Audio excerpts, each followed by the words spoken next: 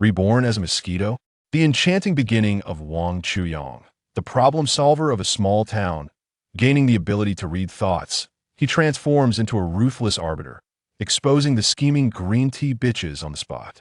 Instead, he is asked by the other party and her flight attendant best friend to be their Livian nanny.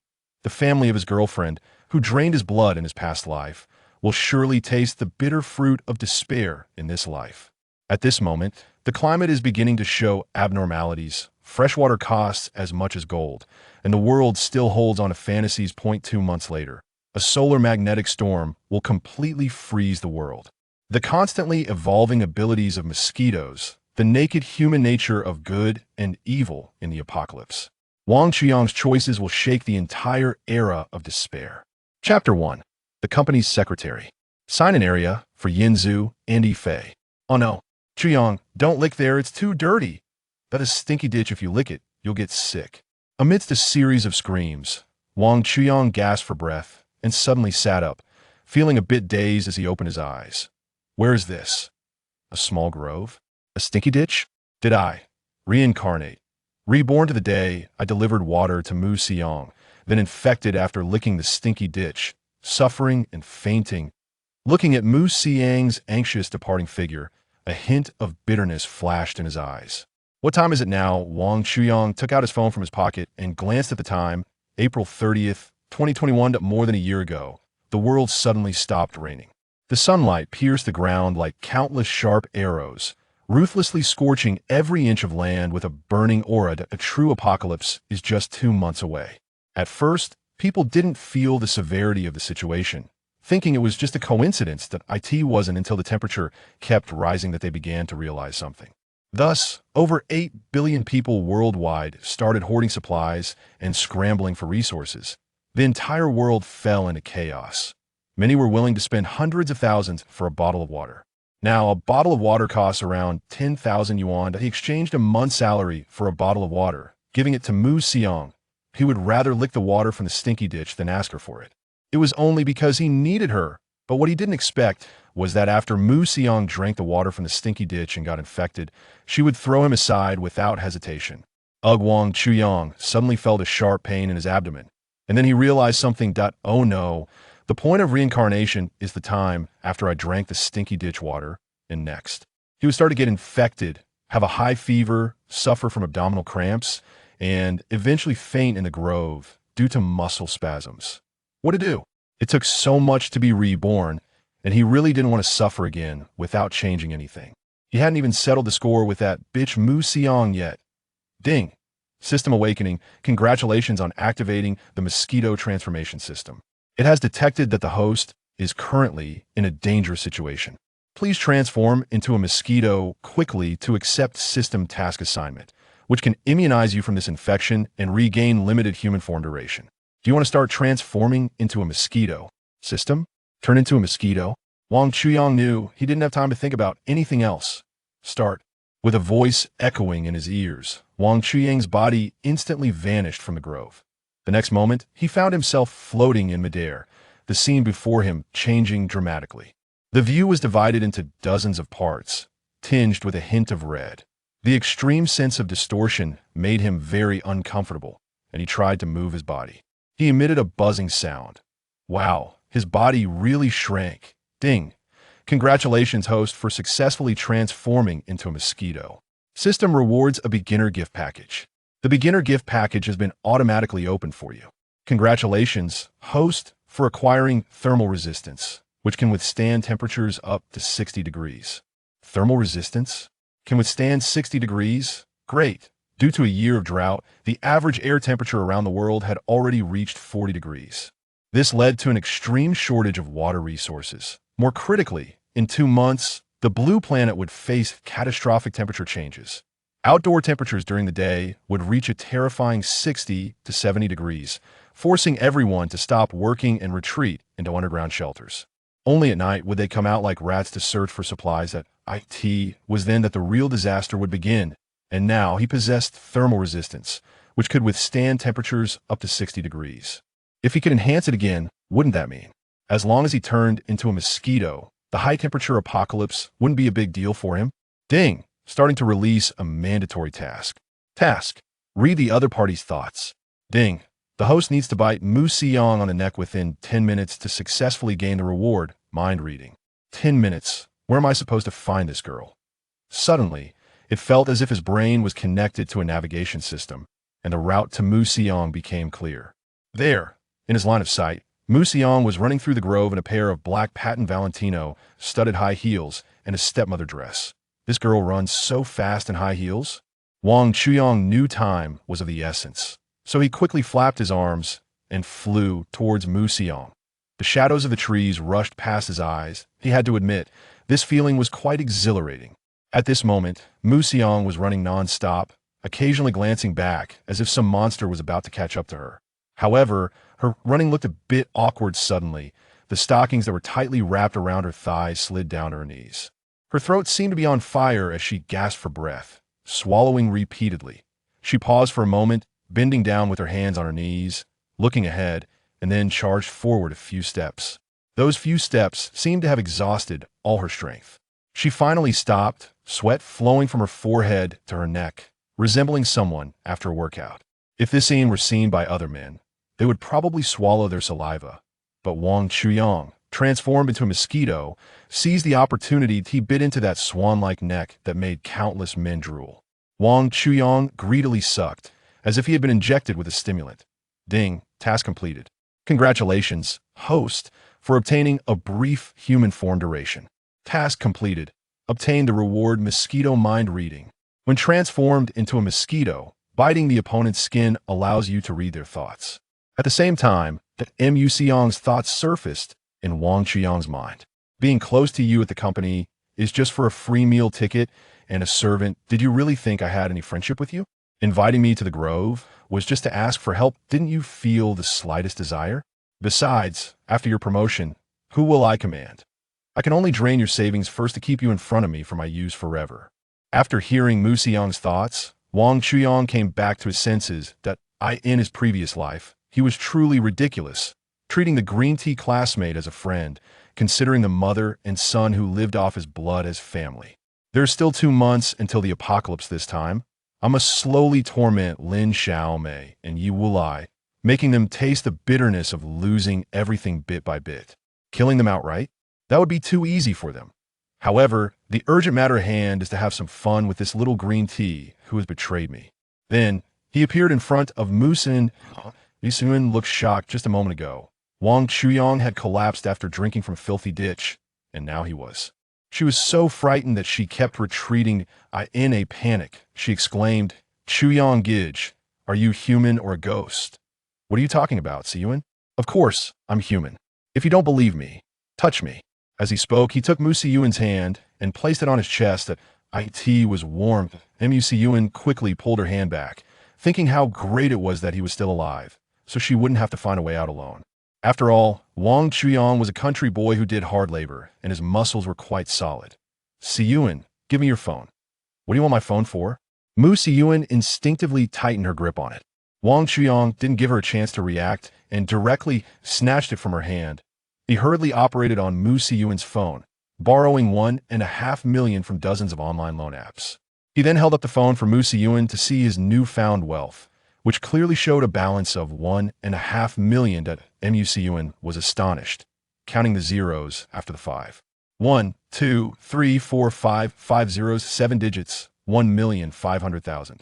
She looked at Wang Chuyang with delight and surprise. Mu Siyuan's face was flushed, and while she said, "Siyuan doesn't understand what Chuyang Gij is talking about. What's letting go of modesty?" she thought to herself. A handsome man like Wang Chuyang is actually willing to spend so much money on me. Wang Chuyang said with a half smile, "Don't you think my muscles are quite solid? Now, I'll let you see for yourself." Mu Siyuan's expression changed instantly. "But Chuyang Gij, this place is too inconvenient." "What do you mean by inconvenient? You seem to understand a lot." As he spoke, Wang Chuyang snorted coldly and grabbed Mu Siyuan's hair, pushing her against a tree. Mu Siyuan let out an ah as she was unexpectedly pressed against the tree, her slightly parted cherry lips just the right size to fit 2 quail eggs. "Don't, Wang Chuyang, you can't do that." Chapter 2. Little Mosquito Stir-Frying Big Green Tea. I have to say, Mu Siyuan's secretary position was definitely earned through real skills. From behind, she looked like a pear. Everyone has eaten pears before they are narrow at the top and wide at the bottom. And with one bite, they oozed juice to tea this moment. Mu Siyuan was already panting, her eyes conveying emotions. She bloomed her charm in front of Wang Chuyang like a bashful rose, unabashedly showing her allure. At tea times, she sang and danced like a lark, and at times, she coyly covered her face with a peepa. In subtle moments, she touched his heart like a dragonfly skimming the water. In more intense moments, it was as if she could conquer mountains with her spirit. Mu Siyuan looked at Wang Chuyang as he produced a stream of yellow water in the ditch, suppressing her surprise and looking at him with satisfaction. Chuyang Gij, you must be responsible for me. Now a sage, Wang Chuyang's mind was filled with thoughts about the apocalypse. 2 months later, he had no interest in playing with something he had already experienced. He impatiently glanced at Mu Siyuan. If you want to get out of here, stop talking nonsense and come with me. Take tea this moment. Mu Siyuan had long lost her earlier arrogance. She desperately wanted to leave this forest. She had already planned how to spend that money while trembling with excitement.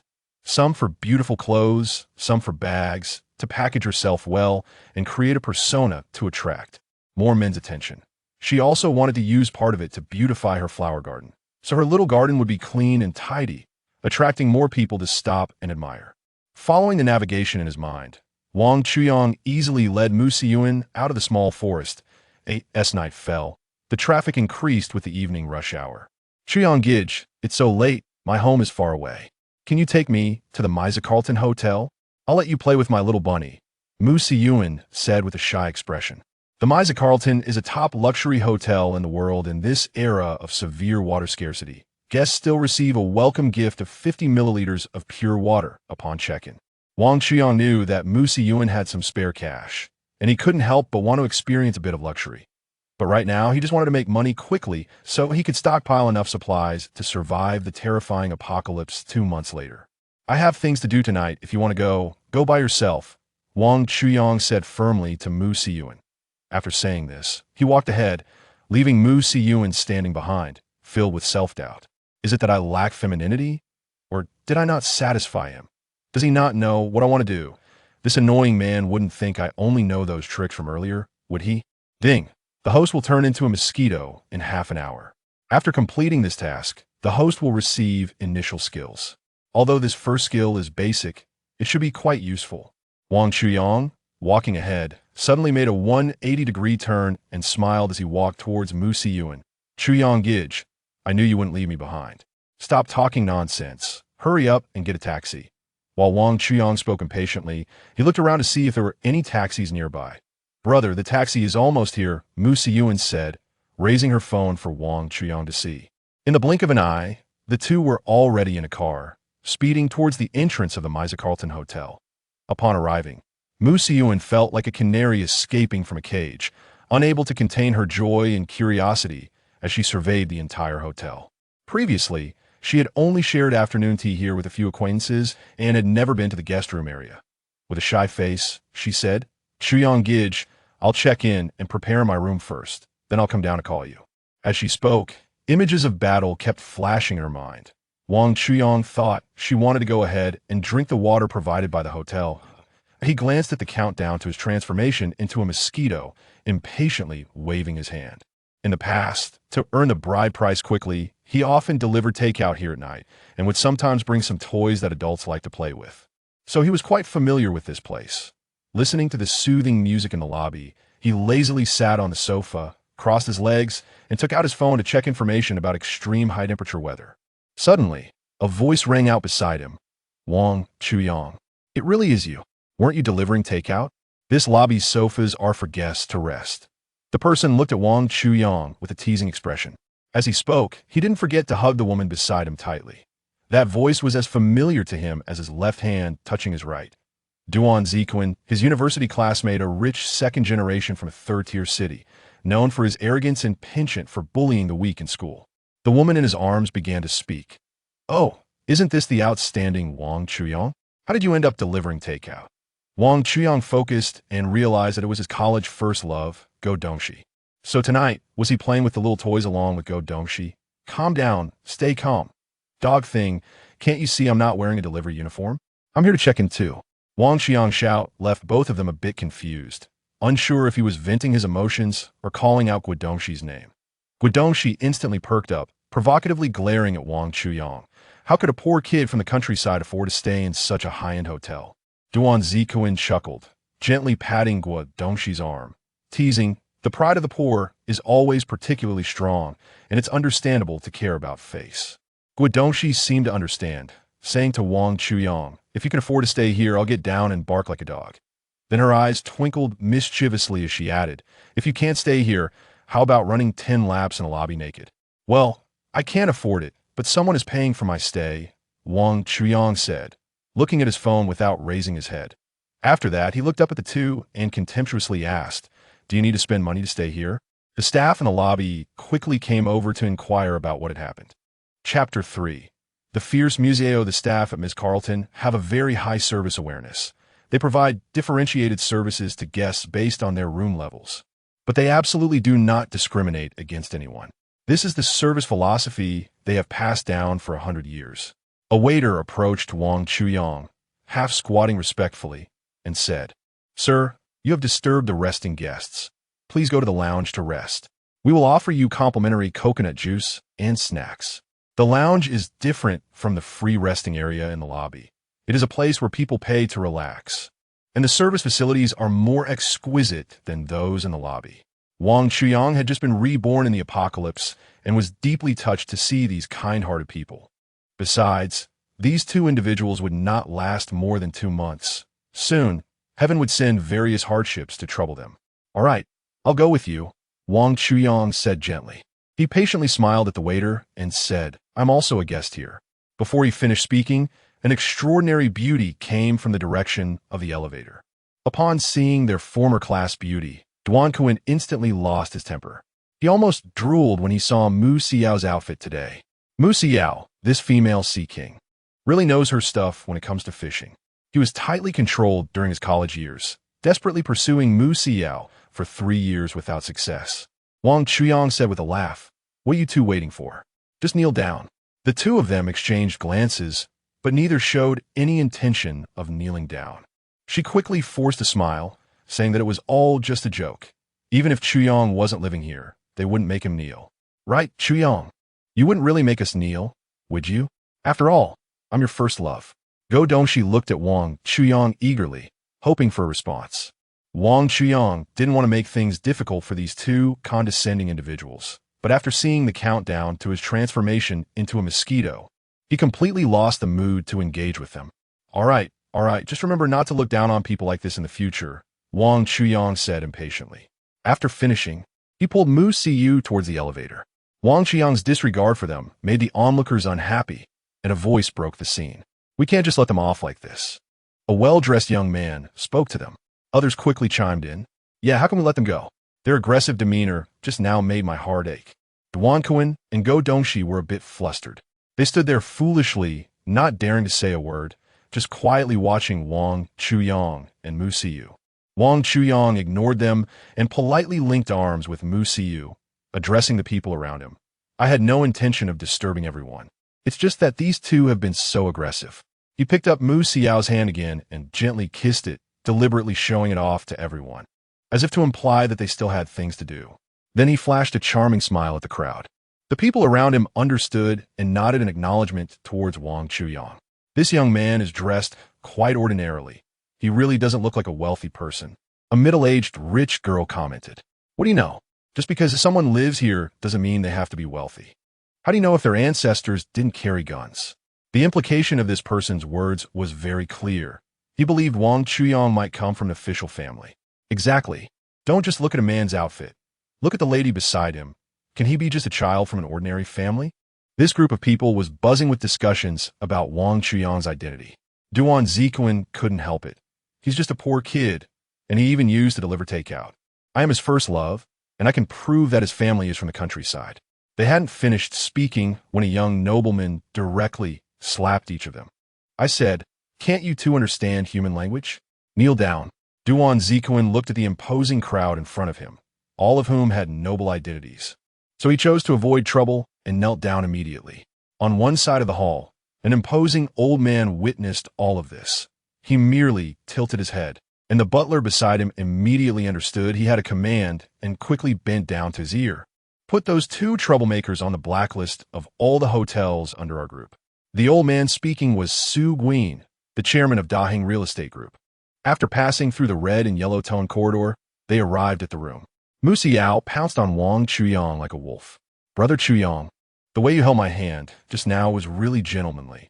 Mu Xiao began to act lovesick. However, Wang Chuyang had no intention of playing along. He really wanted to know what the reward from the system was and whether it would be useful during the heat.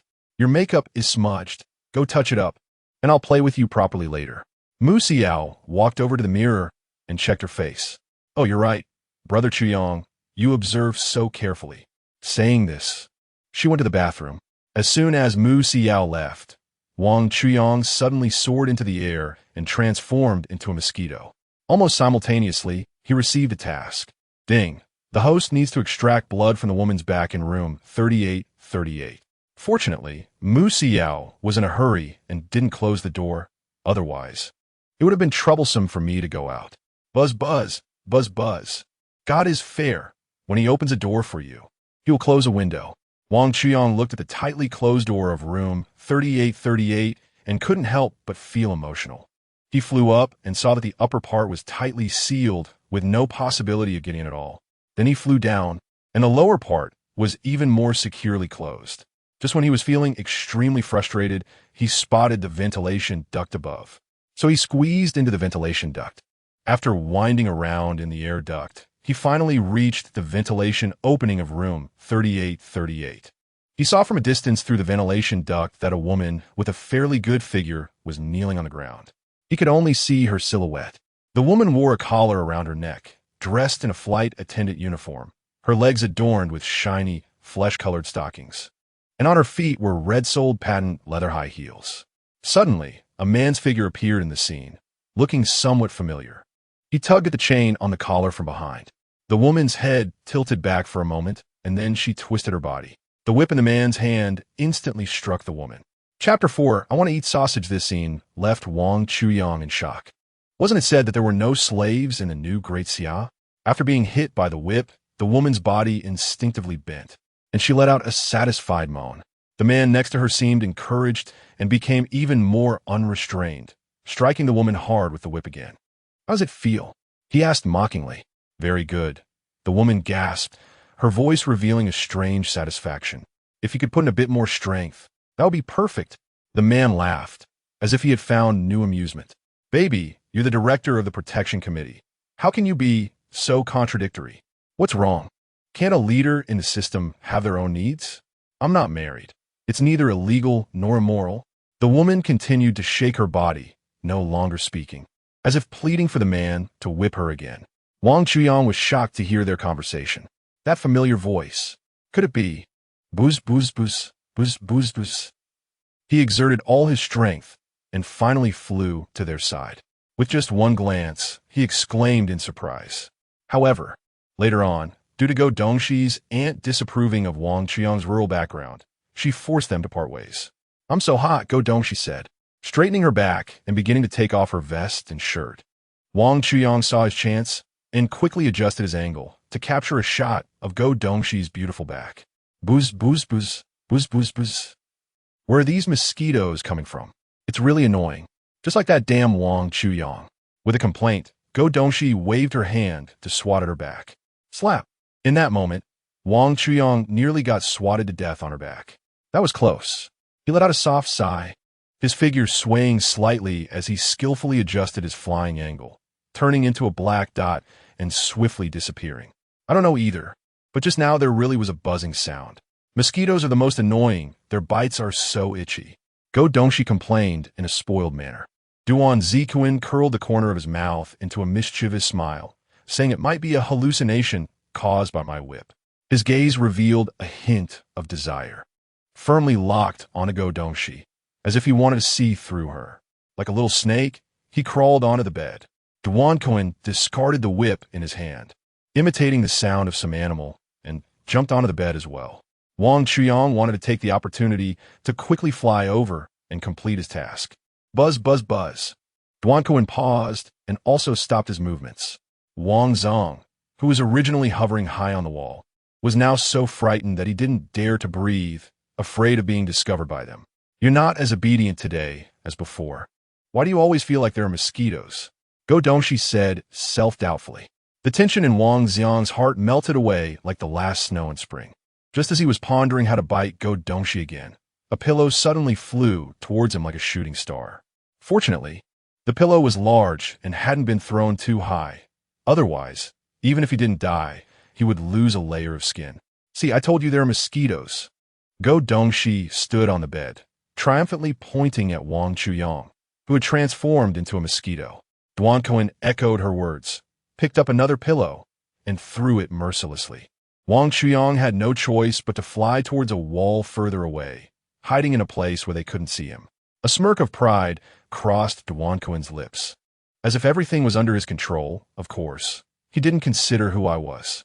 As soon as he finished speaking, he pounced towards Go.Dongshi like a fierce tiger descending the mountain, their figures intertwining, and the sounds became increasingly intense at that moment. Wang Qiang's heartbeat was like a war drum. He knew his opportunity had come. He flew like a flash of lightning once more. At that moment, Go.Dongshi's jade-back was just presented in front of him. Without hesitation, Wang Chuyang dove down towards it. Heaven does not disappoint the diligent mosquito. He finally landed on Go.Dongshi's back. Ding! The host has completed the task and can restore the limited time human form duration. Task completion progress. 2-2. Acquired skill. Mind water control can obtain corresponding water resources with a thought. Oh my goodness, this first skill is indeed a big surprise. Not to mention the apocalypse 2 months later, where water sources will become the main resource contended by various forces.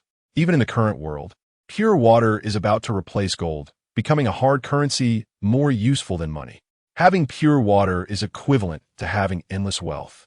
Isn't this a blessing from heaven? Wang Chuyang didn't have time to feel happy before realizing that he was about to restore his human form. He needed to hurry outside, or he might get beaten to death later. He struggled to fly towards the vent, and just as he reached the corridor, he suddenly transformed into a human and fell onto the carpet. He stretched out his hand, silently wishing for a bottle of pure water. Sure enough, a bottle of pure water appeared in his hand.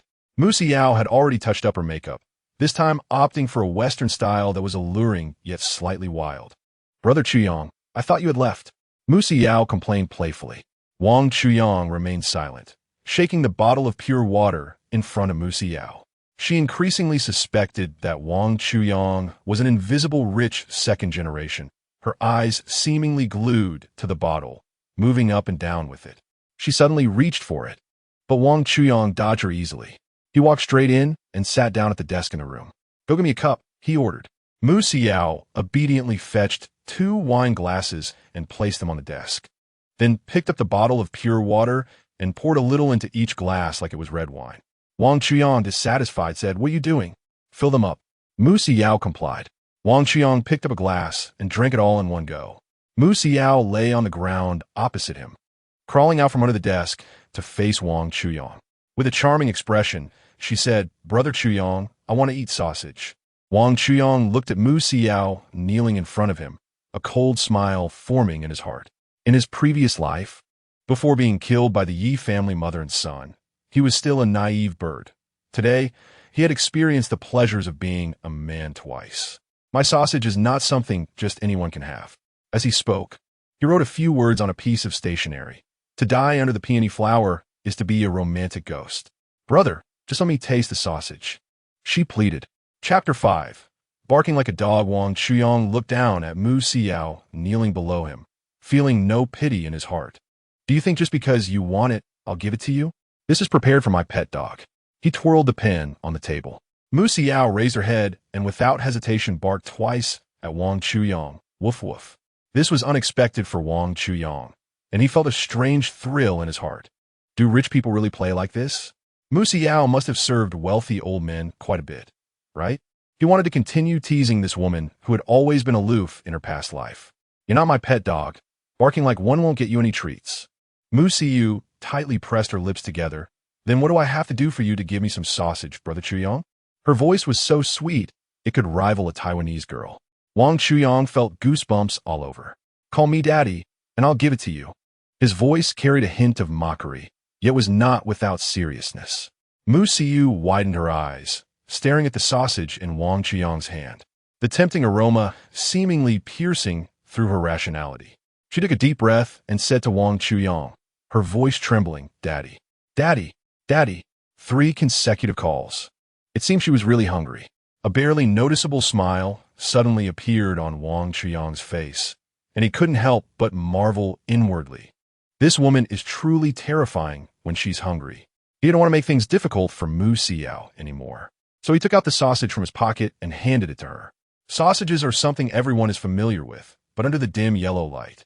It looked particularly tempting, appealing to Mu Xiao's taste buds. She gently caressed it with her delicate fingers, carefully peeling off the skin that wrapped around the sausage. When the sausage finally lay before her, her eyes sparkled with a dazzling light reminiscent of peach blossoms, as if she wanted to devour the whole world. The tip of the sausage, pressed tightly by the packaging, formed unique grooves that looked enticing like a work of art. Instead of eagerly tasting this delicious treat, she lightly fiddled with the grooves on the sausage, as if admiring a rare treasure. Wang Chuyang watched Mu Xiao's actions, feeling quite confused. Just a moment ago, she was as hungry as a wolf, but now that the sausage was right in front of her, she was just playing with it and hesitating to take a bite. If you want to eat, then eat. Why are you just fiddling with it? Isn't that wasting food? Wang Chuyang picked up the goblet again and took a sip of pure water, frowning slightly. If you don't eat, I'll let other dogs have it. Hearing this, Mu Xiao quickly took the tip of the sausage into her mouth, as if afraid someone would come and snatch it away. While holding the sausage in her mouth, she looked up at Wang Chuyang, as if wanting another one. Wang Chuyang thought to himself that this woman must be starving, wanting to eat him up. Brother Chuyang, why does this sausage have a fishy smell? Wang Chuyang swallowed hard. Sausages are made of meat, and with such tight packaging, isn't a bit of fishiness normal? He paused, but still couldn't suppress his dissatisfaction. Is there such a way to waste a sausage? Don't use your hands. You should bite it with your mouth. I'll bite. Brother Chuyang, don't be angry. Mu Xiao carefully protected the sausage in her hand, afraid Wang Chuyang would suddenly snatch it away. Before she finished speaking, she swallowed the entire sausage in one bite. The sausage Wang Chuyang gave her was a large one from the Huishuang brand, thick and long, and her small mouth wasn't wide enough. As soon as the sausage entered her mouth, it got stuck in her throat, and she had to spit it out, coughing repeatedly with tears in her eyes. Looking at her tearful appearance, Wang Chuyang's irritation gradually dissipated, replaced by an indescribable sense of affection. All right, I won't push you anymore. He gently shook his head, a helpless smile curling at the corners of his mouth. Just eat it your way. Do whatever makes you happy. Mu Xiao wiped the drool from the corner of her mouth and looked at Wang Chuyang with gratitude. Wang Chuyang felt a pang of guilt. It's just a sausage. Does it have to be like this? To cover up his inner turmoil, he picked up the goblet on the table and pretended to drink water. But he downed it in one go. Mu Xiao spat out the sausage from her mouth and said sweetly, Brother Chuyang, can you leave me some of that pure water? Wang Chuyang picked up the bottle of pure water on the table and asked Mu Xiao, is this what you're talking about? Mu Xiao nodded. I have plenty of this at home. I can use it for bathing and would never run out in my lifetime. Upon hearing this, Mu Xiao's eyes lit up. Can Brother Chuyang give me some? Why should I give you some? Someone else could be your girlfriend. Wang Chuyang accidentally sprayed the mouthful of water he just drank all over Mu Xiao's face. At that moment, Mu Xiao looked just like a film star in a Japanese movie with her face splattered with liquid. I'm sorry. Wang Chuyang hurriedly took a tissue to wipe the water off her face. You know I have a girlfriend. Mu Xiao gently lowered her head and stammered. Actually, I can be your little one. I don't mind. Wang Chuyang looked at Mu Xiao in surprise. Was this really the same lofty woman he knew? He quickly shook his head. No, that's morally wrong. Yet he thought to himself that with the apocalypse approaching, having a woman around to take care of him wouldn't be bad. Then I could be your live-in maid, taking care of your daily needs. This thought coincidentally matched Wang Chuyang's inner musings. I'm a person with many matters. I'm not easy to serve. If I can't manage alone, I actually have a best friend. She's 168 centimeters tall, just graduated this year, and is now working as an international flight attendant for Shihan. She's very easygoing and quite flexible, able to clean many hard-to-reach corners that others can't. Wang Chuyang couldn't help but recall the scenes he had just experienced. He felt a stirring in his heart. Could it be that the heavy responsibility of propagating and spreading humanity would fall on his shoulders in the future? If so, he wouldn't let green tea bitches and social butterflies bear his offspring. His woman must be clean. I can allow you both to be my live-in maids. But I'm very domineering at home and will need you to provide service at any time. Don't worry, Brother Chuyang. Both of us are very obedient, Mu Xiao said with a smile. Wang Chuyang patted Mu Xiao's head with satisfaction, though it felt more like he was patting a pet. So, how much salary are you planning to give us, Brother Chuyang? This silly girl probably didn't realize that the apocalypse was coming soon and was still asking for money. There was no saving her. I don't have money. Can I pay you with pure water? Mu Xiao's eyes filled with excitement. In today's world, water was much more useful than money. She eagerly hoped Wang Chuyang would settle with water.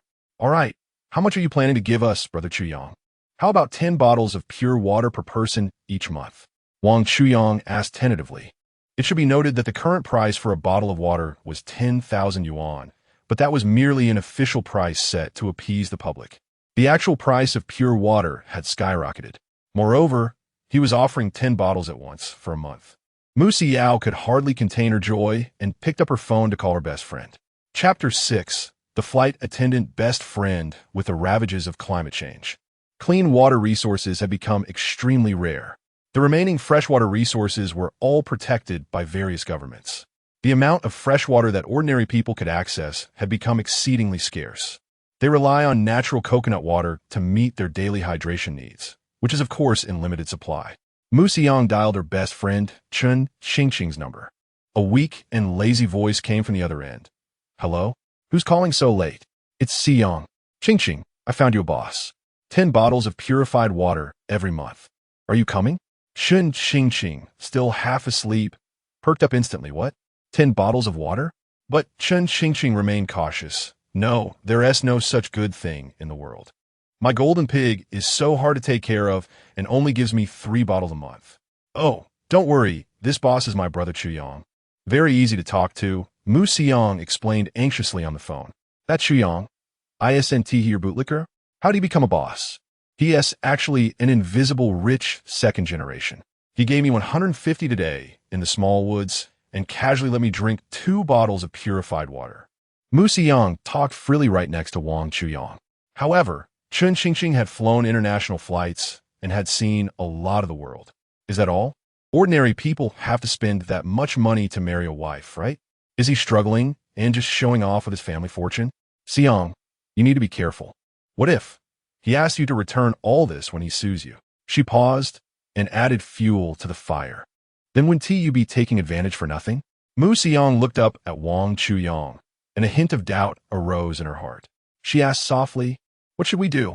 If it's true, wouldn't we have let a big fish go? Isn't that simple? Just test his strength, let him buy a car and a house. Chun Qingqing said. Mu Xiang understood and hung up the phone.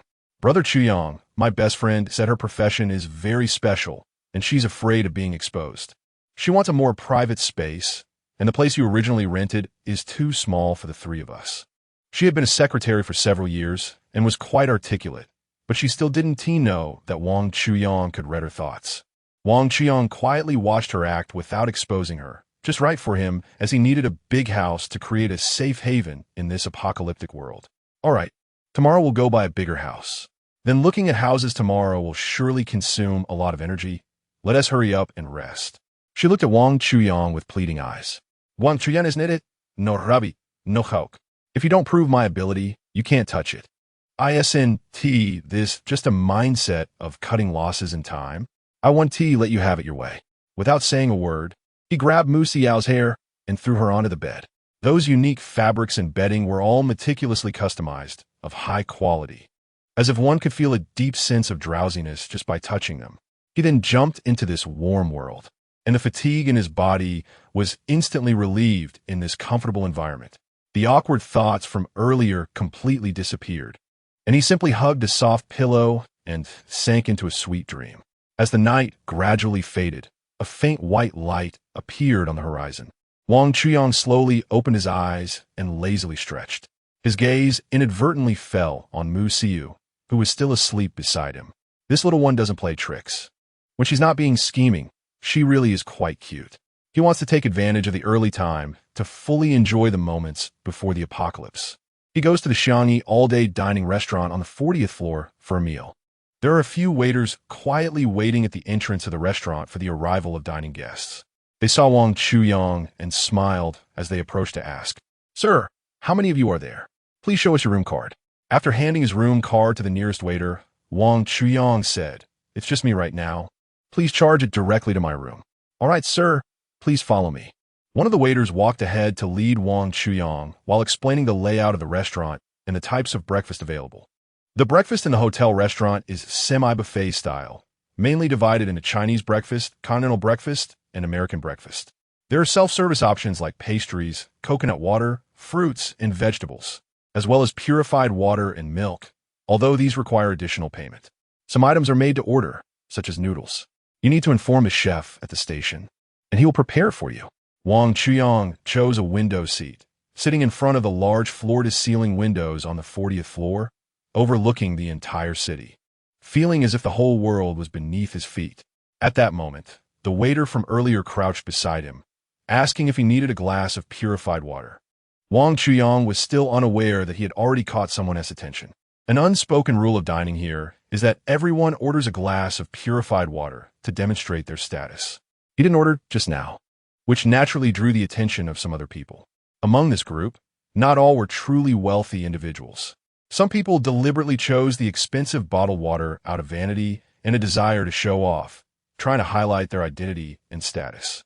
When they saw someone who could easily refrain from ordering without paying any price for it, feelings of imbalance naturally arose within them. A blond guy wearing a Balenciaga denim jacket directly placed his tray in front of Wang Chuyang. Wang Chuyang initially thought this person wanted to share a table, so he politely made some space. "Hey, I'm talking about you. I want to sit by the window." Wang Chuyang looked up at the blond guy in confusion and pointed at himself. "I came first. Why should I give way to you? Just because you didn't order bottled water, you think you don't deserve to sit here?" The blond guy's attitude grew increasingly arrogant. Wang Chuyang, having grown accustomed to the ruthless nature of people during the apocalypse, cherished the normalcy of those around him now. Otherwise, he would have definitely grabbed the nearby stool and smashed it over him. He suddenly had an idea and took out a 500 milliliters bottle of purified water from the inner pocket of his jacket, opening it right in front of the blond guy. He took a gulp, making a gurgling sound. At this point, people around had already noticed the scene. The blond guy was regretting his bad luck, thinking how he had kicked a steel plate early in the morning. He then saw Wang Chuyang just rinsing his mouth with that water. Wang Chuyang spat the water he had just taken into a white porcelain bowl on the blond guy's tray. He smiled and asked, "If I have my own, why should I spend money to buy it?" The blond guy, no longer caring about his pride, picked up the tray and left in a huff. He had just left when another middle-aged man wearing gold-rimmed glasses arrived. Chapter 7. Wang Chuyang's girlfriend, Wang Chuyang, asked in confusion, "Are you here to lecture me too?" "I wouldn't dare," the middle-aged man said as he respectfully handed Wang Chuyang a business card. "If you need anything, please feel free to contact me directly. I will provide you with the highest quality service." Wang Chuyang felt a wave of numbness in his heart. This guy wouldn't be doing that, would he? He glanced at the business card. Vice President of Deutsche Bank Greater China Fong Daquan. "Oh heavens, is this a buffer being stacked for me? Just when I wanted to exchange water for money to buy some supplies to prepare for the apocalypse, the big boss from the bank shows up." "Oh, so it's President Fong. Nice to meet you." One of Wang Chuyang's hands was still bringing food to his mouth while the other reached out. These actions were something Wang Chuyang learned from watching Korean cable dramas, mimicking those rich airs. But in Fong Daquan's eyes, they were highly significant. If someone became respectful upon seeing his identity, then their status must surely be lower than his. He muttered to himself, "That guy definitely saw my identity just now. Yet he treated me like this."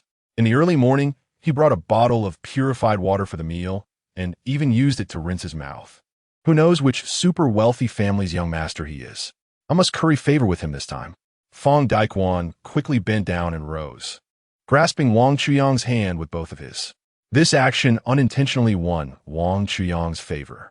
He pretended to be casual and asked, What is the current exchange rate for purified water and money? Today's exchange rate is 11,000 yuan for every 500 milliliters. Wang Chuyang picked up a napkin from the table to wipe his mouth, straightened up, and looked at Fang Daikuan. Oh, I have some purified water at home that I want to exchange. Water resources are non-renewable now. Using a little means using a little less. So the price increases every day. Faced with the demand for exchanging water for money, our bank is certainly very willing. How much do you have?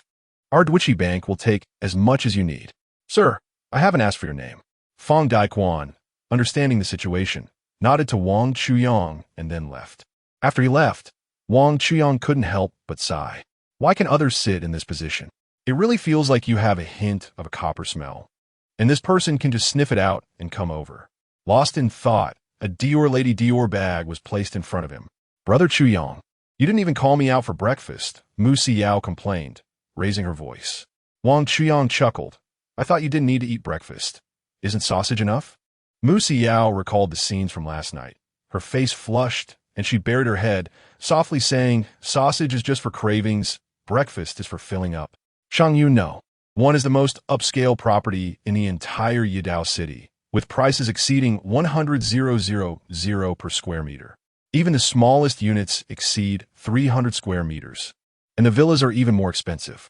This means Wang Chuyang will at least have to take out 30 million this time. For ordinary people, not to mention buying, even the property fees here are unaffordable. One important reason Wang Chuyang chose this place is that it is very close to his girlfriend's community, making it convenient for him to seek revenge. Mu Xiao was quickly calculating in her heart and already felt a bit of regret. She regretted introducing Chun Qingqing to Wang Chuyang. Wasn't he that just giving away her meat to someone else? She felt so foolish. Wouldn't it be better to keep such an invisible, rich second generation to herself? Why share it with others? A smile squeezed out on her face. All right, Brother Chuyang. I'll go to the sales office of Shangyu number 1 to wait for you after I finish eating.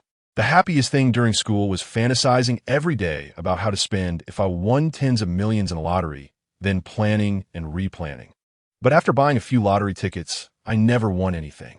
After starting work, I was told a few times by my current girlfriend, Yi Qingzhu, and gradually came to terms with reality, no longer indulging in those fanciful thoughts. Yi Qingzhu is a doctor at a community hospital. They met at a social event and later ran into each other in the community where Yi Qingzhu lived, feeling a connection and exchanged contact information. Wang Chuyang broke up with Go Dongxi after that. They gradually developed feelings for each other through interactions and confirmed their relationship. Yi Qingzhu was great in every way except for having a snobbish mother and a good-for-nothing brother. Previously, the two of them often made things difficult for Wang Chuyang behind Yi Qingzhu's back. They relied on Wang Chuyang's salary to live without working and threatened him not to tell Yi Qingzhu. If she found out, they would be finished in front of her.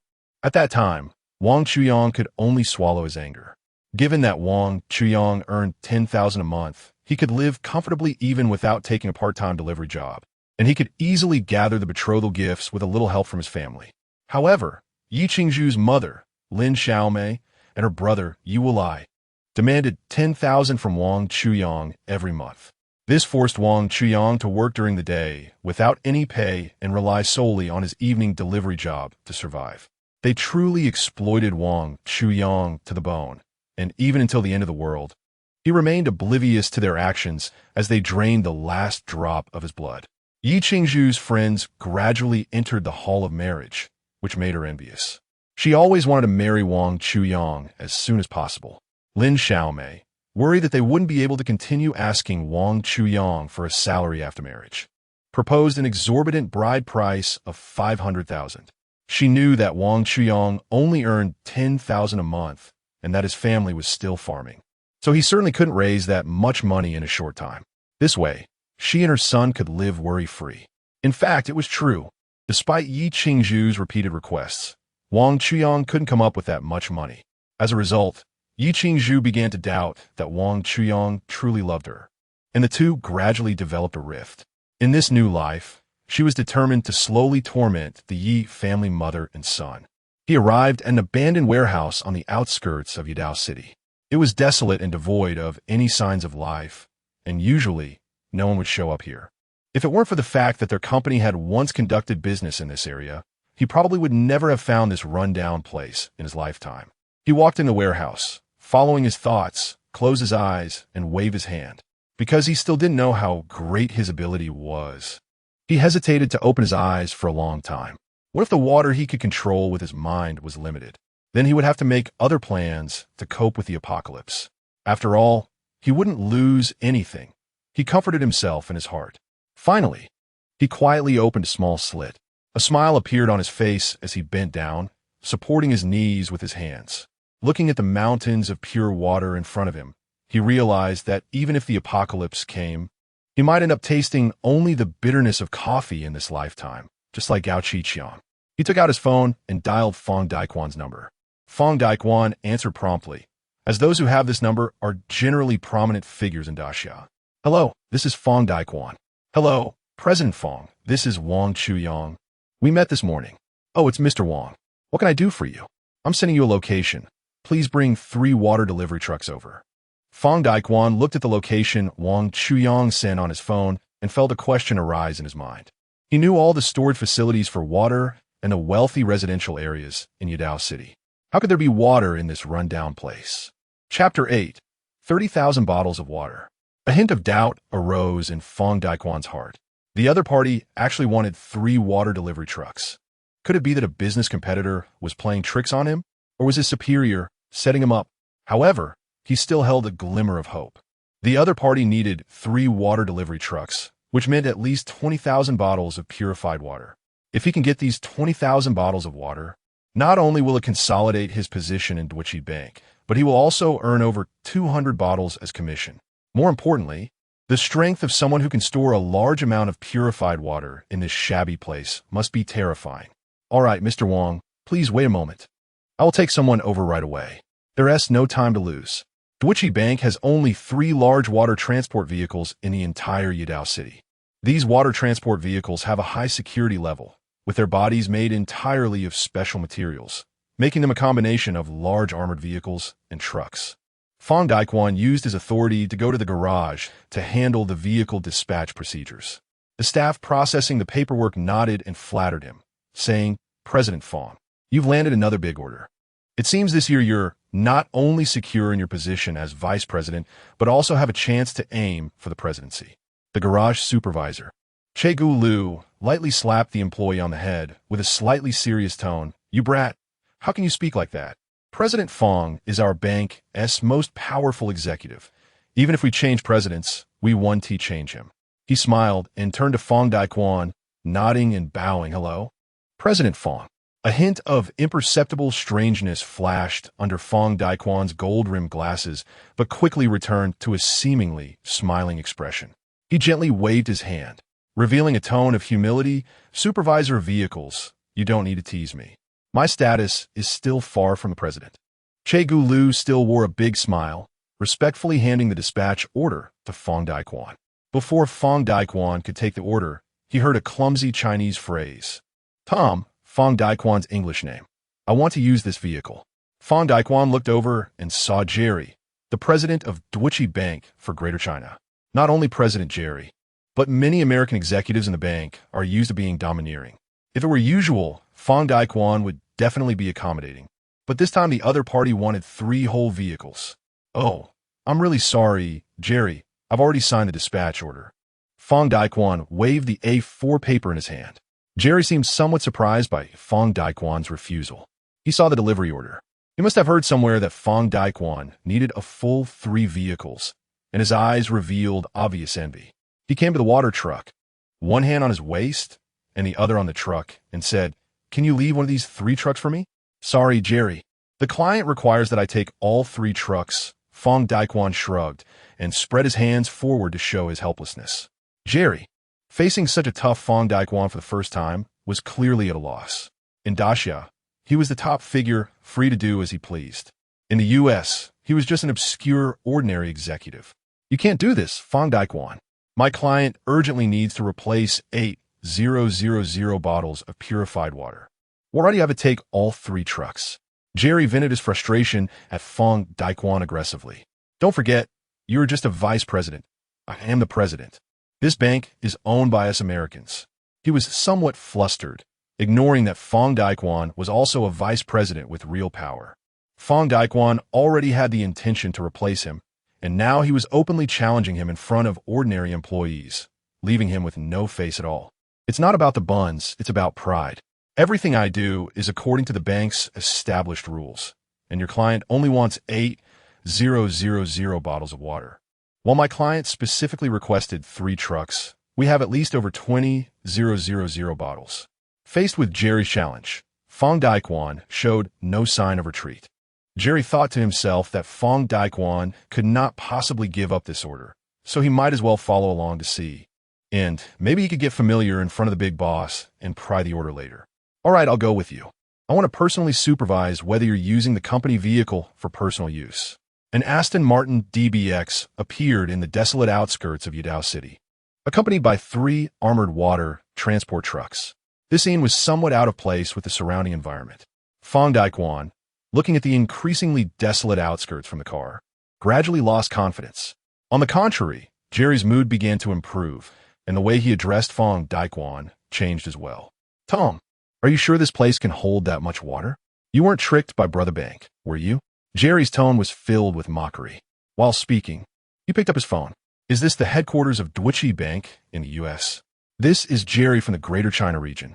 I am reporting Vice President Fong Daekwon for abuse of power.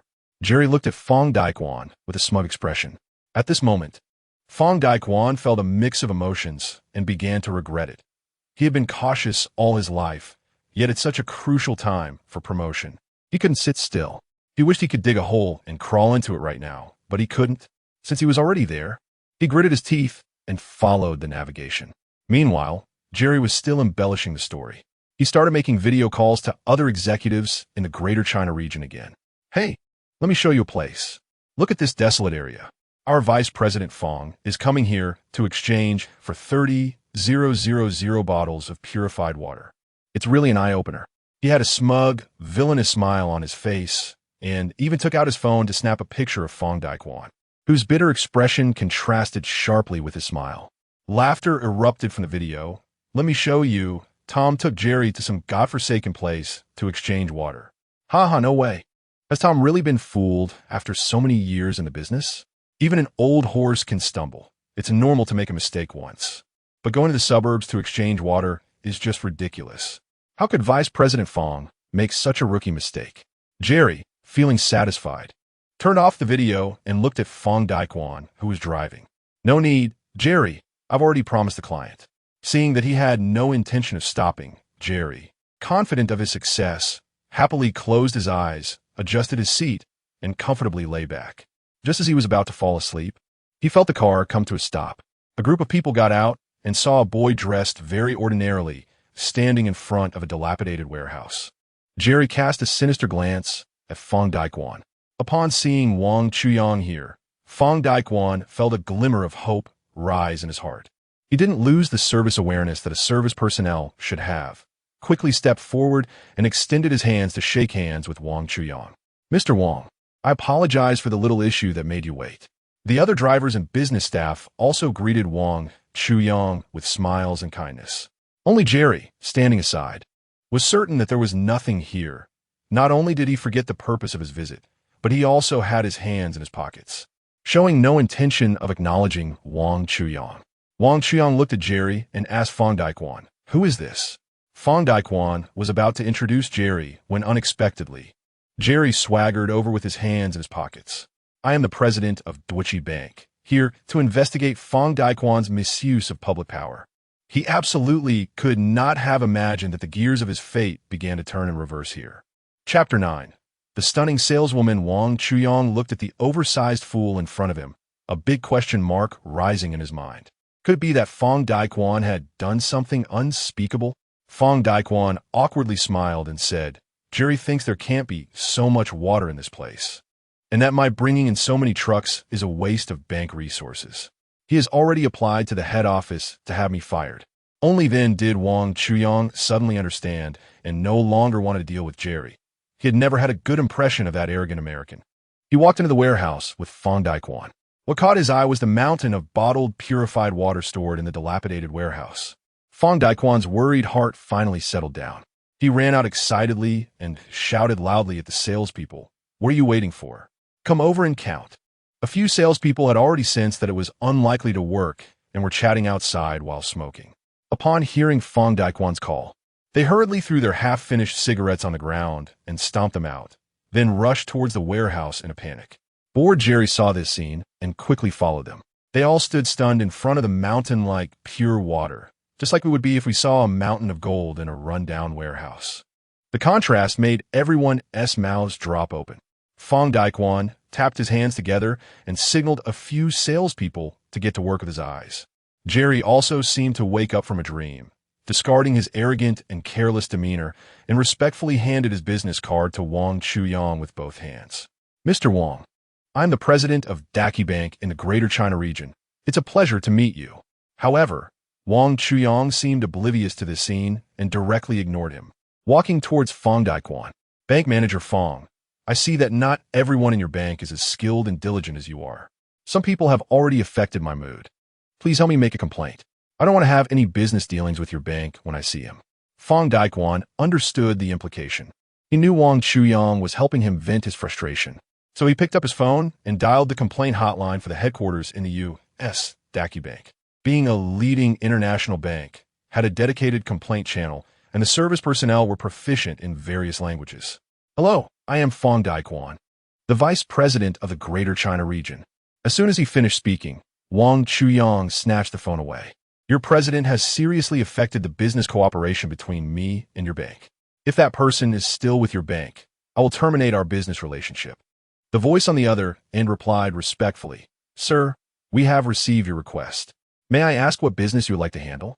Wang Chuyang felt that he had raised the stakes high enough, so he decided to leave the remaining professional matters to Fang Daquan to address. He directly threw the phone to Fang Daquan. The phone traced a parabolic arc in the air, and Fang Daquan timed it perfectly, stretching out his hands to catch the phone in his arms. "Hello, this gentleman is from the Pure Water Replacement Service, and today he's ordering 30,000 bottles. Fang Daquan felt a bit embarrassed and glanced at Wang Chuyang. Wang Chuyang showed no intention of acknowledging him. Clearly, the other party believed that 30,000 bottles of water were not enough to tip the scales of victory. Just as he was about to hang up the phone, the voice on the other end said that the head office decided to temporarily suspend all of Jerry's duties, and you would act as the president. An email would soon notify all employees in the Greater China region. Jerry was shocked, looking as if a family member had passed away. "Tom, you can't do this." Fang Daquan had a helpless expression, continuing to hold his hands up in front of his chest. "Jerry, it's the clients who are complaining about you. I can't help it." Wang Chuyang showed a mischievous smile and deliberately glanced behind Jerry, saying, "Anything goes?" Jerry looked troubled and replied, "All right, anything goes." Wang Chuyang burst into laughter. "I don't have that hobby," and walked toward the warehouse. A sales team leader approached. "Mr. Wang, according to our professional instruments, there are indeed 30,000 bottles of pure water here, and the quality of your water is excellent." Another salesperson brought over a few documents and respectfully handed over a Mont-Blanc signature pen. "Mr. Wang, please take a look at the documents. If there are no objections, you can sign. Once signed, we will transfer the funds to your account." Without even glancing at it, Wang Chuyang signed his name in the designated area. The salesperson took out a device from his briefcase, operated it for a moment, and presented it to Fang Daquan. "Mr. Fang, please authorize." Fang Daquan took a quick glance and pressed his finger on it. The moment his finger pressed down, Wang Chuyang's phone rang with a notification. It was a deposit notification from Daki Bank. Wang Chuyang looked at it and saw 330 million, not a penny less. He towards Fang Daquan. Fang Daquan ran up to him repeatedly and held his outstretched hand with both hands. He had a beaming smile, and Mr. Wang said, "Feel free to contact me if you need anything in the future." "Well, I'll come to you when the money runs out," Wang Chuyang replied. He said this because buying a house, purchasing supplies, and installing a cooling system indeed costs a lot of money. To Fang Daquan, it sounded like a casual remark, but it stirred up a storm in his heart. It seemed this guy still had quite a bit of pure water resources. God must be watching. I need to hurry and call home to check if the ancestral grave is on fire. This place is isolated, with no village in front and no shop behind. Manager Fong, please take me to Shangyu number 1. Happy to serve you. Fong Daikuan smiled like a driver as he opened the car door for Wang Chuyang. He started his DBX and didn't forget to humiliate Jerry a bit, then opened the window and said to the dazed Jerry, Jerry, I'll take the client. You can take a taxi by yourself. Bye-bye. They all know that it's impossible to get a taxi here. Then, with a press of the accelerator, they drove away. Shangyu number 1 sales office. Mu Xiao has already finished her 5th cup of coconut juice. A few salesgirls at the scene are discussing her from a distance. Is she here just to get free coconut juice? How could she have a nerve to come to such a high-end property for that? Don't you know? Nowadays, there are many so-called socialites who come to high-end properties just to take photos and post on social media without buying anything, just to fish for likes. That's disgusting. Mu Xiao also noticed that she was being stared at by a group of salesgirls, and her lack of confidence began to make her anxious, as if she were a thief caught in the act. Unable to suppress her guilt, she wanted to call Wang Chuyang to alleviate her discomfort. The call went through. The number you have dialed is currently busy. Please try again later. A bad premonition enveloped Mu Xiao's heart. She thought, could Wang Chuyang be deliberately trying to embarrass me? The more she thought about it, the more ashamed she felt. In other places, her beauty and figure could give her some confidence, allowing her to hold her ground.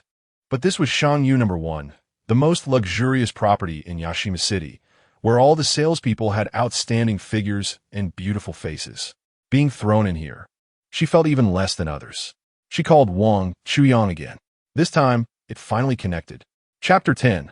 The child doesn't understand. Wang Chuyang sat in Fong Daikuan's Aston Martin, touching the piano black interior trim on the car door. He remarked, it has to be this British car. It just feels gentlemanly, composed, and stylish. Fong Daikuan smiled slightly at this and agreed. Mr. Wang, do you also like this brand? Yeah, back in school. I often discussed it with my classmates. Didn't your father buy you one to play with? Wang Chuyang disdainfully downplayed his identity. My family is actually average. I can't afford one. Fong Daikuan thought Wang Chuyang was being modest and joked, when I was studying for my master's in finance at Oxford, I often saw my teachers driving Jaguars or Land Rovers, but I was particularly fond of Aston Martin. So, when I made my first 10 million, I bought this DBX outright. While driving, Fong Daikuan recounted his past to Wang Chuyang, as if chatting with a longtime friend. He hoped to gain Wang Chuyang's resonance by sharing his own experiences, thus earning goodwill and stabilizing the client relationship. However, he had no idea that Wang Chuyang was just a problem solver who came from a small town. The joys and sorrows between people are not the same. How could Fong Daikuan, from a highly educated family, understand Wang Chuyang, who comes from a farming household? Wang Chuyang was also unwilling to explain anything. After all, who would believe such a ridiculous story of being reborn as a mosquito, with no one around and no cars in sight? He confidently stretched his hand out the window to touch the shape of the wind. Suddenly, a vibration came from his body. He secretly exclaimed, "Oh no, the damn system won't issue a task at this time, right?" After regaining his composure, he realized it was just a phone call. Seeing that the caller was his future brother-in-law Yu, he thought, "Oh, he's going to find me." A young voice came from the other end. "Wang Chuyang, my sister wants you to come to my house for dinner. Don't be late. If you're late, you can forget about entering my house in the future." Yi Wulai and Lin Xiaomei were wicked people, greedy enough to eat others without spitting out their bones. He remembers that 2 months ago on this day, he had just finished a stomach wash in the hospital and was still resting.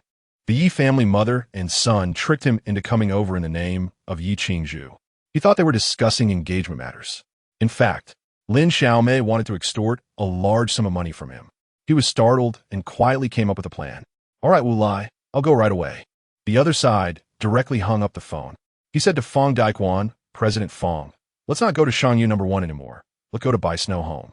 These two places aren't far apart." A question mark rose in Fong Daikuan's mind. "I'm sorry, Mr. Wang. I just exercise the authority of acting president and have many things to hand over at the company, so I can't give you a ride." Wang Chuyang was not a difficult person to talk to and understood this. "Then just drop me off. I'll take a taxi." "Sir, how can I let you take a taxi?" "Here, take my car keys. You can drive my car there," Fong Daikuan said flatteringly.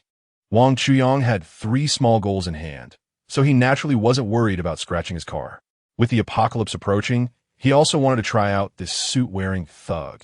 After all, it was an experience he had never had before, so he didn't refuse. In less than half a day, Fang Daikuan had already made 3 million from Wang Chuyang, so he was naturally thinking of creating more connections with him. And he was more than happy for Wang Chuyang to drive away with the car. Seeing that Wang Chuyang didn't refuse, he directly pulled over and got out. "Mr. Wang, just treat it as your own car. Drive it boldly. I'm going to take a taxi now," Fang Daikuan said with a smile, leaning on the car window. After saying that, he bent down to gesture towards the car while stepping back, walking and stopping until he disappeared from Wang Chuyang's sight. As soon as Fang Daikuan left, Mu Xiao's call got through. "Brother Chuyang, why didn't you answer my call? My boyfriend's brother just called," Mu Xiao said playfully, her voice capable of reaching the U.S. "Oh, they've been waiting for you at Shangyu No. 1 for a long time, thinking you weren't coming. I do have something going on here. I was just about to tell you that I'm not going today." On the other end of the line, Mu Xiao started to panic. "Huh? Brother, you won't just pull up your pants and deny it, right? Anyway, I'm paying for the house, and you haven't lost anything.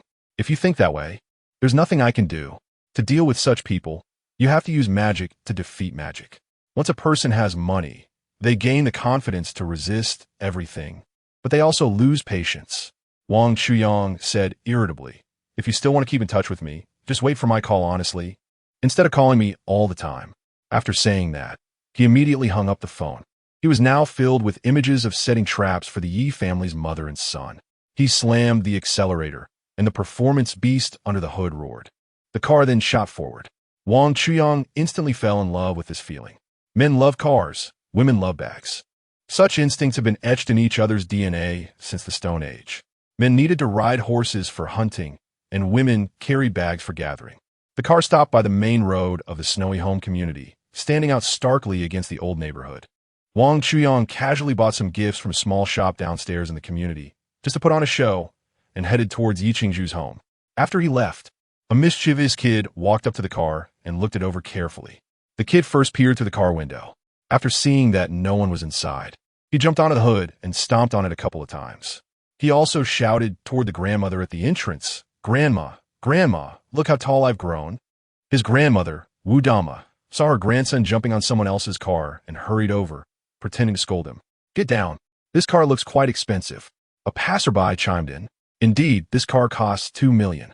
In our neighborhood, even selling a house wouldn't be enough to buy it." Hearing this, Wu Dama was even more frightened and quickly reached out to pull her grandson down. Just then, Lin Xiaomei interrupted her actions. In her eyes, driving such a nice car to their neighborhood was just showing off. She had to make things uncomfortable for the car owner. The child didn't know better. If he wanted to play, let him play. Such luxury cars generally have insurance, and wealthy people surely wouldn't make a child pay for damages. Wu Dama's grandson, hearing this, got even more excited and kicked the hood of the car a few times. Wu Dama, influenced by Lin Xiaomei's words, thought it was fine for her grandson to touch such a nice car since he had never seen one before. He might earn big money in the future to buy luxury cars. Lin Xiaomei was also plotting how to exploit Wang Chuyang, but she would never have imagined that she would soon pay the price for her foolish behavior. Chapter 11. The ant hesitates in areas with good terrain and climate. The environment has evolved into tropical rainforests, tropical grasslands, and tropical monsoon climates, while most of the inland has turned into a tropical desert climate. Tropical fruits are very sweet, and rice can be harvested 3 times a year. Although there is no food crisis, it does not meet humanity's demand for food diversity. Vegetables and fruits from outside the tropics can now only be grown in greenhouses, and their prices are naturally much higher. Fortunately, thermal resources are abundant, and almost every household has installed solar panels, making the cost of electricity very low, almost to the point of being free. So the cost of greenhouses is not high either. When Lin Xiaomei got home, she placed a bag of wilted vegetable leaves in front of Wang Chuyang.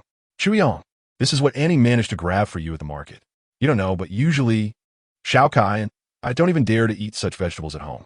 Mom, did you buy cabbage today too?" Yi Wilai, the silly boy, either didn't T realize it or said it deliberately for Wang Chuyang to hear. Seeing Lin Xiaomei's hypocritical expression, Wang Chuyang almost couldn't help but lose his temper. It's easy to be decisive in killing, but being mindless is also easy. If he did that, wouldn't he just benefit them? Auntie, don't treat me as an outsider. We'll eat whatever we usually do. Facing his enemy, Wang Chuyang spoke with double meanings. Naturally, Lin Xiaomei felt uncomfortable hearing this. But who made Wang Chuyang her money tree? She could manipulate him, but couldn't he push too hard? What if he got angry and ran away? With a sly turn of her little eyes, she came up with an idea. Chuyang, you know that Qingzhu only has Shaokai as her brother. The reason I bought these vegetables to treat you is to tell you something. Lin Xiaomei showed a troubled expression, pretending to be worried. While speaking, she occasionally glanced at Wang Chuyang. Wang Chuyang knew what she was up to and quietly watched her performance.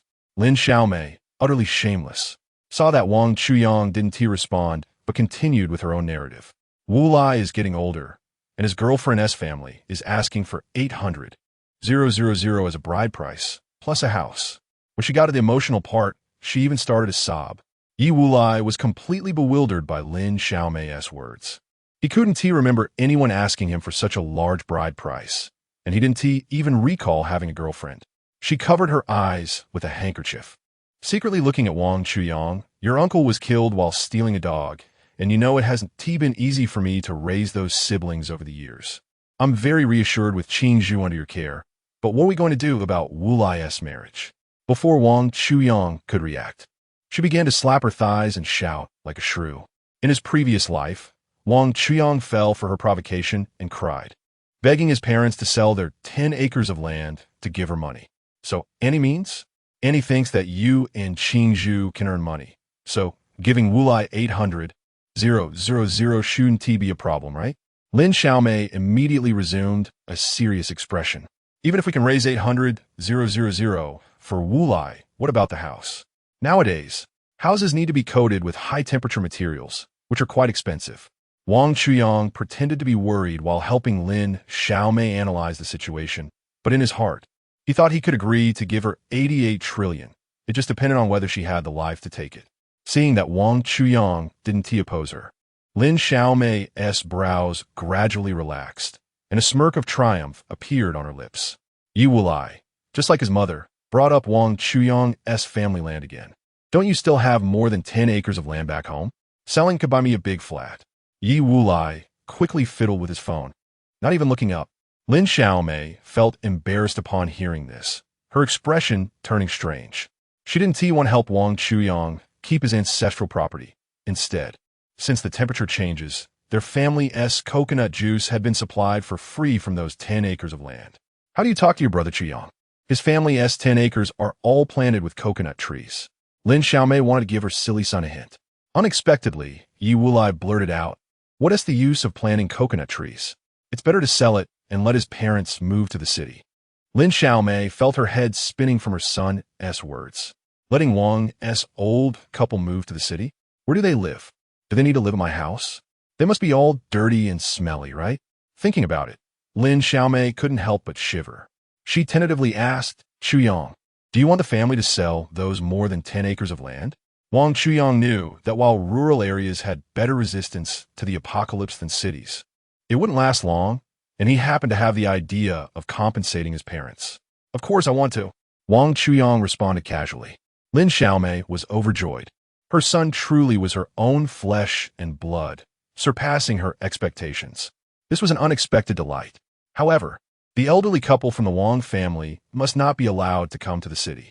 Selling the land is fine. Your parents are getting older, and farming is not easy for them. But the house in the village must not be sold. They can do some odd jobs in town, and that would be enough to support themselves.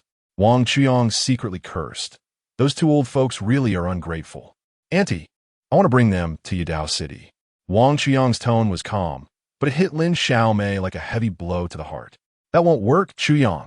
Your parents are used to being busy in the countryside. They can't come to the city. If they have nothing to do, they'll have all sorts of problems. Besides, they don't have a pension. If they don't work in the countryside, even their livelihood will be a problem. Lin Xiaomei spoke animatedly. Auntie, their lives won't have any problems. I can support them. Upon hearing this, Lin Xiaomei thought he was going to cut off the financial help for them and immediately got a bit anxious. That won't do. Your salary can only be given to me. A man with money can turn bad. How can I trust you with my daughter when you earn so much each month? Wang Chuyang was almost amused by her remarks. In this life, and alas, Lin Xiaomei had this same damn attitude. He really was blind in his previous life. Sigh. It was all his fault for being too devoted. He comforted her. Aunt Lin, don't worry. I will take care of you and Wulai in the future. Lin Xiaomei could hardly believe her ears.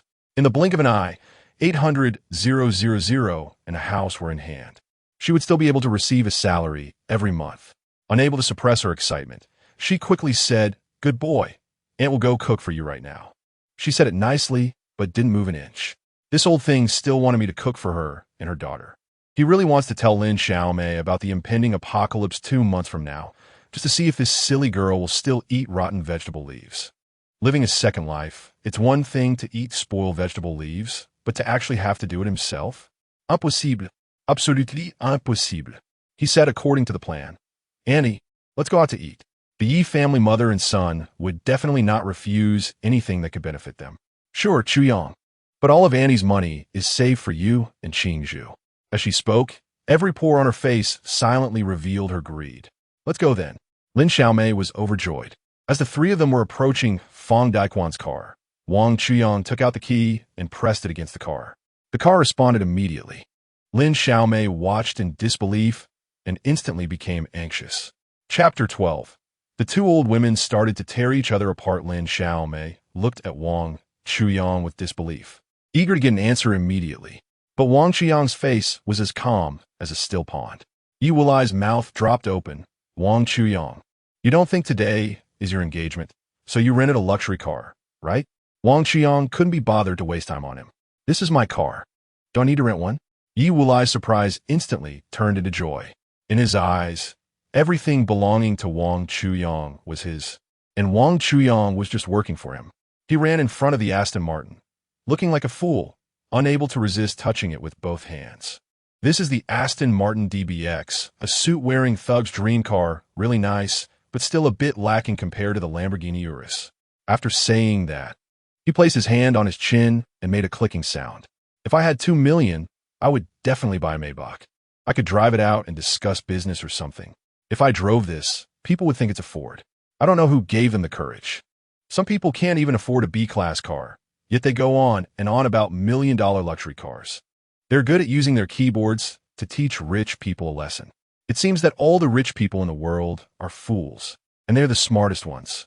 In reality, if they were to sit with a rich person, they might not even dare to let out a fart. Suddenly, he shouted loudly, "Mom, Wang Chuyang is wasting our money again. He bought a second-hand car to show off."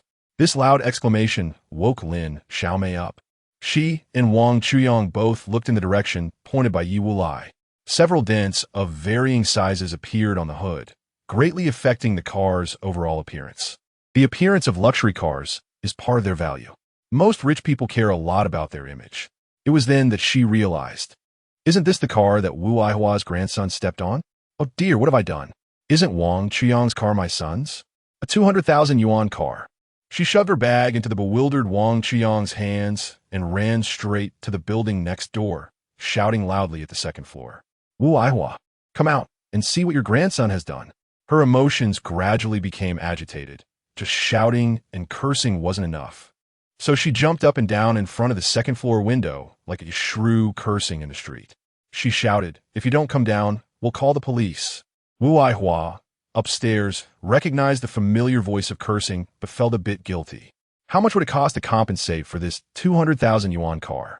A wise man doesn't suffer immediate losses. I can't stick my neck out, and anyway, no one saw me, so I'll just deny it. Grandma, isn't that Grandma Lin? Wu Aihua's grandson clapped his hands happily. Wu Aihua quickly pulled her grandson back and covered his mouth. The two of them squatted down by the window. She dared to sneak a peek outside. It really was Lin Xiaomei. What is this nasty woman shouting about at my door? Didn't she tell me that luxury cars have insurance and wouldn't hold children accountable? I can't let her ruin my reputation in the community like this. Besides, my niece is the head of the community's property committee. What am I afraid of? I have to go down and confront her. Wu Aihua was a decisive woman. Once she made up her mind, she dragged her grandson and hurried downstairs. She pointed her finger at Lin Xiaomei, saying fiercely, Didn't you tell me that children don't know better and can step on things casually? Didn't you tell me that luxury cars have insurance? Didn't you say that rich people want to let children pay? The spit flying from Wu Aihua's mouth could fill a wash basin for Lin Xiaomei to wash her face. Yi Wulai wanted to step in and mediate, but was pulled back by Wang Chuyang. He didn't want to miss such a good show. Faced with Wu Aihua's barrage, Lin Xiaomei decided to throw caution to the wind. You do whatever I say, right? Then let me tell you to eat shit. Will you eat it? What I said was about rich people. This car belongs to my son-in-law, and he is not a rich person. We pay for our own insurance. Luxury car premiums are so high, you can pay the extra premium next year. Lin Xiaomei's rude counterattack left the already guilty Wu Aihua momentarily speechless, unable to utter a word. Wang Chuyang never expected that he just wanted to show off, but instead, he was treated to a dog-eat-dog scene. He seized this opportunity to tarnish Lin Xiaomei's reputation, severing her ties with the neighbors and letting her experience the despair of being backstabbed in the apocalypse. Bai Shui Garden was originally an old community. Most residents were retired elderly people, along with some young people living with their parents. When they saw the commotion, they all gathered around. I heard it. It was indeed Lin Xiaomei who told Wu Aihua to step on it casually. At that time, Wu Aihua had already brought her grandson down, and Lin Xiaomei put him back up. This person is too bad. Having a neighbor like Lin Xiaomei is truly embarrassing. Seeing this, Wu Aihua also started to play the victim, saying, I'm just an uneducated old woman, taking care of a child just starting kindergarten. We don't have much money, and we don't understand anything. As she spoke, she began to make a scene, with 3 people spreading rumors. Lin Xiaomei's reputation became worse and worse. Most of the people here had been her neighbors for decades. Hearing the discussions around her, she felt she could no longer stand her ground. She quietly tugged at Wang Chuyang's sleeve, indicating she wanted to leave. Lin Xiaomei awkwardly stood in the middle of the crowd, feeling a bit at a loss. For the first time, she experienced the feeling of being pointed at by 1,000 people. Just then, a rational voice suddenly emerged from the crowd. What you're saying is completely victim-blaming. Regardless, Wu Aihua's grandson stepped on someone else's hood. Can we just casually damage the property of rich people? Lin Xiaomei's eyes instantly lit up. A life for a life. A debt for a debt. You damaged our car. You should at least pay for it. Hearing about compensation, Wu Aihua deflated like a deflated balloon, no longer puffed up. Lin Xiaomei, seeing Wu Aihua's expression, became more and more emboldened and grabbed her grandson. If you don't pay, we'll make a scene at his school. Wu Aihua was very afraid of her daughter-in-law. If this matter went to school, her daughter-in-law would definitely find out. She broke down and, in front of so many neighbors, knelt down in front of Lin Xiaomei. Lin Xiaomei was just about to return the humiliation she had received, but she overlooked Wang Chuyang. Wang Chuyang didn't want Lin Xiaomei to have an easy time. Besides, these people wouldn't live many days longer anyway. Go ahead, make a scene. The more chaotic it is now, the worse it will be for you in 2 months.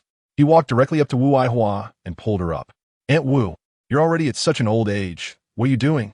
It was indeed Aunt Yi who encouraged her grandson to ride the bike. It's her fault. I won't make you compensate. After hearing Wang Chuyang's words, Wu Aihua felt as if a huge stone pressing down on her was suddenly blown away, and she instantly felt relaxed. She stood up with a smile and said to Wang Chuyang, Young man, Annie thinks you really have money now, and your heart is so good. Why did you have to choose a girl from a Yi family? Auntie has a niece. She couldn't help but glare at Lin Xiaomei while saying this. Lin Xiaomei was once again reminded of her wounds by Wang Chuyang and then scolded by Wu Aihua. Feeling even more embarrassed, she simply fell silent. Wang Chuyang mysteriously took out his phone and made a call. Chapter 13.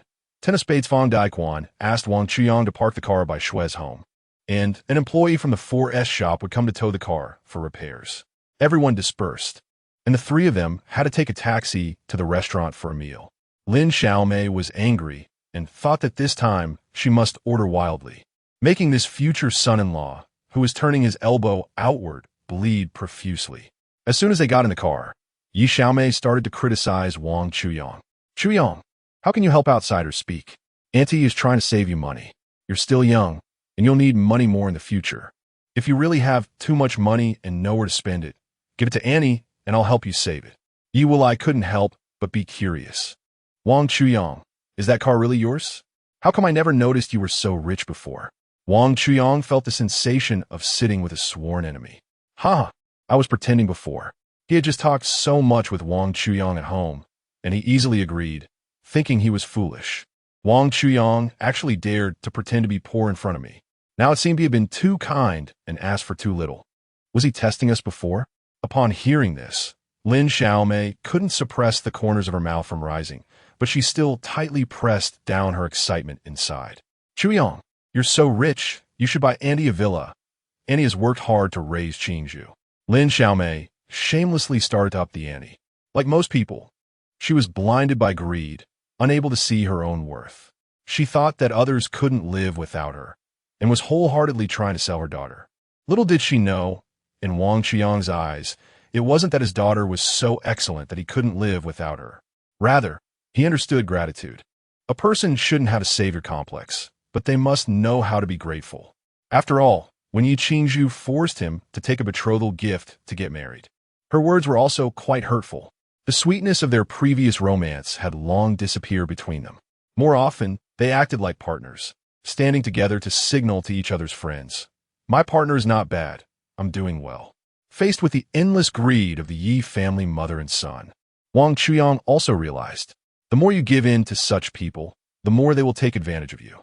Just look at Aunt Wu, who still insists on fighting for a share, even when ignored. It made Lin Xiaomei a pariah in the entire community. It's likely that when the apocalypse comes, no one in the neighborhood will be willing to help them. Lin Xiaomei didn't expect Wang Chuyang to speak so directly to her. She felt a bit at a loss. "Child, how can you speak like this? Annie wants to live closer to you in Qingzhu so that it will be easier to take care of your future children." Goodness. This old woman not only used Yi Qingzhu to pressure herself, but also drew a fantasy for herself. Even if we take 1,000 steps back with money, who wouldn't be able to find someone to carry on the family line? Wang Chuyang deliberately provoked Lin Xiaomei, saying that if that's the case, then there's no need for Aunt Lin to worry. He would just hire a few nannies when the time comes. This only made the Yi family mother and son more convinced of Wang Chuyang's strength. Yi Wulai didn't even dare to breathe loudly anymore. He no longer addressed Wang Chuyang by his full name. He flattered, "That's right, brother-in-law has money, so he must hire a more professional nanny. He can't even cook properly." Lin Xiaomei immediately slapped Yi Wulai on the head. "You brat, I was just trying to save money for your brother-in-law." Wang Chuyang, seeing the scene, could only force himself to suppress the urge to grab a knife. "Brother-in-law, how much money do you have? Can I replace the flat with a standalone villa?"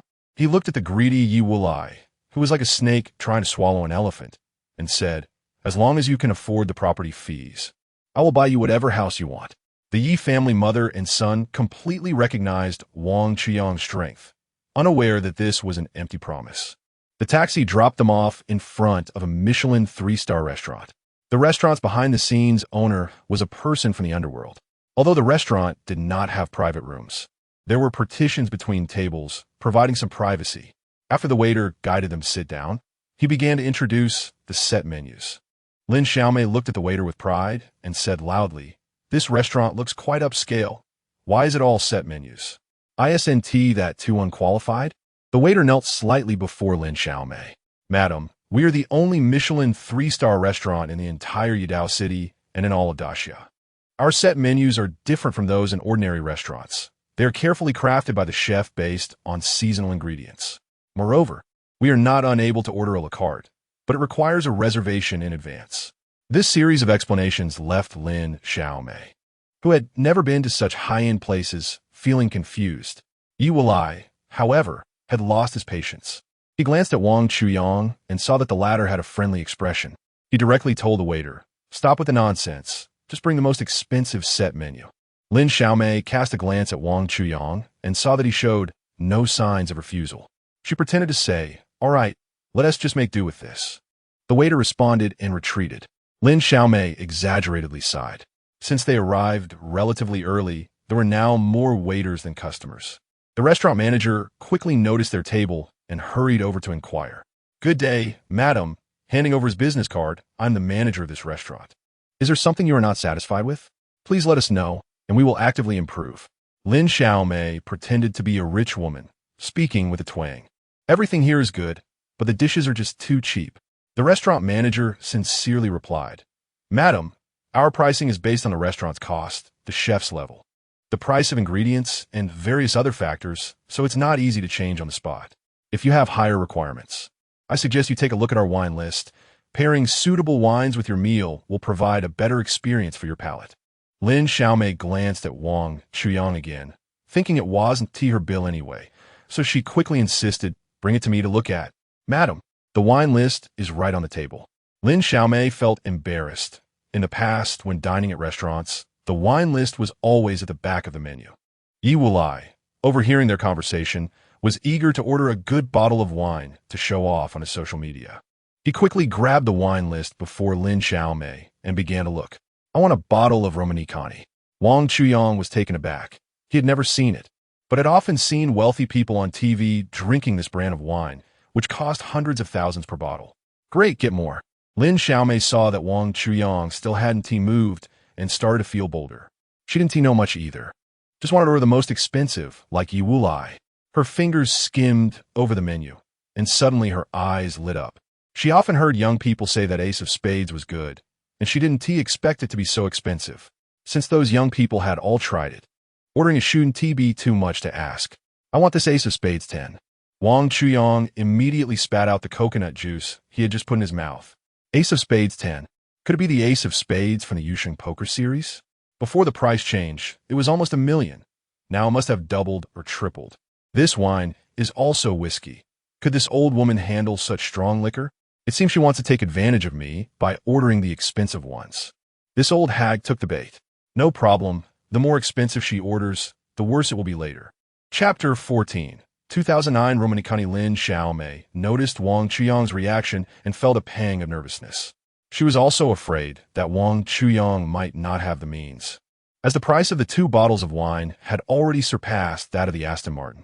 He tentatively asked, "Chuyang, do you think it's expensive?" "Then the aunt won't order." Wang Chuyang was afraid that the old woman would not take the bait and quickly explained, No, I just choked a bit earlier. It's fine as long as you like it." Before he finished speaking, 2 waiters came over holding 2 bottles of purified water. "We didn't order water," Lin Xiaomei questioned. "These 2 bottles of water are complimentary from the restaurant. Why are there only 2 bottles for the 3 of us?" "Sorry, our manager only offers complimentary purified water to guests who order drinks." Upon hearing this, Lin Xiaomei became even more smug, feeling that Wang Chuyang had spent money while she took advantage of it, leading others to mistakenly think she was the one consuming. "Chuyang, why don't you order a bottle of wine too? Then we can have water as well."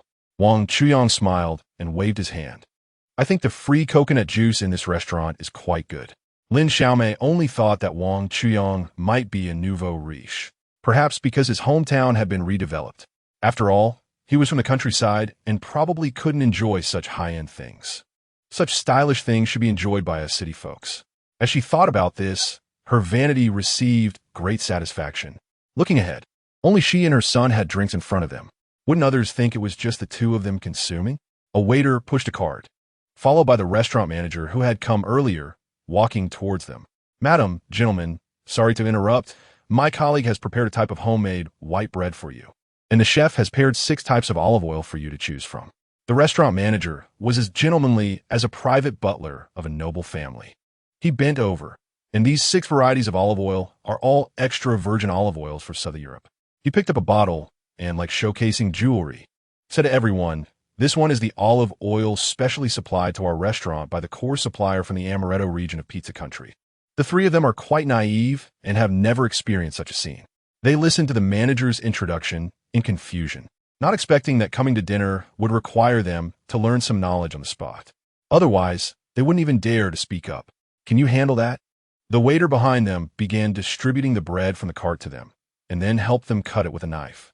Lin Xiaomei looked at the waiter in front of her, took a bunch of photos, and sent them directly to her family group chat. "Yi Wulai complained, Mom. Why did you post it in the family group?" "I haven't even posted anything yet." His hands swiftly manipulated the phone, sending materials about the restaurant across several social media platforms. One comment below made him very satisfied. "Luxury cars can be rented. Dining at that Michelin 3-star restaurant would cost at least several thousand per person." Following that were a bunch of comments. "Brother, when are you taking me there?" There are so many rich people in this world. Why can't I be one of them? Yi Wulai felt content and posted another text update. I'm about to open a bottle of 2009 Romani Connie. As expected, the comments section exploded again. This feeling of being praised made the Yi family feel as if they were basking in spring sunshine. On the contrary, when the waiter approached Wang Chuyang to cut the bread, he refused. In Lin Xiaomei's eyes, Wang Chuyang was simply not someone who could enjoy a life of luxury. He deserved to be controlled by her for a lifetime, working like a servant for her and her son. Upon learning that someone was about to open a precious bottle of 2009 Romani Connie, the most famous sommelier in Yadao City came to the restaurant to provide free service. The restaurant staff introduced the sommelier at the table, receiving the approval of the Yi family. The sommelier took out his professional corkscrew and, under the gaze of everyone, removed the cork from the bottle intact. He then picked up a pen and wrote down the opening time, temperature, and other details on the bottle.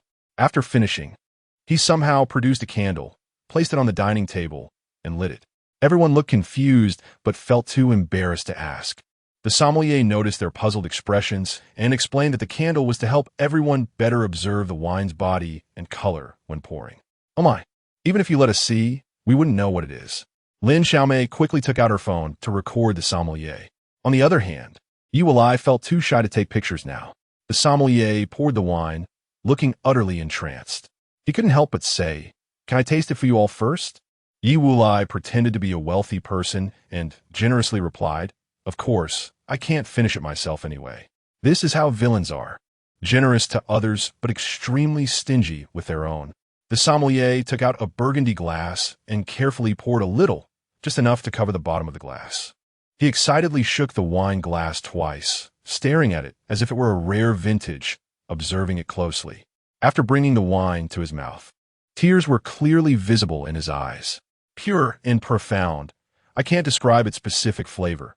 Please savor it carefully, everyone. Wang Chuyang almost burst out laughing. Shouldn't he be talking about notes of blackberries, floral aromas, and earthy minerals? How come he couldn't even come up with a concrete description after a long time? It seems that this 2009 Condi is merely a name, perhaps not even as good as the same vintage of Mouton and Margot. It's just been marketed to sound incredible. Before the main course arrived, Wang Chuyang suddenly had an idea. He wanted to see if Yi Wulai's attitude towards him would change. If it satisfied him, he wouldn't mind giving them a quick end before the apocalypse. "Wulai, can I take a sip of your Condi? Brother-in-law, do you really need to steal my things when you're so rich? Fine, as long as you think it's yours, that's enough." "Yeah, Chuyang, we haven't tasted something this good yet. You can just order a bottle yourself, if you have the money." "Hee, a dog can't change its habit of eating shit. It's easy to change the country, but hard to change one's nature. If they really made themselves drink it, they might feel a bit uncomfortable." Wang Chuyang smiled and said to Lin Xiaomei, "Annie, their coconut juice might be too cold. I want to go to the restroom." Lin Xiaomei didn't forget to tease Wang Chuyang a bit. "Chuyang, you are already a wealthy person now. When you come to such a high-end place, you must pay attention to your image. Don't just gobble up free stuff. Others might think we're nouveau riche." Wang Chuyang smiled awkwardly, thinking to himself, "You're not nouveau riche. Let's see how you settle the bill later." He dashed into the restaurant's bathroom like a rabbit chased by hunting dogs. The two main dishes were personally served at the table by the chef.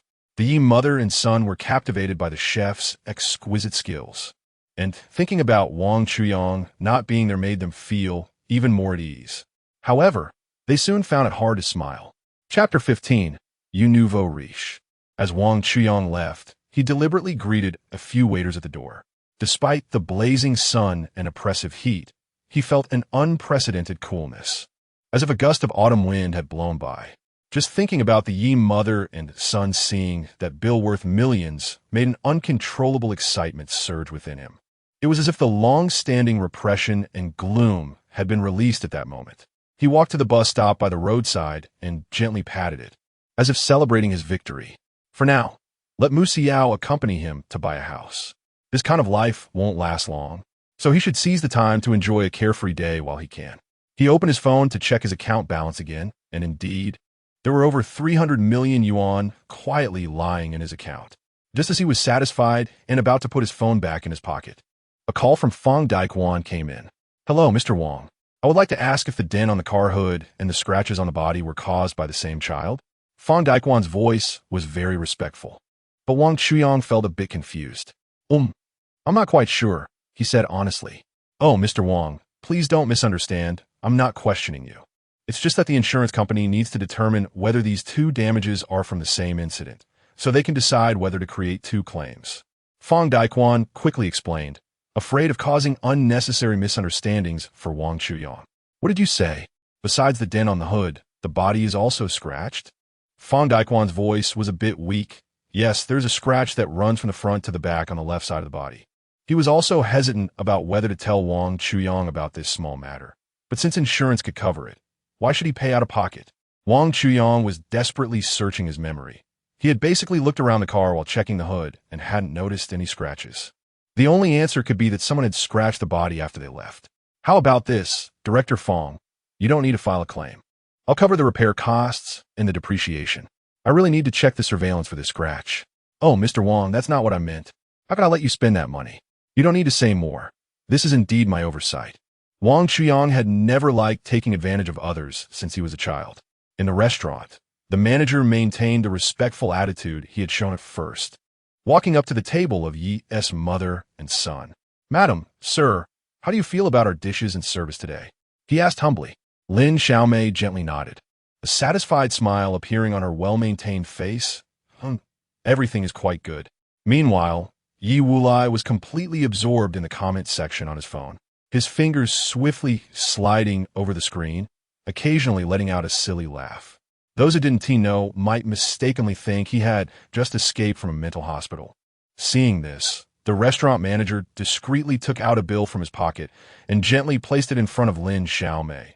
Madam, this is today's bill. Please have a look. Lin Xiaomei had not yet realized the seriousness of the situation. She casually glanced at the bill, which startlingly read 2 million. Is it only this much? She laughed lightly, seemingly unconcerned about the price. I thought it would be more expensive. The restaurant manager stood by awkwardly, smiling along. They had seen all sorts of distinguished guests, but it was the first time encountering someone like Lin Xiaomei, who could remain so calm in the face of a bill over 3 million. Actually, it's 28 million. The owner wanted to befriend you, so he waived the extra charges. What you see on the bill is just the price of drinks. The food is essentially complimentary. The manager patiently explained. Lin Xiaomei's heart leapt with joy as she exclaimed, taking out a small mirror from her handbag to admire her appearance, seemingly very satisfied. Seeing her reaction, the restaurant manager curiously asked, So, how do you plan to pay? Pay? Do I need to pay? Lin Xiaomei's heart began to ripple with unease, a tide of anxiety washing over her. She quickly waved her hand in denial. How could it be me paying? The one who came with us is that country bumpkin. The restaurant manager also showed a puzzled expression, turning to look at the nearby waiter. The waiter stepped forward and politely explained, that gentleman has already left the restaurant, and he did not order or consume anything. Lin Xiaomei immediately stood up. He said he would take us here for a meal. Shouldn't he be the one to pay? Yi Wulai also lost his composure. He's a nouveau riche. He must have money. The restaurant manager looked helpless. Then please contact that gentleman. Lin Xiaomei swiped her phone, desperately trying to find Wang Chuyang's number, only to realize she hadn't saved it all these years. It was Yi Wulai who, relying on call logs, dialed the number. Brother-in-law, where are you? The restaurant is asking us to pay. On the other end of the line, Wang Chuyang replied, Pay? You can just pay. What do you need me for? I didn't eat anything anyway. But you brought us here, didn't you? Yes, but did I ask you to order those drinks? Yi Wulai was at a loss for words, feeling as if the world was spinning. Lin Xiaomei snatched Yi Wulai's phone and shouted loudly, Wang Chuyang, you nouveau riche. Get over here to settle the bill in 3 minutes, or you'll never see my daughter again. Lin Xiaomei's mental defenses were completely shattered. Chuyang, you can't treat Annie like this. Qingzhu was raised by me. Beep, beep, beep. Beep, beep, beep. The call was directly hung up by Wang Chuyang. The restaurant manager still maintained the necessary politeness, madam. How would you like to pay? Lin Xiaomei said with a long face. We were also deceived. We can't come up with so much money. Yi Wulai had secretly crawled under the table. Seeing this, the restaurant manager signaled a few nearby waiters with his eyes. Several waiters grabbed Lin Xiaomei, and started heading towards the back. Lin Xiaomei, frightened, flailed her limbs and shouted for help. A middle-aged man with blonde hair and blue eyes next to them witnessed everything. He gently called over the waiter beside him. "Let me see the bill for that table." Jerry, with his blonde hair and blue eyes, was taken aback when he saw the bill. It was equivalent to 3 months of his salary. However, he still painfully instructed the waiter to bring Lin Xiaomei, who had just been taken away, in front of him. Chapter 16. The die is cast. It was the first time Lin Xiaomei had encountered such a scene, and she was so frightened that her entire body felt weak, as if she were a puddle of lifeless mud. 2 waiters stood beside her like iron towers, each holding one of her arms, presenting her to Jerry like an exhibit. Jerry elegantly dabbed at the corner of his mouth with a napkin, a hint of amusement in his eyes.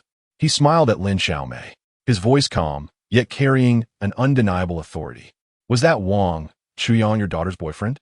Lin Xiaomei's body trembled uncontrollably, and she could barely muster the confidence to speak. Her lips moved, but no coherent sound came out. The 2 waiters exchanged glances, a hint of malice flashing in their eyes. Almost simultaneously, they tightened their grip on Lin Xiaomei's arms. The sudden pain contorted her face, and she gritted her teeth, trying to endure the agony. But the suffering was unmistakably reflected on her face, like a twisted piece of dough. Seeing this, Jerry intervened to stop the waiter's brutality. He smiled without losing his composure. "How can you treat this lady like this? I still have questions to ask her." Several waiters knew that Jerry was the spokesperson for Flag Bank, so they treated him with exceptional respect. Lin Xiaomei also sensed that this foreigner was not an ordinary person and seemed to have a request for her. Only then did she raise her eyes to glance at Jerry. Indeed, he carried an air of authority. She impatiently brushed away the 2 waiters beside her. Jerry waved his hand, signaling the waiter nearby to bring a stool for Lin Xiaomei. He crossed his legs and said, "Madam, you just mentioned that Wang Chuyang is a nouveau riche. If you're willing to elaborate, I wouldn't mind helping you settle the bill." Lin Xiaomei, hearing that someone could help her pay, felt revitalized. She couldn't wait to tear Wang Chuyang apart, and talking bad about him was a piece of cake. That bastard is from the countryside, and his family are all honest farmers, living off the 10 acres of land they cultivate. Suddenly today, he showed up in a luxury car to take us here to spend money. I must be blind. At that moment, Yi Wulai, who had been hiding under the table, suddenly poked his little head out and added, "It's a gray Aston Martin." "A gray Aston Martin?" Jerry fell into deep thought upon hearing this. "Isn't that Fang Daquan's car? How could it be in Wang Chuyang's hands?" In the desolate suburban warehouse, 30,000 bottles of water were stored. As he thought about it, he suddenly felt as if a light had been shed on him. This guy Fang Daquan wouldn't have hired a poor kid outside to set me up, would he? Jerry's gaze was terrifyingly sinister at that moment. Lin Xiaomei felt a chill run down her spine, a wave of cold rushing from her feet to her brain.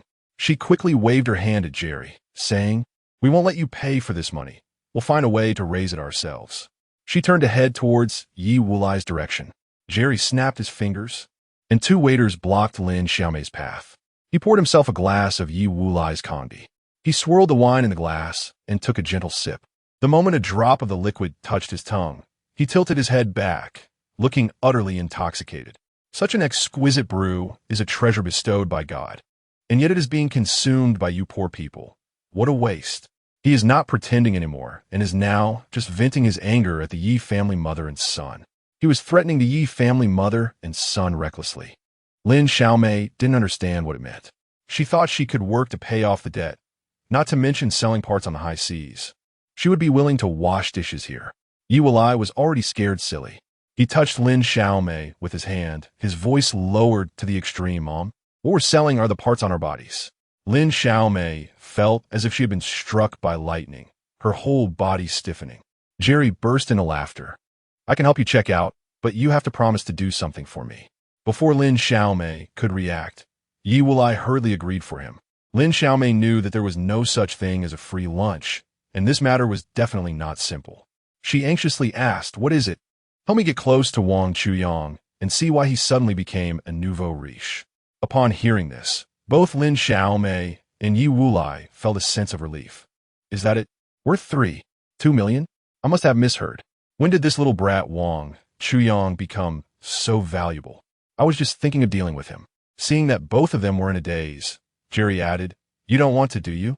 Yi picked up the wine bottle and poured another glass for Jerry, saying, "Of course we do."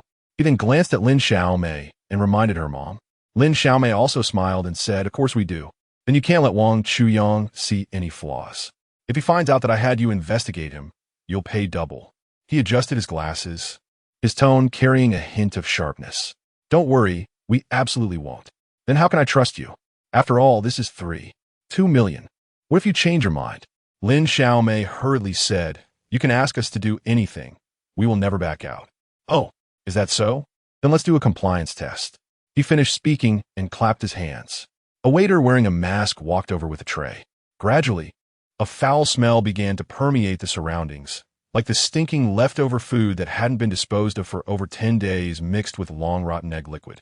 As the distance closed, the stench directly assaulted everyone's brains. Jerry frowned and covered his mouth and nose with a napkin.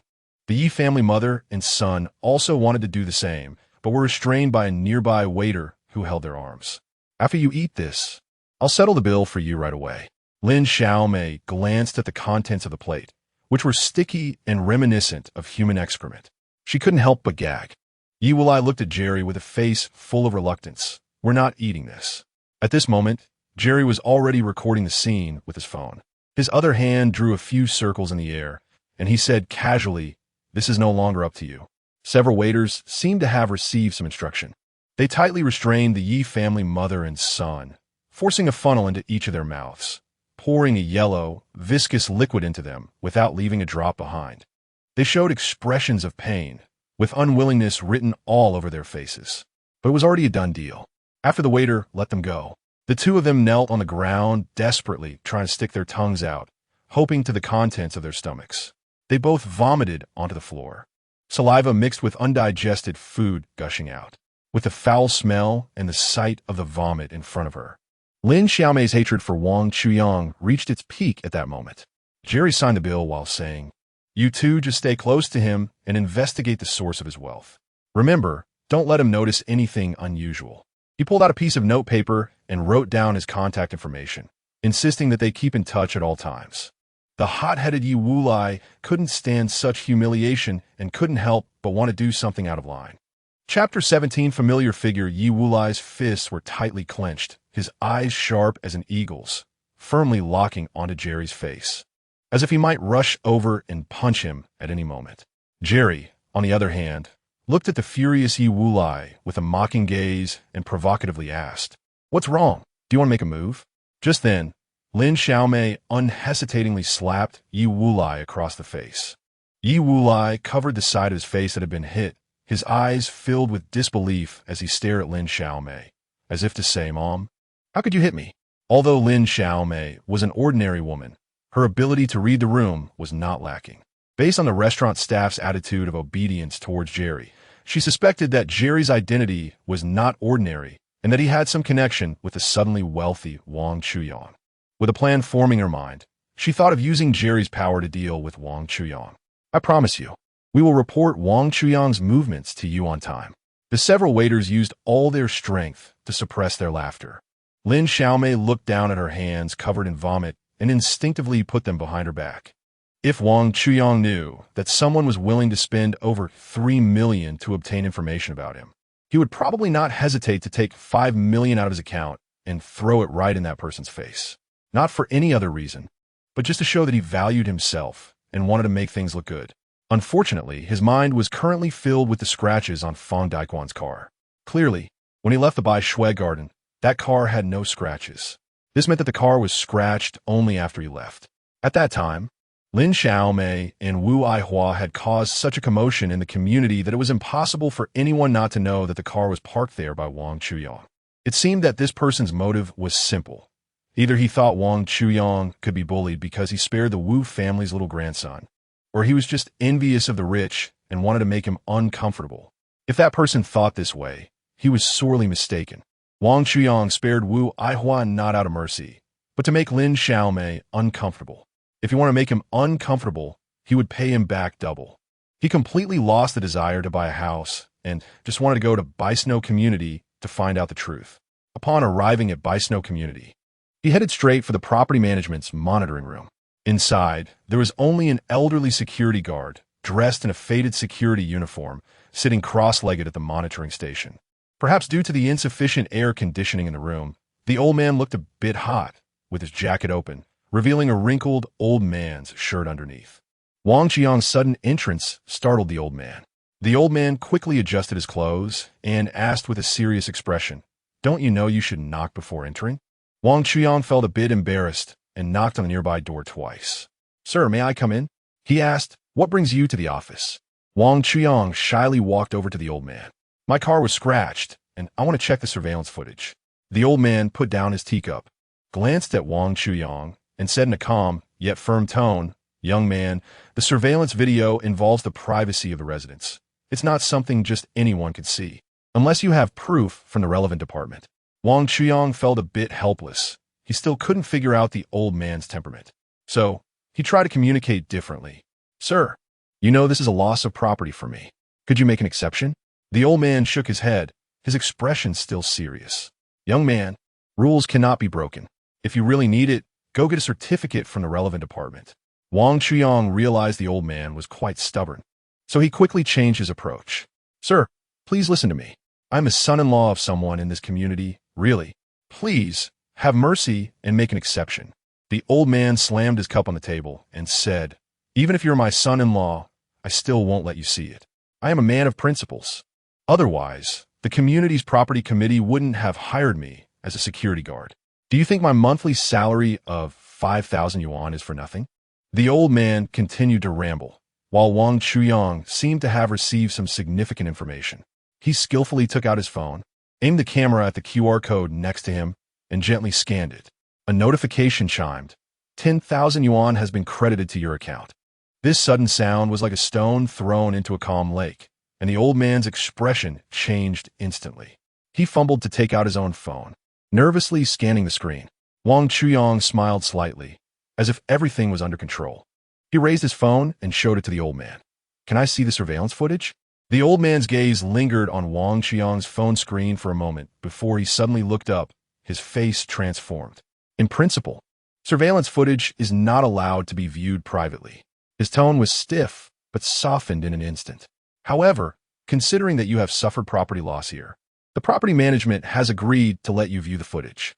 Under the old man's guidance, Wang Chuyang sat down in front of the monitor. The old man fastened all the buttons of his security uniform, then took a security cap and firmly placed it on his head, before moving a small stool next to Wang Chuyang and sitting down. He patiently explained to Wang Chuyang what each button represented, repeating some of them twice. Yet Wang Chuyang still remembered them incorrectly. The old man remained unhurried, looking at him with the same indulgence he had for his own son-in-law. At this moment, Wang Chuyang saw on the monitor the scene of Wu Ai Hua and Lin Xiao Mei making a scene in public. Finding it amusing, he didn't skip it and even began to appreciate it frame by frame. He kept zooming in on Lin Xiao Mei's expression when people were shouting for her to be punished, a smile unconsciously appearing on his face. "Young man, if you need to check something, do it quickly. Otherwise, when the leaders of the security committee arrive, all our efforts will be in vain." The old man urged Wang Chuyang. Wang Chuyang realized he should get down to business. The screen displayed that the video was loading. Suddenly, with a loud bang, the power tripped. The monitor turned pitch black, and the air conditioning in the room stopped working. The old man hurriedly moved forward to check, pressing the light switch on the wall twice. Snap, snap. Two crisp sounds echoed, but the lights in the monitoring room remained unresponsive. "Young man, the power is out." At the same time, a familiar figure appeared at the door of the monitoring room. Chapter 18. Fishing with a Rolls-Royce Phantom. Since the temperature had risen, the heat hadn't dropped, making electricity supply even more crucial for people's daily lives. Wang Chuyang didn't have to go to work now and was quite idle. "It's fine, old man, I can wait." No sooner had he spoken than the door of the monitoring room was pushed open. "No need to contact the power supply bureau." I pulled the switch.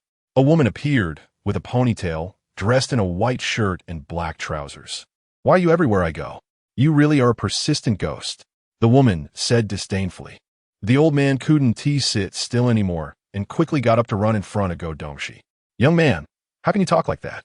This is our security committee's director Go. Go Dongxi crossed her arms and looked at Wang Chuyang with amusement. Wang Chuyang was eager to find out who was making things difficult for him, so he changed his tone. Old classmate, could you do me a favor? My car was scratched in your community. A flicker of something unusual crossed Go Dongxi's calm face. No, we have principles. If everyone approached you this way for favors, what would be the point of the security committee? Her righteous attitude left Wang Chuyang with no hope for a breakthrough. Seeing Wang Chuyang become somewhat deflated, she gradually grew smug. Even if you can find out, what does it matter? You're not a resident of this community. Parking your car here is prohibited. Didn't you see the sign at the entrance that says no responsibility for vehicles parked privately? Don't think that just because you're being kept by a rich woman, you can do whatever you want. The summer still follows the law. As she spoke, her emotions became increasingly agitated. Wang Chuyang couldn't help but chuckle. This person actually thought he was being kept by Mu Xiao. His mind was filled with two words: contrast. The extreme contrast brought an extreme experience, and her demeanor was much better than those who merely posed and flirted on the surface. A wicked thought flashed through his mind, but now was not the time. There would be plenty of opportunities to subdue this woman in the future. When the time comes, he would let her have a good look at his turtle's black head. This path is blocked, so I'll look for another way. Buying a house should allow me to check your surveillance, right? He also doesn't plan to get entangled with Go Dongxi here. He walked towards the door, brushing against Go Dongxi's shoulder with his arm. Go Dongxi irritably swiped at his arm. A cruel thought arose in Wang Chuyang's mind. He arrived at the real estate agency Lianjia at the entrance of the Bai Shui Garden campus. As soon as he entered, a young man with glasses ran over.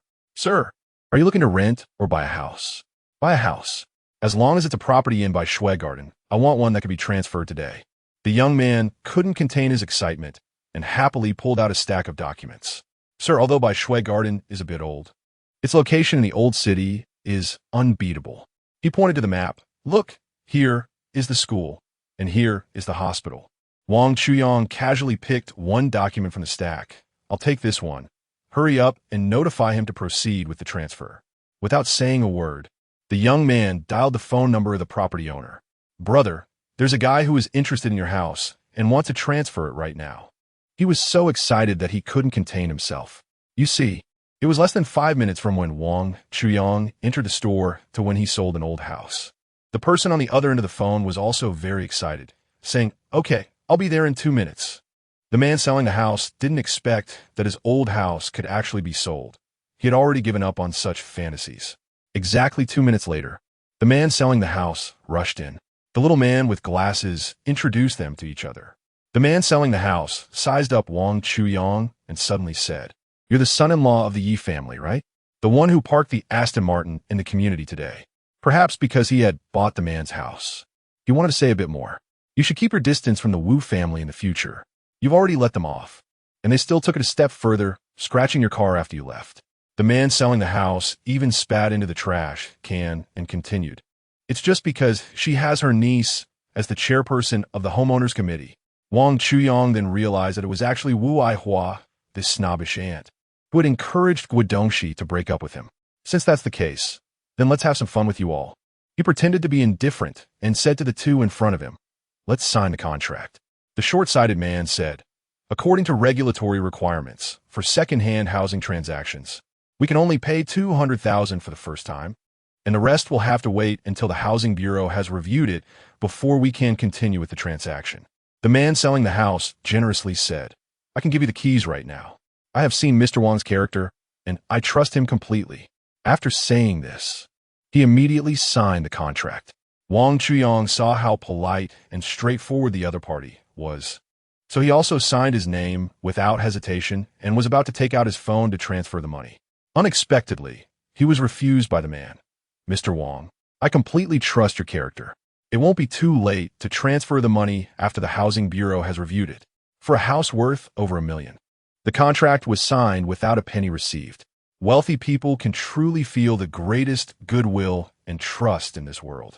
But it didn't matter. After all, in less than 2 months, all the money would be useless paper.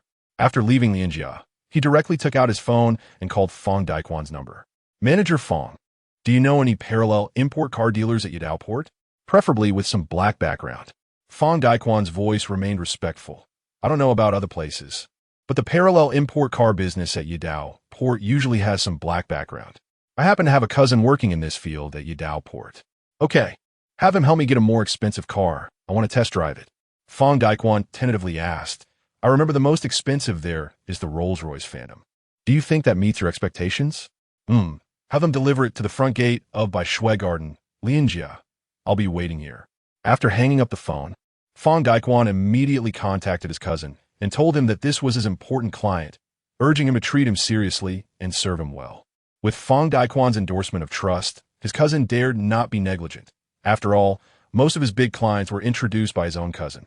He personally brought two little brothers to escort a brand new test drive car to the front of the Lin family at the Bai Shui Garden. Chapter 19. Evil needs evil to grind. Before a teacup could be finished, a Rolls-Royce Phantom and a Cadillac Escalade stopped at the door of the Lin family. Fang Daquan's cousin got out of the car and looked around. Obviously, Wang Chuyang's ordinary attire did not catch his attention. Wang Chuyang took the initiative to step forward. You must be President Fang's cousin, right? Only then did Fang Daquan's cousin come to his senses, a smile appearing on his face as he approached with open arms. I am Sun Jingtian, and you must be Mr. Wang. Sun Jingtian snapped his fingers, and a little brother next to him took out a bottle of purified water. He respectfully handed the bottled water to Wang Chuyang. Mr. Wang, it's hot outside. You need to stay hydrated. Wang Chuyang naturally accepted the water and reached out to take the keys to the Phantom. You all wait here for a moment. I'll call you later. Sun Jingtian and the two younger brothers responded respectfully. After watching Wang Chuyang get into the car and leave, they all climbed into the Cadillac to enjoy the air conditioning. Wang Chuyang, following his plan, parked the car in the same spot where he had previously parked the Aston Martin. He deliberately lingered in front of the car for a while, pretending to wipe it down, but actually trying to attract more people's attention, especially to be seen by the Wu family. After about half an hour, he felt he had done enough on the surface. So he went to hide in the community supermarket to observe. As expected, a nimble little chubby boy looked around sneakily before quickly climbing onto the Phantom. The little chubby boy was Wu Aihua's grandson. He excitedly stomped his feet twice, shouting, "Grandma, look, I've climbed up again." Wu Aihua completely forgot the embarrassment she felt when questioned earlier. Just step on it with confidence. Your aunt has already told me, if they're not from our community, we can't check the footage. Besides, this isn't a parking spot. There are clear regulations at the entrance of the community. These people insist on showing off their wealth, so they deserve a lesson to remember. While speaking, she took out a shard-like object and swiftly dragged it from the front to the back of the Phantom vehicle. Wang Chuyang witnessed the entire process, and it was indeed them. In her previous life, during the apocalypse, Wu Aihua had tricked herself out of a lot of food using her little grandson. If it weren't for them, she might have lived a few more days. She never expected that the one she had let go in a moment of impulse would not only be ungrateful, but would also escalate their actions. He walked towards the illusion, and when Wu Aihua saw him, a hint of panic flashed in her eyes, but she quickly forced herself to calm down. Oh, isn't this the newly rich son-in-law of the Yi family? Wu Aihua tried to mask her inner turmoil with a sarcastic tone, but her voice still betrayed a hint of awkwardness. Wang Chuyang ignored her provocation, his gaze landing directly on the obvious new scratches on the car. He asked in a deep voice, "These are all the good deeds done by you two, right?" Wang Chuyang smiled sleekly, a glint of cunning in his eyes. "If it's you guys, just check the surveillance and you'll know." As soon as Wang Chuyang said this, Wu Aihua burst into hearty laughter, as if she had heard the biggest joke. "You?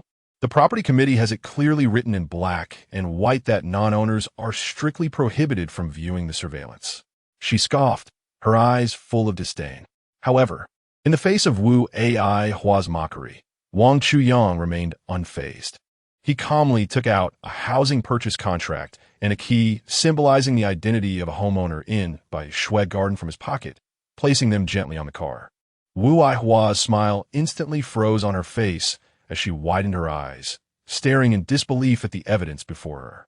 She never expected that this seemingly inconspicuous young man had actually bought a house in this community. She shouted angrily, "So what if you're the owner? Didn't you see the slogan at the entrance of the community? After saying that, she felt secretly pleased, grateful that her good niece had reminded her.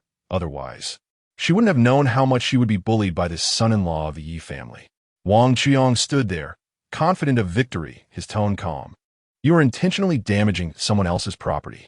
This is different from accidental damage. Do you understand? Then go report it. Wu Aihua provoked. Let the enforcement team come and arrest me. Wu Aihua and her little grandson, an old and a young, were like cunning foxes. She was well aware of the rules of society and knew that her age and identity were their shields. One was old and frail, the other innocent and young. She was confident that even if the enforcement team arrived, as long as she used a little trick, those officers would be helpless. In her view, Wang Chuyang could only silently endure this loss, completely powerless to fight back. Therefore, it takes a villain to deal with a villain. Wang Chuyang stopped wasting words and dialed Sun Jingtian's number. Hello, is this Boss Sun? Your car has been scratched. It's inside by Schwegarten. Sun Jingtian wanted to lose his temper, but a voice in his head reminded him that this person was introduced by his cousin, so he needed to hold back. Mr. Wang, please hold on. We'll be there right away. The three of them drove the Cadillac into the snow-white residence. From a distance, they saw Wang Chuyang standing next to the Phantom, seemingly confronting someone. Boss Sun, your car was scratched by this pair of grandparents in front of us. Wu Aihua still wanted to argue about something. However, Sun Jingtian didn't give her a chance at all. He didn't dare to touch Wang Chuyang. So why would he need to be respectful to an old woman from a rundown neighborhood? Without saying a word, he slapped Wu Aihua. Slap! Wu Aihua covered her face and looked at Sun Jingtian in disbelief. Sun Jingtian raised his leg and kicked her grandson down. Wu Aihua hurried over to pick up her grandson, who was already scared silly at that moment. Wu Aihua's lips trembled as she said, "How can you hit people like this?" Sun Jingtian had no intention of talking to her and walked straight to the car to check the body.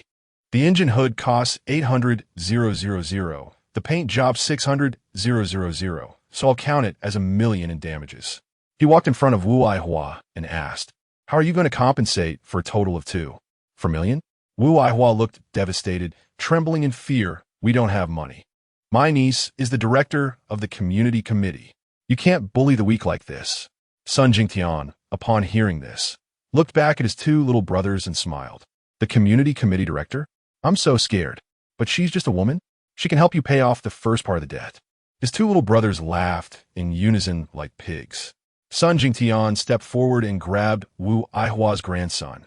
"Old lady, quickly get the money, or your grandson will suffer." Wu Aihua was so scared that she became numb. "I really don't have that much money. How about you come to my house and see if there's anything valuable?" Sun Jingtian let go of her grandson, and a few of them followed her home. Chapter 20. Go Dongshi Seeks help. Wu Aihua's home was filled with a strong, elderly scent in its furniture and decor. On the dining table, a mountain of disposable food containers looked chaotic, with several takeout bags scattered nearby, each covered with various scribbled names. It seemed that this old lady often took her grandson on nearby adventures, casually stealing others' takeout. Wang Chuyang scoffed at this, leaning against the door frame as if watching a show. Sun Jingtian walked straight into the house to observe. His two younger brothers swaggered behind him, touching the furniture and fiddling with the switches on the walls. Wu Aihua protected her little grandson behind her, her eyes filled with fear. One younger brother disdainfully said, "Sun Gu, there's nothing valuable in this old thing's house." Sun Jingtian sat down on the sofa, directly facing the TV, without a hint of politeness. "These old antiques of yours, if I take them out to sell, I wouldn't even be able to cover the transportation costs. Who do you think you're fooling? You old fool." Wu Aihua's eyes lit up, thinking that if there was nothing to take, maybe she could be let off the hook. She began to throw a tantrum in front of Sun Jingtian, just as she had done with Wang Chuyang before. "We are the bottom of society. What good things could we possibly have? You tell me, that son-in-law of the Yi family parked such a nice car in front of my house. How can my little grandson not be curious? If it weren't so eye-catching, my grandson wouldn't have gone over to play. I say this shouldn't just be blamed on us." She pointed to Wang Chuyang. "That son-in-law of the Yi family has responsibility too." Wang Chuyang, suddenly being labeled with such a heavy accusation, clearly caught him off guard. He stood up and no longer leaned against the doorframe. His expression was somewhat serious. But how could Sun Jingtian dare to bring up the matter of Wang Chuyang? He saw Wang Chuyang's serious expression and thought that what he had done was not good enough, making Wang Chuyang angry. He directly picked up the cup of water on the table and threw it at the television in front of him. Bang! A crack formed on the screen of the TV like a flower blooming. Wu Aihua's grandson started crying loudly. This television was almost the newest item in their home, specially bought by Wu Aihua's daughter-in-law for the little one to watch cartoons. Wu Aihua was also furious, saying, "No, how can you just destroy other people's things?" Sun Jingtian, as if inspired, turned to his little brothers behind him and said, "Smash it for me." The two little brothers swiftly grabbed nearby stools and began smashing fragile items like glass and the cabinet. Before Wu Aihua could react, things around her were being smashed one after another. Glass shards, broken wood, and scattered plastic littered the ground. She no longer cared about her grandson, kneeling on the floor and crying out loud, patting her legs. The commotion attracted curious neighbors who came to watch. Go Dongxi, the director of the neighborhood committee, also rushed over to see what was happening. Her aunt had been bullied by thugs in her jurisdiction, which was intolerable. Although she had already planned how to punish these lawbreakers on her way over, the scene that unfolded before her when she pushed open the door still shocked her. The place was a mess, not just a few broken jars, but a blatant provocation against her as the committee director. Go Dongxi noticed Wang Chuyang's presence, but did not regard him as the main character. She walked directly in front of Wu Aihua, helped her up, and spoke comforting words. "Don't worry, Auntie, I'm here. I will make sure the authorities give us an explanation and bring these lawbreakers to justice." While speaking, she shot a fierce look at Sun Jingtian and his group.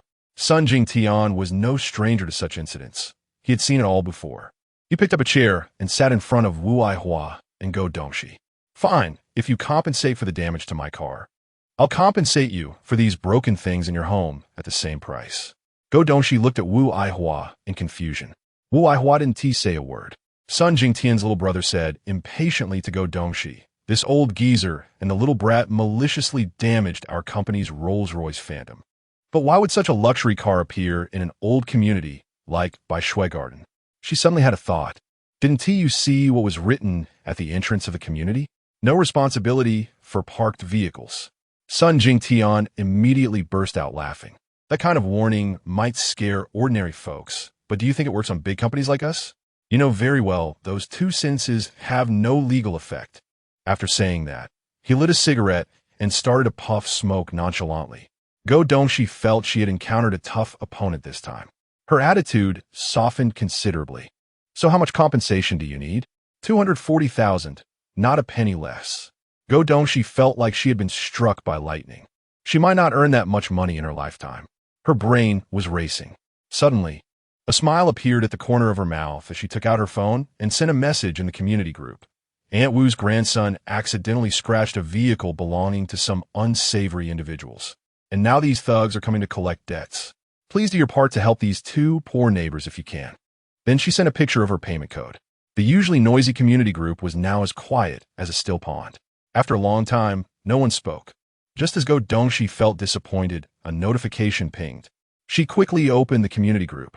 It was a video taken by a resident showing Wu Aihua scratching a car. Immediately, the group exploded with comments. "Wu Aihua is really something. The son-in-law of the Yi family just forgave her.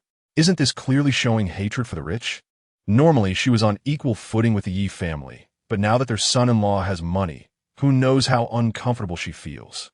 People like this should be expelled from our community. Otherwise, it will affect our community's reputation, and houses will be harder to sell. The group was buzzing with voices, but not a single person was defending Wu Aihua. Go Dongxi, feeling awkward, was already sweating from anxiety on her forehead.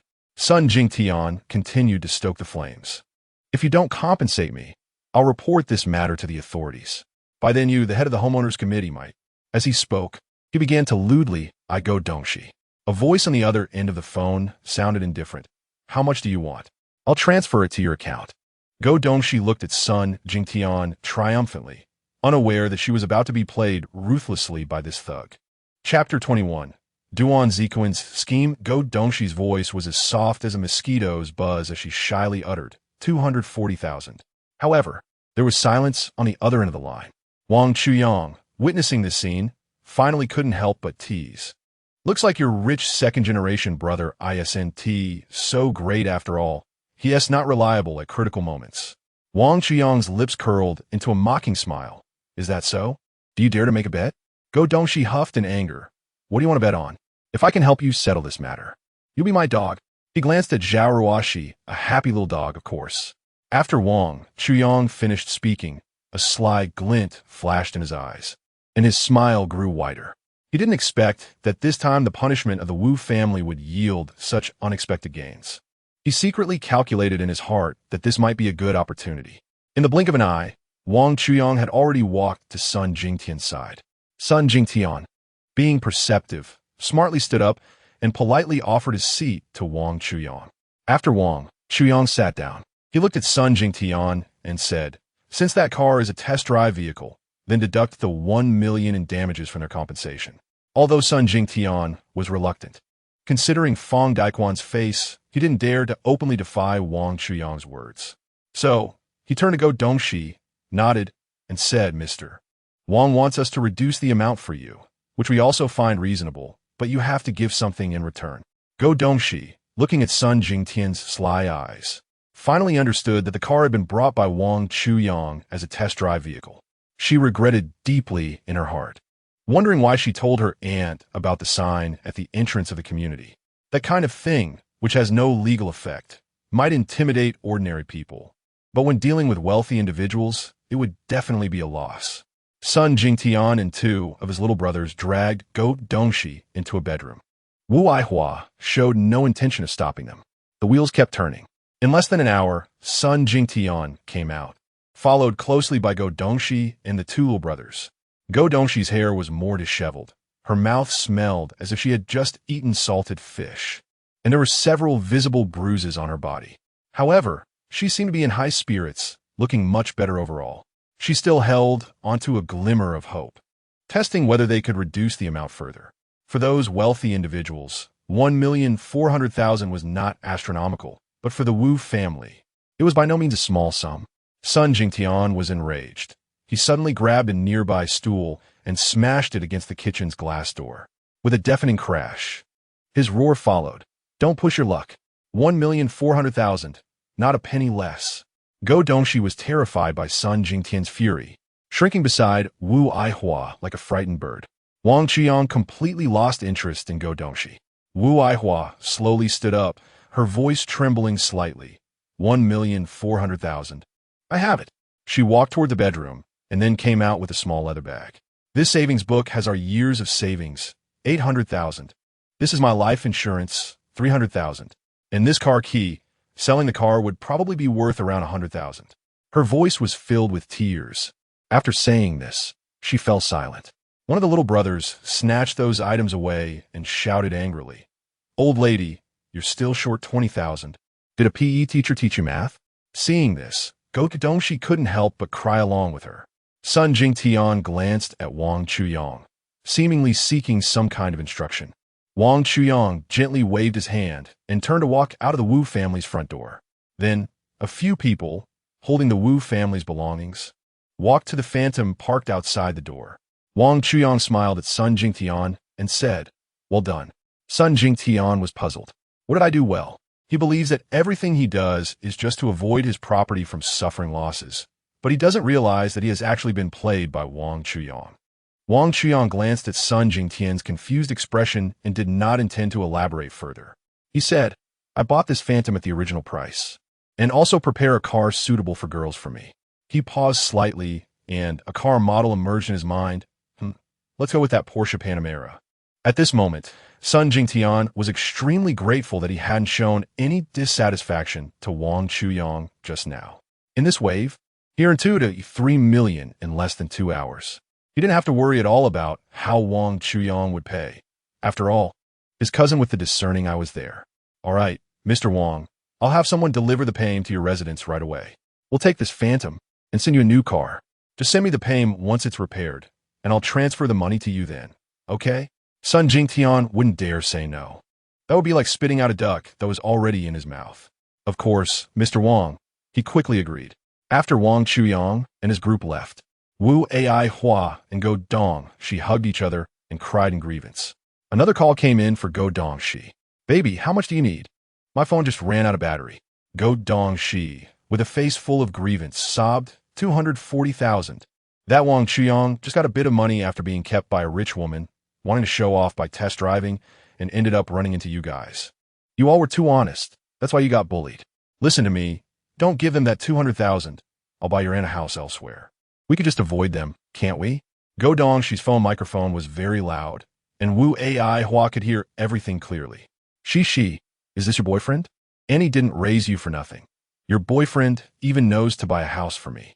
A hint of pride appeared on Go Dongshi's face, and the two people's cries gradually faded away. Duan Zikuan had already made plans in his heart.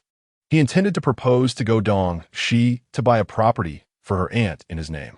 He would provide the money, handle the real estate company and housing authority, and quietly write his name on the property certificate. After buying the house, he could play the victim and have Wu Ai Hua sell the old house, then cleverly trick her out of the money. Most importantly, he wanted to gain Go Dongshi's trust, so he could do whatever he wanted. This scheme could be called killing 3 birds with 1 stone. On both ends of the phone, each had their own ulterior motives. Kunkin, I can't accept that. House prices are so high now. It's nothing. Tomorrow I'll take you to see a house at Shangyu No. 1. Chapter 22 Shangyu No. 1 in the magical land of Daxia. There has never been a shortage of outstanding real estate. Shangyu No. 1 is one of the most distinguished among these exceptional properties. To this day, the community still grows temperature-sensitive plants outdoors, thanks to its temperature control system, which is over 1,000 temperature control probes managed by a supercomputer known as the Light of Asia Island stored in the club's basement. The community not only boasts advanced technology to regulate temperature, but also features luxurious architectural decorations. Especially in the villa area, the decoration alone cost a small fortune, comparable to a palace. Under the skilled hands of European classical architecture master Louis, this property consists of only 21 buildings, yet showcases 7 distinct styles. Each building seems like a historical painting, telling different stories. They occupy vast areas, with each building covering at least 5 acres and ranging from 1,300 to 040 square meters. These buildings are not merely a combination of bricks, tiles, stones, and wood. They are a fusion of art and history. Among this architectural complex, the King of Buildings stands out. It covers 2,040 square meters, primarily in the Tudor style, cleverly incorporating the essence of Gothic and Renaissance styles. With 3 floors above ground and 1 basement, it resembles a sturdy castle, standing tall on this land. The garden of the King of Buildings exceeds 1,000 square meters, lush and green, forming a striking contrast with the surrounding buildings. The 15-meter-high vaulted living room is especially majestic, as if one could feel the noble aura of a palace quietly flowing through the space. When Shangyu No. 1 was just completed, Wang Chuyang had heard about it and had frequently checked information about this property on short videos. However, when he actually arrived here, he was still deeply attracted by its magnificent appearance. The playthings of the rich always exceed the imagination of the poor. Houses, cars, and that are all the same. Wang Chuyang strolled forward, heading straight for the entrance of Shangyu No. 1. Just then, Mu Xiao also got out of the car beside him. Brother Chuyang, aren't you going to wait for me? Mu Xiao bounced in front of Wang Chuyang like a little rabbit. Fortunately, there weren't too many people at the entrance of Shangyu No. 1. Otherwise, Wang Chuyang would have been scared off by Mu Xiao's enthusiasm. In just a few days, Mu Xiao had changed her style again. Her hair was now straight with bangs, and she was carrying a small white Chanel chain bag on her shoulder, dressed in the latest white Chanel-style outfit of the season. Today she wasn't wearing stockings, but her Prada loafers matched perfectly. Her ensemble complemented the white marble style of the Shangyu No. 1 entrance. Standing at the door, she gave the impression of being a community owner. Wang Chuyang felt that Mu Xiao looked completely different today, resembling a youthful and charming young woman. The inner beast began to stir. There are 2 types of women that men like. One is a youthful and charming young woman, and the other is a youthful and charming young wife. His hand gently rested on Mu Xiao's neck, softly pulling her head closer to him. their noses almost touching as he took a delicate sniff. A faint, poetic fragrance of rose and raspberry quietly entered his nostrils, as if the breath of spring was gently blowing by. A flicker of indescribable light shone in his eyes, and his deep voice carried a hint of teasing. "Why do you smell so good today?" Musiue obediently nestled into Wang Chuyang's embrace, tilted her head back, and gazed into his eyes that seemed to hold unspoken words, a playful smile tugging at her lips. "Do you like it? This perfume was specially chosen for you. Once you get used to the scent, I'll take a taste." Musiue's cheeks instantly flushed with embarrassment, and she playfully punched Wang Chuyang's chest with her small fists. The shuttle bus from Shangyu No. 1 sales office stopped in front of them. "Sir, miss, are you here to view the property?" Wang Chuyang smiled and nodded affirmatively, feeling pleased, and casually tossed a bottle of purified water to the driver as a tip. The driver looked at Wang Chuyang in shock, his mind going blank for a moment as he mechanically opened the car door. "Please get in. I'll take you there." The two of them got in the car in response.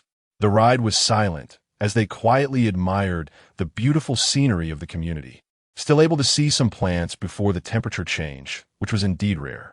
Wang Chuyang became lost in thought, pondering why the temperature on Blue Star had suddenly changed so drastically. Was it a natural disaster or a man-made alteration? What secrets lay behind it all? Unfortunately, such scenery would soon be completely gone. Suddenly, a voice broke his reverie. "Welcome to Shangyu No. 1 for a property viewing." The shuttle bus stopped in front of the sales office, where a middle-aged man in a tailcoat stood at the door, smiling to greet them. They followed the man into the sales office. The sharp-eyed saleswoman immediately recognized Musiu. "Miss Mu, you're here again.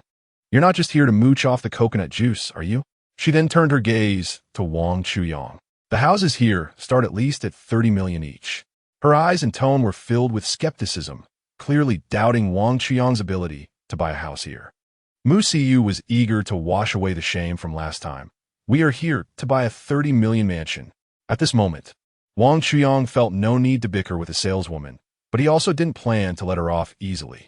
As long as he later passed this deal to someone else, it would be enough for her to taste some bitterness. Wang Chuyang then approached an older saleswoman and asked, "Could you introduce your properties to me?" The saleswoman looked like she had something troubling her, but upon hearing Wang Chuyang's words, she forced a smile. Using her professional knowledge, she quickly helped Wang Chuyang and Musiu gain a deeper understanding of Shangyu No. 1. The three of them stood in front of the sand table model, speaking passionately. The other salespeople gathered together. Miss No. 1 glanced at them and said, "What is the use of chatting so enthusiastically? Can they afford it? Yeah, look at that guy. He has a typical pretty boy look. He is probably being pushed by that girl to come here," someone replied with a chuckle. "Huh, only Li Lu would be willing to entertain them. After all, she hasn't had any sales in half a year." Li Lu felt uncertain. These two young people didn't even ask about the standard apartments and went straight to look at the villas. But they didn't seem like the type who could afford a big villa. If she couldn't sell a house this month, she would either fall into the clutches of others and become a toy or pack up and leave. In the sales office at Shangyu No. 1, the base salary was 18,000. Unlike Wang Chuyang, who could casually buy a house as a toy, she really needed this job. Wang Chuyang was carefully observing the model of the building, already envisioning the prototype of a doomsday shelter in his mind. He pointed to the past and said, "I want this set." Chapter 23. The Young Woman Li Lu. At this moment, the air seemed to freeze. Mu Xiao doubted if she had heard it wrong. Her ears instinctively perked up. Li Lu was also stunned by Wang Chuyang's words, and the three of them were like being held in place by an invisible force, unable to move. At that moment, a man with a beer belly walked over. He was completely unaware and directly ignored Wang Chuyang and Mu Xiao, patting Li Lu on the shoulder and leeringly saying, "Come with me for a moment." Although Li Lu was reluctant, after a moment of hesitation, he followed the beer belly man.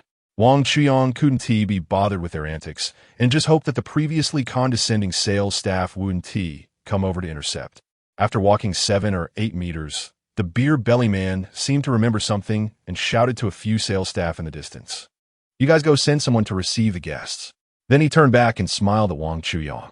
Sales staff number 3 approached Wang Chuyang, appearing respectful enough not to provoke his disgust. Sir and Madam, I believe my colleague has already introduced you to the general situation of the property. If you have any questions, feel free to ask me. Without any hesitation, Wang Chuyang replied, I want the best unit. Please prepare the materials. Sales staff number 3 was taken aback, standing dumbfounded in front of Wang Chuyang. She was pleasantly surprised and began to move her body. All right, sir. Please wait a moment while I go get the machine and the contract. What contract? He was just a small fry being kept by a rich woman. Duan quickly chimed in from the side. Wang Chuyang, this is all you can do, driving a test car to bump into old classmates. He then turned to sales staff number 3 and said, he's just a delivery guy. Don't listen to him show off. It'll be a waste of time later. While speaking, he didn't forget to throw a flirtatious glance at sales staff number 3. She smiled at Wang Chuyang, sir. Can I first introduce our property to this gentleman? Since you've already chosen the house, there's no rush for the contract. Haha, Wang Chuyang, did I hear that right? The houses here are nothing like test drive cars. You probably can't even come up with a minimum down payment, right? Haha. Sales staff number 3 also had aspirations of climbing the ladder. She seriously said to Wang Chuyang, sir, the unit you want is 2,040 square meters, and villas don't support mortgages. Based on the current price of 150,000 per square meter in the villa area, you would need to pay a total of 360 million in one go. Duan would never have dreamed that Wang Chuyang would have so much money. Perhaps just to show off in front of the many beautiful sales staff, he pushed Wang Chuyang aside and shouted, can you stop pretending? It's affecting my house viewing. Go.Shi also joined the fray, making it quite a lively scene. The sales office staff rushed over to break it up. The finance staff from Shangyun know. One approached them with a POS machine. What a coincidence. Ding. The host will turn into a mosquito in 5 minutes. The system really has a knack for timing, showing up just when Wang Chuyang is trying to show off. He couldn't care less about the smiling finance staff and said to the people around him, I have a stomach ache and want to go to the bathroom. He looked just like he did when he was a child caught by the teacher for not doing his homework. Mu Xiao felt completely unsettled now. Duan and Go.Shi were gloating beside him. Xiao, how could you follow someone like Wang Chuyang, a scammer? Duan stared intently at Mu Xiao's straight legs, his gaze almost stretching. Go.Shi huffed impatiently and dragged case number 3 to see the sand table. Just as Wang Chuyang ran to the bathroom, he turned into a mosquito. This time, he was much more skilled and could fly freely. The host needs to go to the adjacent stall to absorb the blood from the man's belly. What?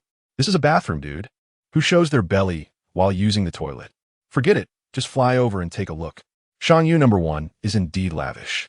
The bathroom was brightly lit, and everywhere he looked was marble flooring. One might mistake it for the lobby of a luxury hotel. Buzz, buzz, buzz. Wang Chuyang took off and flew next door. Sure enough, there was a man sitting on the toilet with his upper body bare. That beer belly. Wasn't it the man who had just called away Li Lu? To his surprise, there was actually a woman standing opposite him. As he flew closer, it really was Li Lu. What are they doing? The beer belly smiled lewdly. Li Lu, you haven't had any performance for 6 months. If you don't get my help this time, you'll be fired. Li Lu across from him looked troubled. Her tightly closed lips couldn't utter a word for a long time. The beer belly reached out to touch Li Lu's hand, but she instinctively pulled it away.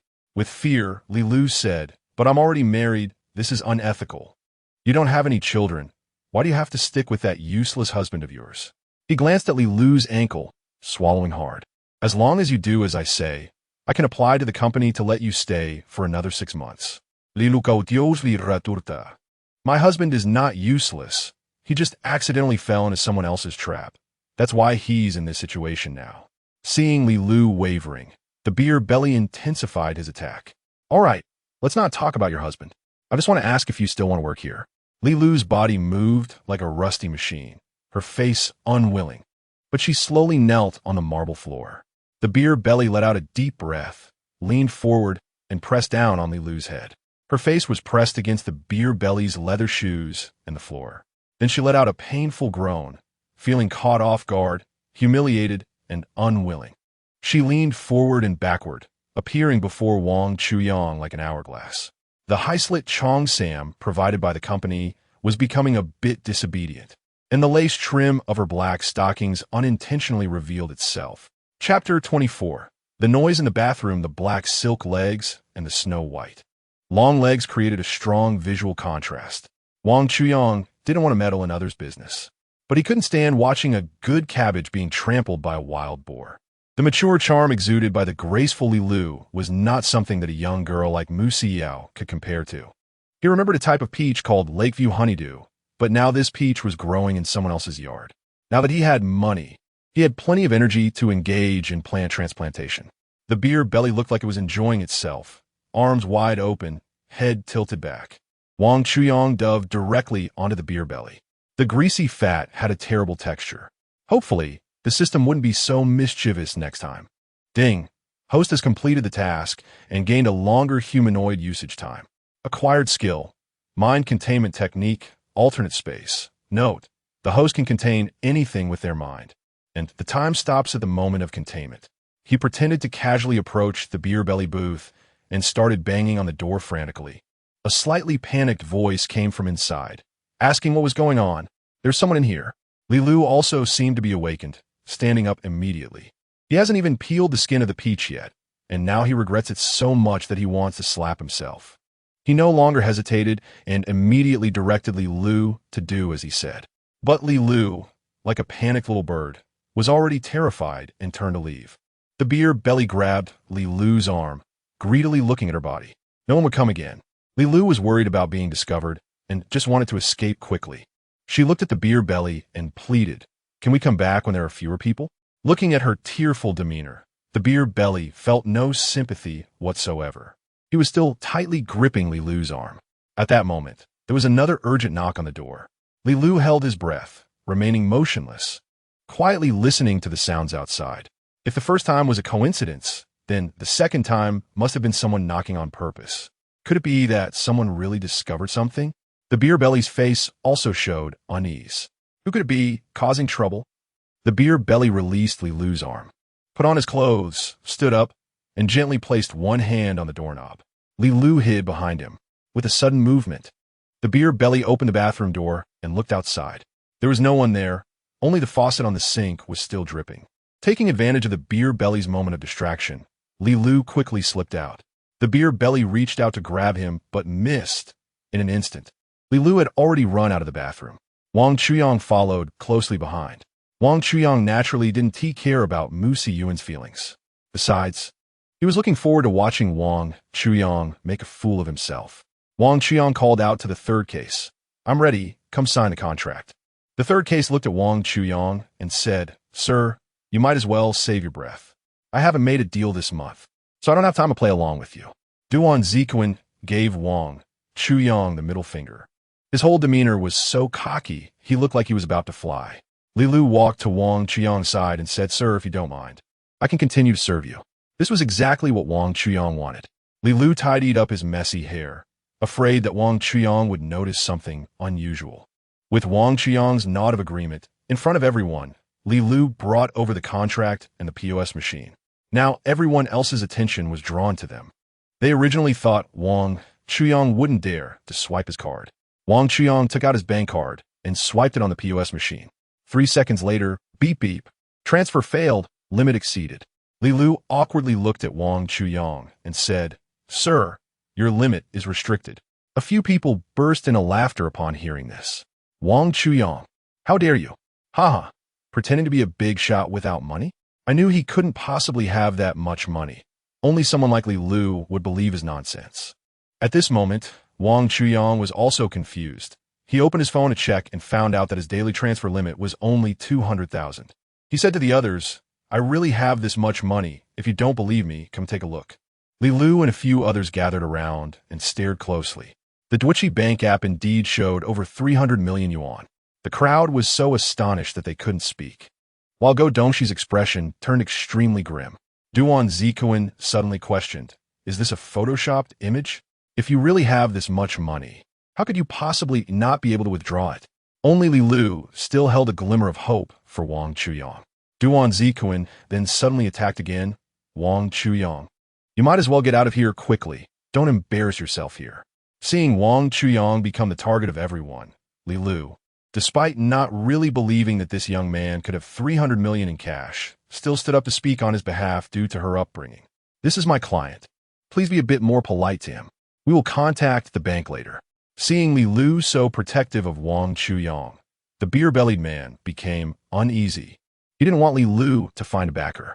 He walked up to Wang Chuyang and said, "Hello, sir. This is a high-end property, not a place for you to act. Please leave. I really have money. I really want to buy a house." The beer-belly man completely ignored Wang Chuyang's explanation and waved his hand at the security guard at the door. A few security guards ran over. The beer-belly man impatiently said to the security guards, "Throw this troublemaker out." Wang Chuyang got angry from his treatment. "I bought the penthouse. I am a most distinguished owner here. Do you believe I can have your company fire you?" The beer-belly man is the younger brother of a mid-level executive at the developer, who got in through connections and usually only engages in profit transfers and harassing young women, accustomed to bullying others. He burst into laughter and no longer rushed to send Wang Chuyang away. "All right, you buy it. I want to see how you buy it. If you can buy it, I'll tie myself at your doorstep and be your dog. If you can't buy it, then learn to bark like a dog all the way from Shangyu No. 1 to the train station. Shangyu No. 1 is a full 10 kilometers from the train station and will pass through the most prosperous commercial area of Yadao City." Wang Chuyang sneered, "I have no intention of keeping a dog as clueless as you." He glanced at Li Lu, who was filled with concern for him, resembling a caring big sister. At that moment, the front door suddenly opened, and the driver who had brought Wang Chuyang to the property came over with a bottle of water. He directly handed it to Wang Chuyang and said, "Sir, we have regulations in our property that all staff members are not allowed to accept tips from clients. I just finished my shift and came to find you." The people who spoke rudely just now felt incredibly shocked. He actually took a bottle of purified water as a tip. What kind of strength is this? The beer belly suddenly realized something and thought to himself, "I know now. You're putting all your assets out there to act tough." Once the beer belly said this, everyone else suddenly understood and began to laugh. This fool actually gave all his possessions to a driver, spending his money precisely on the wrong thing. This amount could fund 10 rounds of entertainment. Ha ha ha. Wang Chuyang ignored them and took out his phone to dial Fong Daquan's number. Chapter 25. Li Lu's lower body is wet. "Hello. Is this President Fong? Please withdraw 360 million in cash from my account, break the seal, and send it to Shangyu No. 1. Although Fong Daquan didn't know what was happening, he didn't dare to slack off and quickly informed his subordinates to follow Wang Chuyang's instructions. At this moment, the beer belly was overjoyed, 360 million in cash, with both small and large bills. Do you think the bank is your family business? Do you know you need to make an appointment in advance to withdraw such a large amount of cash? The beer belly was right, but that was a rule for ordinary people. Someone like Wang Chuyang had already been recognized by Deutsche Bank as a potential major client, so his actions wouldn't be restricted by the usual rules. Duan Zikuan came over, seriously clapping his hands, saying, "Wonderful, truly wonderful, the Oscars owe you a little golden man." Wang Chuyang was too lazy to say much more, simply replied indifferently, "Who will win the deer? We will know soon enough. The enemy's enemy is a friend." The beer belly arrogantly said to Wang Chuyang, "If you can produce that much cash, I'll waive the 6 million for you." Although Wang Chuyang wasn't short on money, which normal person could refuse a gift? Wang Chuyang looked at the beer belly with interest. "Do you mean what you say?" Seeing so many people staring at him, the beer belly certainly didn't want to lose face. "I'll write you an IOU right now, but if you can't produce it, I will definitely take a few of your fingers to teach you a lesson." Duan Zikuan wore a cold smile. "Let's see how arrogant you can be now." Wang Chuyang smiled and agreed. Under the gaze of the crowd, the beer belly wrote an IOU. He could produce the 6 million, but it would nearly be all his assets. The moment he finished writing the IOU, he began to have a bad feeling, but the gambler's effect kicked in, and he had to save face in front of so many beautiful women. On the contrary, Wang Chuyang looked relaxed, as if he were watching a show, as if someone else was betting against the beer belly. The others lost interest in doing anything else and simply gathered around Wang Chuyang to watch the spectacle. Wang Chuyang casually played with his phone, ignoring the surroundings. Li Lu poured a glass of coconut juice from the food table and wanted to bring it to Wang Chuyang. However, when she walked in front of the beer belly, he snatched it away. The beer belly glared at Li Lu and said softly, Watch how I deal with you tonight. Li Lu's heart sank, silently praying that Wang Chuyang would win. If Wang Chuyang won, she could at least earn more than $5 million in commission, and then she wouldn't have to worry about being fired and becoming the beer belly's pet toy. Seeing that Li Lu was frightened, the beer belly's expression was quite enjoyable. He leaned close to Li Lu's ear and said, "Should we learn from those island movies? After your husband falls asleep, I can come over to your house, and we can exercise together." After saying this, he revealed a greasy smile. For some reason, after hearing this, Li Lu felt a subtle change in her heart. She hated that her husband was so useless, falling into traps set by others, turning her from a rich young lady into a real estate salesperson. She worked hard while her husband remained dejected, unable to stick with anything for more than 3 minutes. Yes, everything was just 3 minutes. It was so pathetic. Unconsciously, she began to imagine some humiliating scenarios involving the beer belly. Without realizing it, she felt a damp sensation below. Looking down, she realized it was just a bit of coconut juice that had splashed on her when the beer belly took it. Wang Chuyang could now read the beer belly's thoughts, so he was not at all flustered, even wanting to manipulate him a bit. "Buddy, my fingers can't regenerate. But 600,000 isn't a small amount for you, right?" The beer belly worried that the other party might guess his thoughts and wiped the fine sweat off his forehead with his sleeve. But he still insisted, "What is 600,000? I can definitely come up with it." The others all started laughing, and Mu Xiao felt too embarrassed to stay there any longer. She didn't want to be humiliated alongside Wang Chuyang, so she opened the data app to look for nearby drivers. Buzz, her phone vibrated. Someone had accepted the order. The door of the sales office slowly opened, revealing a group of distinguished individuals. The leading middle-aged man had sharp and deep eyes behind golden-rimmed glasses, exuding a refined yet undeniable competence.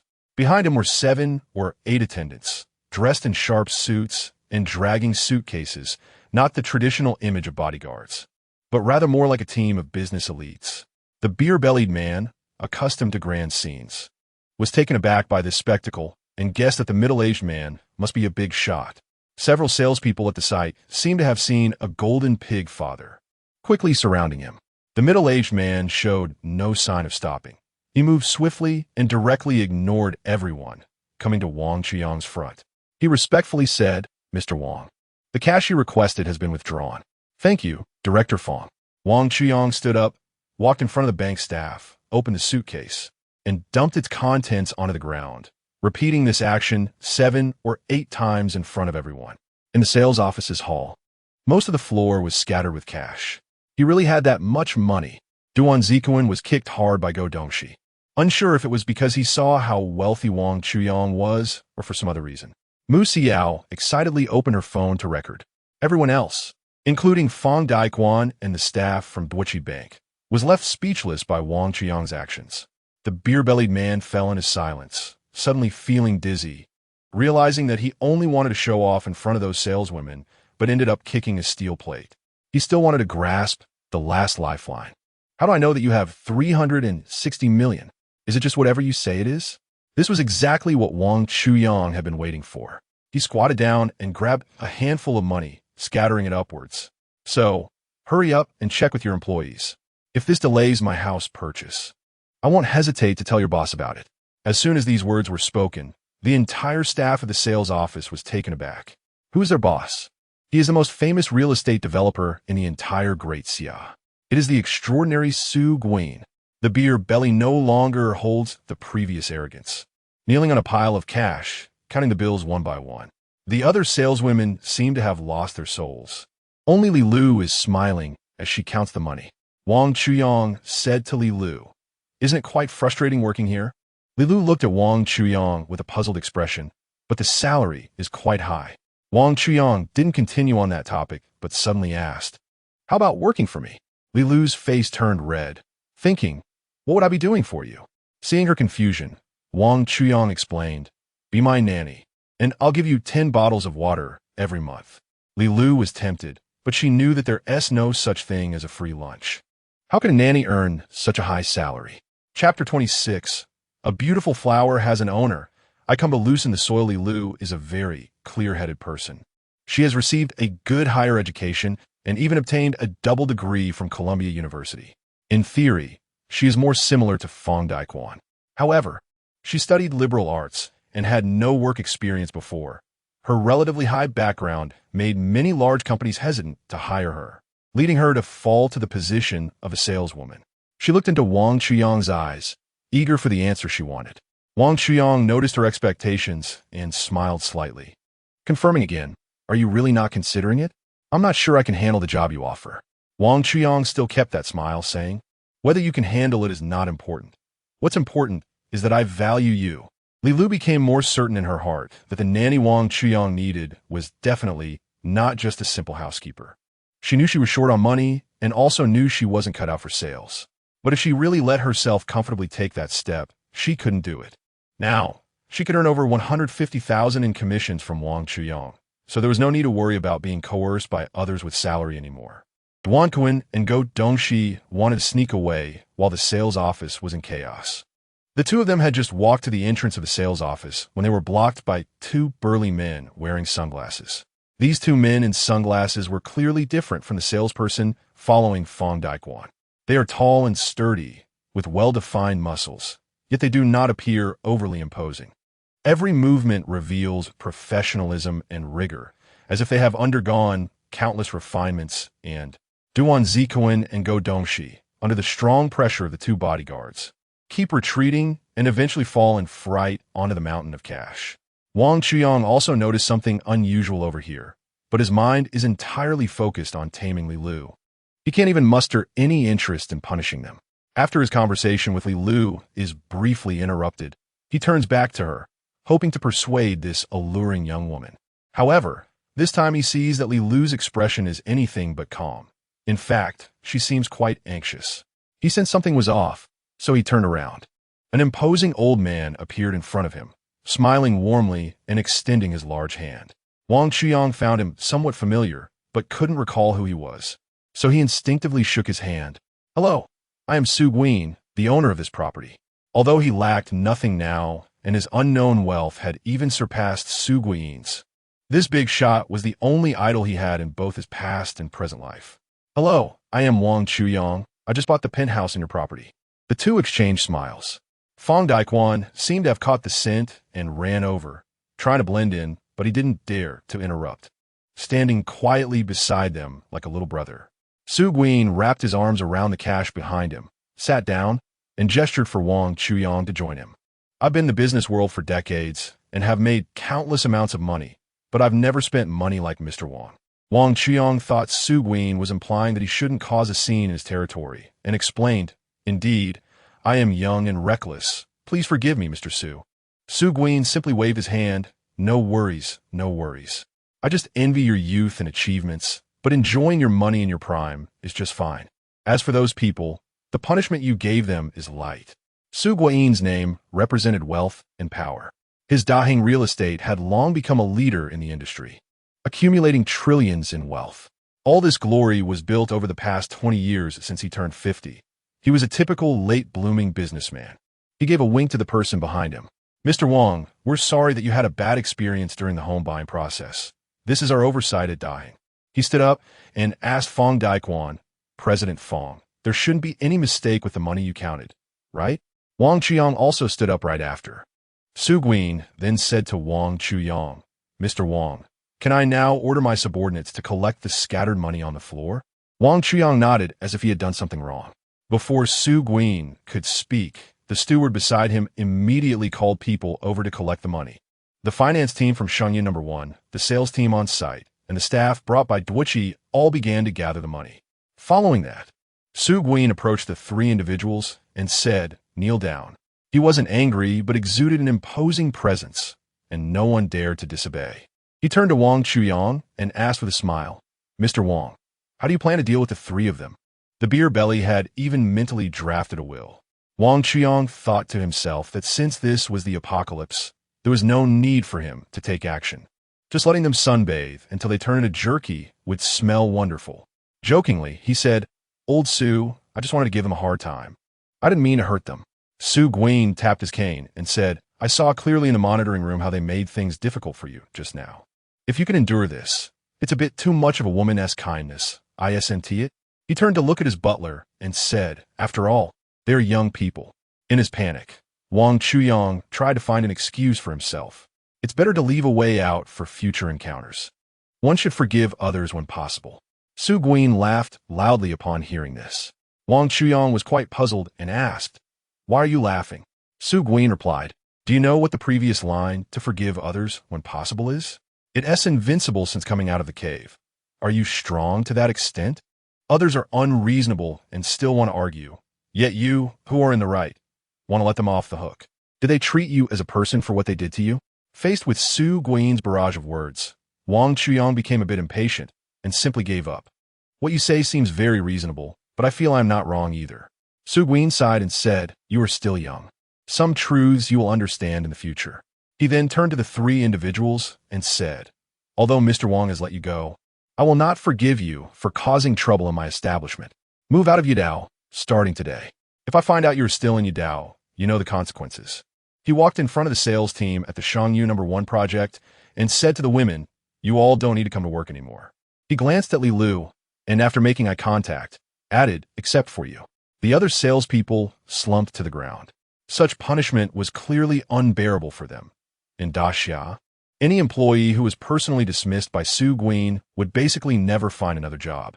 Just as Wang Chuyang regretted not being able to enjoy the sight of them turning into dried meat, his phone vibrated twice. Yi Qingzhu had sent him a message. Chapter 27. The massacre of two warlord factions. Wang Chuyang was somewhat taken aback when he saw the message notification was from her. A complex emotion surged within him, spreading through his body like a tide.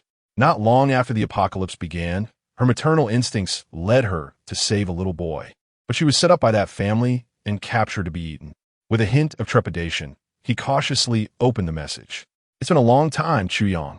Come to my house for dinner today." A few simple words made Wang Chuyang feel a surge of emotions. Countless scenes of reuniting with Yi Qingzhu floated through his mind. He waved his hand. Mu Xiao ran over as if she had seen her biological father, perhaps having tasted the sweetness. Mu Xiao was eager for others to misunderstand her relationship with Wang Chuyang. Wang Chuyang glanced at Mu Xiao and revealed a meaningful smile. "And don't forget about your good friend. I really want to see what kind of person she is." Hearing this, a flicker of displeasure crossed Mu Xiao's face, but it was quickly suppressed. She linked her arm with Wang Chuyang's and coquettishly said, "She is flying international routes and is abroad these days, so she might not be able to come in time. Just let her resign. What's the big deal?" Wang Chuyang's face was filled with disdain. "Well, there's one more thing I've always wanted to tell you, but didn't dare to say." Mu Xiao tried her best to make a worried expression. "Spit it out quickly. Actually, I just found out that my friend has a golden pig, and she plays very extravagantly, often with many people. She rotates, playing with many at the same time."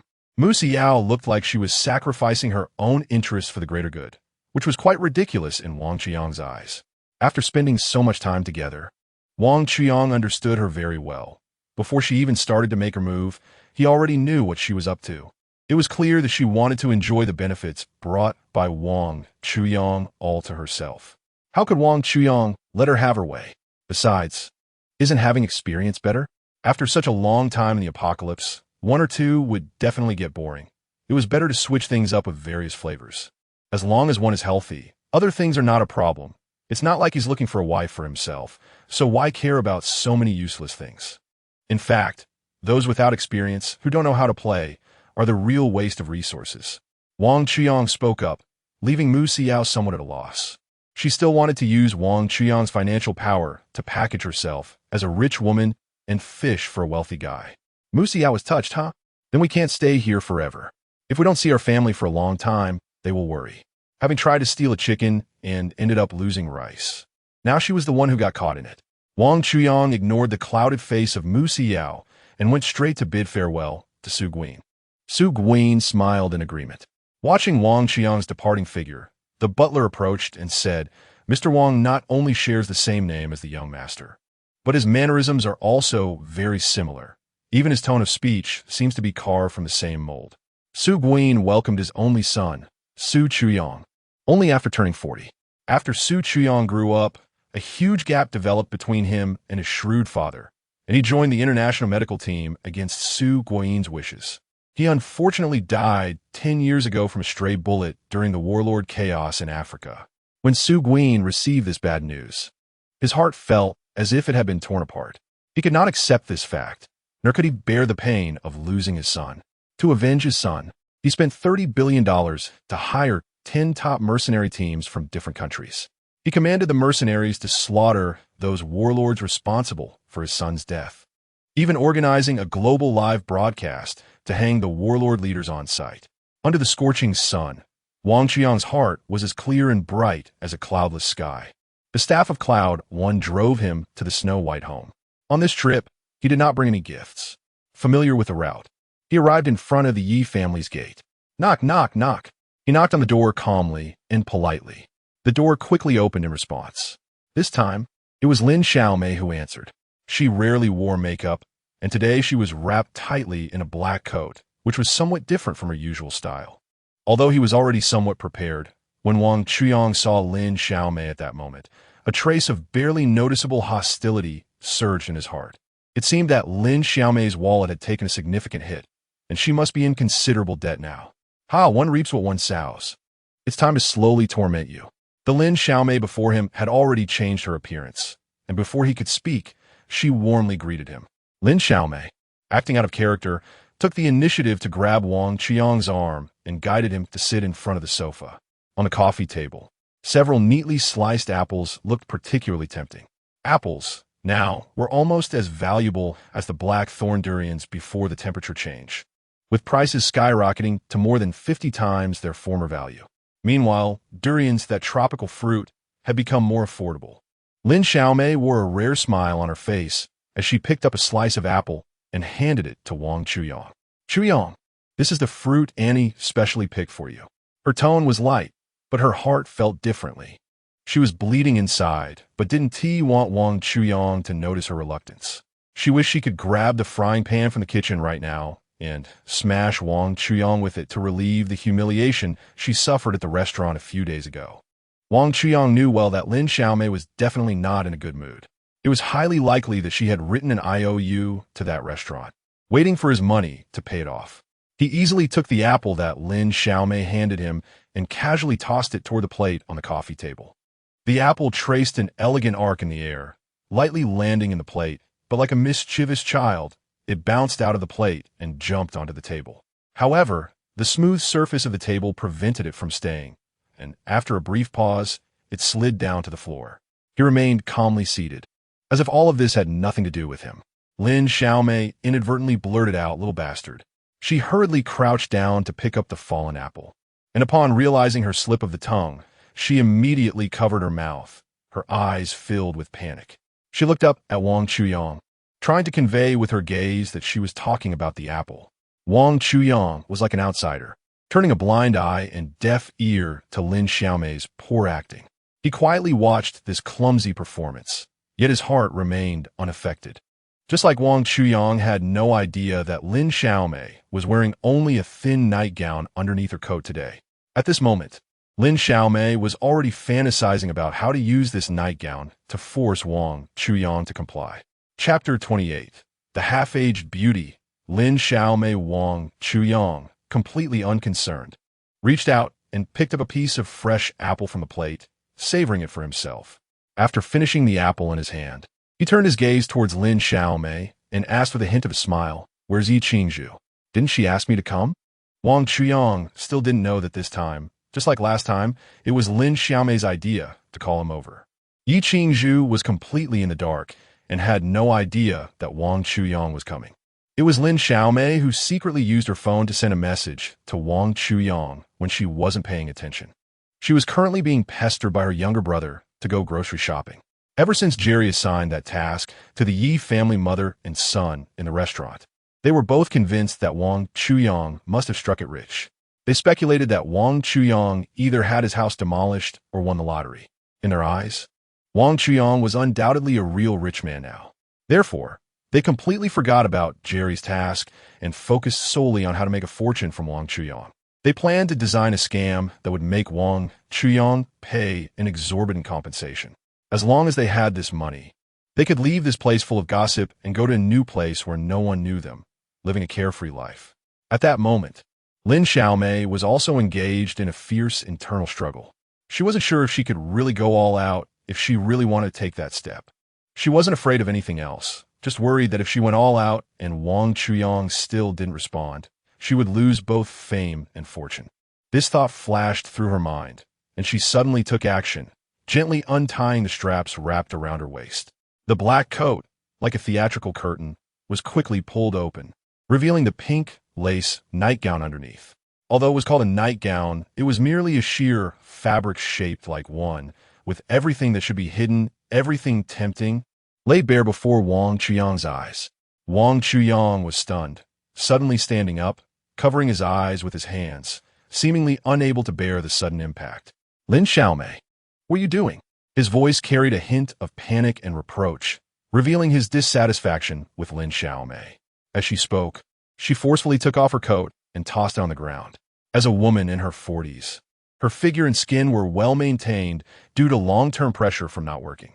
At that moment, under the light of her nightgown, her figure appeared graceful and alluring. Having lost her husband young and being at a prime age, it was no wonder that there were rumors about her ambiguous relationship with Uncle Zhang from the same building.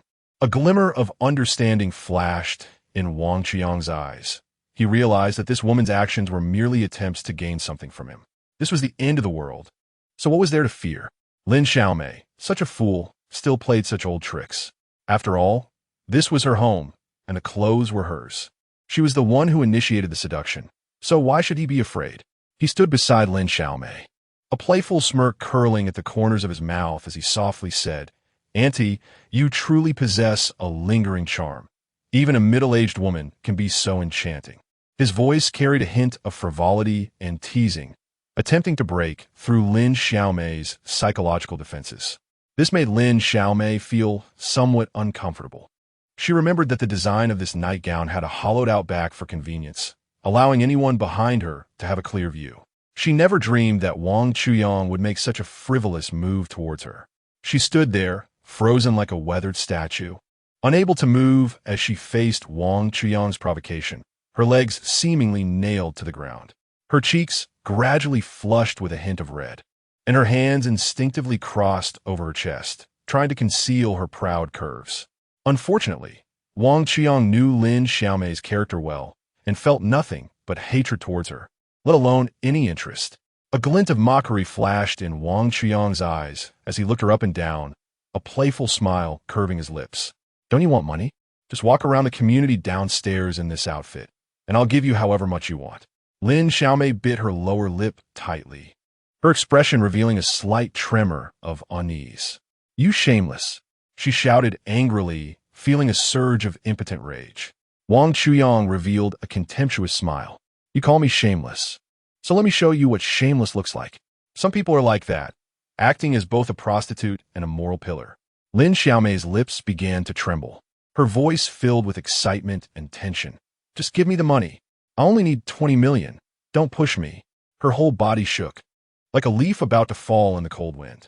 Wang Chuyang slightly raised his eyelids, casting a cold glance at her before letting out a disdainful snort and returning to his phone. He seemed completely unconcerned about her anger, ignoring her as if she posed no threat at all. Lin Xiaomei's patience finally ran out, her rage boiling over. She shouted, "You're forcing me," and turned to call into the bedroom behind her, "Come out." A middle-aged man wearing a baseball cap, whom Wang Chuyang had never seen before, walked towards them carrying a camera. This man was presumably Zhang Qixian, the former head of the community committee, now retired, who had a wife but was rumored to be having an affair with Lin Xiaomei. His camera looks very professional, firmly aimed at Wang Chuyang and Lin Xiaomei. Wang Chuyang was taken aback and dodged left and right in front of the lens, jumping up and down, but Zhang Qixian remained unmoved. It seems that this camera is still an ultra-wide-angle lens. Wang Chuyang felt like he was now on the set of a specialty film in an island country. He slowly began to feel nervous. After all, during the apocalypse, it was important to have a few allies by his side. Even his girlfriend's mother was someone who could be tempted, and his mind was probably filled with unspeakable thoughts. Who would still be willing to be your helper? It wouldn't matter if Yi Qingzhu or Yi Wulai saw it. They understood the reasons behind it. But if it suddenly got posted online, he might be infamous for years to come. Seeing that he was no longer calm, Lin Xiaomei started to feel pleased. Kid, just do as I said, and I'll have your uncle stop filming. Otherwise, she glanced smugly at Zhang Qixian, then turned to Wang Chuyang. Otherwise, I'll throw away this old face of mine and make you infamous. Wang Chuyang was no longer a soft persimmon to be squeezed at will. You brought this upon yourselves, so don't blame me for being ruthless. Get ready. Chapter 29. A glimpse of spring while saying, how could you do such a thing, young man? It was clear that he and Lin Xiaomei were colluding, yet they now hypocritically accused Wang Chuyang. Wang Chuyang felt as if he was merely acting along with the two of them. He tried hard to keep himself from exploding and not to let anything slip. But whenever he thought of the various wrongdoings Lin Xiaomei had committed against him, he couldn't help but want to erupt. He hates himself for being so foolish in the past, not understanding the principle that there are plenty of fish in the sea, and ended up hanging himself from a tree. The key point is that his girlfriend didn't know, and until the end, she tragically died without being aware of it. He had a sudden inspiration and thought of a good idea. Since one of them loved to wear pajamas and the other loved to take photos, why not let the whole world know about their hobbies? Let everyone participate in a thrilling lingerie appreciation event. He made a surrender gesture to the two people in front of him, saying, all right, I give up, but 20 million is not a small amount. I need to communicate with the bank. Zhang Qixian and Lin Xiaomei exchanged smiles, their expressions perfectly synchronized. You better not play any tricks. My camera is directly connected to my phone. As soon as I press the button on my phone, your video will be sent straight to Quaid Short Video. Wang Chuyang flattered. How could I dare to joke with my reputation? Upon hearing this, Lin Xiaomei felt a sudden sting of embarrassment on her face. She knew Wang Chuyang was actually insulting her. But what difference did it make? She was about to leave with the money. Wang Chuyang took out his phone and sent a message to Feng Daiguan, urgently requesting, quickly find a few reporters to wait at the entrance of Building 5, Room 603 of Bai Shui Garden. It's urgent.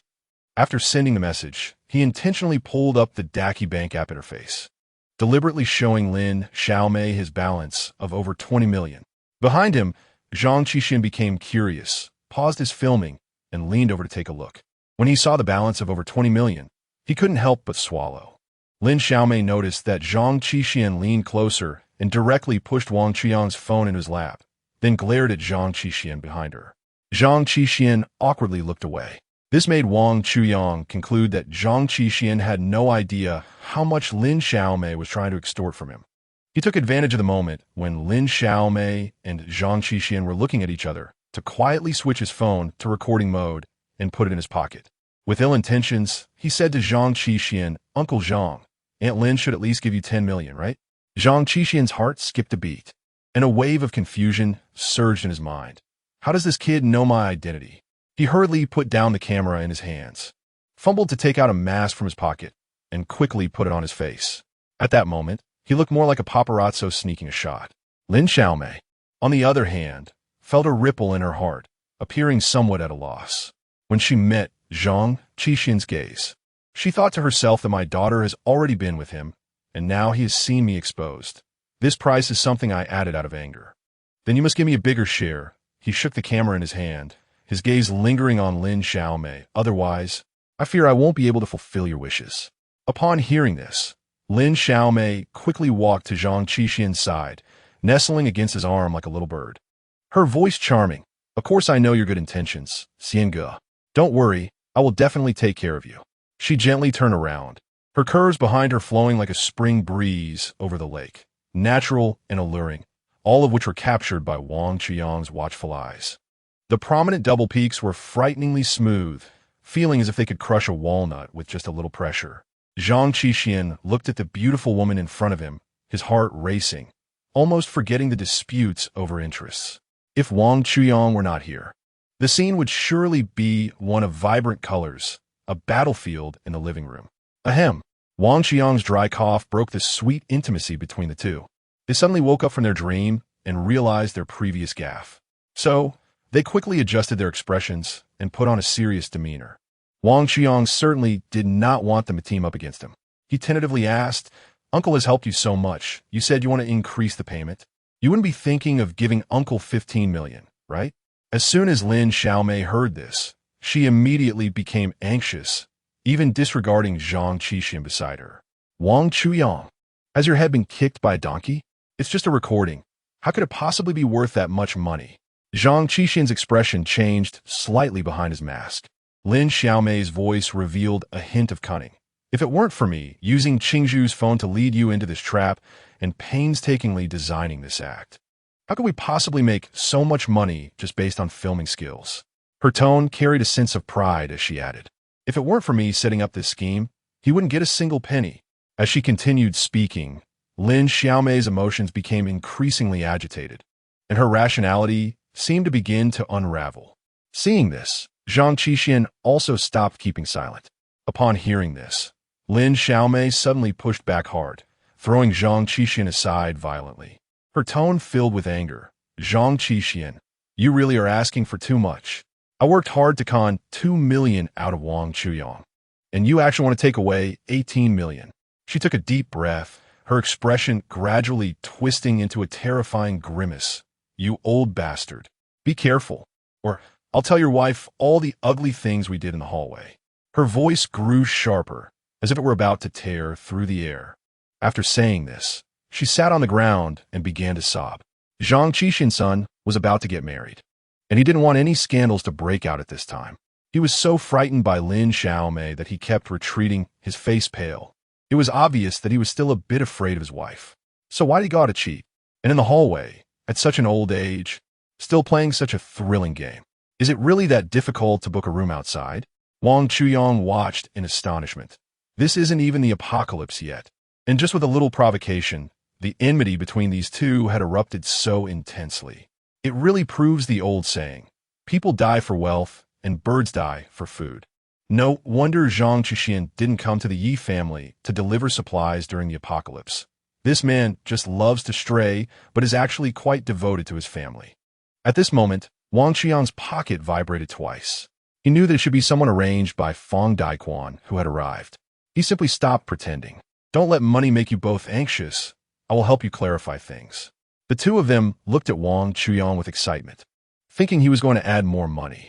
Chapter 30. Venting anger. Wang Chuyang stood up calmly, every movement appearing so natural and smooth. Lin Xiaomei and Zhang Qixian both held a sense of anticipation, hoping Wang Chuyang would bring them an unexpected surprise. However, to their surprise, Wang Chuyang walked toward the door. Wang Chuyang, don't think you can slip away. I still have the video. Lin Xiaomei yelled at Wang Chuyang from her spot on the floor. This statement made both Lin Xiaomei and Zhang Qixian momentarily stunned. They were left bewildered by Wang Chuyang's sudden retort. However, Wang Chuyang did not give them more time to react. He walked straight to the door, placed his hand on the doorknob, and smiled at them. Show yourself, little darling. He suddenly twisted the doorknob, and the front door opened with a creak. A group of reporters wielding cameras rushed in one after another. Ignoring everything, the reporters began to snap pictures of the people in the room. Lin Xiaomei quickly grabbed the fallen coat from the ground and held it in front of herself. Zhang Qixian leaned to the side, raising both arms to cover his face, hurriedly trying to shield himself. Once Lin Xiaomei put on her coat, she yelled at the rushing reporters, "What are you doing? I'll report you for trespassing." One of the reporters was caught off guard as she abruptly snatched his camera and slammed it to the ground, producing a heartbreaking shattering sound. The reporter looked helplessly at Fang Daiquan at the door, hoping for his assistance. Fang Daiquan glanced slightly, his eyes searching for Wang Chuyang. Wang Chuyang walked over calmly and said to the reporter, "Take out your memory card, and I'll compensate you for 3 brand new cameras." The reporter, as if discovering treasure, excitedly picked up the fallen camera and openly checked the memory card in front of everyone. This action seemed to inject energy into the other reporters present. They quickly discarded their previous hesitation and fear, pulling out their cameras to aim at Lin Xiaomei and Zhang Qixian.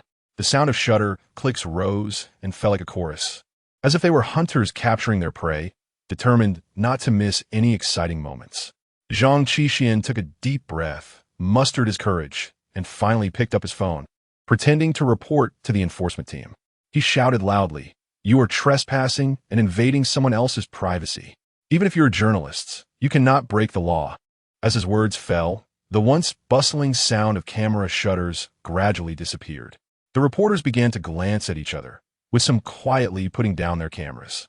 Although the offer from Fang Daikuan was quite tempting, in their hearts, it was far from enough for them to be willing to break the law. The scene, which had been filled with dozens of people, suddenly fell silent again. Zhang Qixian's lips curled into a slight smile, a hint of pride flashing in his eyes. In today's world, the law is like iron, and there is no room for sentiment. If you know what's good for you, leave quickly, and I might consider letting you off the hook. Lin Xiaomei shot a fierce glare at Wang Chuyang, as if she wanted to devour him alive. Then, she turned her head and exaggeratedly provoked, "We cannot let them off easily. They must pay the price." This completely made all the reporters put down their cameras. Lin Xiaomei smiled with satisfaction, lightly fiddled with her hair, and walked up to Wang Chuyang. "Kid, when given a golden opportunity, you don't take it, but instead choose to walk a tightrope. Are you trying to play tricks with me?" Zhang Qixian also extended a finger and lightly tapped Wang Chuyang's shoulder. Although his expression was unseen, one could sense a strong ferocity from his posture. Faced with the strong pressure from the two, Wang Chuyang still maintained a smile, seemingly composed. He casually pulled out his phone from his pocket and turned on the speaker. In an instant, the previous conversation among the three surged forth like a tide, breaking the surrounding silence. The lake rippled, and the tense atmosphere in the air gradually thickened. The reporters present were all seasoned professionals with keen instincts, immediately capturing the heavy information within. Colluding with a married man to extort her future son-in-law. A scandal like this could cause a sensation anywhere. Moreover, the extortion amount reached over 20 million. This was definitely a bombshell capable of making any media outlet explode with popularity. The expressions of Lin Xiaomei and Zhang Qixian turned icy, as if covered by the frost of a cold winter, their faces devoid of emotion. Suddenly, a reporter broke the silence. "Uncle Zhang, is that you?" This sentence hit Zhang Qixian like a bolt from the blue. He turned his head, his gaze piercing through the crowd, locking onto an inconspicuous corner. There stood his future daughter-in-law whom he was about to marry, although she was wrapped tightly in her clothes. At this moment, he felt as though his secret had been ruthlessly exposed, standing before everyone as if naked. Wang Chuyang also noticed the situation over there, his attention drawn to a uniquely graceful girl. She gave off a refreshing and neat vibe, standing out from the crowd. At this moment, however, Zhang Qixian seemed to have been suddenly exposed, his body unnaturally turning in the opposite direction, clearly flustered. Wang Chuyang unceremoniously walked over to Zhang Qixian, snatching the camera from his hands. Zhang Qixian attempted to resist, but Wang Chuyang's strength was evidently greater, leaving him powerless. After seizing the camera, Wang Chuyang casually gestured to a nearby reporter. "Bro, how do you delete videos on this camera?"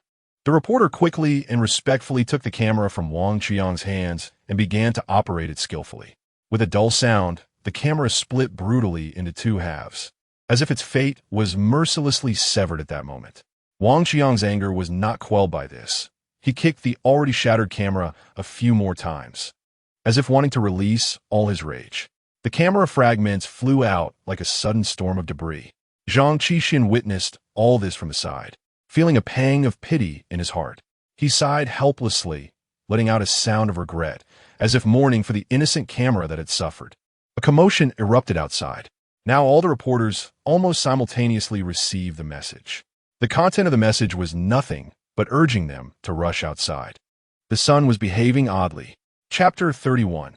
Solar anomaly. The news on the phone seemed extremely urgent. As soon as the reporters received the news, the phone rings began to sound one after another. "Hurry, get outside immediately. If you're slow, don't expect to work here anymore. Speed, speed, there's breaking news outside. The sun is acting strangely. I don't care where you are, get out and report." These reporters seemed to be chased by ghosts, hurrying as if they were being reincarnated. The explosive news before them was thrown to the back of their minds as they rushed out, leaving Ye's house in a panic. Only Wang Chuyang, Lin Xiaomei, and others remained, looking at each other in confusion. Zhang Qixian felt like he had been reborn, letting out a long sigh of relief. Without saying a word, he slumped down onto the sofa, which let out a creaking sound. He picked up the fan on the table and waved it vigorously at himself. When Lin Xiaomei saw that the reporters had left, she instantly perked up. Her eyes were filled with hatred towards Wang Chuyang, and she grabbed the ashtray from the table and hurled it at Wang Chuyang's head. "How dare you scheme against me? I'll crush you, you little scoundrel." She charged at Wang Chuyang almost frantically. Wang Chuyang reacted quickly, dodging to the side. Fang Daquan, fearing he might be accidentally hit, raised his handbag to shield himself. "Mr. Wang, do you still have anything to do here? Let's get out of here." Fang Daquan's words snapped Wang Chuyang back to reality. He realized that there was no need to waste time with them anymore. After all, he had already accomplished what he intended to do. From now on, Lin Xiaomei's scandal would spread to every corner of Daxia. He gave Fang Daquan a glance. The two of them rushed out the door at the same time. Lin Xiaomei couldn't catch up, couldn't hit them, as if she had exhausted all her strength only to fall into nothingness in the end. She sat weakly on the ground and began to scream madly at Zhang Qixian. Wang Chuyang and Fang Daquan ran downstairs without stopping. All the reporters who had been upstairs hadn't left. They all appeared in front of them. The two of them curiously followed the reporters' cameras. The sun seemed to grow larger. Fang Daquan was utterly shocked, while Wang Chuyang appeared quite normal. Just like in his previous life, this solar phenomenon seemed to be a warning from nature to humanity.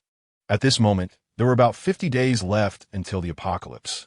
If ordinary people made some preparations at this time, they could survive a little longer. Unfortunately, most people cannot be awakened. He knew that the time left for him from the heavens was limited, and it was time to make plans for himself. Coming back to his senses, he patted Fang Daquan on the shoulder. Fang Daquan also looked confused. "Mr. Wang, doesn't the sun feel a bit unusual today?" Fang Daquan scratched his head, looking puzzled. Wang Chuyang, considering how many times Fang Daquan had helped him, decided to reveal a bit of information. "The sun being this strong might mean that the temperature will continue to rise. We need to make plans early." He then changed the subject. "Do you remember the place we went last time to fetch water? That room is now filled with water. Go exchange it for me." Fang Daquan's confusion instantly vanished, replaced by a beaming smile. "That warehouse is packed. There must be at least 100,000 bottles of water. This time I can take over 1,000. Getting money was secondary. What mattered more was that his position as president was secure. The footsteps of disaster were approaching, and social order was bound to be disrupted. Wang Chuyang did not know if his ability to create water had any limits, and he dared not use this ability to create large amounts of water for money casually in a short time. At this moment, currency still maintained its purchasing power, making it an excellent opportunity to stockpile supplies. He needed to find a way to make some money through other means. An idea suddenly flashed in his mind, and a plan emerged. "Director Fang," Wang Chuyang's voice interrupted his thoughts. "If I use these newly exchanged water and the property deed of Shangyu No. 1 building as collateral, how much funding do you think I could secure?" Loans are the main source of income for banks, and Fang Daquan was at a loss on how to respond to such a reasonable request. He tried hard to suppress the excitement in his heart and said to Wang Chuyang with a slightly trembling voice, "Mr. Wang, if it's for the company loan, I can provide you with 3 times the limit within my authority. If it's for personal use, I can also offer you 5 times the limit." Wang Chuyang quickly calculated in his mind. If it was considered a personal loan, this number should be quite substantial, and securing 1.7 to 8 billion should be a sure thing. Therefore, he agreed without hesitation. Fang Daquan felt ecstatic in his heart, thinking that Wang Chuyang was simply a savior sent by heaven to rescue him. He was afraid that Wang Chuyang would go back on his word, so he cautiously said, "Mr. Wang, for such a large loan, I can offer you an annual interest rate of 3, which is definitely the lowest in the industry." Little did he know that Wang Chuyang didn't hesitate at all. "Okay, when can the funds be dispersed?" Even if he hesitated for a second, it would be a sign of disrespect to the sun above. Fang Daquan thought he had taken advantage of the situation and excitedly extended both hands to his hand. Wang Chuyang looked at the silly Fang Daquan in front of him and really wanted to know what his feelings would be if he knew that a month later, Blue Star would face a catastrophic temperature change. "Mr. Fang, the temperature is a bit unusual right now. I advise you to exchange the money in your hands for supplies as soon as possible." Fang Daquan looked at Wang Chuyang with a vague understanding. Indeed, the sun today seemed a bit off. While speaking, Fang Daquan adjusted his gold-rimmed glasses. The two walked towards the entrance of the community. Does President Fong know anyone who deals with villa security? I want to make some changes to my villa. I do know someone. Fong Daikuan took out his phone, found a phone number, and handed it to Wang Chuyang. Wang Chuyang looked at the phone number and took out his phone to dial it. After a series of ringing sounds, "Hello, this is Qilin Security, Tai Kachin. How may I assist you?" "Mr. Tai, I have a villa in Shangyu now, one that I want to renovate." Upon hearing it was business from Shangyu number 1, Tai Kachin stood up excitedly. "What is your surname? And do you have any specific requirements?" "My surname is Wang. Just bring your team over to measure the house. When you arrive, I will tell you some of my needs." The villa area of Shangyu number 1 is very spacious, and the buildings are not too high. So the entire underground of the North Slope has been excavated for civil defense projects. This air raid shelter is quite large and can accommodate tens of thousands of people at the same time. Some elderly people go there to cool off when they have nothing to do, as the temperature here is only around 20 degrees. Chapter 32. The capriciousness of the wealthy. The two finally arrived at the villa that Wang Chuyang had purchased. Even Fong Daikuan was immensely surprised by such a luxurious villa. "Mr. Wang, does a house of this quality even need to be renovated? I heard that old Master Su also lives in this community, and the security is pretty good." Wang Chuyang chuckled. "It is good, but not enough. Those cameras and security patrols might work well in peacetime, but once a crisis hits, the security guards will seize the owner's resources for their own survival. In my previous life, many villas were occupied by security guards. After all, in the apocalypse, human nature is the most unreliable thing, and force is the most advantageous guarantee for survival." As they spoke, two Ford Raptors stopped outside the villa's fence. A burly man got out of the vehicle, followed by several students who also got out. Without exception, these people were all wearing hard hats. Wang Chuyang waved to them. The burly man was their boss, Tai Kachin. "Mr. Wang, you can now tell us your requirements." Without any hesitation, Wang Chuyang said, "I want to add 2 layers of materials to the villa's perimeter. One layer is steel plates that cannot be penetrated by armor-piercing rounds, and the other is materials that can withstand temperatures of up to 100 degrees Celsius." As soon as he finished speaking, everyone's gaze focused intently on Wang Chuyang. What is he really thinking? Is this the capriciousness of the rich? Having money that can't be spent, it shouldn't be wasted like this. How nice it would be for me. The villa's roof needs to be equipped with high-power solar panels, and it must have a lift function. The perimeter of the house should be surrounded by a circle of 360-degree cameras to ensure there are no blind spots in monitoring, and from the outside, it should not be easily noticeable or easily damaged. As Wang Chuyang's words fell, everyone present was left dumbfounded. Then Wang Chuyang reached out to invite everyone to follow him inside. "The most important thing inside is to install a high-power cooling system for me, covering all rooms, with a minimum temperature that can be lowered to 10 degrees. He spoke while leading everyone through the villa. Tai Kachin signaled his subordinates to measure the rooms. The employees of Qilin Security took out their tools and busied themselves in every corner of the room. He doesn't care how absurd the client's requests are. As long as they can pay, he's more than willing to help them solve their problems. "Mr. Wang, aren't you going to make some changes in the room? Install cameras, the kind that cover all angles." Tai Kachin kept taking notes, feeling happier as the words on the paper increased. Wang Chuyang guided him to the basement. "Tear down this entire basement and make it a safe house for me. Connect all the control systems from above to this basement." With the security measures above being so high, this request seemed incredibly ordinary. Tai Kachin nodded while listening. Suddenly, Wang Chuyang added, "Expand the basement 3 times without damaging the structural integrity of the building. Pour 5 meters of reinforced concrete for the outer layer, and use the same steel plates as above for the inner layer." The scope of the project was directly increased by more than double. Tai Kachin looked at Wang Chuyang in disbelief. Wang Chuyang's serious demeanor did not seem like he was joking at all. Tai Kachin put away his earlier disdainful attitude and began to write on the paper. Although he had telekinesis, he couldn't guarantee he wouldn't go out one day. He needed to provide a survival guarantee for those left behind. Make a storage cabinet in the safe house, with a temperature of minus 30 degrees. At this point, Tai Kachin put down his pen and looked up at Wang Chuyang. "Mr. Wang, you'll need to install a high-power generator and batteries in your room." Wang Chuyang smiled. "You're the expert in this area. Just arrange it for me." Tai Kachin couldn't help but swallow. They say the clients of Shangyu #1 are wealthy. This is not just wealthy. This is a godly level of wealth. If I take this order, my company might be able to go public directly. Mr. Wang, based on your requirements, the project cost might. Tai Kachin glanced at Wang Chuyang discreetly. Wang Chuyang casually replied, what might it be? It might be more expensive than your house. You see, the kind of steel plates you want.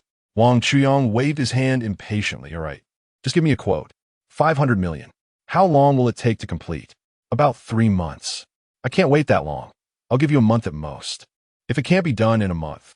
Tai Kachin's face showed difficulty, and he even had a slight doubt about Wang Chuyang's capabilities.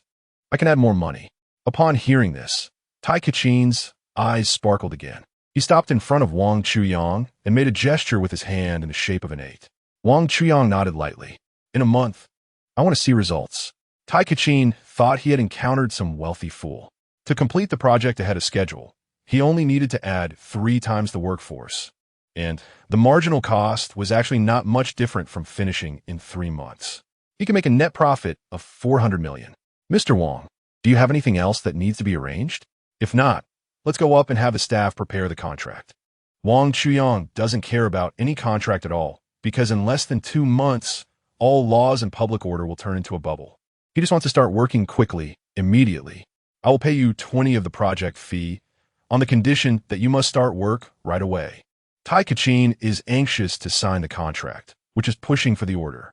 I didn't expect Wang Chuyang to be so straightforward that it was somewhat unexpected. The two of them walked out of the basement. Wang Chuyang waved at the tool man, Fong Daiquan.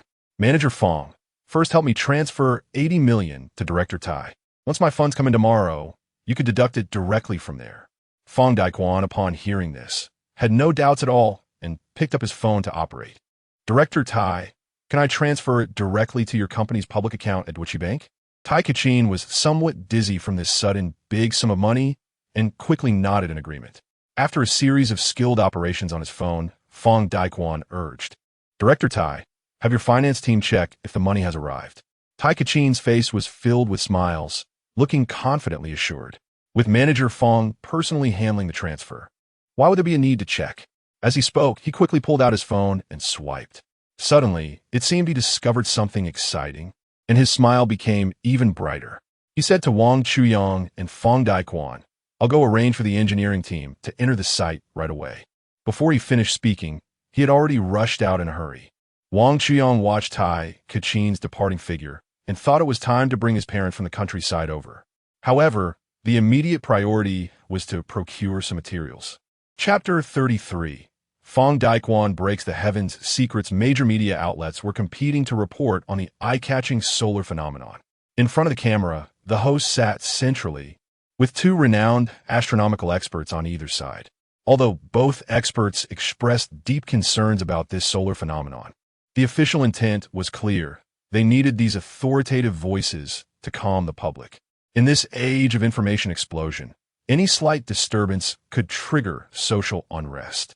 The host, maintaining his usual professional demeanor and a suitable smile, gently asked, Professor Chi, what are your thoughts on this solar phenomenon? What does it signify? Professor Chi adjusted his glasses slightly, gently clenched his hands into fists, and firmly placed them on the wooden surface of the broadcasting table. He calmly said, from a professional perspective, this solar anomaly is actually just a common solar activity. Similar phenomena have occurred every few years in the past. He paused slightly, as if realizing that there were some logical flaws in his words, and then continued to add, of course, this solar activity is indeed somewhat special. The reason it can be directly observed with the naked eye is that we are currently in the context of global climate change. In previous years, when the temperature was normal, we were unable to directly observe solar activity with the naked eye. He slightly lowered his eyelids, examining the distinct marks on his fingers as if searching for solace. Professor Lee sat beside him, well aware that Professor Chi's current state might provoke unnecessary suspicion. He quickly added, I believe every viewer in front of the television can feel that the current temperature is no different from before. There is no need for panic. The host then joined in, her tone gentle yet firm. Please trust our experts. They are leading figures in the astronomical community. There is no need to blindly hoard supplies. The summer stockpile is sufficient to handle any emergencies. Let's remain calm, trust science, and trust our country. The host's voice was very persuasive, coupled with her dignified appearance. Her words were highly convincing. She had no idea how many lives her statement would end up costing in the future. If everyone had stocked up on some food at that moment, they could have secured more possibilities for survival. Wang Chuyang sat in front of the television, listening to the host's broadcast, a cold smile tugging at the corners of his mouth. He turned off the TV without hesitation, turned around, picked up his phone, and dialed Fong Daquan's number. He intended to ask about the progress of his loan. President Fong, has my loan been approved? It has been approved, Mr. Wang. I'll have someone process it and transfer it to you right away. Wang Chuyang's anxiety gradually faded. After deducting what I borrowed before, just transfer the remainder to my card and change my transfer limit to unlimited. A ripple of confusion arose in Fong Daquan's heart. He really couldn't understand why Wang Chuyang needed such a high transfer limit.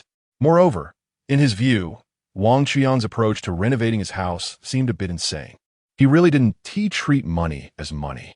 Fong Daquan had seen many CEOs worth hundreds of billions, but none spent money as freely as Wang Chuyang. Mr. Wang, may I ask what you need such a large limit for? He paused. I mean, no offense, it's just... Wang Chuyang directly interrupted his conversation. You just can't understand why I'm so wasteful? Fong Daquan was momentarily speechless, wanting to express his true feelings, but worried about offending the big client, Wang Chuyang. After a few days of interaction, he had slowly come to regard Wang Chuyang as someone of his nephew's generation. He hesitated, stammering for a long time without saying a word. Wang Chuyang also noticed that Fong Daquan was considering him, and his heart softened. What do you think the sun's anomaly means? I can only tell you that I not only want to renovate the house, but also stockpile a large amount of supplies. He was also thinking that ever since Wang Chuyang appeared in his world, his luck had been very good. This time, should he also listen to Wang Chuyang and stock up on some supplies and renovate the house a bit? It would be for the sake of his wife and children. After all, Wang Chuyang was still talking, and since there was nothing else for President Fong to discuss, he hung up. I still need to go buy some supplies. All right, you go ahead and get busy. After hanging up the phone, Fong Daquan couldn't calm down for a long time. He first opened his computer and searched for all topics related to solar anomalies. Most people believe that this solar phenomenon is a normal occurrence, especially since experts have come forward to support this view. However, a small group of people thinks that the experts are trying to cover up the truth, claiming that this solar anomaly is a precursor to catastrophic temperature changes on Blue Planet. These individuals shared some experiences on websites, including home modifications and food stockpiling. Fong Daquan read it carefully, and isn't the upgraded version of these claims exactly what Wang Chuyang is doing? He thought of his child and wife, feeling a bit flustered. He hurriedly took out the phone he had just put in his pocket and called Tai Kachin. Lao, Tai, I have a 300 square meter apartment in the high-rise area of Shangyu No. 1, and I want to renovate it. Is that okay? No problem. Can we renovate it according to Mr. Wang's standards? I'll give you a discount. 40 million. Fong Daquan's heart skipped a beat. He had only spent 30 million when he bought the apartment, and now the renovation would cost so much. But thinking of the bad information, he gritted his teeth and agreed. He took out his phone again and skillfully dialed Wang Chuyang's number. The voice on the other end was calm as water, as if all the waves of the world had nothing to do with him. Director Fong, is there anything else? Fong Daquan took a deep breath, his tone carrying a hint of tension. I just casually browsed some information about solar anomalies online, and I feel a bit anxious. Don't you think we are facing the end of the world? On the other end of the line, Wang Chuyang smiled slightly. This Fong Daquan is indeed a master capable of leading a multinational corporation. He understands things quickly, and this person might be useful to him in the future. Director Fong, I'm going to Kaiduo City, a storage-type supermarket, to procure supplies. If you're interested, let's go together. Fong Daquan thought that staying close to Wang Chuyang might allow him to gain more information. He would never have thought that the scenes in the supermarket would once again refresh his understanding of Wang Chuyang. Chapter 34. Wang Chuyang's purchase of supplies shocks the higher UPS. After Wang Chuyang and Fong Daquan met at the entrance of Kaida City, Fong Daquan pushed a shopping cart and was about to go inside. Before he could enter, he was stopped by Wang Chuyang. Fong Daquan looked puzzled. Weren't they supposed to be purchasing supplies? Why did he stop me again? He looked at Wang Chuyang with a gaze that seemed to understand something. He then ran over to the shopping cart area and pushed one. Wang Chuyang knew that Fong Daikuan didn't really grasp his point. Old Fong, the small cart can't carry the supplies we need at all. Just go in, place the order, and have their staff deliver it to our home. Fong Daikuan suddenly woke up to the reality. Once a disaster reaches an apocalyptic level, how could the supplies bought with a small cart suffice? He rushed towards the food section as soon as he entered the supermarket, but was called back by Wang Chuyang. Fong Daikuan felt extremely frustrated. You won't let me push the cart, and even if you say the supermarket will deliver it to my home, that's one thing. If I'm stockpiling supplies, food should definitely be the first choice, right? Why are you stopping me from picking? Fong Daikuan's voice was filled with confusion and a hint of accusation. Mr. Wang, shouldn't food be prioritized when stockpiling supplies? Wang Chuyang smiled gently and shook his head. Food is certainly important, but your selection method is too inefficient. We won't be able to accomplish anything this way. Before he finished speaking, he had already pulled Fong Daikuan towards the logistics office at the back of the supermarket. For Fong Daikuan, this was the first time he had been taken to the logistics office while shopping in a supermarket. He was filled with confusion, not knowing what Wang Chuyang was actually planning to buy and how much he would need. When they arrived at the warehouse office, Wang Chuyang straightforwardly said, I want to place a large order for some supplies. Give me a reasonable price. The staff in the office looked at Wang Chuyang and Fong Daikuan as if they were fools. Sir, we are a membership-based warehouse supermarket. As long as you become a member, everything you buy is very cheap. Yes, sir, most of the people who come here are bulk buyers. It's the first time we've seen someone like you coming to the warehouse. After the employee finished speaking, he laughed and shook his head, then continued typing on his keyboard. Wang Chuyang added, It's not what you think. I really need to buy a lot of things, enough to be delivered by a large truck. Fong Daikuan was stunned, standing beside him, trying to force a polite smile. But after struggling for a long time, he couldn't manage to smile. He said nothing, feeling awkward and wishing he could dig a hole to hide in. Creak. The office door was open again. He glanced at Wang Chuyang and Fong Daikuan, walked to the desk, poured himself a cup of coconut juice, and started drinking it with a gulp. After putting down the cup, he remarked that people nowadays are really wealthy. They buy something worth 70 or 80,000 and insist on having us logistics deliver it to their home, with the shipping cost alone being 1,000. If they hired a cargo driver outside, it would only cost 300 to 400. Upon hearing this, the few employees in the office couldn't help but chuckle and glance at Wang Chuyang and the others. Fong Daikuan slowly turned his face towards the wall and tugged at Wang Chuyang's shirt corner. Wang Chuyang ignored Fong Daikuan and walked straight to the newly arrived employee. Hello. I also need a truck to transport goods home. Sir, you heard what I just said. It's better to find a cargo driver outside.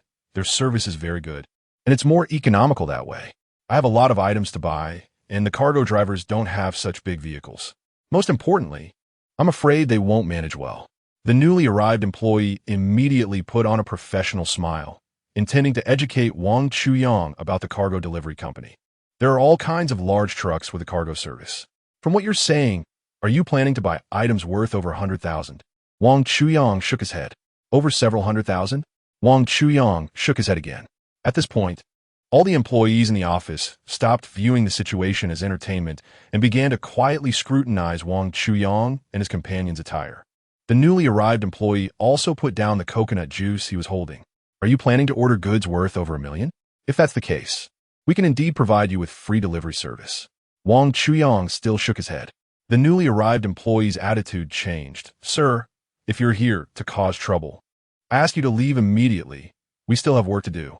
Wang Chuyang finally spoke. I haven't even said anything. How do you know I'm causing trouble? Then how much worth of goods are you actually trying to order? He let out a sneer, then looked around at his colleagues. You can't be planning to order goods worth tens of millions. Before he finished speaking, he saw Wang Chuyang's phone being stretched out, showing the balance at Deutsche Bank. A series of zeros, and there was actually a number in front. This must be over $1 billion. A strong sense of joy surged through his mind. He moved his chair without any hesitation and placed it behind Wang Chuyang. His address to Wang Chuyang also changed. Boss, feel free to choose anything you need, and we will definitely provide you with the best service. After speaking, he handed a tablet to Wang Chuyang. The several employees who had just entered were wildly signaling with their eyes, asking how much Wang Chuyang wanted to buy. The newly arrived employee mouthed to them, "Over 10 billion. The other employees exchanged glances, revealing shocked expressions. They then sought confirmation from the newly arrived employee. "Over 10 billion? The expression of the newly arrived employee was exaggerated to the point of distortion, nodding repeatedly. Fang Daikuan noticed the group of employees communicating and instantly lost his composure, decisively moving behind Wang Chuyang to watch him operate. All the employees in the office gathered around, but this time their mindset was not to watch a monkey show, but to watch a deity. Not knowing was one thing, but seeing it was shocking. Men's and women's clothing, 999,999. Even bras, stockings, and sexy pajamas were not overlooked. Shoes and bags, 99999. Maternal and child products, 99999. Skincare and makeup, 99999. Food delivery, 99999999999. Home decoration and building materials, 99999. Mobile phones and digital products, 99999. Agricultural products, 99999. Wang Qiang's fingers flew across the screen. The throats of the others kept rolling, as their mindset shifted from watching a monkey to watching a deity, and now from watching a deity to looking at a savior. "Sir, buying so many things will spoil. Even if they don't spoil, you have nowhere to store them." Several people chimed in, analyzing the pros and cons for Wang Chuyang. "You don't need to worry about storage issues. Just see how much it costs. A total of 400 million. You need to pay a 30 deposit first, and the rest will be settled in full after delivery to your designated location." Ding! Wealth Treasure received 120 million. The group was completely impressed by Wang Chuyang's financial power, casting envious glances at the newly arrived employee, who instantly earned over 1 million in commissions. Amid respectful farewells, Wang Chuyang and his companion left the warehouse office. A few minutes later, a call from the high-level officials in Yidao City reached this office. Chapter 35. Where did your money come from? Is this the warehouse office of a supermarket in Kaida City? This office had just received a large order from Wang Chuyang and was bustling with energy, being unusually polite to everyone. "Yes, may I ask who you are?" The staff on the other end of the phone spoke harshly. "This is the decision-making hall of the Yidao City government. Did someone just purchase a large quantity of materials from you?" The staff answering the phone became cautious and tense. "Yes. May I ask what you would like to know? Did he spread any rumors? Or did he say something you couldn't understand?" "No, this guest just asked for discounts and requested home delivery." At this point, the person on the other end seemed to relax, their tone becoming slightly more moderate. "This matter must be kept completely confidential in your office. Do not disclose any information to the outside world, otherwise you will bear the consequences." After saying this, the call was abruptly ended. The employee who answered the phone looked extremely serious. He knows that the decision hall is the highest authority in Yidao City. If it weren't for this matter, he probably wouldn't have spoken a word to the officials inside his entire life. Since the decision hall places such importance on this issue, there must be some mystery behind it. He shared his concerns with the other members in the office. A chubby guy who was spinning a pen said, "Why worry about it? It's just the fear of solar anomalies causing a rush for supplies. Right, we have plenty of supplies in our great Xia. We don't need to hoard anything. Let the rich burn their money. It's our commission they're giving us anyway. It's convenient for us when rich people come to buy things. We only have to serve one person, and the goods can be loaded directly from the warehouse and sent over. If ordinary folks come to loot supplies, we have to open boxes and stock shelves. It's better to have more rich people come in." The employee on the phone was also persuaded by these few people, and his initial urge to hoard supplies was suppressed. Usually, there are signs before disaster strikes. The resources in the hands of ordinary people are limited, so their ability to withstand risks is much lower than that of the wealthy. At this moment, independent thinking and sharp judgment become extremely valuable. The employee on the phone took a thick stack of product catalogs and went to the warehouse. Dozens of trucks were already loaded and ready to go in the warehouse. Many social vehicles were still coming into the warehouse entrance, which were temporarily rented by the supermarket to handle Wang Chuyang's orders. He has been working in Kaishidu for 5 years, and this is the first time he has seen such a grand spectacle. When he proudly checked off items on the list, he felt a great sense of accomplishment. "Attention all vehicles! Attention all vehicles! Destination is Shangyu number 1, depart." With a command from him over the pager, dozens of trucks lined up like a dragon, heading towards Shangyu number 1. The first truck had already passed 3 traffic lights, while the last one had yet to leave Kaishidu. This scene attracted the attention of other citizens, many of whom criticized the buyer for creating panic. A small number mocked the buyer for being foolish. The trucks drove into Shangyu number 1 and, following Wang Chuyang's instructions, entered the underground civil defense engineering tunnel on the north slope. Mr. Wang, I'm not very educated, but may I ask, are you planning to open a supermarket in the wealthy area? The basement might be a bit low-end. Wealthy people prefer a high-class atmosphere over convenience, said one honest man. Wang Chuyang glanced at the speaker, wanting to tease him. You know it's bold to ask, and you still did? The speaking employee was also afraid of offending a big shot, as he had heard many stories about how powerful people could be eccentric, and he worried about incurring their displeasure and facing some unforeseen disaster. Seeing him suddenly turn serious and fall silent, Wang Chuyang patted his shoulder and laughed. I'm just joking.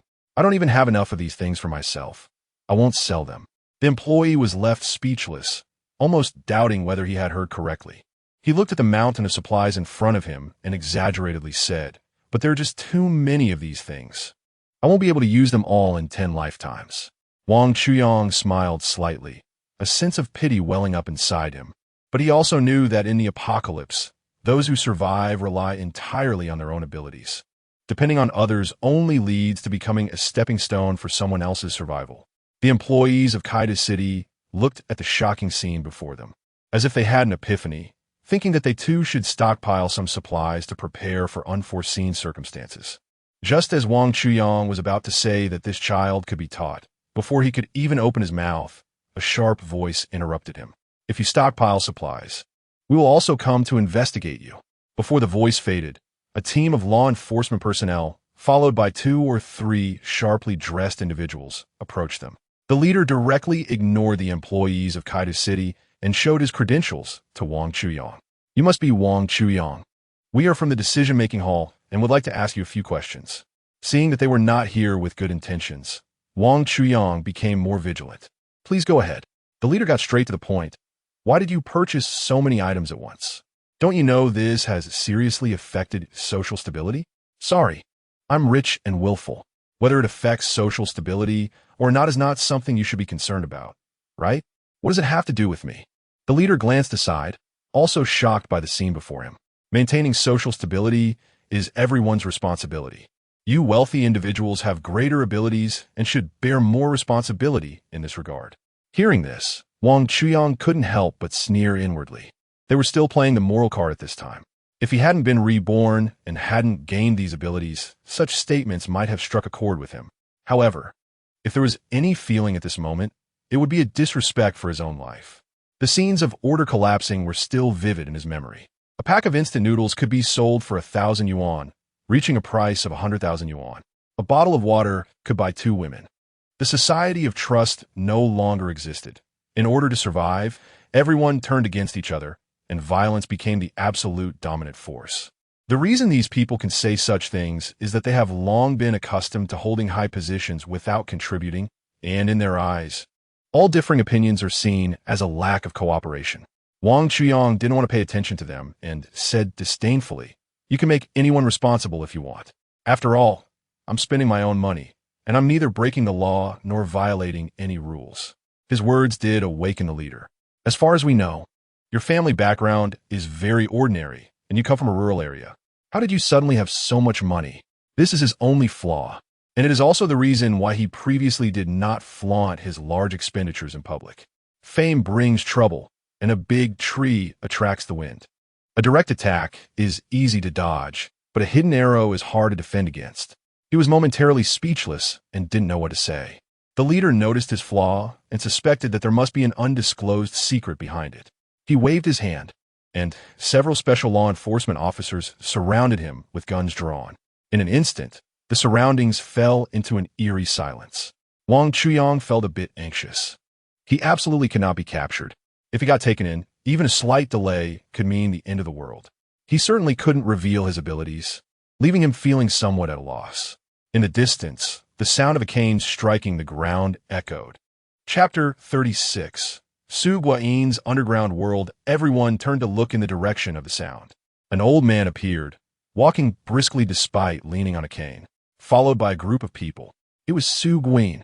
For some reason, when Wang Chuyang saw Su Guan arrive, his racing heart suddenly calmed, and he felt completely relaxed. The money is from me, and I asked for these items to be bought. So what? Su Guan's voice was extremely cold, like 1,000-year-old ice. The law enforcement officers and the people from the decision-making hall reined in their sharpness upon seeing that Su Guan had arrived. People of their level naturally cannot usually have contact with a big figure like Su Guan. Each one of them is extremely respectful. After all, a third of their salary comes from the taxes paid by Su Guan. Therefore, Su Guan is also known as the underground mayor of Yidao City. Sometimes, in terms of official appointments and some major decisions in Yidao, his words are more effective than those of the official mayor. The ironclad Daheng group has a flow of mayors, which is why Yidao has earned the nickname Daheng City.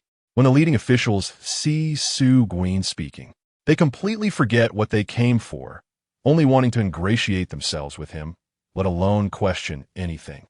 He had a fawning expression, smiling ingratiatingly as he said, "Since Elder Su has spoken, this matter must surely be a mistake made by our people." Wang Chuyang cursed inwardly. His mouth was full of principles, but his heart was all about business. If it weren't for them recklessly wielding the power in their hands and showing off in front of the common people, there should have been more people capable of self-preservation when the apocalypse arrives, right? Alas, enough thinking about others. It's better to consider oneself first. The other staff members in the decision-making hall also wanted to show off in front of Su Guan, inching closer, their lips moving as if they wanted to say something. It was nothing more than self-promotional lines. Once they caught Su Guan's eye and became familiar faces, they could rise rapidly, achieving success more effectively than working diligently for 10 years. Who wouldn't want to rise to power in one step? But Su Guan had no intention of giving them any opportunity at all. "Then please leave," he said, his voice sounding like a command. The officials immediately exchanged glances. One bold one, still unrepentant, steeled himself to step forward. "Out there, Su." Su Guan slammed his cane heavily on the ground. "See them out." Several bodyguards wearing sunglasses stood like an insurmountable wall in front of the officials in the decision-making hall. The officials before him looked as if they had been struck by lightning, their expressions showing some panic, not daring to make another sound. Those favored by Su Guan would soar to great heights. But what about those who offended him? Just think of those warlords dominating in distant Africa. They will be hunted down no matter how far, and those who are strong will be eliminated.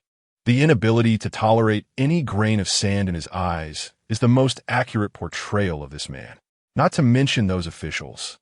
Even a special law enforcement team armed with guns felt a bit flustered at this moment.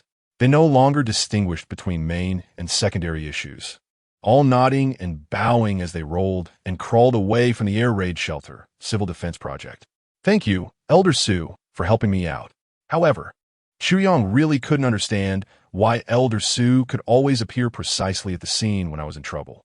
At this moment, he transformed from a formidable figure who was adept at manipulation, decisive in action, and could navigate both black and white into a lovable and kind old man.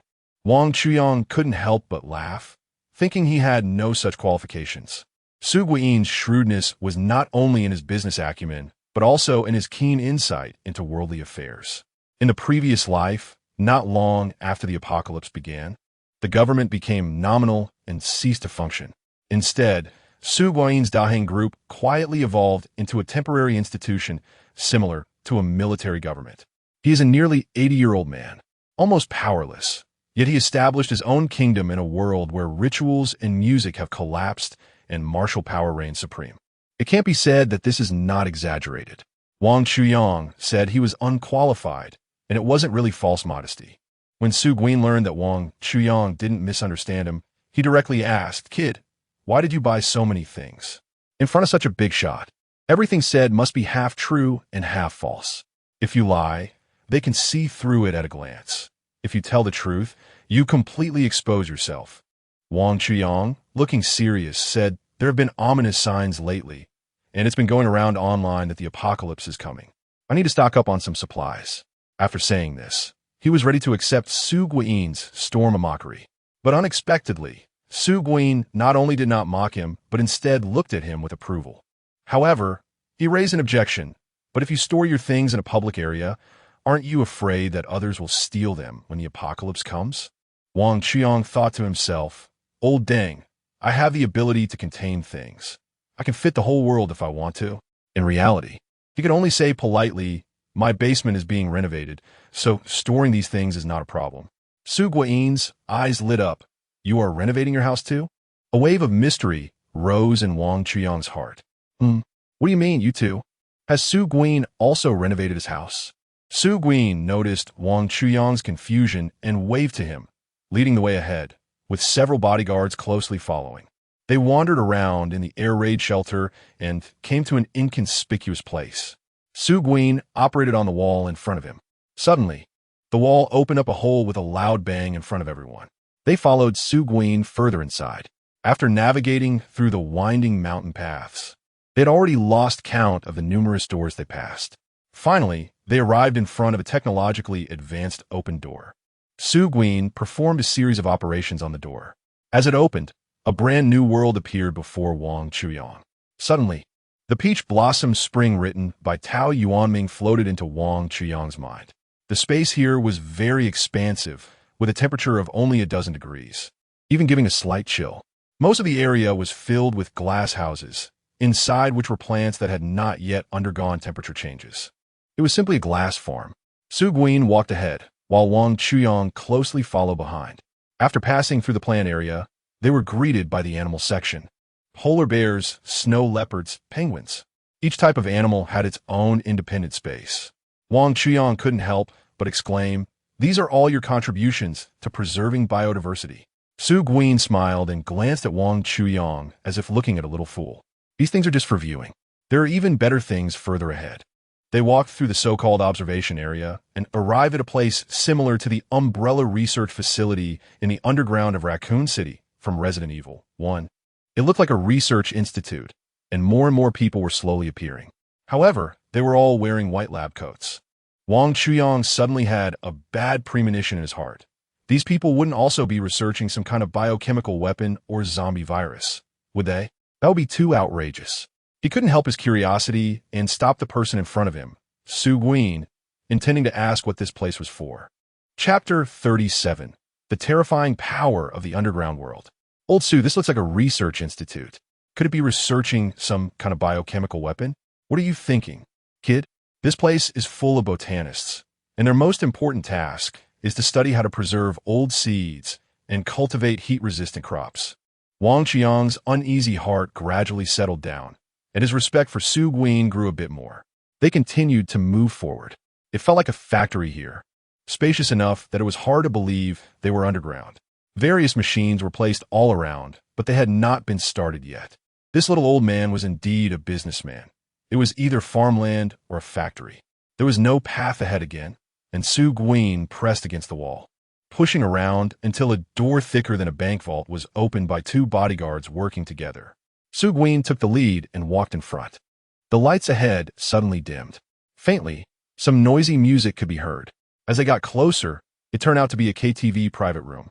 Haha, this old man even arranged for a KTV, but does anyone still like going to places like this? Young people prefer live houses and more lively clubs now. Karaoke has become outdated. Wang Chuyang couldn't help but shake his head, thinking Su Gui was wasting money. After passing through this dark entertainment area, the place ahead suddenly opened up. It became spacious and bright again. It looked like a large dormitory from a very long time ago, but was very clean and tidy. He looked inside through the window and saw rows of clothes hanging in the cabinet area, looking like security uniforms. No, to be precise, they resembled the standard military uniforms of a certain country. Below them were neatly arranged black sticks, about a meter long, with heads that seemed electrified.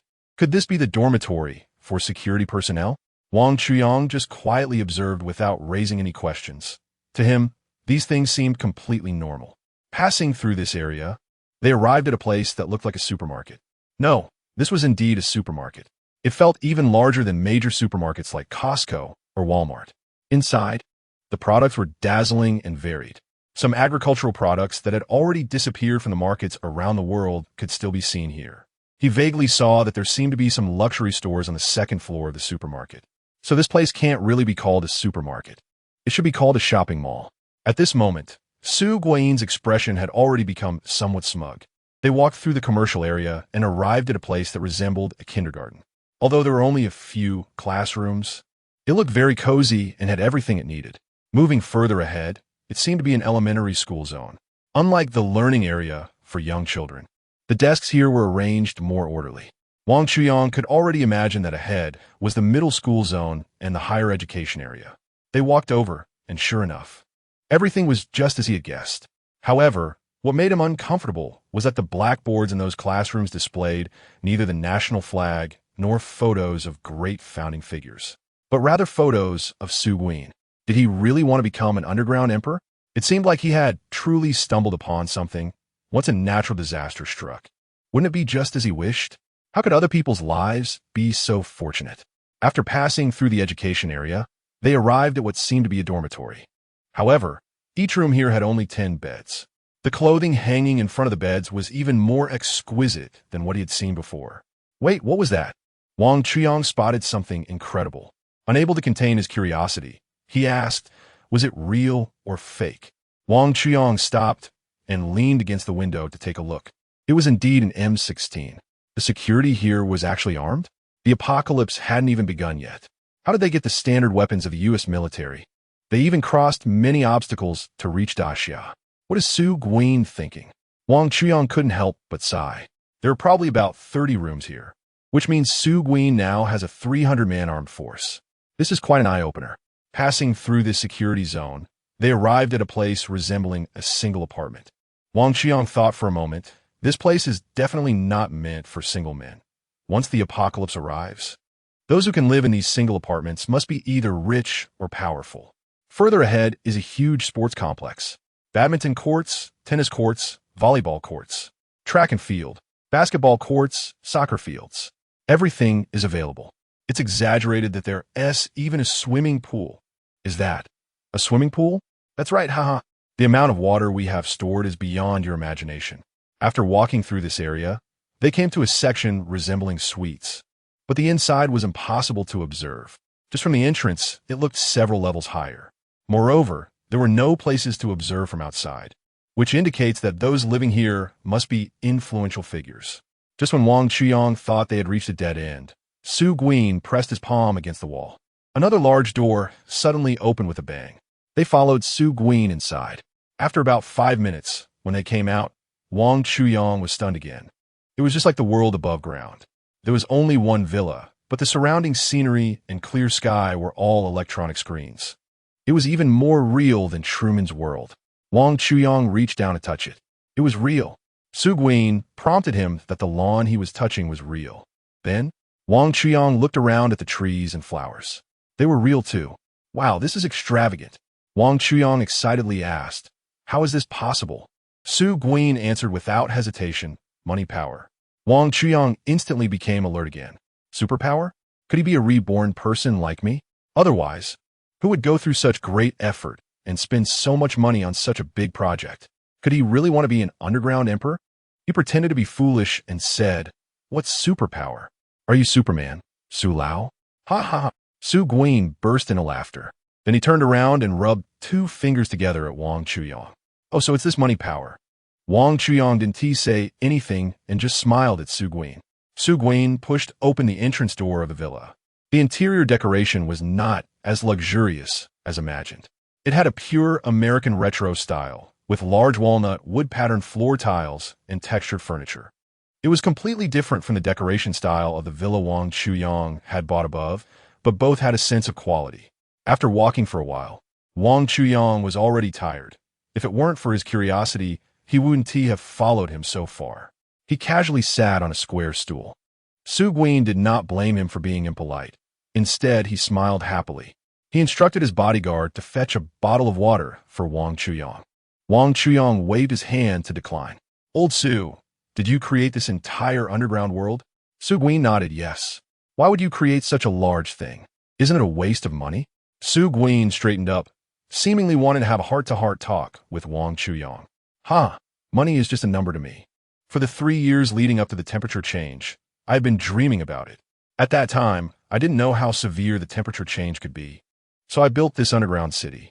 But fortunately, it hasn't been put to use, and some plants from before the temperature change have been well protected here. He smiled with relief. The conversation took a sudden turn. Chapter 38. The master of this underground city could be you. Recently, I once again stepped into the boundary of dreams. His face began to be shrouded in a deep sense of worry. Wang Chuyang felt an inexplicable chill rise from behind him, like the cold wind of night passing through thin clothing. What kind of dream did you have? He asked tentatively. In that dream, the temperature of the day soared to 70 degrees Celsius, and the world had turned into a hell. All the plants had disappeared, and humanity could only hide underground, barely surviving. His voice was deep and heavy, as if burdened by nightmarish visions. So you have reactivated this dungeon again? Su Guin set his cane aside, saying, not only have I reactivated this dungeon, but I have also connected it to the air raid shelter, allowing us to optimize quality labor. If Wang Chuyang had not been reborn, he might have mistakenly thought that Su Guin had gone mad at this moment. But now he could only silently lament in his heart. Heaven is really unfair. Not only has the old man Su been so successful on the surface, but he also reveals so much information to him. No wonder he established his own military government in his previous life. But what use is that? He doesn't have children. Does it matter whether he dies early or late? It turns out that the passages under the Civil Defense Project are only used to screen labor when needed. No wonder the structure there is so intricate. Is it to prevent the people over there from rushing in and destroying this place? Wang Chuyang suddenly realized. He seemed to have thought of something again. He was just an obscure employee of a small company. Why did he want to tell himself these things? Did he discover a secret about himself? If it wasn't because he coveted some kind of ability, then why didn't he come to find himself in the last life? Or was it just because he bought the top apartment in their community? Su Guin keenly sensed the confusion in Wang Chuyang's eyes. He gently picked up a nearby picture frame and handed it to Wang Chuyang. Wang Chuyang took the frame, revealing a hint of confusion on his face. The person in the photo looked to be about his age, but the face carried memories from at least 10 years ago. What is this? Wang Chuyang couldn't help but ask curiously. A trace of unhidden sadness flashed in Su Guin's eyes, but unlike the despair he had expressed when talking about the apocalypse, this time the sadness was accompanied by a touch of warmth. He then added with a hint of depth in his voice, "You two little ones have quite a connection. Even your names are the same, and your actions and demeanor reveal an astonishing similarity." As he said this, a slight smile unintentionally appeared at the corner of his mouth, as if he had just eaten a piece of fruit-flavored hard candy. His mother passed away early, and I was busy with business, which may have caused me to overlook his growth. As he grew into adulthood, our relationship gradually became distant, ultimately culminating in a complete rupture the year he graduated from university. He followed in his mother's footsteps and joined an international medical team, going to Africa for volunteer rescue work. While speaking, he picked up a few certificates from the table and handed them to Wang Chuyang with great seriousness, as if he were presenting precious treasures. His tone was so calm, as if he were discussing something quite ordinary. However, who can truly feel and understand the profound pain of a middle-aged person who has lost their only son? The sorrow of a white-haired person sending off a black-haired one. Wang Chuyang took the certificate, gently opened it, and browsed through it page by page. His mood suddenly became heavy, and he couldn't help but think of his past self in his previous life. Although his parents were not as wealthy as Su Guin, their love, their worries, and their expectations were equally deep and sincere. Parents are the ones in this world who spend the least time and effort on him, yet love him the most. As he thought about this, tears quietly gathered in Wang Chuyang's eyes and silently fell. This scene was precisely captured by Su Guin. He mistakenly believed that his heartfelt words had finally found resonance, and his fondness for Wang Chuyang surged like a tide. Thus, his affection for Wang Chuyang grew even stronger. "Chuyang, in this lifetime, I only have your brother as my one true son, but he is unambitious and has forever remained in Africa."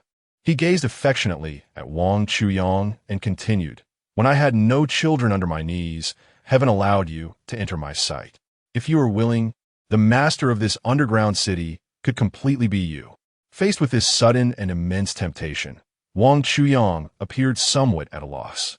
He was filled with complex emotions, both a desire for power and a concern for his own safety. He knows that, barring any accidents, the apocalypse is sure to come. This place is much more comfortable than the safe house he built. However, under the shadow of the apocalypse, the darkness of human nature is far more terrifying than external threats. There are so many people here. Who can guarantee that the balance of interests will never be broken? If those in power here become even slightly negligent, the entire underground city could collapse as a result. He has no ambition to control this large group. He just wants to spend the last moments with his closest ones. Moreover, he had already seen the structure of this underground space, which represented the future division of power. This underground city relied entirely on the sweat and blood of the laborers outside to keep it running. Although he knew that one couldn't be sane in the apocalypse, he also didn't want to take lives recklessly. Furthermore, once the external labor force revolted or perished, the fate of those inside would only be worse. Faced with Su Guiyin's warm invitation, Wang Chuyang struggled internally but ultimately made the firm decision to refuse. Su Guiyin was greatly puzzled by this. He retorted, "Is the safe house and the supplies you hoarded even as spacious as this place?" Su Guiyin took a gentle sip of pure water, his brows slightly furrowed, as if he was still pondering the reasons for Wang Chuyang's refusal. "Then why did you refuse me? Do you know? You look just like Su Chuyang in this bear-like manner." Su Guiyin's emotions seemed a bit agitated. He went on to say that whether it was the first time he met you at the Ritz-Carlton or later when he followed you to the sales office of Shang Yuno, he saw the shadow of that kid. As he spoke, a smile appeared on his face again. Wang Chuyang couldn't help but sigh. Dealing with the psychology of big shots is really difficult. No wonder his son always argues with him. He certainly can't blame his son for that. Forget it. Do as you wish. If you want to come, you're always welcome here. Ding. 1 hour later, the host needs to transform into a mosquito to carry out a mission. Chapter 39. Chen Xingqing's confidence. Su Guiyin showed unprecedented goodwill towards Wang Chuyang. This goodwill deeply touched Wang Chuyang's heart. However, even in such a moment of genuine emotion, Wang Chuyang still held on to his own thoughts. He knows that the secret of his ability to transform into a mosquito should not be easily revealed, especially at this moment when the apocalypse is approaching and dangers lurk everywhere. Beneath the surface of the water, dark currents are surging and unknown dangers are quietly closing in. Wang Chuyang understands that the best way to protect himself is to hide himself even deeper. Only in this way can he remain safe and sound in the future storm. Until he has absolute power, he chooses to conceal his strength and show his weakness. He showed a harmless expression and said, "Mr. Su, there are some temporary matters at my home." Su Guiyin sighed and asked, "Are you really not going to reconsider? I think the building you constructed on the ground is quite good. It's enough for me." Su Guiyin shook his head and said, "Come over when you've thought it through. The door here is always open for you." Wang Chuyang smiled and bid farewell to Su Guiyin. Under the guidance of Su Guiyin's bodyguard, he took a special vehicle from another exit and directly arrived at the main road of the Shangyu No. 1 villa area. They even installed a small subway for this underground city. How many cities dream of having such development? I wonder how many secrets this place still holds that I don't know about. Wang Chuyang thought, glancing at the countdown. I need to quickly find a place without people. This place is great, but there are just too many cameras. He could only rush to his own villa, running wildly in the direction of his memories. Is this still my villa? His villa has completely transformed into another appearance. It is covered with thick armor on the outside. However, it does look quite reassuring in terms of security. He directly rushed to the public restroom on the first floor, locked the door, quietly turned into a little mosquito. Ding! The host needs to reach room 1510 of the Kaikoski Hotel within 10 minutes to extract blood from the shortest man's butt. What the hell is this requirement? System, you are getting more and more mischievous. Why can't I suck the blood of beautiful women anymore? This time it's just about stinky men. Men are men, but the buttocks. If the reward is generous, I have no objections. Where to go? Just thinking about sucking blood from a man's, but where do you want me to go? Kaikoski. It must be at least 20 kilometers away, right? You want me to complete the task in 10 minutes? I might as well just die here. I don't want my mosquito life anymore. If you want to take it, just say it directly instead of all this flashy stuff. Ding. Host detected negative attitude. Friendly reminder that failing to complete the task will result in the host's immediate demise. Go to hell. This damn task is aiming for my life. I can't even make it there in 10 minutes. If you want my life, just take it. Wang Chuyang simply gave up and hovered on the sink. Ding. Does the host really want to refuse the system task? Either way, I'm going to die, so I might as well chill out and give up. Ding. Host detected high levels of sarcasm. Randomly rewarded the host with the speed of the flash. This works? Then why would I execute any tasks in the future? I could just keep complaining to the system. Ding, dream on. Failing to complete a task has only one result. Death. All right. Then let me try this flash-like speed. Wang Chuyang headed towards the Kaikoski Hotel as he thought. The most intuitive feeling along the way wasn't how fast he was flying, but that everything else slowed down like watching a TV show at 1x speed. He reached room 1510 of the Kaikoski within just a few seconds. Wow, this speed is amazing. In the future, if I can't win, I'll just run. As long as I admit defeat, I can still save my life even when facing a god. He flew into the room confidently through the vent. Oh, it's a suite. He crawled into a living room, which must have other rooms as well. Several big men were sitting on the sofa, smoking. Everywhere he looked, there were bald heads. No hair at all, one after another. At this moment, the big man on the sofa started to communicate. Wow, Iron Brother is amazing. I can't last more than half an hour.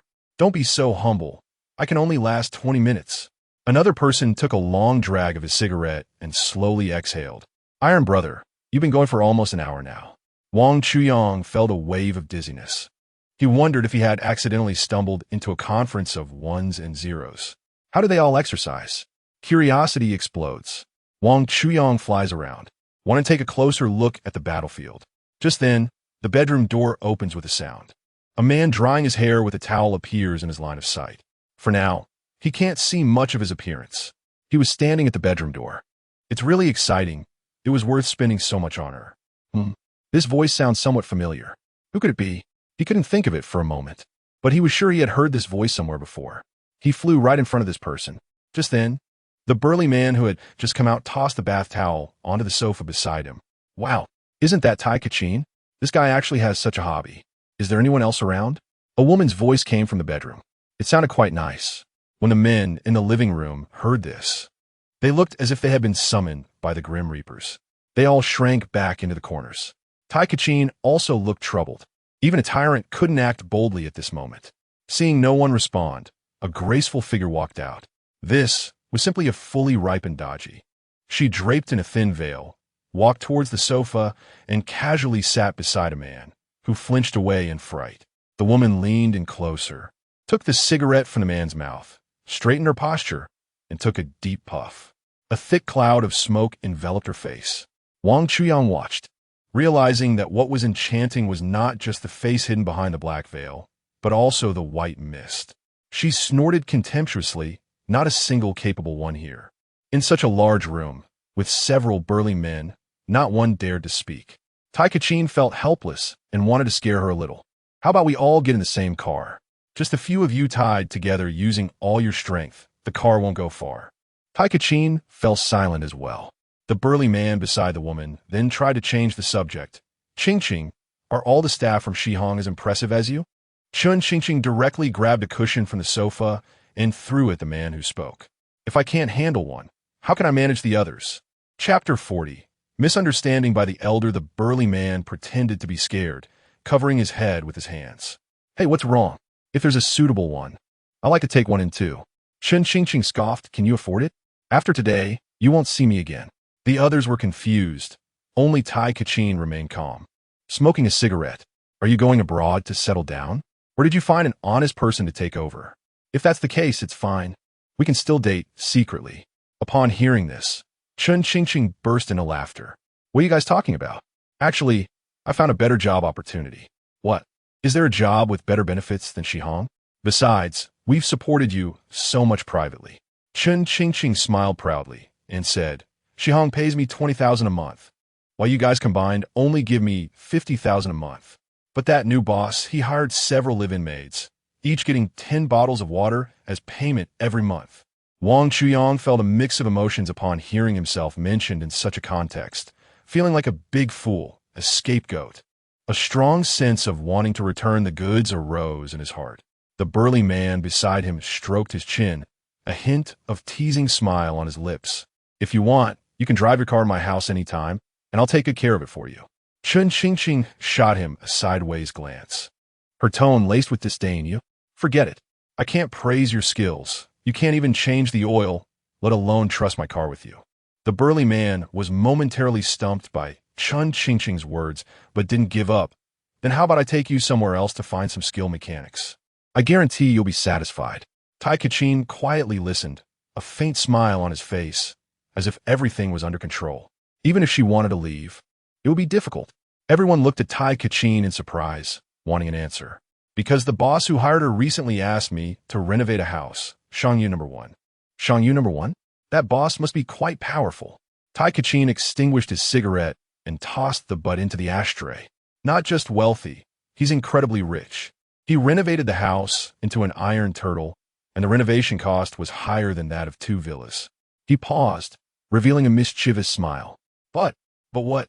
Taiga, hurry up and say it. Yeah, hurry up. You're killing me with suspense.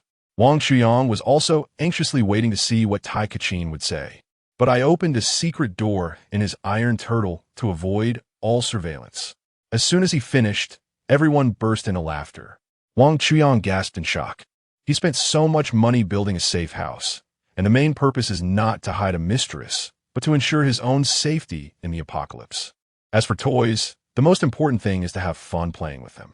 He doesn't care whether the toys are clean or not. After all, they're just for playing around during his free time. If Tikin builds a good safe house, he might even give him the toys. However, Tikin's clever little tricks undoubtedly touched his bottom line. Wang Qiang's expression turned cold. In contrast, the few people in the room were overjoyed.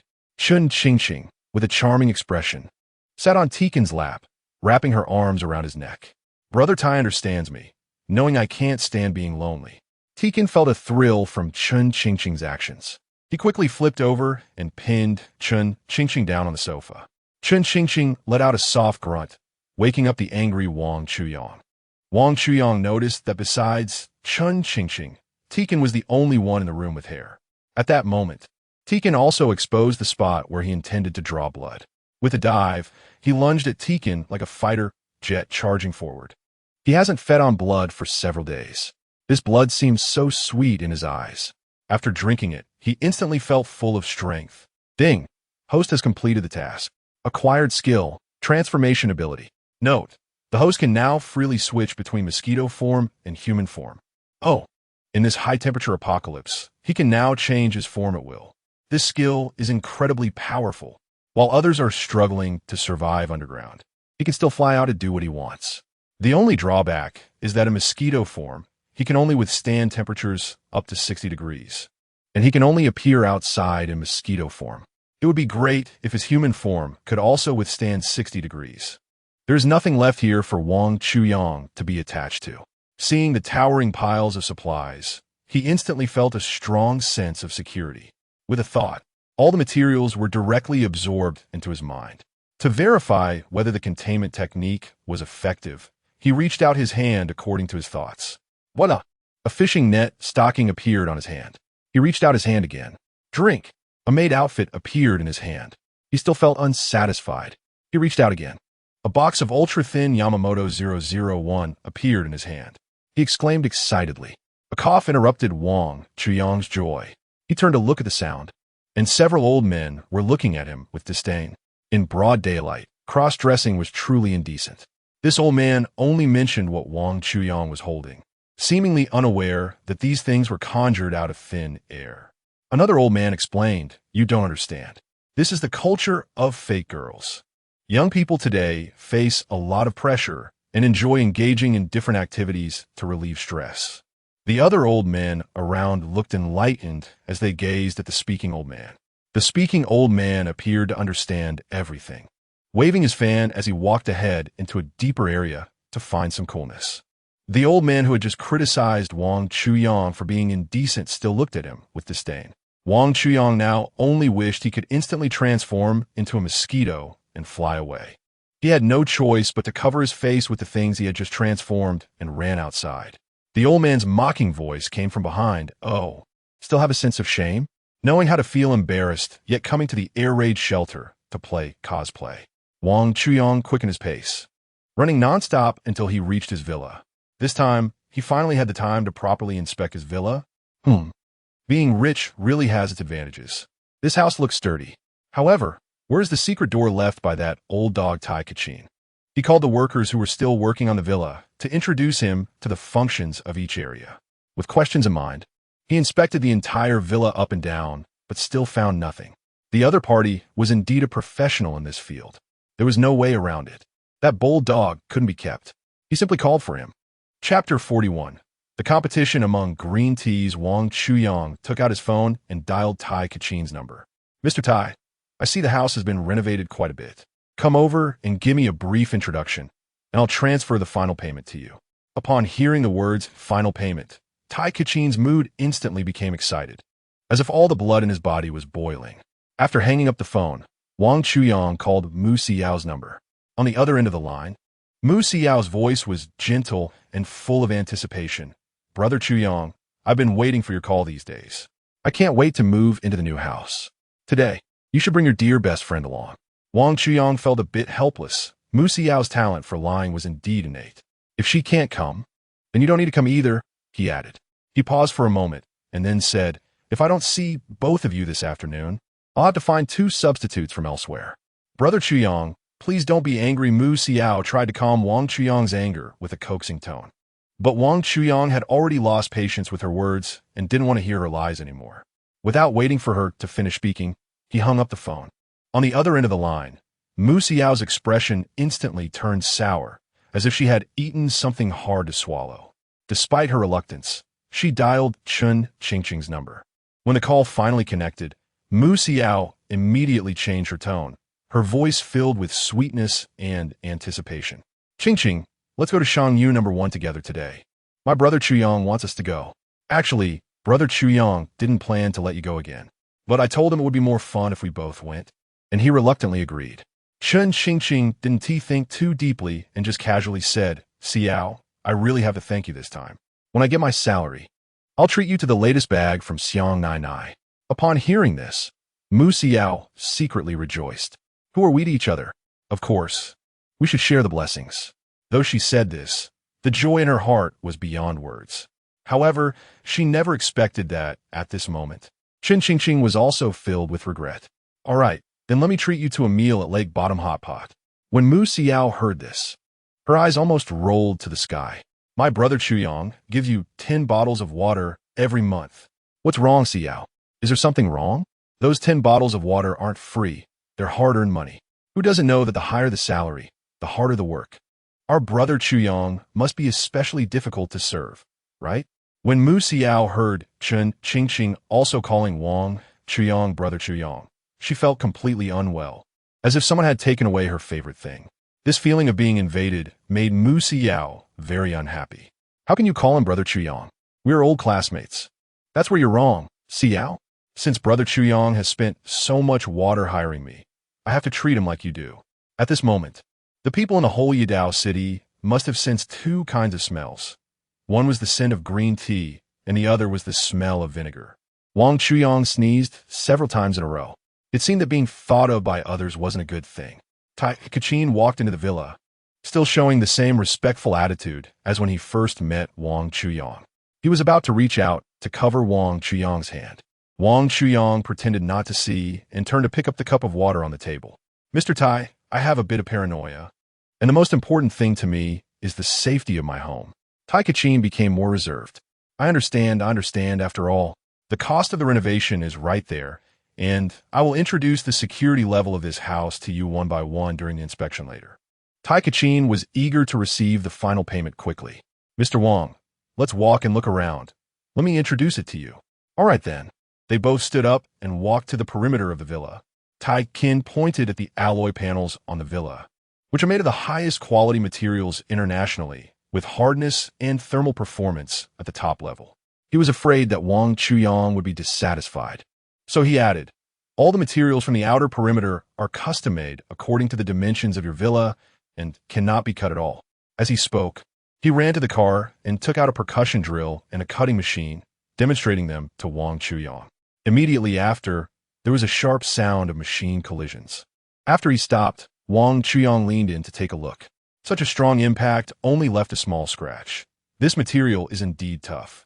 Then Wang Chuyang took the impact drill from Tai Kachin's hands. He fiercely activated the machine against the wall panel. After a jolt, Wang Chuyang looked ahead again. Just like before, it seemed that the hidden door opened by the person with the surname Tai was not here. I thought so. There are 360-degree surveillance cameras with no blind spots here. Satisfied, he dropped the electric drill. After seeing Wang Chuyang's expression, Tai Kachin gradually felt at ease. Wang Chuyang was now convinced that the hidden door must be in the basement, so he headed directly downstairs. Tai Kachin spoke animatedly and confidently wherever he went, but he started to feel a bit unnatural when they reached the surveillance area. Wang Chuyang had already guessed that the hidden door was most likely in the surveillance area. The most dangerous place is often the safest place. This guy was playing hide and seek under the light. After Tai Kachin's introduction, Wang Chuyang had already understood all the functions of this safe house. They walked down the street, laughing together. At this moment, Mu Siyu and Chun Qingqing had just arrived at the safe house. Tie Kiking, seeing Mu Siyu, felt a stir in his heart and couldn't help but marvel at how good Wang Chuyang's meals were. Immediately, a malicious thought arose in his mind. He thought that when Wang Chuyang wasn't home in the future, he would definitely come over to take Mu Siyu for himself. Wouldn't it be wonderful to have a trio, then? Mu Siyu bounced over and hooked her arm around Wang Chuyang's, as if declaring her ownership. However, Chun Qingqing seemed completely unconcerned because she knew that with her charm, it was only a matter of time before she conquered Wang Chuyang. Today, she was dressed in an OL suit, looking very capable. If Wang Chuyang didn't know who she was, he might have already reacted. In front of Wang Chuyang, Tai Kachin still showed no restraint, making several suggestive glances at Chun Qingqing.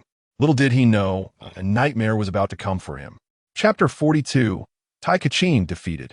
Wang Chuyang intentionally asked, Mr. Tai, are you satisfied with the price I offered you? Tai Kachin had a smile plastered on his face, satisfied, of course satisfied.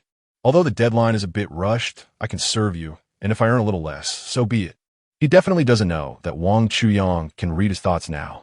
Wang Chuyang touched the new security level lock on their inner door, and these things felt pretty good in quality. Tai Kachin proudly said, of course, everything we provide for you is the best in the world. Is that so? Of course. Tai Kachin began to introduce some items in the room. Even Mu Xiao and Chun Qingqing were amazed, wondering how Wang Chuyang could be so extravagant. If only he were their boyfriend. Mr. Tai, did you design the whole building? Yes, Mr. Wang. You can rest assured that all renovations of the sections were carried out by workers from different teams, and no one will know the structure of this house. Wang Chuyang nodded in satisfaction, then changed the subject. You won't secretly make a hole in my room, will you? Upon hearing this, Tai Kachin immediately broke into a sweat. Then he thought, Wang Chuyang isn't a god. How could he possibly know? He forcibly suppressed his inner anxiety. If I make a hole in your house, you can take my life. He thought that by speaking arrogantly, he could intimidate the young man in front of him. Besides, now that we live in a society governed by law, even if he was found out, he would only have to pay some money at most.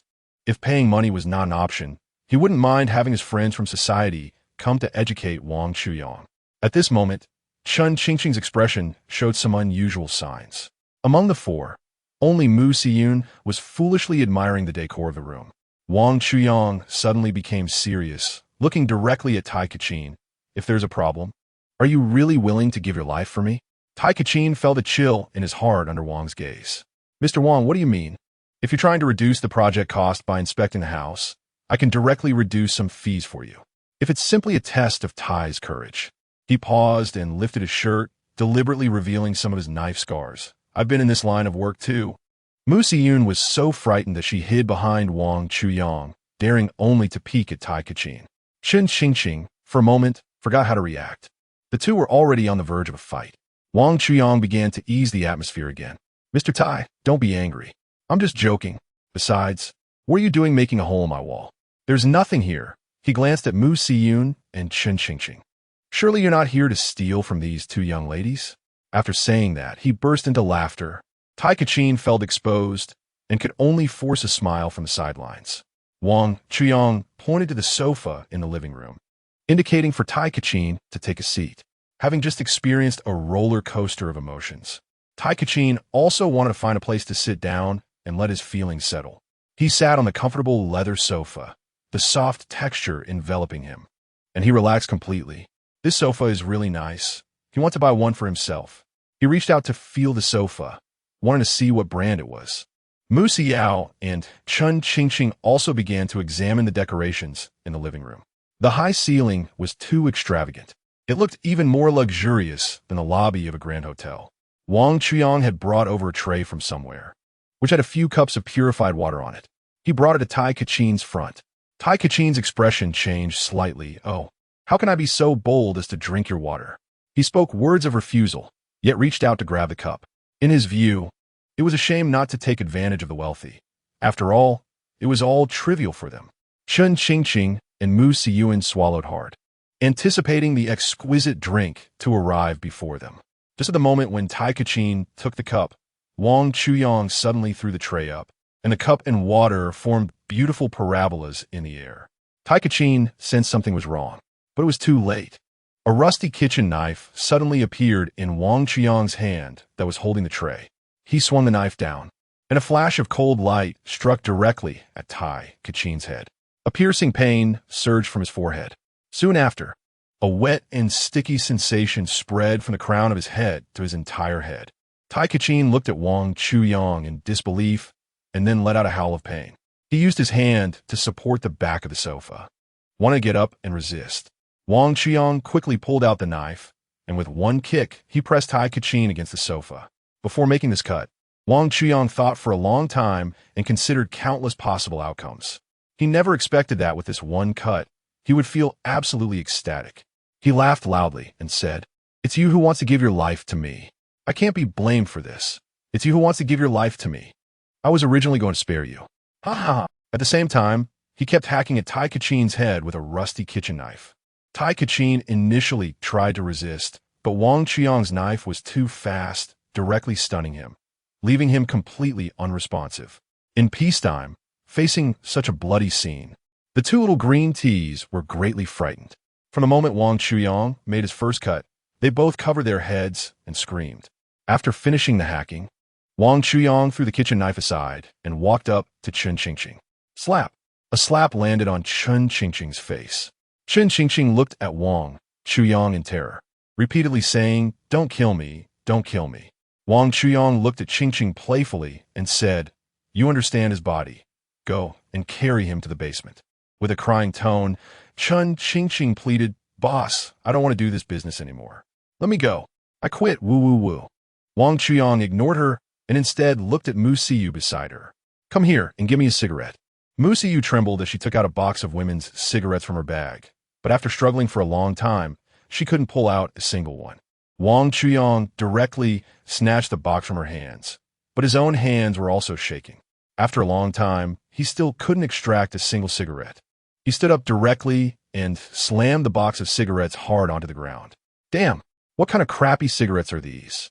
At this moment, Mu Siyao was so scared that she burst into tears. Wang Chuyang walked up to Chen Qingqing. Slap! Another slap! Can't you hear what I just said? Chen Qingqing was so frightened that she couldn't cry out. She looked at Mu Siyao and said, "I can't lift it by myself. Let her help me." Hearing this, Mu Siyao turned to look at them, just in time to meet Wang Chuyang's gaze. "Then you go with her." Mu Siyao showed a troubled expression. "Brother Chuyang, you know that Siyao usually doesn't even dare to step on an ant." Wang Chuyang shouted, "If you want to live, hurry up and go." Reluctantly, Mu Siyao helped Chen Qingqing carry Tai Kachin to the basement. After throwing the body in the basement, Mu Siyao hurriedly ran upstairs. But Chen Qingqing grabbed Mu Siyao's arm. Chapter 43. Zhao Ruoshi. Mu Siyao looked at Chen Qingqing in terror. Chen Qingqing pointed her head, her voice lowered to the extreme. "Siyao, I see that there are some problems with your brother Chuyang. We need to think of a way to save our lives quickly." Mu Siyao's mind was racing. She retorted, "Then what should we do? Are you stupid? This is a wealthy area, and the law enforcement office is very close. Let's call the law enforcement office." Mu Xiao didn't say anything.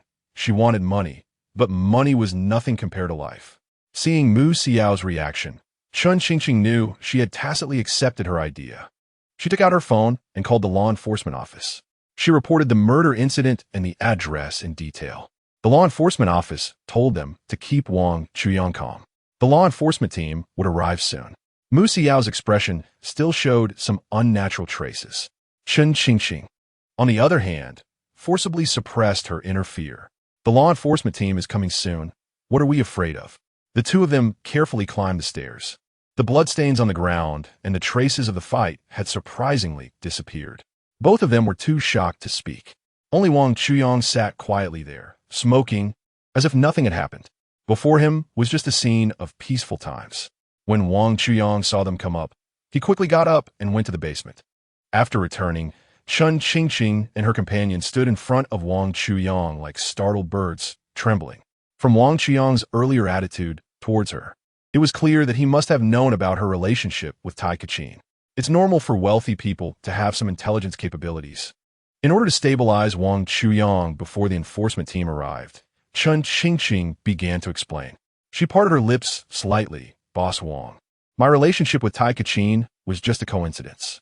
I was still a college student back then." Her voice started to tremble. "My boyfriend used my photos to take out a loan and didn't pay it back, so he threatened me with the photos to have relations with him. Woo. I was only 18 at that time, and I was forced by him." As she became more agitated, she knelt on the ground, crawling towards Wang Chuyang's feet. "I was forced by him. I really was forced." Her face was covered in snot and tears. "You must know the reason I killed him. As long as you don't touch my reverse scale, I will provide you with the best life." If Wang Chuyang didn't know the truth, he might have been deceived by Chun Qingqing's acting by now. However, at this moment, Wang Chuyang felt nothing but disgust for Chun Qingqing. In his eyes, Mu Xiao also had many schemes, but fundamentally, she was very different from Chun Qingqing. Chun Qingqing not only had schemes, but was also malicious. The term femme fatale perfectly describes someone like Chun Qingqing. Their appearances were too deceiving. No wonder Mr. Jin Yong warned us that the more beautiful a woman is, the less trustworthy she should be. Keeping such a person around is like having a ticking time bomb. Just as he was pondering this, a group of uninvited guests entered his line of sight. Chun Qingqing immediately put away her pitiful appearance, hurriedly wiping her nose and tears with her sleeve. Mu Xiao's expression also became tense. "Who is the owner of this villa?" The leading female enforcement officer asked sternly, standing in the center of the villa's living room. The group of enforcement officers behind her looked around warily, as if facing a great enemy. They had never been to such a luxurious place before, and they couldn't understand why someone would want to kill here. Wang Chuyang thought that Chun Qingqing would definitely report it to the law enforcement team, but he never expected the team to arrive so quickly. The female law enforcement officer presented her badge to Wang Chuyang, saying, "I am Zhao Ruoshi from the law enforcement office on Shangyun Road in Yudao City. We received a report from the public stating that a murder has occurred at your residence. Please cooperate with our investigation." The name Zhao Ruoshi was quite familiar. She was once an outstanding law enforcement officer in Yudao City, who sacrificed herself to save an elderly woman kidnapped by underground forces, only to be dismembered and eaten. Previously, he only knew about her deeds and thought she was a tough woman, but he was surprised by her pure and beautiful appearance. Such a capable person could be useful if she let go of her saintly heart. Wang Chuyang pretended to be surprised and looked at Mu Xiao and Chun Qingqing. Both of them were scared and avoided eye contact, pretending not to see Wang Chuyang. Zhao Ruoshi keenly captured this scene and deduced that it was Chun Qingqing who reported the case. So she walked straight over and stood in front of Chun Qingqing and Mu Xiao. Wang Chuyang remained calm and said, "Murder? There are only 3 of us here. Where could a murder come from?" He was so calm that it was hard to believe. Zhao Ruoshi thought to herself that after handling so many cases, she had never seen anyone as composed as Wang Chuyang. Such a person was either professionally trained or a cold-blooded psychopath. At that moment, Zhao Ruoshi turned to Chun Qingqing and Mu Xiao and asked, "Is that right?" Chun Qingqing had been eagerly waiting for the law enforcement team to ask her questions. While Mu Xiao was still hesitating whether to speak up, she pointed at Wang Chuyang and said, "It's him. I saw him with my own eyes take a kitchen knife and chop the head off of the Iron Boss from Qilin Security." She gestured as she spoke. As soon as she finished speaking, she hid behind Zhao Ruoxi again. Wang Chuyang also pointed at her and shouted loudly, "Chen Qingqing, don't slander me. I wouldn't even dare to kill a chicken." As he spoke, he started to get into a fighting stance, as if he were about to rush at Chen Qingqing. The other law enforcement officers saw this and quickly rushed over, with two of them grabbing Wang Chuyang, while the others surrounded Chen Qingqing and Mu Xiao. At this point, all the law enforcement officers believed that a murder had definitely occurred here, and it was certainly Wang Chuyang who had committed it. Chen Qingqing felt safe now. He had killed Tai Kachin because they couldn't agree on the price for the villa renovation. Tai Kachin's body was in the basement. After speaking, she peeked through a gap to observe Wang Chuyang. There was a hint of panic on his face. He shouted, "You're talking nonsense. You're framing me. I didn't kill anyone." Zhao Ruoxi exchanged glances with the law enforcement officers beside her. A few of them raised their handguns, on guard, and headed towards the basement. Zhao Ruoxi kept a vigilant eye on Wang Chuyang's every move. As long as Wang Chuyang made any inappropriate action, she would subdue him as quickly as possible. As the answer was about to be revealed and the truth was about to come to light, Wang Chuyang's expression instead became relaxed. Zhao Ruoxi began to feel confused. Could it be that he knew he couldn't escape, so he simply gave up? "Captain Zhao, we searched the basement thoroughly and found nothing," Chen Qingqing exclaimed, as if struck on the crown of her head. "Impossible, this can't be. I was the one who carried the body in." Wang Chuyang revealed a sly smile. He sat down on the sofa, arms spread out, looking relaxed as he faced Zhao Ruoxi. "I've asked what I needed to ask and searched what I needed to search. If there's nothing else, I'll be sending you off." In the face of Wang Chuyang's provocation, Zhao Ruoxi's instinct told her that he was definitely not clean, but indeed, no evidence had been found here. Her brain was racing, eager to find flaw. At that moment, a law enforcement officer approached Zhao Ruoxi and quietly said, "The CEO of Qilin Security has indeed gone missing." Zhao Ruoxi's beautiful eyes turned cold. "Mr. Wang, I'm afraid you need to come with me." Chapter 44. Regular impacts. Wang Chuyang showed a puzzled expression. "Why?" "Because the CEO of Qilin Security has indeed gone missing. Please cooperate with the investigation." After Zhao Ruoxi finished speaking, the two law enforcement officers standing beside Wang Chuyang assumed a stance to apprehend him. "Captain Zhao, how can you do this? You can't just pin the disappearance of someone in Yadao City on me. I can go with you, but you need to provide evidence." Wang Chuyang looked helpless, crossed his legs, and casually took a cigarette from the box on the coffee table. He gestured with his cigarette towards the two law enforcement officers beside him. Both officers politely declined. He lit a cigarette by himself. Zhao Ruoxi walked over. "It's precisely because we don't have concrete evidence that we need your cooperation in the investigation. Only after we clarify the situation can we clear your name. Communication is indeed an art." Her strategy of retreating to advance made Wang Chuyang feel refreshed. Wang Chuyang also went along with her. He had a mysterious look on his face and said that he could actually provide a clue about the disappearance of the Iron General. Then, feigning regret, he continued, "The Iron General is a good person. He managed to compress a 3-month project into just 1 month, and for that, I even gave him a few billion more." While speaking, he showed Zhao Ruoxi the previous transfer records for a moment. Seeing Zhao Ruoxi's skeptical expression, he added, "The Iron General is great in many ways, but he is quite lecherous and often brings up women while working." Most of the law enforcement officers were captivated by Wang Chuyang's vivid storytelling.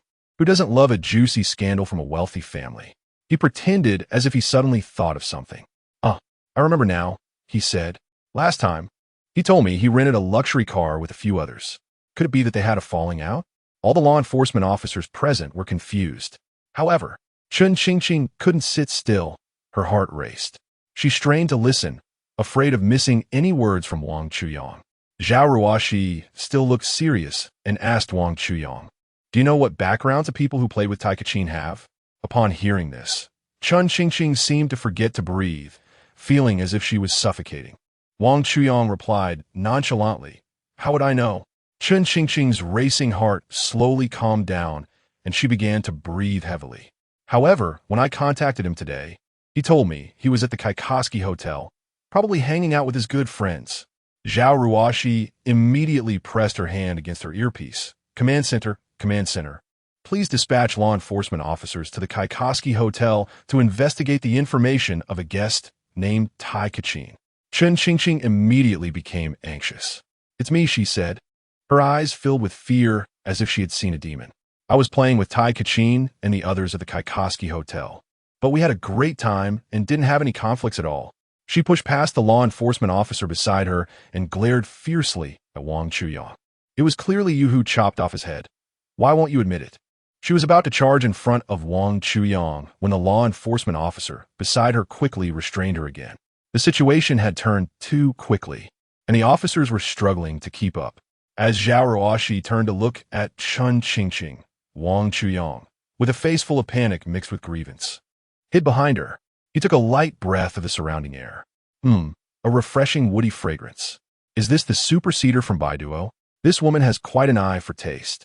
The world is not short of beautiful and interesting people. But who wouldn't love someone who hides an interesting soul beneath a beautiful shell?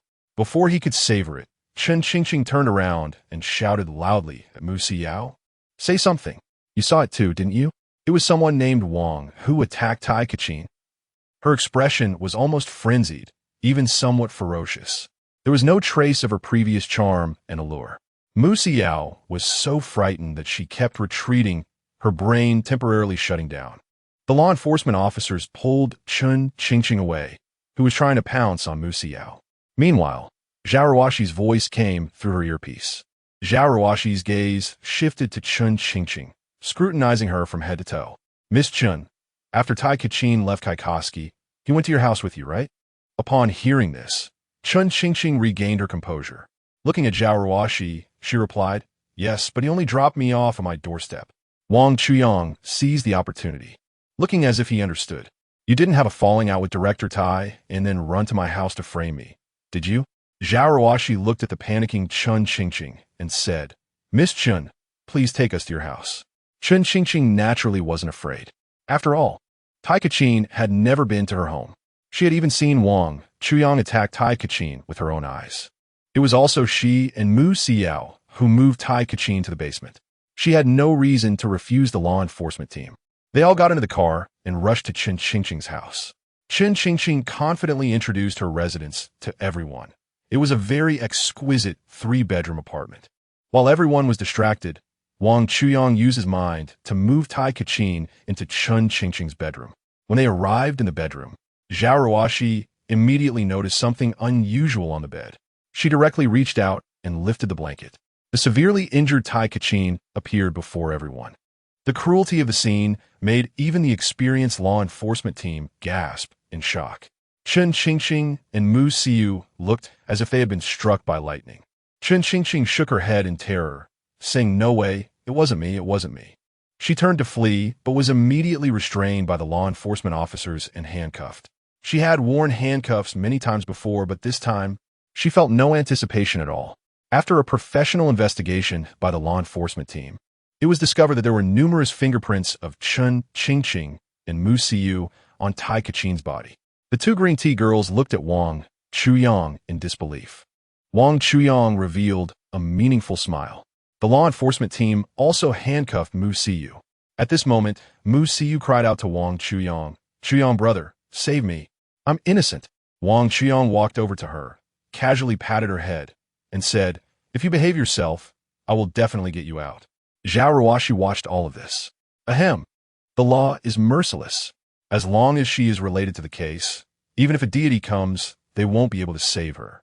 Mr. Wang, you should take care. They walked out of the residential building. An elderly man approaching them suddenly twisted his expression and collapsed onto the ground. Zhao Ruoshi crouched down to check, but the old man had already stopped breathing. No amount of CPR would help. Suddenly, a series of crashing sounds echoed. The scene before them was shocking.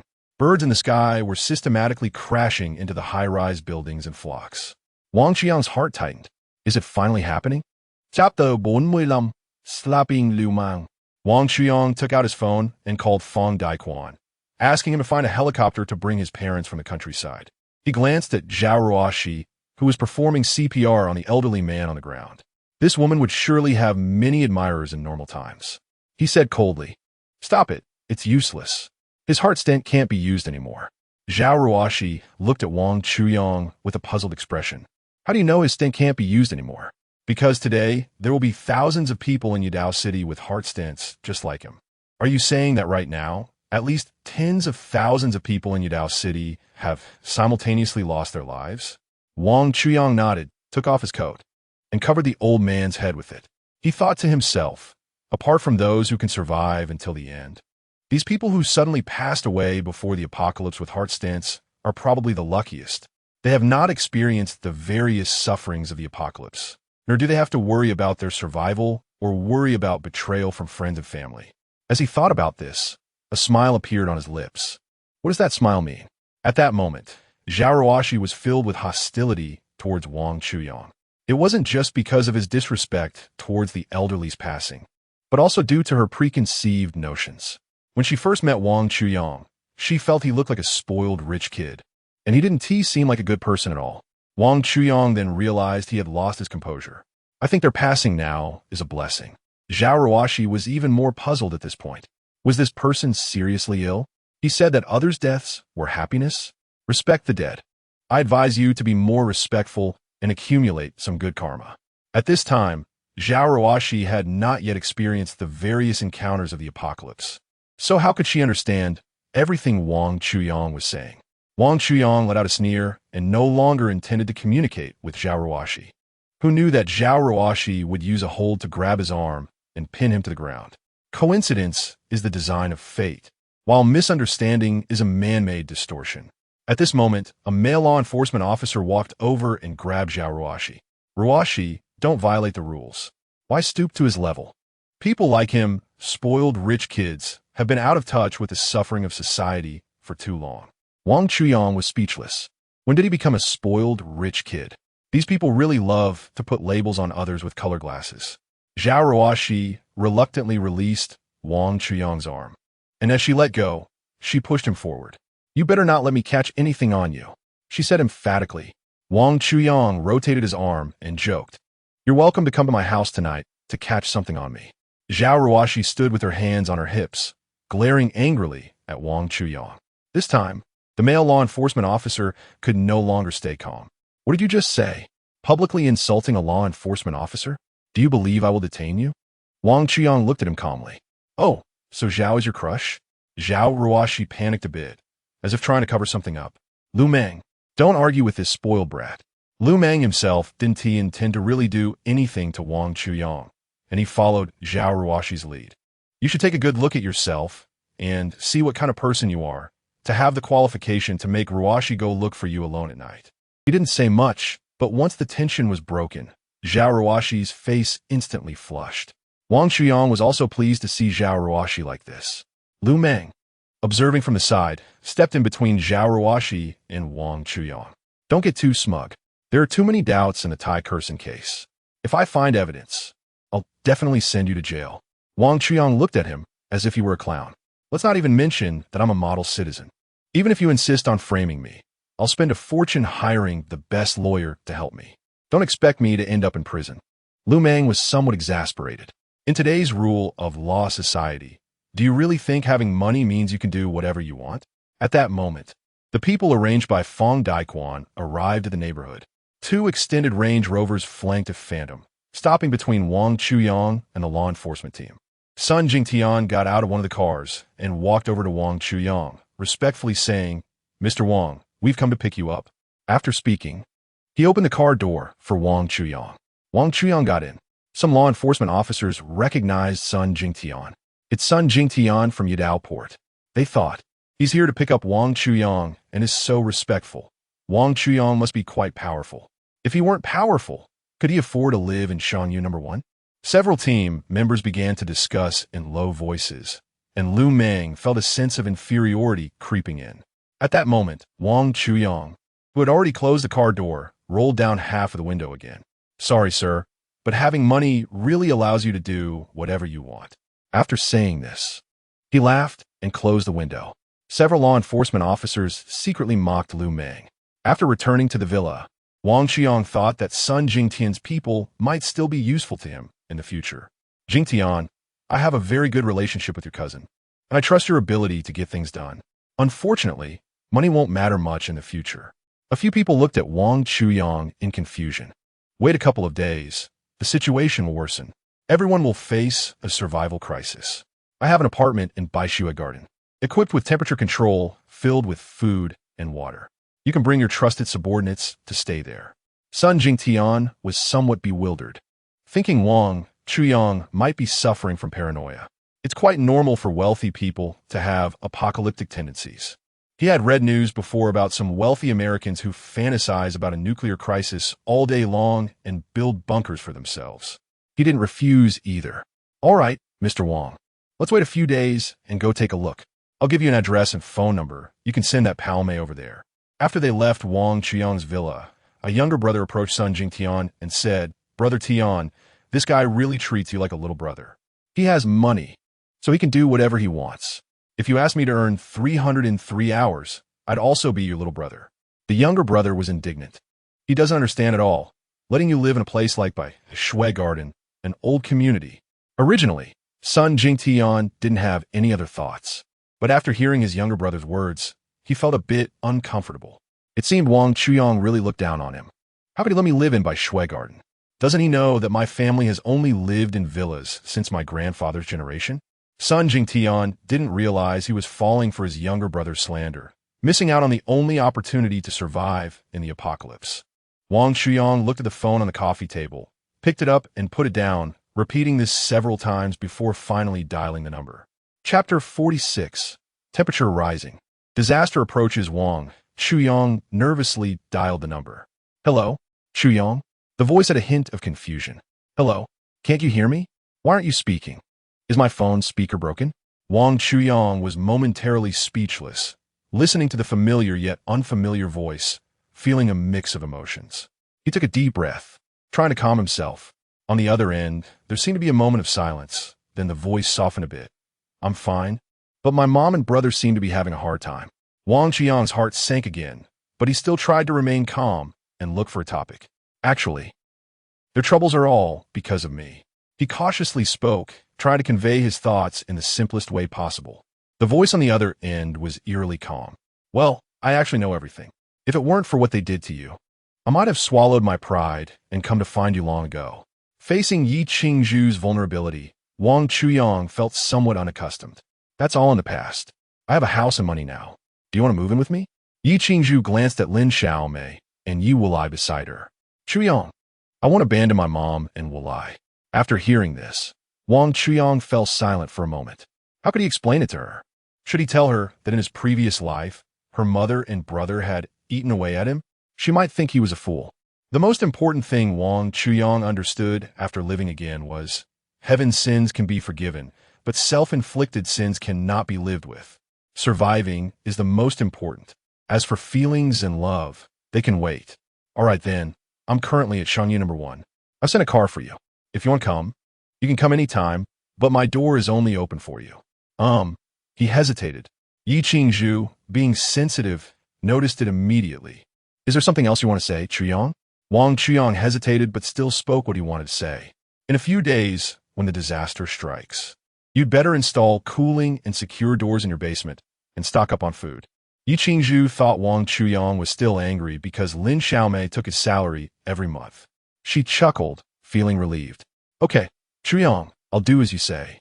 Wang Chuyang fell silent again. If it were someone else, he would have hung up the phone long ago. Saying there were no feelings would be a lie. Hello, Chuyang, are you still listening? I'm still listening. Wang Chuyang was somewhat taken aback.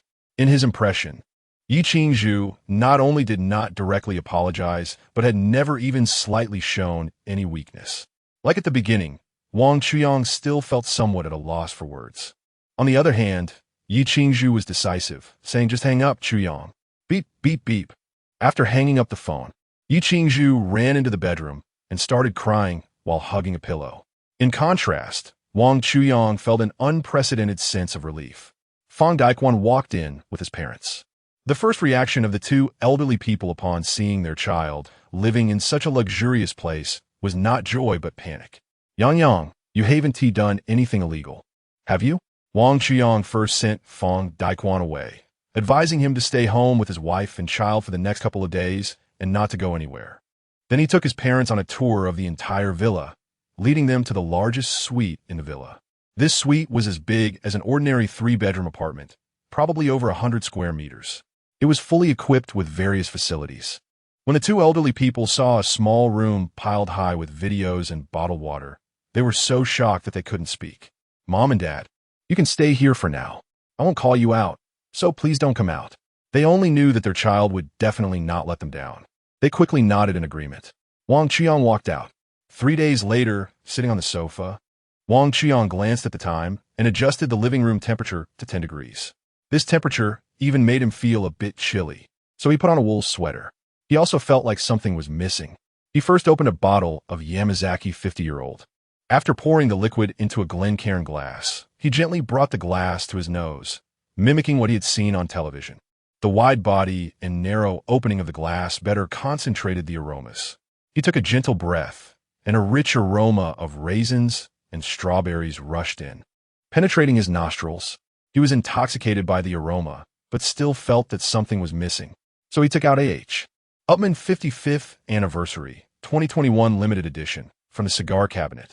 Comfortably leaning back on the sofa, he controlled the missile-proof glass to rise. Watching the beautiful scenery outside that was about to disappear, he took a sip of the drink in his cup, followed by a puff of the cigar. This ultimate experience made him feel as if he was about to ascend. He turned on the powerful sound system in the villa and played a piece from the soundtrack of Scent of a Woman, titled A Step Away. The music began to play.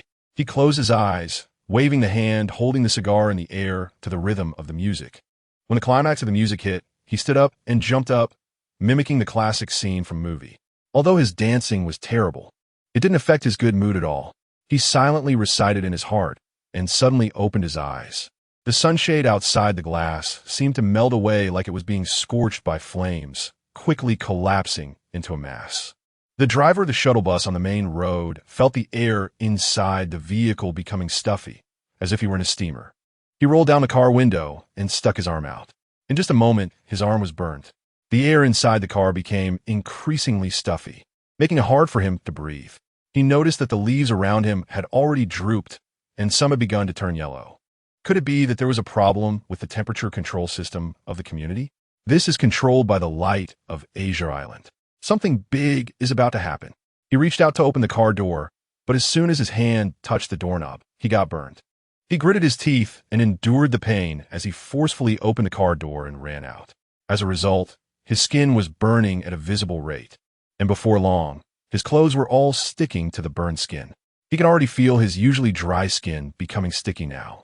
He needs to find a place to hide quickly. He was completely burned by the sun's radiation, with not a single good spot on his body. He jumped over the fence and ran towards the nearest house. Wang Chuyang stood inside the glass wall, witnessing everything. At that moment, the shuttle bus driver also noticed Wang Chuyang. He ran over shouting as if he had seen the savior. Wang Chuyang seemed oblivious to everything, remaining unmoved. The shuttle bus driver rushed to the glass wall. Now he was unrecognizable, covered in blood from head to toe. He shouted desperately, pressing against the glass and continuously smashing the glass of Wang Chuyang's villa. Wang Chuyang searched his clothes, but still showed no intention of saving anyone, just quietly watching from inside. He knew that the apocalypse had already begun, and being kind to others would only be cruel to himself. Bloodstains were left on the glass. The voice of the shuttle bus driver gradually faded, and his gaze grew increasingly desperate. Suddenly, he stopped what he was doing. Bending down, he began to vomit on the ground, and within a minute, he collapsed into a pool of blood. The same phenomenon was unfolding throughout Yadao City. However, very few people were as ruthless as Wang Chuyang. At this moment, everyone's phones received an urgent notification from the Daxia Decision-Making Department and the Emergency Management Department. Chapter 47. Disaster Situation. The Daxia Decision-Making Department and the Emergency Management Department issued an urgent notice. This supernatural phenomenon is merely coincidental and will not last for a long time. To prevent public panic and maintain social stability, it is prohibited for any individual or organization to hoard supplies. Any malicious hoarding of supplies will be dealt with severely. All departments in provinces, cities, and districts are requested to cooperate with the inspection work. Sun Jingtian looked at the official notice on his phone, and his anxious heart finally felt a bit of relief. He still refused to believe that Wang Chuyang had a godlike ability to foresee the future. If that were the case, he would suffer a huge loss. However, the temperature outside was reminding him not to take chances.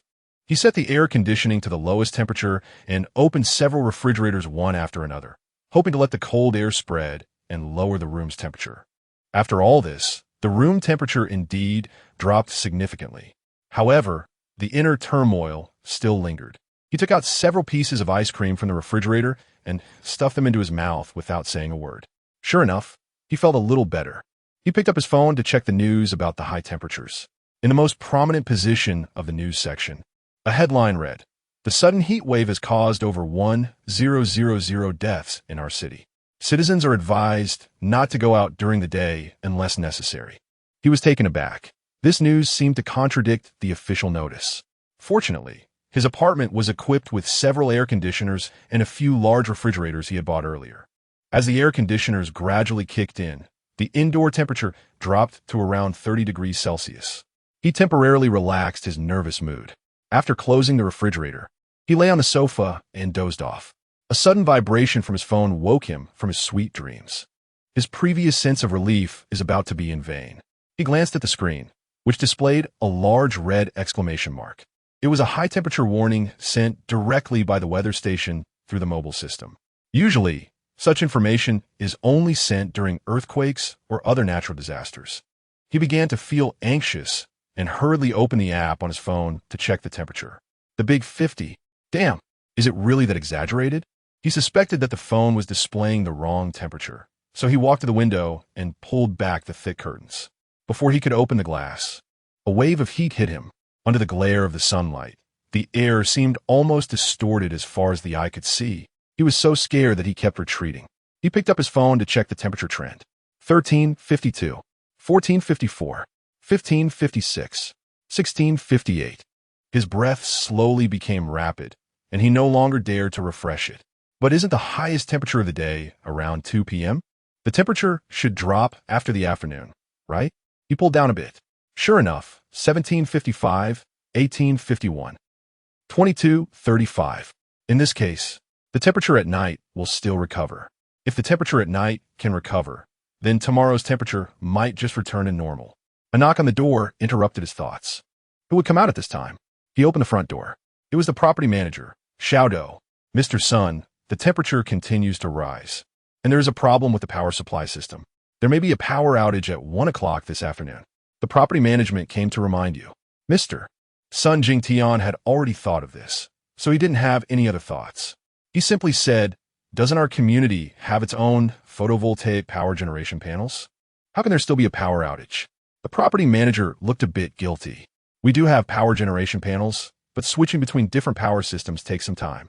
We expect to supply power to the residents around 4 o'clock. At that moment, the door across the hall also opened. A woman who looked timid and was above 8 points in appearance stepped out. She seemed a bit socially anxious and took a long time to say, "Who knocked on my door?" The property manager quickly ran to her side. "Hello, Miss Hu?" He repeated what he had just said to Sun Jingtian. Sun Jingtian stared blankly at the woman in front of him, who seemed to have no emotions at all. She simply responded with an "oh," and then directly closed the door. This house was just one of his many properties. He had chosen this one to escape the sudden high temperatures because it was the closest to him. It wasn't even 1 o'clock yet. The appliances in the room almost simultaneously stopped working. The air in the room gradually became warmer. He could no longer stay on the sofa or the bed. He lay on the floor, trying to get his entire body to touch the ground, hoping that the temperature of the floor would cool him down. This did help a bit, but before long, he warmed up the floor beneath him. Helpless, he opened the doors of several refrigerators. A rush of cold air came out, and his brain gradually calmed down. Then he lay down on the floor next to the refrigerator. His body received a brief correction. He forced himself to think about the next way out. A strong thought appeared in his mind. The underground should still be cool. Why couldn't he go to the underground parking lot to take shelter? At worst, he could sit in the car with the air conditioning on. With that in mind, He put on his clothes and prepared to go out. When he opened the door, his female neighbor was just stepping out as well. Huli was tall and dressed lightly, her face bare without makeup, yet she still exuded a strong presence. Her curves were subtly visible, indicating a good foundation. Sun Jingtian couldn't help but lower his head frequently. Although the two of them had never interacted before, at this moment they chatted like old friends. Are you also going to the garage to escape the heat? It seems you are. Let's go together. The building has a total of 7 floors, and they're on the 3rd floor. Soon, they arrived at the basement. The temperature here is a bit lower than above, but not by much. With poor air circulation, it's even worse than being in a room. Sun Jingtian's expression was serious as he pressed his car key, and his car responded with a beep. He was about to leave when Huli suddenly grabbed his arm. Sun Jingtian's heart tightened, and he became alert. Your car is a Land Rover, right? It consumes too much fuel. We don't know when this electricity will stop. My car is electric. Let's go to my car first. The two of them squeezed into Huli's Tesla, and after turning on the air conditioning, the scorching air gradually cooled down. Their moods also started to improve slowly. They anxiously tapped on their phones. Several messages popped up. The temperature showed no signs of dropping, and the number of people affected was still rising. The decision-making department ordered a nationwide ban on outdoor work. The high-level officials of Daxia urgently opened venues, such as gymnasiums and air raid shelters for residents, to take refuge from the disaster. The people's soldiers were dispatched to the disaster area for relief efforts. Sun Jingtian furrowed his brow. Even the people's soldiers have been mobilized? How severe has the disaster situation become now? Chapter 48. The juice of peaches. The noise in the garage gradually grew loud. Wave after wave of people arrived at the garage to start their cars. Huli glanced at Sun Jingtian, saying, "We can't stay here any longer." Sun Jingtian knew Huli was worried about carbon monoxide poisoning. I was just thinking the same. He took a deep breath of the cool air inside the car. Let's get in. Huli nodded in agreement. As soon as they got out of the car, they were enveloped by the heat wave outside. Sun Jingtian felt a brief moment of regret. Dying from the heat would be worse than enjoying life here and leaving the world. What am I thinking? Hurry up and go. Huli's voice broke his contemplation. He looked at the cars in the garage. All of them started and came to his senses. It's better to live than to die. The two of them walked towards the stairs, and their shoes could already feel the temperature of the ground. Huli had a vague sense of foreboding. A group of people came down to the garage to cool off. Sun Jingtian saw the property manager. He grabbed the property manager and said, "Didn't you say the call would come in the afternoon? When will the call come?" The property manager replied nervously, "Outdoor work is already prohibited. I don't know when the call will come." Then he shook off Sun Jingtian's hand. Perhaps he felt that Sun Jingtian had offended him. Or maybe he had a bit of interest in Huli. He walked up to Huli and said a sentence to her before running towards the garage. Huli's expression immediately changed, and she looked at Sun Jingtian with a worried face. Sun Jingtian also wanted to know what was going on and quickly asked, "What happened? What did he say to you?" Huli didn't respond, but took out her phone to refresh it. Then she held it in front of Sun Jingtian. Sun Jingtian focused on it and saw that the temperature had not only not dropped, but had soared to 60 degrees. At this point, both of them began to hesitate about whether to go up. Was the environment above still suitable for human survival? Should they go up? There was still a glimmer of hope if they went up, but staying below would only mean waiting to die. The two of them tacitly began to climb upstairs. Suddenly, a sound of breaking glass came from beside them. Huli was startled and rushed towards Sun Jingtian. Sun Jingtian looked at her sweating, and the water peach embroidery on the front of her clothes looked as if it had been juiced. He took the opportunity to pull Huli into his arms, stroking her hair. "It's okay. It's just broken glass." Only then did Huli leave Sun Jingtian's embrace. They continued to climb up. Bang, bang, bang. Several more sounds of glass shattering echoed. The stairs beneath their feet also began to grow increasingly hot. The two of them were also a bit exhausted. Supporting each other, they made their way to the 3rd floor. "Come to my place. I have plenty of food in the fridge," Sun Jingtian actively invited Huli. This building is relatively close to Yadaoport, so he had stocked up on a lot of frozen foods for his employees. Huli did not hesitate. "Sure, I have a lot of food at home too. I can move over." Because she had come ashore with a special profession, her reputation had always been poor, which led her to rarely go out and stockpile a lot of food. The two first entered Sun Jingtian's home. Fortunately, Nothing was damaged. The temperature inside was even 3 or 4 degrees lower than outside. However, the situation was still not optimistic. Sun Jingtian tore off his shirt, revealing large areas of tattoos and muscles. He opened the largest refrigerator and threw most of the things inside out. Huli watched in a bit of daze. Then he climbed in and gestured for Huli to come in as well. The refrigerator was quite big, but it felt a bit cramped for 2 adults. Sun Jingtian closed the refrigerator door. The temperature slowly dropped, and their bodies gradually entered a comfortable zone. The space in the refrigerator was limited. The two of them couldn't stretch out. Huli was pressing against Sun Jingtian from above, while Sun Jingtian was pressing against Huli from below. But neither of them complained about the other. How long do you think this temperature can last? The temperature will drop after the sun sets, right? How can you be sure the temperature will drop after the sun sets? If it's still this hot after dark, then what is the point of talking about anything? What is meaningful? Huli grabbed a sausage from the fridge. Stop overthinking. Eating this is meaningful. Sun Jingtian chuckled with interest and also took a peach from the fridge to munch on. Before long, the juice from the peach covered his hands. At that moment, he felt much better. Being a glutton isn't bad either. After eating, he happily fell asleep. He didn't know how long it had been, but when he opened his eyes, Huli was looking at him from across the way. You're awake? Sun Jingtian asked in confusion. How long did I sleep? Huli's tone seemed much more relaxed. 2 hours. Now, I have 2 good news and 2 bad news. Which do you want to hear first? From good to bad. The good news is that you're still alive, and the outdoor temperature has probably dropped. The bad news is that the power hasn't come back, and tomorrow's temperature might be even higher. Sun Jingtian took out his phone to check the current temperature. 42.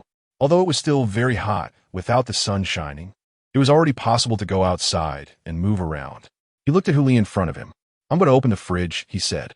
Huli jokingly remarked that the outside environment must be suitable for human activities. Sun Jingtian, as if making a promise, replied, if it's suitable for activities, I'll marry you.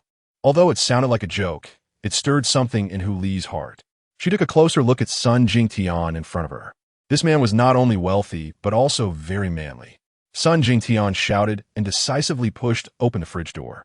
The temperature outside was already cooler than the fridge that had lost power. He dashed outside without the slightest hesitation. Behind him, Huli's expression flashed with a hint of disappointment. Perhaps she never really hoped to marry Sun Jingtian. In her view, her best outcome might just be ending up with Sun Jingtian in this refrigerator. Sun Jingtian thought of the safe house Wang Chuyang had mentioned to him. Come on, I'll take you to a safe place. Huli's dim eyes gradually brightened. She looked at the anxious Sun Jingtian in front of her, and her heart felt like a small boat had found a harbor from the storm. The food will be extremely scarce from now on. I'm just a defenseless woman in a chaotic world. I have no value. Are you sure you want to take me, this burden, with you? Sun Jingtian casually grabbed a backpack and kept stuffing his necessary items into it. Aren't you going to let me marry you? Huli was taken aback. I'm not clean. I was just joking. Sun Jingtian looked up at Huli and said, I usually don't joke. Then he buried his head back into packing. A faint smile appeared on Huli's lips. After the two finished packing, they hurried to the underground garage. The scene in the garage left them both shocked. Chapter 49, she stretched out her slender fingers. Sun Jingtian and Huli exchanged a glance in the garage, both expressing deep relief. In this cramped space, whether inside or outside the cars, the homeowners of the community lay sprawled everywhere. It was tragic, truly tragic. Huli tightly closed her eyes, gripping Sun Jingtian's arm as she carefully moved forward. Sun Jingtian, on the other hand, appeared relatively calm as he walked step by step toward a corpse, gently extending his hand to touch it. The corpse had already lost its warmth, but in this chaotic scene, he couldn't determine whether this person had died from heat stroke or carbon monoxide poisoning. Seeing Sun Jingtian so bold made Huli feel a bit flustered. Don't touch them. It's too unlucky. She gently tapped Sun Jingtian's chest twice, signaling him to be more careful. Her eyes were filled with worry and unease, but Sun Jingtian just smiled slightly, reassuring her. The two of them stepped over the piles of corpses and reached Sun Jingtian's Land Rover. A series of phone ringtones came from his car. That was his other work phone. He opened the car door and answered the phone. The voice on the other end was that of his little brother. Tian Yi, are you okay? That nouveau riche named Wang really predicted it accurately. Tiango, let's go to buy Schwegarten. Okay, I was just thinking of going. The voice on the other end gradually became cheerful. We'll be there soon. We'll wait for you, Tiango. Sun Jingtian noticed they had already left, and a glint of coldness flashed in his eyes. But after all, these people had followed him for many years, so he didn't think too much about it. He started the car. Huli sat beside him. Where are we going? Huli looked puzzled, wondering if such a good thing could be true. Could it be a trap? Sun Jingtian began to animatedly tell her the story of Wang Chuyang. Huli nodded frequently as she listened. Besides, my little brothers have already gone ahead, so there shouldn't be any surprises. When Huli heard that there were other men besides Sun Jingtian, she suddenly felt uneasy. However, she forced herself to suppress her doubts. After all, the information she got from Sun Jingtian indicated that they had known each other for many years. When they arrived at by Schwegarten, they easily walked over in the night. Surprisingly, even at such a late hour, the community was bustling with people. It seemed that everyone was taking the opportunity to gather supplies. They didn't stay for long. According to the information given by Wang Chuyang, they found a room. Several younger brothers were already waiting at the door of the room. They saw Sun Jingtian coming and immediately threw the cigarettes they were holding on the ground. They walked towards Sun Jingtian and shouted together, "Brother Tian." Sun Jingtian waved his hand, then turned to the side. "This is your sister-in-law, Huli." The younger brother's eyes lit up instantly, and some even swallowed hard. But they all respectfully called her sister-in-law. Although Huli felt a bit uncomfortable being looked at by some people, being called sister-in-law felt really great, and she was very satisfied inside. She slightly bent down, letting her hair fall in front of her, and politely said, "Hello, everyone." Sun Jingtian opened a door. The scene in front of them instantly stunned those who had just experienced the high-temperature beating. The first thing that caught their eye was several rows of air vents, with machines connected to batteries and the battery wires connected to the solar panels outside. The glass on the windows was thicker than bricks. The dining area was piled high with pure water, looking like there were thousands of bottles. The balcony was filled with all kinds of food. The younger brothers exchanged glances, revealing different expressions. "Brother Tian, how much are these waters worth?" Sun Jingtian said directly, "Are you stupid? These things are for us to survive. Money is useless now." The one speaking was Kong Yong, who previously complained about Wang Chuyang making them move in here. "Brother Tian, weren't you always teaching us that we need to pay for everything?" Sun Jingtian looked at him speechlessly. "The times have changed. Survival is the priority now." Kong Yong seemed unconvinced. "You are the boss. Whatever you say goes." Sun Jingtian playfully slapped the back of his head. Huli couldn't help but laugh at this funny scene. However, Kong Yong thought Huli was mocking him. Sun Jingtian was someone who valued relationships. Having received such a big favor from Wang Chuyang, he naturally had a call to express his gratitude. "Mr. Wang, you really are insightful. Such a huge favor. Jingtian can never repay it, no matter how hard he tries." Wang Chuyang on the other end of the phone was quite satisfied with Sun Jingtian's attitude and chuckled. "It's nothing. I will need your help in the coming days." Sun Jingtian didn't hesitate at all. "Whatever you need us to do, we will definitely accomplish it." "All right, then you all take a break." Wang Chuyang hung up the phone. Kong Yong once again leaned close to Sun Jingtian. "Brother Tian, the temperature outside during the day is so high, and that one guy still wants us to work for him. Isn't he clearly trying to get us killed?" Sun Jingtian patiently explained, "I've seen so many miracles from Mr. Wang. He's not an ordinary person, and there must be a reason for what he asks us to do. He is hiding in that turtle shell, yet he still has the face to ask us to risk our lives outside." This sentence instantly angered Sun Jingtian. He raised his hand and slapped Kong Yong across the face. "What do you know? The person I hate the most in this life is someone who is untrustworthy and lacks loyalty." Kong Yong covered his face where he was hit, saying, "You're my big brother. You can hit me at will, but asking me to serve that surnamed Wang? No way." Sun Jingtian raised his hand again. The other younger brothers quickly stepped forward to defend Kong Yong. Brother Tian, Yonggu is saying this for your own good." "Yes, Brother Tian. If you ask us to go through fire and water, we won't complain, but why should we serve that surnamed Wang?"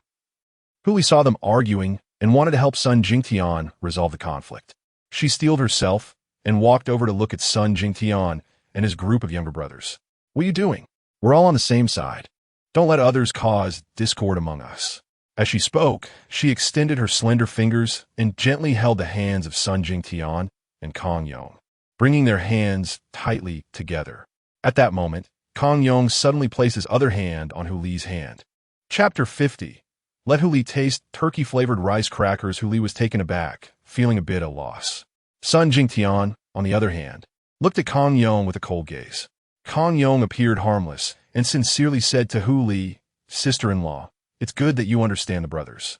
Only then did Hu Li awkwardly pull her hand away from between them. Sun Jingtian's expression softened a bit. Kong Yong then suggested, "I'll go cook for you guys. Most people have been avoiding the disaster all day and haven't eaten." Everyone agreed with Kong Yong's viewpoint. Hu Li felt that being a woman, she should step up and take charge of cooking. "I'll do it. You guys just rest." Sun Jingtian grabbed her hand and sat down on the sofa. "You're the sister-in-law. It's not your place to do this." Kong Yong, grinning, said, "Yeah, we can handle this. You and Brother Tian can just rest." Hu Li was still unfamiliar with their relationships and felt it was inappropriate to insist after being turned down. She only knew that listening to Sun Jingtian would never be wrong. Kong Yong went to the kitchen and eagerly pulled out a bottle of purified water to drink. Sun Jingtian, sensing something was off, followed him closely. Kong Yong noticed he was being watched and quickly hid the water behind him. This movement aroused Sun Jingtian's suspicion. "Xiaoyong, what are you hiding behind your back?" Kong Yong, feeling guilty, shifted back a bit. "It's nothing, Brother Tian, really nothing." His grip tightened even more. "If it's nothing, why are you so nervous?" Sun Jingtian approached Kong Yong and lifted his arm. Kong Yong's hand holding the water bottle was revealed by Sun Jingtian. "Brother Tian, I'm sorry. I just sweated too much today. I couldn't help it." Sun Jingtian patted his arm. "Good brother. You don't need to hide when drinking water here." Perhaps feeling that slapping Kong Yong earlier was wrong, he added, "In the future, if you want anything, just tell me. I'll make sure to satisfy you." Kong Yong looked at Sun Jingtian with sincerity. "Brother Tian, thank you. I knew I didn't follow the wrong person." Sun Jingtian patted his shoulder again. "Work hard, brother. I won't treat you unfairly." After saying this, he left, completely unaware that Kong Yong had changed his expression behind him. Kong Yong cooked a pot of instant noodles. Although it wasn't a delicacy, they had been hungry all day and found everything to be a feast. Sun Jingtian ate 3 bowls of instant noodles ravenously. After finishing, he felt extremely drowsy and fell asleep at once. A basin of cold water splashed on the still-dazed Sun Jingtian. He exerted all his strength to lift his heavy eyelids. "Kong Yong, how did I fall asleep?" Immediately, he felt someone forcefully prying his eyelids open. Hu Li knelt in front of him, her hair disheveled, a wound at the corner of her mouth, and her mouth stuffed with a yellowed white sock. Upon seeing Sun Jingtian wake up, Hu Li became emotionally agitated, making whimpering sounds. Clearly, she wanted to say something but couldn't. Sun Jingtian angrily tried to stand up, only to find he had no strength in his body, and more importantly, he was tied up. Kong Yong walked over to Sun Jingtian with a smile. "Brother Tian, do you have any requests?" Sun Jingtian glared at Kong Yong. "You bastard. What have you done to Hu Li?" Kong Yong laughed heartily. "Brother Tian, how can you speak like that? What have I done to your sister-in-law? Didn't you say that whatever you want, I would satisfy you? But this time, I didn't ask you to give it to me." He walked over to Hu Li, grabbing her hair and pulling her against himself. "I'll take it myself." "Kong Yong, you bastard. I've treated you as a brother all these years for nothing." Sun Jingtian shouted, his eyes filled with rage. Kong Yong's expression instantly turned cold. "Brother? You considered us brothers? You, a wealthy young master. How could you be brothers with us, ordinary people? You just see us as your pets." Another little brother stepped forward. "We originally wanted to give you a chance, but who knew that even in the apocalypse, you still acted arrogantly in front of us, and even wanted us to serve that one guy. Aren't our lives worth anything?" Sun Jingtian realized that the order had already collapsed, and he was at an absolute disadvantage. He looked at Kong Yong helplessly, his tone almost pleading. "For the sake of our acquaintance, let Hu Li go. I can let you do whatever you want with me." Kong Yong looked at Sun Jingtian with amusement. "Do you still think you are that lofty, Brother Tian? You have no bargaining chips now." He reached out to touch Hu Li's face, leaned his nose close to her ear, and asked forcefully. Then he made a series of snorting sounds, truly a pervert. Suddenly, he He gently blew a breath into Hu Li's ear. Hu Li shivered and trembled involuntarily. Kan Yong was greatly amused by this. The other little brothers also watched intently. Kan Yong said to them, "Don't rush, everyone will have a chance. Big sister is here to serve everyone." Sun Jingtian closed his eyes and cursed hoarsely. Hu Li also closed her eyes, shedding 2 streams of clear tears. She sobbed softly, making whimpering sounds. Kan Yong was extremely annoyed. Who the hell stuffed her with socks? After a long silence, Hu Li was just about to take a deep breath of fresh air when she felt something foreign stuffed into her mouth. She opened her eyes and saw Kan Yong forcing a piece of turkey-flavored rice cracker in her mouth by gripping the back of her head. Hu Li was very picky and only ate her favorite brand of snacks, so she spat it out and tightly closed her mouth. Seeing her resistance, Kan Yong became even more excited. He forcefully held her head while poking the turkey-flavored rice cracker into her mouth. After a struggle, Kan Yong still failed to succeed. He was somewhat exasperated. He picked up a fruit knife and placed it on Sun Jingtian's neck. "If you don't eat the turkey-flavored rice crust, I'll kill him." Sun Jingtian looked at Hu Li in despair and shouted, "It's my fault. Just let him kill me." Hu Li's cries grew louder, accompanied by a wave of sobs. She gently opened her mouth. Kan Yong was excited and stuffed the rice crust into Hu Li's mouth. Seeing Hu Li's tearful appearance, everyone else wanted to tease her as well.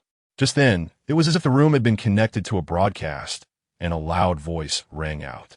"You bunch of trash. If you want to live, let Sun Jingtian and his woman go." Kan Yong hurriedly put away the turkey-flavored rice crust in his hand and, along with a few of his underlings, began to observe every corner of the room. Chapter 51. Wang Chuyang uses a knife to kill. Wang Chuyang frowned tightly, staring at the footage playing on the monitor. How could someone like Sun Jingtian, who has a dark background, be so naive when it comes to handling affairs? I have already clearly told him that the apocalypse is approaching and the world will descend into chaos and darkness. He is surprisingly so loyal. However, it is precisely this sense of loyalty from Sun Jingtian that makes him believe in Sun Jingtian's character, that he won't stab him in the back at a critical moment. He picked up the microphone on the table, turned on the intercom switch, and intimidated Kan Yong and the others. Kan Yong brandished a fruit knife in a defensive posture, vigilantly looking around. The other little brothers were also searching for the source of the sound. Having seen plenty of big scenes with Sun Jingtian, Kan Yong quickly calmed down. Who was playing tricks, being all shy and timid? "If you have the guts, come out and let's talk face to face." A few little brothers were also hyping up the atmosphere from behind. "Come out, don't hide like a coward." Sun Jingtian's desperate expression began to change slightly as he looked around. The voice from the loudspeaker above echoed, "Where I am doesn't matter. What matters is that if Sun Jingtian loses a single hair, you all will die." Wang Chuyang's voice was sharp, almost cruel. Despite the hot weather, Kan Yong and the others felt a chill creeping up their backs. "Good man, we have never met. Why do you want to go against us?" While speaking, Kan Yong gestured for a few little brothers to search other rooms. Wang Chuyang, in front of the monitor, couldn't help but laugh at this comical scene. "You don't need to waste your efforts looking for me. I'm not in this room at all." Kan Yong looked at Sun Jingtian in confusion and loudly asked, "Then who are you?" At this moment, Sun Jingtian had already guessed that the voice was Wang Chuyang. "Mr. Wang, please save Hu Li." Kan Yong felt a little relieved.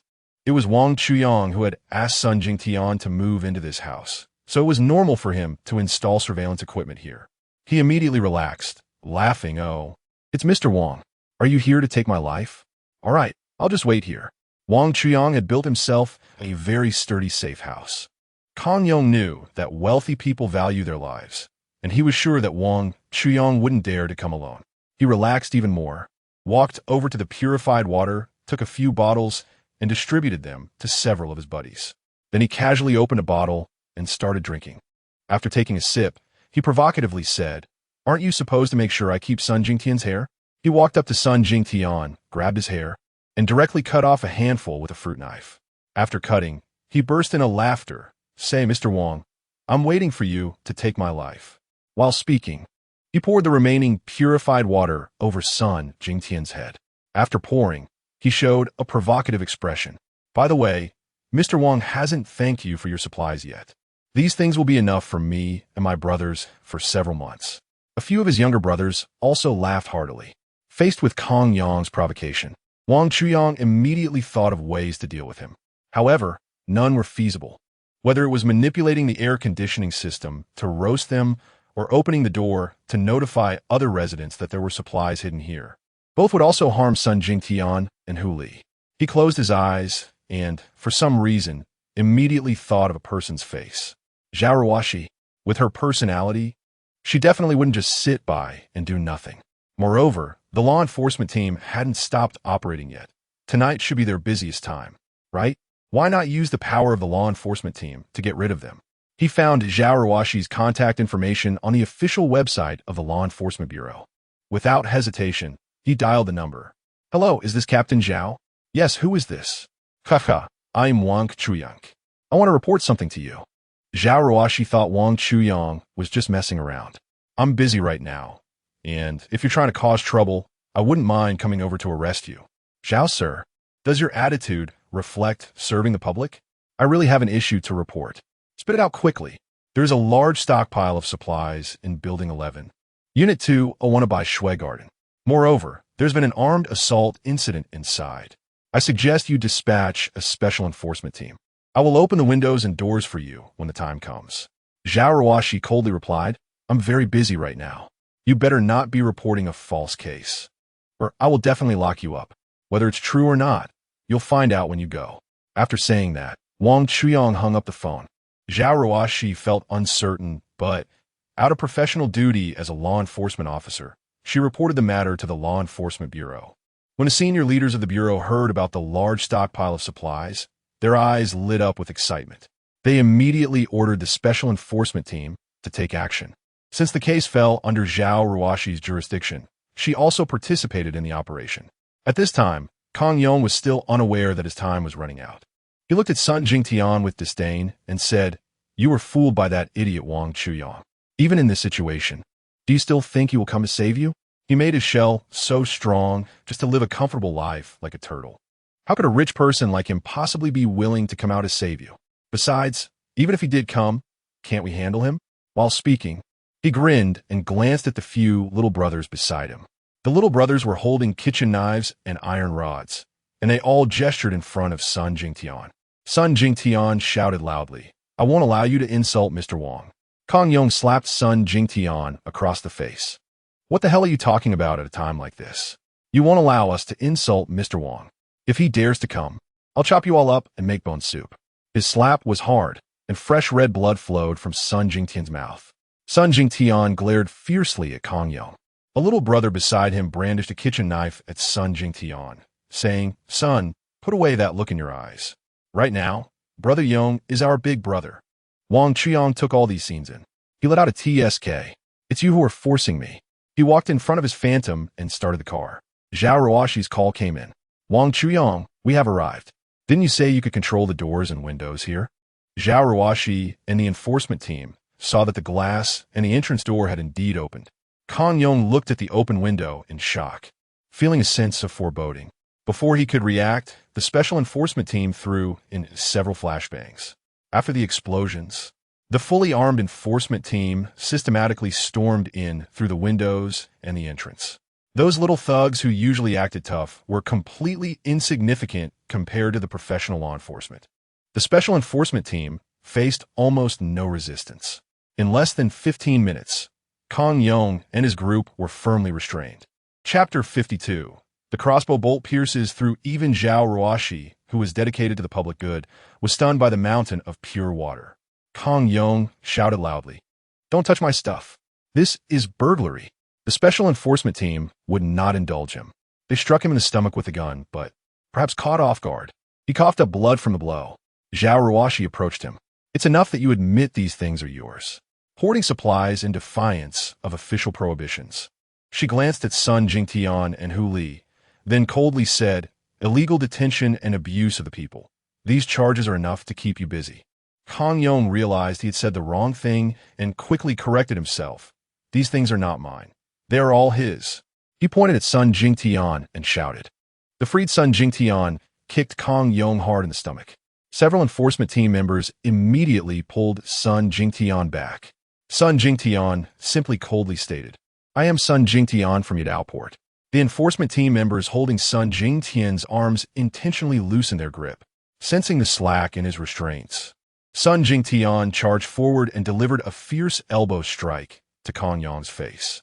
Kong Yong wailed in pain, forced to kneel on the ground. Sun Jingtian picked up a kitchen knife next to him, ready to strike. Zhao Ruoxi quickly intervened, blocking Sun Jingtian. His illegal actions will naturally be subject to legal sanctions. As a member of the enforcement team, I will not allow a bloody incident to occur in front of me. Sun Jingtian scoffed, pointing at Zhao Ruoxi's nose. You official personnel can hide behind the fortifications built for you, with other logistical support. You have no idea what we have gone through today. Sun Jingtian seemed to want to vent all the pain he had experienced that day. He shouted at Zhao Ruoxi with a knife in hand. A few law enforcement officers saw the situation was wrong and immediately aimed their guns at Sun Jingtian. Hu Li, seeing this, suppressed her inner pain, walked to Sun Jingtian's side, and took the kitchen knife from his hand. Sun Jingtian looked at Hu Li, who was in deep pain, and instantly felt as if he were pierced by 1,000 arrows. He tightly embraced Hu Li, and the two of them cried in each other's arms. This is probably what a tough guy's tenderness looks like. Kong Yong couldn't sit still.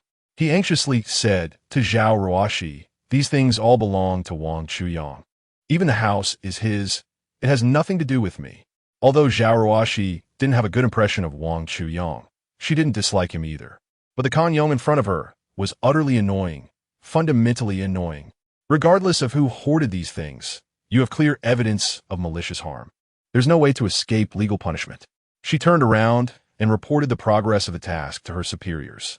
The leaders of the municipal bureau praised her handling ability. After counting the supplies, they escorted Kong Yong and his group downstairs, preparing to send them to the detention center. Upon hearing that they were going to the detention center, Kong Yong felt a sense of relief. The building there was very sturdy, equipped with an independent power supply, and the cooling system was top-notch. Once inside, he wouldn't have to worry about being sunburned or about Sun Jingtian seeking revenge on him. He was so happy that he even made a face at Sun Jingtian. Sun Jingtian, who had already calmed down his anger, suddenly rushed towards Kong Yong, wanted to teach him a lesson. At that moment, Zhao Ruoxi stood in front of him and said sternly, "Mr. Sun, I advise you to calm down. The law will help you punish him." Sun Jingtian reluctantly stopped his forward charge. Kong Yong was standing next to the law enforcement vehicle opposite Sun Jingtian and was about to be taken to the car. He stopped again. "Brother Tian, your sister-in-law is really something." "Ha." Sun Jingtian, who had stopped, clenched his fists, and the veins on his arms instantly bulged. He pushed Zhao Ruoxi, who was blocking his way, aside and rushed towards Kong Yong. Kong Yong's heart sank as he grabbed the door handle of the law enforcement vehicle, trying to climb up. However, his hands were restrained by handcuffs, making it difficult for him to exert any strength, and he couldn't manage to get on. Just as Sun Jingtian was about to rush over, he was stopped by Lu Meng. Lu Meng still held a grudge against Sun Jingtian for the last incident, and now seeing Sun Jingtian in a predicament brought him an indescribable sense of pleasure. Kong Yong noticed that someone had blocked Sun Jingtian again, and his frown relaxed. "Ha! It seems that the title of the young master of the Sun family isn't effective on everyone after all. Such an arrogant attitude has even angered Zhao Ruoxi." Kong Yong, "Hurry up and get in the car." Just moments ago, Kong Yong was scared and wanted to climb into the car quickly, but now he was no longer in a hurry. He looked at Zhao Ruoxi again and said, "I won't go. What can you do about it? Are you going to execute me on the spot?" Seeing his helpless expression, Zhao Ruoxi was also at a loss. Kong Yong, noticing their behavior, laughed even more recklessly. "I just love how you can't stand me, but can't do anything about it." As he spoke, he even made his nose look like Zhu Beiji's. Even Zhao Ruoxi wanted to go over and slap him. She said to Kong Yong, "When the heavens are wild, there will be rain. When people are wild, there will be disaster. You should tone it down a bit." Kong Yong still refused to relent. "I'm just being wild. What are you going to do about it? If you have the guts, kill me right now." Ha. While speaking, he also showed off his silver bracelet to the crowd. Just as Zhao Ruoxi could no longer tolerate it and was about to step forward to hit him, it all happened in an instant. With a whoosh, a cold light pierced through the night, directly penetrating Kong Yong's head. His face still wore the provocative expression from earlier, but his body fell heavily to the ground. Zhao Ruoxi immediately took out her gun, cautiously looking around. Alert! Alert! Suspect has been killed. A siren sounded, and the surrounding law enforcement team raised their guns in caution. Sun Jingtian, witnessing the scene before him, couldn't help but open his mouth in shock. Who had the audacity to kill someone right under the eyes of the special law enforcement team? Two squads of law enforcement officers quickly spread out in a tactical search formation to look for the murderer. Not far away, Wang Chuyang looked at the fallen Kong Yong and snorted coldly. What a fool, talking so much. Those who show off will surely die. He then retracted his crossbow with his mind and activated his large illusion again, casually driving his luxurious car up to the law enforcement team, attracting quite a few gazes. He got out of the car and was stopped by the law enforcement officers at the perimeter. Sun Jingtian pulled Hu Li and ran to Wang Chuyang's side. Before he could say anything, he knelt down in front of Wang Chuyang. Hu Li also knelt down beside him. Thank you, Mr. Wang, for saving me from the flames. Wise people need not say much. Wang Chuyang looked at the affectionate couple in front of him and smiled with satisfaction. Mr. Sun, I saved you because you are worth saving. Those traitors under you should have their heads pulled off to make lanterns. He reached out and pulled Sun Jingtian and Hu Li up. Sun Jingtian knew that it was Wang Chuyang who had shot through Kong Yong's head with a crossbow arrow. And at this moment, he was immensely grateful to Wang Chuyang. Hu Li also realized that this young man was likely the big shot that Sun Jingtian had mentioned, and her attitude was very respectful. Wang Chuyang looked at them, reached into his pocket, paused his thoughts, and took out a diamond ring. He handed the box to Sun Jingtian. This item wasn't very valuable, but I thought it was quite fitting. The moment Sun Jingtian opened the box, he looked at Wang Chuyang with even more surprise. Hu Li's heart also trembled. Wang Chuyang used this smooth little combo to firmly control Sun Jingtian, the former boss of the Yadao port. Just when they were enjoying themselves, an unpleasant voice came over. Chapter 53. Wang Chuyang invites Zhao Ruoshi upon seeing Wang Chuyang arrive. Zhao Ruoshi's intuition told her that Kong Yong's death must be related to him. In Zhao Ruoshi's eyes, while killing was certainly wrong, the fact that it was Kong Yong made it a different story. Having been an enforcer for so many years, she had never encountered someone as disgusting as him, and she felt an inexplicable sense of pleasure in her heart. She walked over to Wang Chuyang's side. Wang Chuyang, the deceased just accused you of hoarding a large amount of supplies. As she spoke, she picked up her phone and opened the news from a few days ago, displaying it in front of Wang Chuyang. It had even made the news. Please cooperate with the investigation and come with us. Sun Jingtian immediately stepped in front of Wang Chuyang. Captain Zhao, I believe you witnessed the situation during the day. Is it a crime for ordinary citizens like us to think about our own safety? Zhao Ruoshi, hiding in the fortifications, naturally hadn't experienced the hellish scenes of the day. But that didn't mean she couldn't see the video. Known for her impartial law enforcement, she felt a ripple of doubt within her. She wasn't sure if the temperature would rise again tomorrow. She hesitated. Her concern outweighed the impulse to bring Wang Chuyang to justice. At that moment, Wang Chuyang patted Sun Jingtian, signaling him to step aside. He looked at Zhao Ruoshi's eyes, which were filled with. His tone was unusually calm. The supplies I purchased before were stolen after being placed in the air raid shelter. If you don't believe me, you can check the surveillance footage, including the supplies from the Bai Shui garden. If you want to investigate, you're always welcome to come to my house. Zhao Ruoshi looked at Wang Chuyang. How could this person still be so calm? Last time he was accused of murder, he had an indifferent attitude, and this time, being accused of maliciously hoarding supplies, he still seemed unconcerned.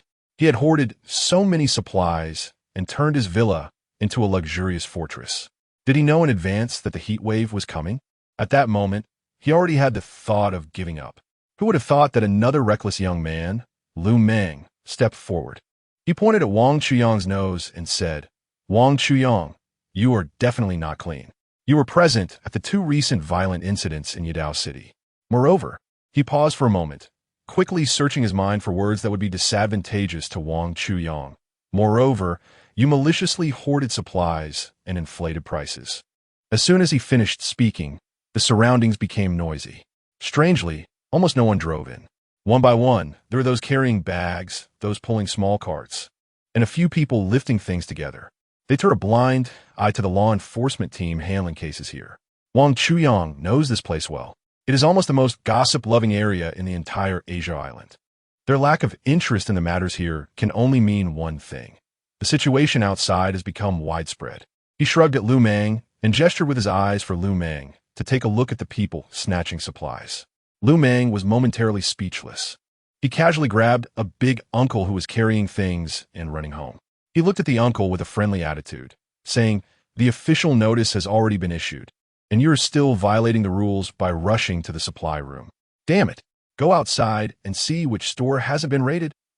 If it weren't for those people who are just taking up space and spreading chaos, I would have gone to buy things long ago. He picked up half a bag of flour he had grabbed and presented it to Lu Meng, saying, "Damn it, usually these things are 50 yuan, now it's 500. And the key is that it's still hard to get." After speaking, he spat at Lu Meng's feet, cursing, "What bad luck." He thought for a moment. If there weren't people like you, how could the prices in Wang Chuyang's place be so high now? Wang Chuyang had just been gloating, watching Lu Meng being scolded with great interest. He didn't expect Lu Meng to quickly find a breakthrough and start targeting him with nonsense. After all, he's from the system. His little brain is just quick to turn. He pretended to be aggrieved. "Sir Lu, what I bought is not just food. I bought everything, originally planning to open a supermarket.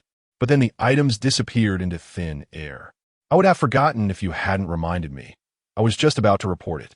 Looking at his innocent expression, Lu Meng felt like he had shot himself in the foot. He said impatiently, "Then you could go to the law enforcement office to file a report tomorrow. Such a large amount requires a statement." Zhao Ruoshi saw this comical scene and couldn't help but show a hint of a smile on her face. Wang Chuyang came in front of her and waved his hand in front of her. "What are you thinking? You look so beautiful when you smile." Zhao Ruoshi snapped back to reality, realizing she had lost her composure. She quickly straightened her face. How could she develop any good feelings for Wang Chuyang, this evil capitalist? Is it because he is handsome? What is wrong with smiling? Do you have to manage whether I smile or not? After saying that, she turned to walk toward the law enforcement vehicle as if she wanted to escape. "Captain Zhao, can I take Sun Jingtian and the others away?" "No. They are now involved in a murder case and need to cooperate with the investigation at the station." Wang Chuyang thought to himself that this was bad. According to the timeline from his previous life, the disaster would be even worse tomorrow. The law enforcement office of Shangyu No. 1 would experience a large-scale riot involving suspects. Many law enforcement officers were caught off guard and sacrificed their lives in this riot. In her previous life, Zhao Ruoshi should have reported to the city bureau, thus avoiding it. However, if they took Sun Jingtian and the others there this time, she would definitely be at the riot scene tomorrow. This way, Sun Jingtian and the others might perish under the dual impact of the riot and high temperatures. Is there any way to not go? Zhao Ruoshi glanced at Wang Chuyang. The law is unforgiving.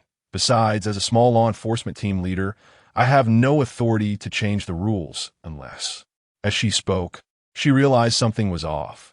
Why did she feel like she was trying to excuse the criminals? Wang Chuyang was a bit anxious. Unless what? Hurry up and say it. Zhao Ruoshi hesitated, unsure if she should speak, saying it felt like she was covering for the criminals. Not saying it made her feel uncomfortable. Wang Chuyang urged again. Unless what? Zhao Ruoshi had just convinced herself, but hadn't opened her mouth yet. Unless a lawyer comes to bail them out. It was Fang Daikuan who arrived, followed by several well-dressed individuals. Fang Daikuan first shook Wang Chuyang's hand gratefully. Then he looked at Sun Jingtian. After confirming that Sun Jingtian was fine, he signaled to the people behind him. He was able to come over entirely because he received a call from Wang Chuyang in advance. Although Wang Chuyang did not mention a lawyer, his intuition told him that he had to bring one. Fortunately, Duo Qi had many formidable lawyers, so he might as well use them since they all owed him favors. This was also the lawyer's last moment in the spotlight. Once the apocalypse was on track, the law would become meaningless. In front of these internationally renowned lawyers, those small law enforcement officers were simply inadequate. With just a few words, Sun Jingtian and Hu Li were bailed out.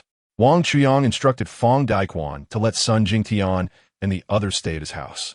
Not to mention that the millions of food and thousands of bottles of water in Fang Daikuan's house were provided for free by Wang Chuyang.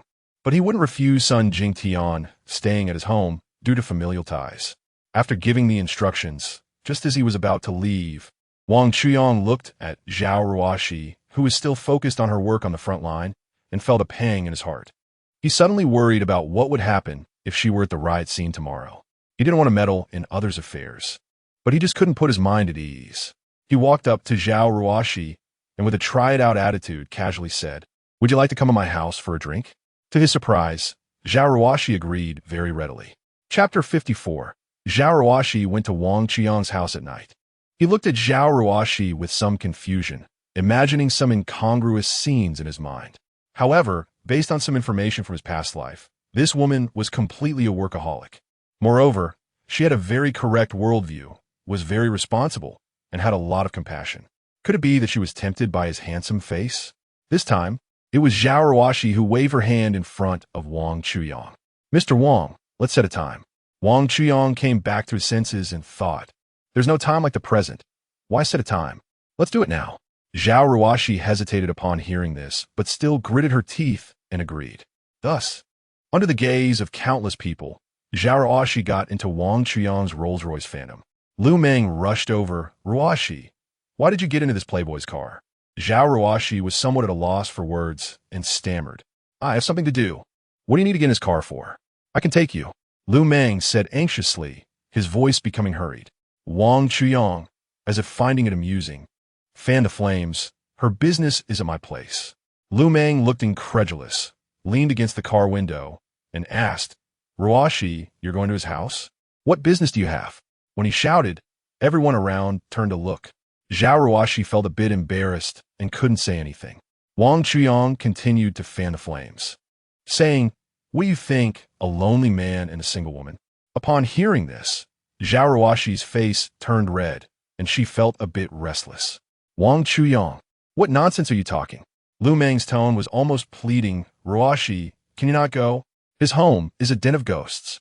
As he spoke, Lu Meng desperately pulled at the door handle. Click, click. After several attempts, he still couldn't pull it open. Wang Chuyang patted his shoulder. "This door handle costs hundreds of thousands. Use a bit less force." He just quietly looked at Zhao Ruoxi in the car, his tone turning somewhat indifferent. "I'll ask you one more time. Can you not go?" Zhao Ruoxi had her own thoughts. Seeing Lu Meng stubbornly trying to stop her, she felt speechless and even a bit annoyed. "Lu Meng, after work, I can go wherever I want. This is my personal freedom." Lu Meng became agitated.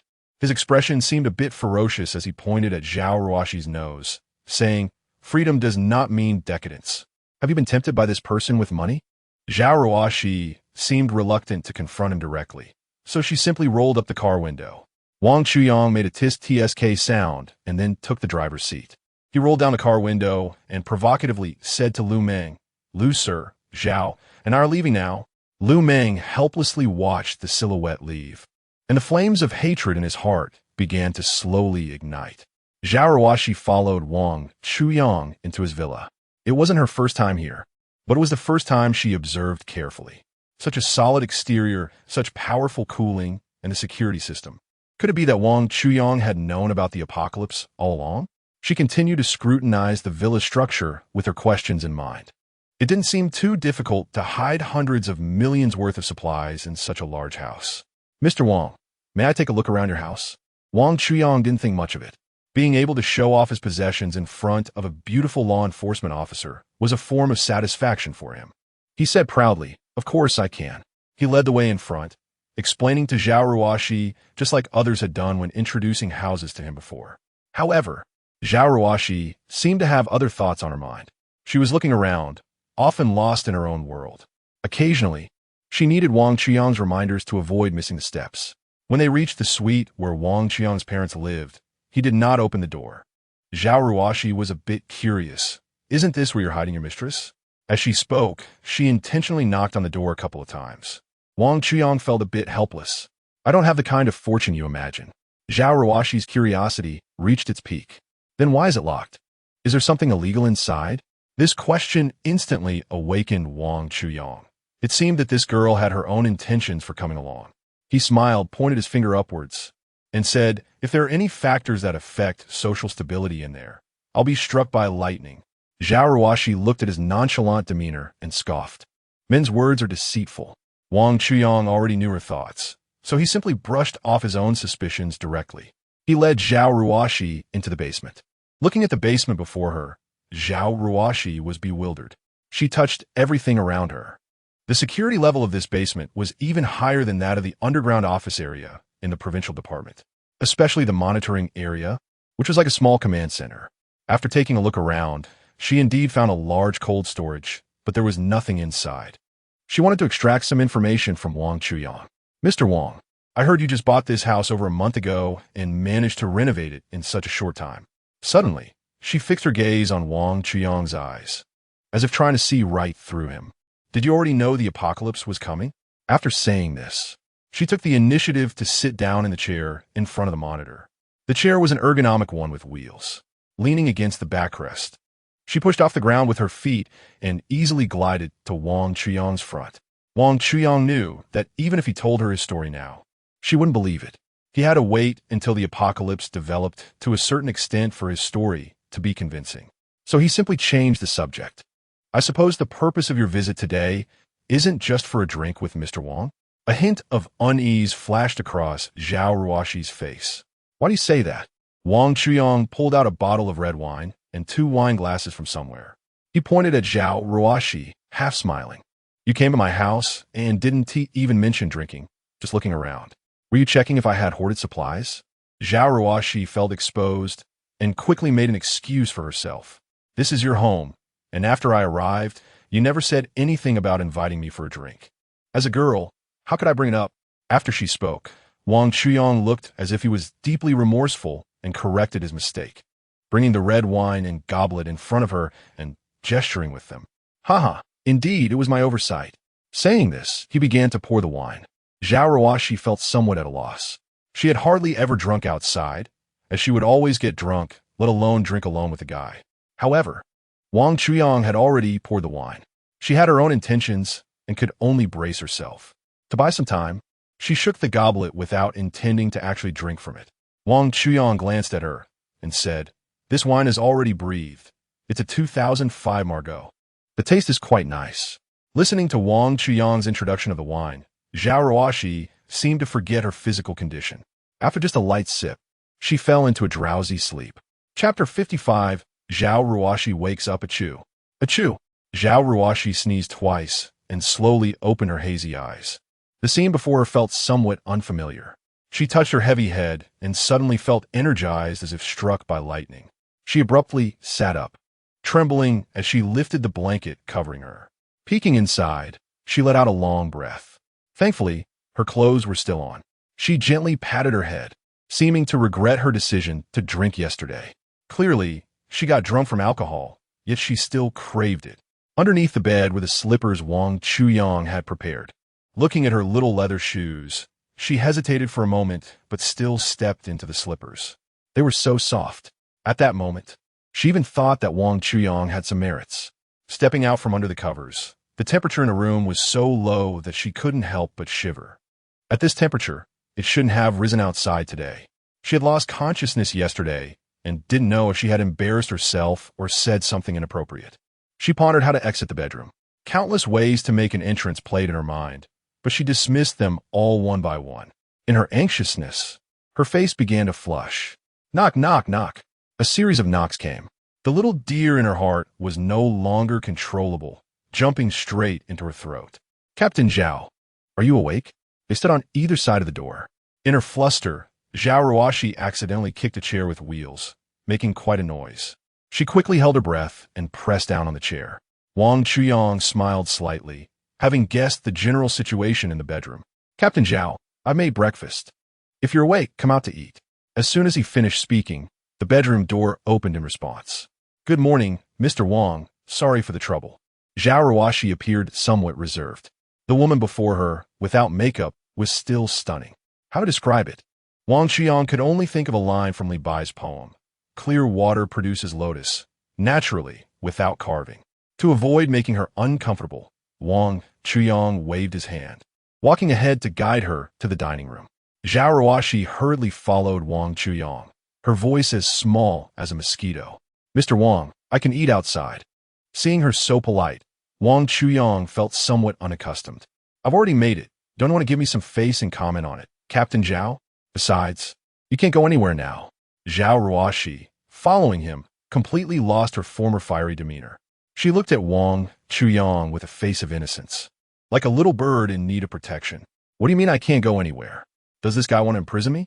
That didn't seem right, as he showed no intention of forcing her to do anything. Plus, she should be able to handle him. She touched her sidearm and found it was still there. The two arrived at the dining table.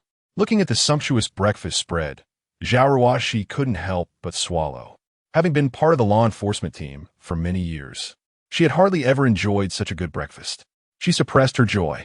Mr. Wang, did you make all of this? Wang Chuyang frowned. Of course. If you want to eat this every day, I can make it for you. Upon hearing this, a different emotion flashed across Zhao Ruoxi's face. She couldn't even count what kind of feeling it was. Wang Chuyang pretended to be calm, sitting at the dining table, casually picking up a piece of bread, dipping it in blueberry jam, and looking up at Zhao Ruoxi, who was still dazed at the dining table. You must be hungry too. Hurry up and sit down to eat. By the way, don't call me Mr. Wang anymore. It feels strange. Just call me Xiao Wang.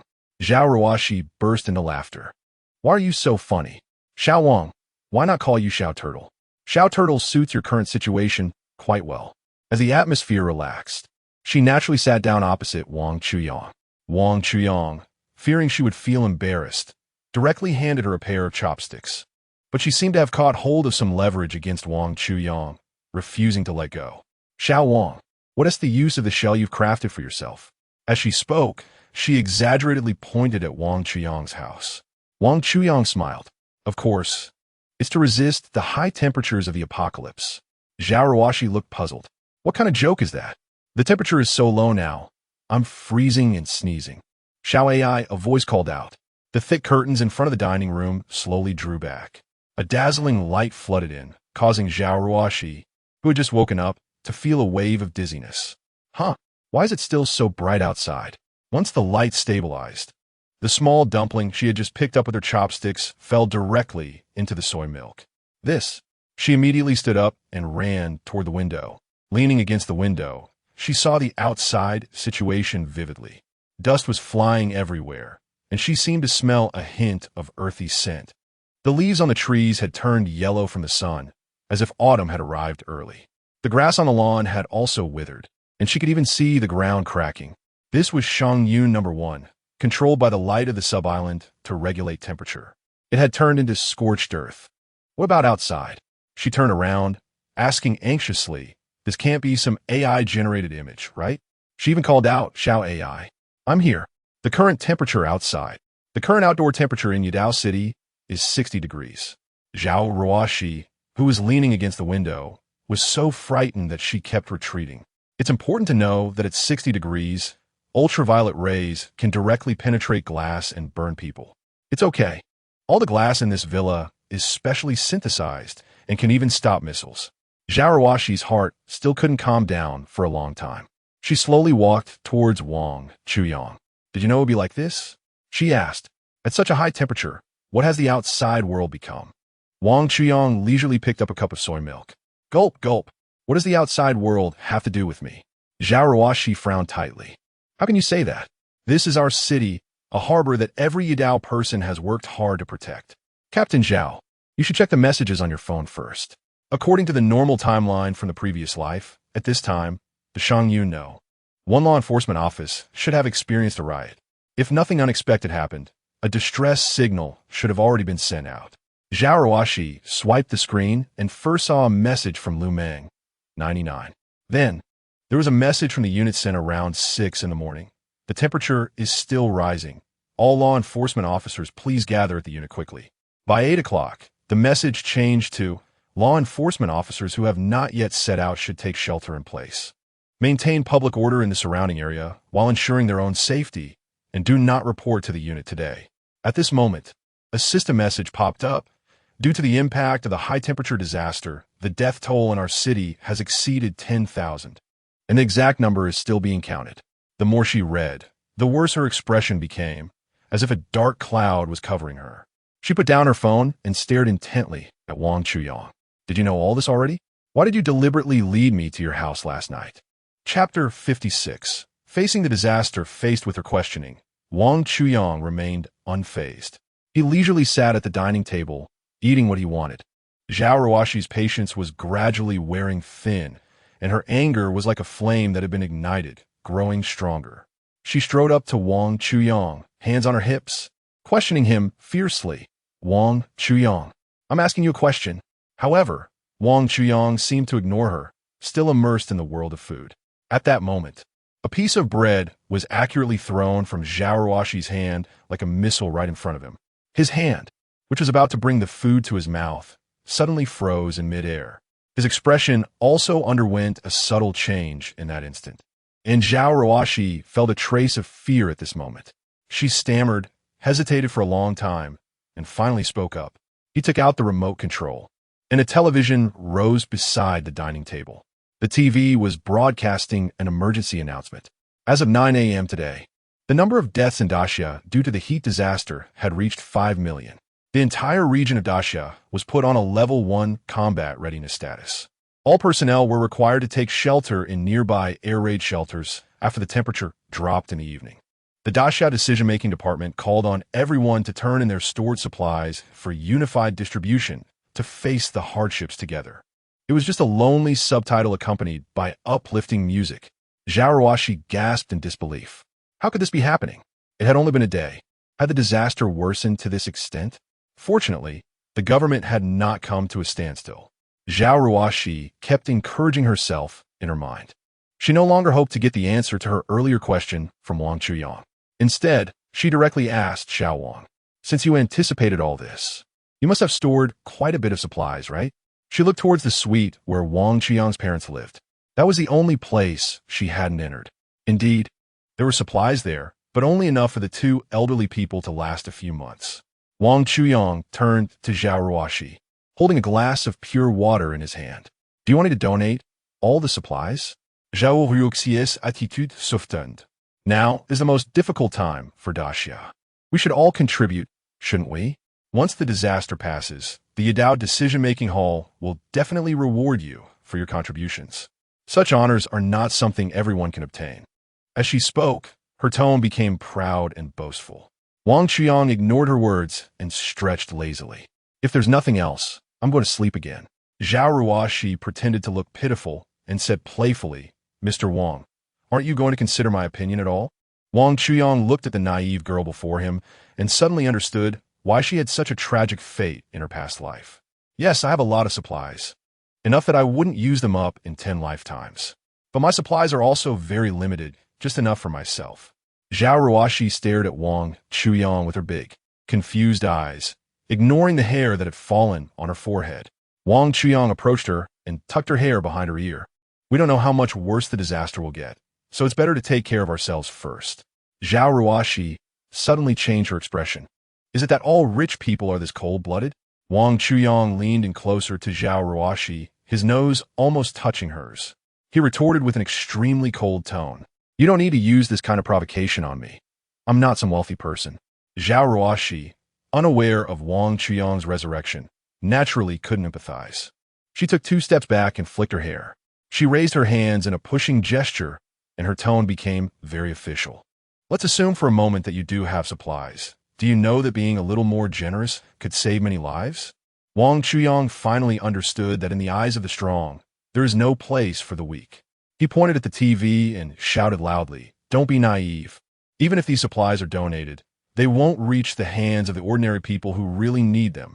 Zhao Ruoshi still stubbornly replied, the decision-making hall will distribute them uniformly.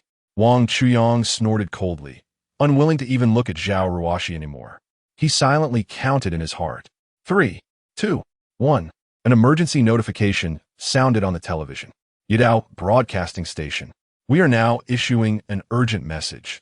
The law enforcement office of Shangyun No. 1 in the high-tech zone of our city has been attacked by criminals. All public officials have unfortunately sacrificed their lives in the struggle against the criminals. The decision-making hall and the law enforcement hall remind citizens to stay away from the Shangyun No. 1 law enforcement office to avoid harm. Zhao Ruoshi was stunned. If Wang Chuyang hadn't called her here yesterday, wouldn't she have become one of the victims? Her feelings for Wang Chuyang became complicated. She looked at Wang Chuyang in surprise. Unable to understand Why, someone she had only met a few times would save her from peril. You know this too? She walked to the dining table and picked up a glass of pure water, taking a gentle sip. Order was slowly collapsing, and this world was about to plunge into darkness. Zhao Ruoshi's eyes were devoid of light. She was unwilling to believe it. You're talking nonsense. Our country will definitely overcome this disaster. Think what you want. I'm going to sleep for a while. Wang Chuyang still looked indifferent. Let me out. I want to go rescue. Zhao Ruoshi suddenly screamed in pain, her eyes almost bursting with fury. Upon hearing this, Wang Chuyang felt a wave of helplessness rise from his heart, sweeping over his entire body. Fine. She is indeed still the same her. Fate had long since marked everything. You can't hold on to sand, just let it go. It's up to you to decide whether to stay or leave tonight. You can't go out now. I don't want you to die on my doorstep. Perhaps feeling unsatisfied, he added, what bad luck. Zhao Ruoshi didn't indulge him either, rushing to the villa's front door to kick and punch it. In the snow-white community, Yi Qingzhu was now extremely regretful. Why didn't she listen to Wang Chuyang? Their food at home was almost running out. If it weren't for the major insulation renovation that the snow home had undergone previously, they would have been reduced to jerky by now. It was only the second day, and it seemed they had to go to the air raid shelter tonight. Lin Xiaomei appeared somewhat relaxed. Going to the air raid shelter was quite good. At that time, there would be a unified distribution of supplies from higher authorities, and they would actually benefit from it. After all, she was a weak person, and the country should prioritize taking care of people like her. Qingzhu, will I hide whatever we have to eat at home? Today we report to the air raid shelter, and we can't take anything with us. Yi Wulai looked excited and said, I got it, Mom. You mean we can eat for free there during the day and then sneak back at night to eat our own food? Lin Xiaomei generously praised Yi Wulai. Son, you are so smart. Yi Qingzhu was already used to such situations. As night fell, residents around them surged like a tide from all directions towards the north slope of the Shangyu No. 1 Civil Air Defense Project. Chapter 57. Entering the air raid shelter, Zhao Ruoshi squatted at the entrance of the villa all day, feeling absent-minded. As night fell, the temperature gradually dropped. Wang Chuyang finally approached her, his eyes still filled with reluctance and hesitation. He also tried to keep her from leaving. Had he thought it through? What lies ahead might be an abyss. Zhao Ruoshi raised her proud eyes, her gaze so resolute. My identity and profession do not allow me to retreat in the face of difficulties. The country needs me. The people need me. Suddenly, she forced a smile again. And besides, what is my relationship with Mr. Wang? Staying here doesn't make much sense. She truly is a competent public servant. Life is a masquerade ball, where everyone wears carefully prepared masks, but she is the only one attending with her true face. How could there be a good outcome? Wang Chuyang felt both pity for her and had no choice but to watch her leave. He knows that Zhao Ruoshi is a piece of jade, and even though he knows he will be incomplete, he will face danger without hesitation. As for himself, he has already experienced the kind of suffering that feels like a hell on earth. He no longer wants to try again. He remembered that the order in the air raid shelter lasted only 3 days. After that, various ugliness of human nature emerged. Under Zhao Ruoshi's terrified gaze, he silently took her hand, pulled out a pen from his pocket, and wrote his phone number in her palm. Zhao Ruoshi looked a bit stunned. After speaking, he turned his head aside and opened the door. At that moment, Zhao Ruoshi, who had been wanting to leave, seemed a bit hesitant. She walked up to Wang Chuyang. Xiao Wang, thank you for your kindness.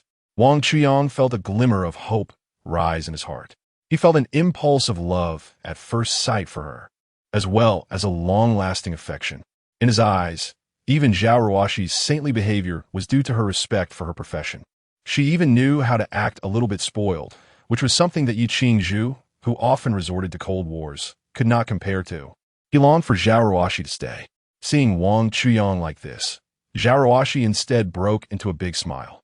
She wasn't foolish, having seen Wang Chuyang's prophetic abilities. How could she not guess what kind of challenges lay ahead? She patted Wang Chuyang's arm. Xiao Wang, aren't you going to see me off? Wang Chuyang wasn't a saint, and he finally couldn't hold back. Can you not leave? People might die. Zhao Ruoshi lost her earlier heroic demeanor, becoming gentle as water. Perhaps it's just that we are not meant for this time. I'm leaving. She was afraid that if she stayed here any longer, she would truly be unwilling to go. Watching her leave, Wang Chuyang continually comforted himself in his heart. There are plenty of fish in the sea. There are plenty of fish in the sea. I can't die hanging on one tree. In the underground civil defense project of Cloud Fortune Number 1 on the northern slope, under the supervision of the law enforcement team, the incoming disaster victims managed to establish area divisions. Only a small portion of the victims brought supplies. To ease the emotions of the affected citizens, the leaders of the disaster decision-making hall in Yadao City promised that national supplies would arrive soon.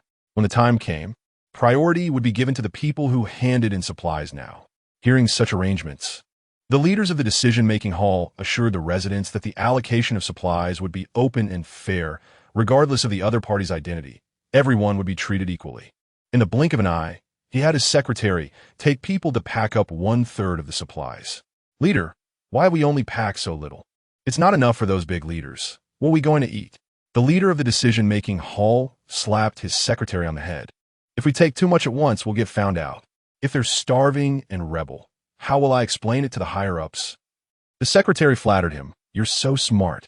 The leader smiled proudly. There are many tricks to this. Once you learn them all, you'll naturally be able to climb to my position. Lin Xiaomei and Yi Wulai were comfortably sleeping in the positions assigned to them. The surrounding area was symbolically covered with sheets. It was very simple, but it maintained a polite boundary. Yi Qingzhu had a worried look on her face.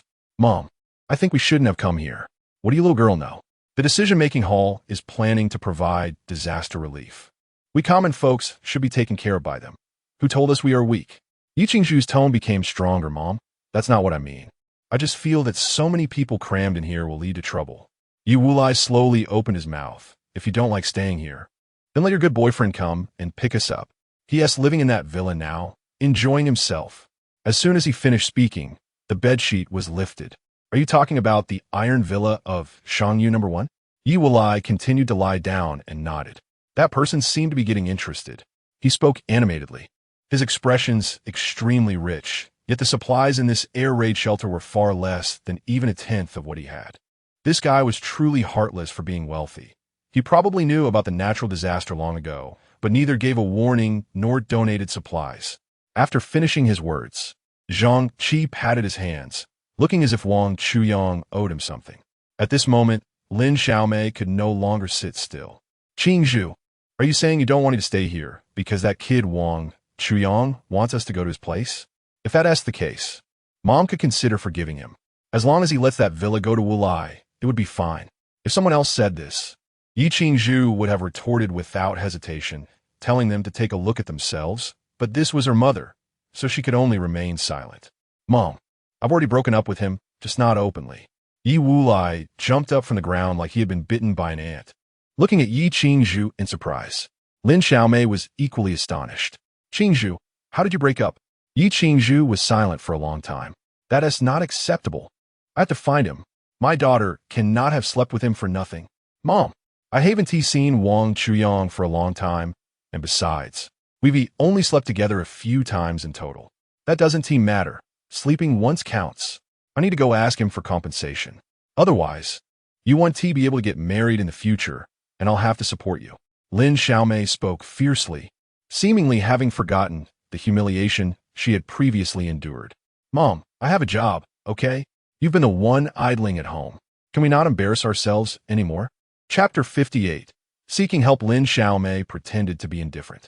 With a wave of her hand, she said, fine, who cares? After all, in the air raid shelter, there was no fear of sun exposure or lack of food and drink. Like Lin Xiaomei, most of the people who came to the air raid shelter felt that life was peaceful and the future was promising. As they settled down, a discordant voice broke the tranquility. Whose family has coconut juice? Oh, my daughter is only 3 years old. A middle-aged man holding a child knelt in the main path of the air raid shelter, humbly begging. The little girl lay in his arms, looking listless, with no spirit at all. Seeing that no one responded, the middle-aged man's cries grew louder. Once the supplies are distributed tomorrow, I will return it to you right away. I beg kind-hearted people, please have pity on my child. His tearful appearance was enough to move everyone. However, more people were still weighing the pros and cons. After all, who could say when natural disasters would come to an end? Lin Xiaomei glared at Yi Qingzhu. Qingzhu, you can't give her things to them. Who knows if they're just pretending to gain something? But they're so pitiful. Can't you show a little compassion? Yi Qingzhu's tone carried a hint of complaint. In her eyes, this mother seemed somewhat unfeeling. What compassion? Right now, staying alive is the most important thing. If you dare to go, I'll die in front of you. Lin Xiaomei's voice gradually grew louder. Yi Wulai, hearing this, quickly put down his game console and said earnestly, Mom, you can't die. If you die, we'll take care of me.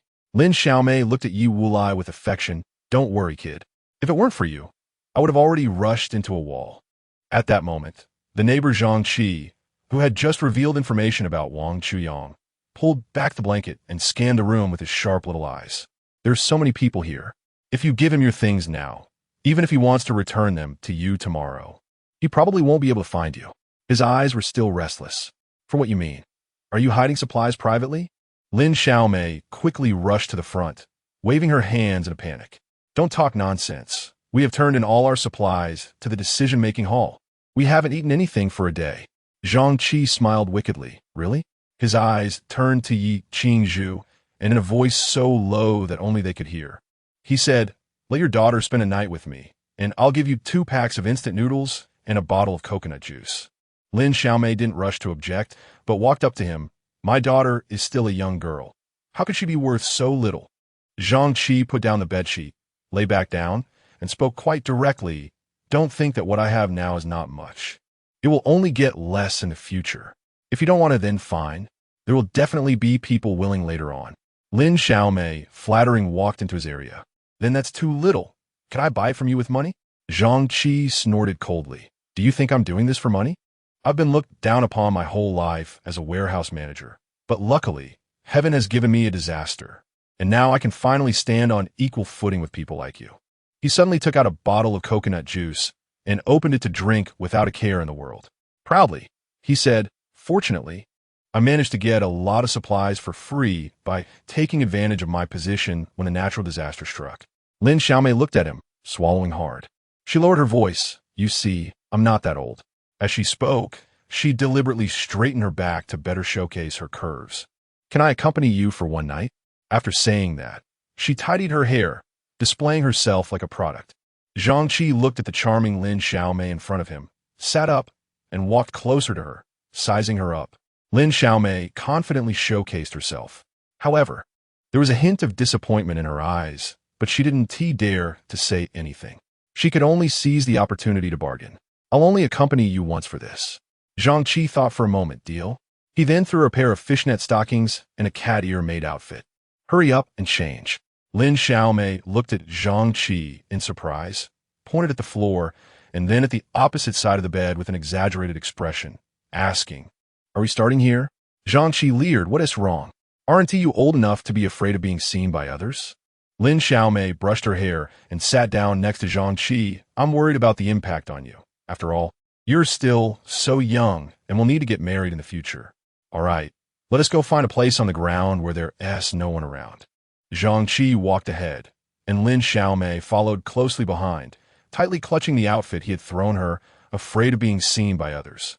As they passed by the father and daughter who were begging for coconut juice, the middle-aged man holding his daughter, who had originally thought there was no hope left, suddenly felt a glimmer of hope. He was about to kneel down. The surrounding residents were secretly watching, possibly waiting for their opportunity. It's easy to add flowers to a brocade, but difficult to send charcoal in snow. Who would have thought that Lin Xiaomei would snort and leave? The middle-aged man broke down, sobbing helplessly and in pain. He desperately picked up his daughter, intending to leave this sorrowful place.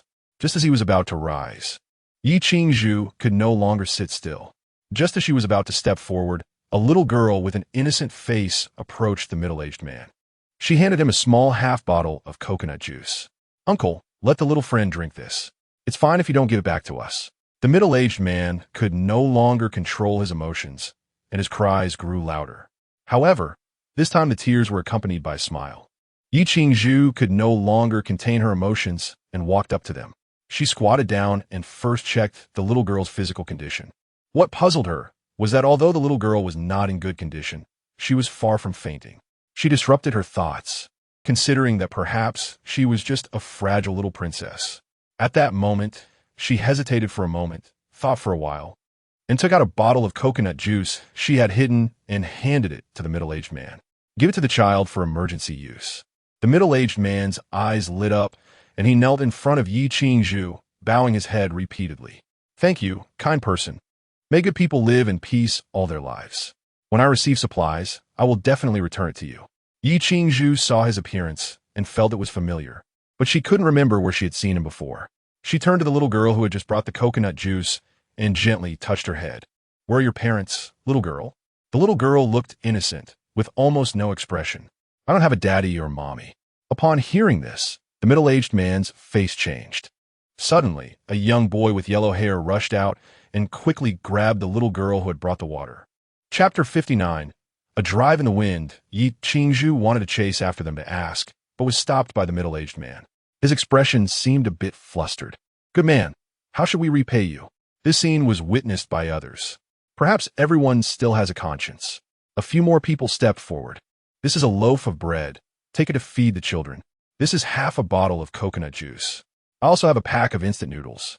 In a short while, the supplies in front of the middle-aged man had piled up like a small mountain. The middle-aged man looked sincere. He knelt down on the ground, repeatedly banging his head against the floor. We can't use so many things. We can't repay you. A voice emerged from the crowd. I didn't intend for you to repay me. It's a gift for you. Yeah, you have food to eat. I'm not envious. Seeing the crowd gathering, Zhao Ruoxi, as an enforcement officer, walked over. She squeezed through the crowd. Please make way. Everyone politely stepped aside when they saw her in her enforcement uniform. At that moment, the authority of public power was still present. Seeing the crowd systematically making way, the middle-aged man thought another big donor had arrived. He knelt on the ground, his head pressed firmly against the floor. The sound of crying grew louder. Zhao Ruoxi was completely confused. What was going on? This voice struck the middle-aged man like a bolt of lightning. He didn't dare to look up and stuffed the supplies in front of him into a pocket. In a panic, he hugged the girl and squeezed out of the crowd. The eyes of those donating supplies were filled with confusion.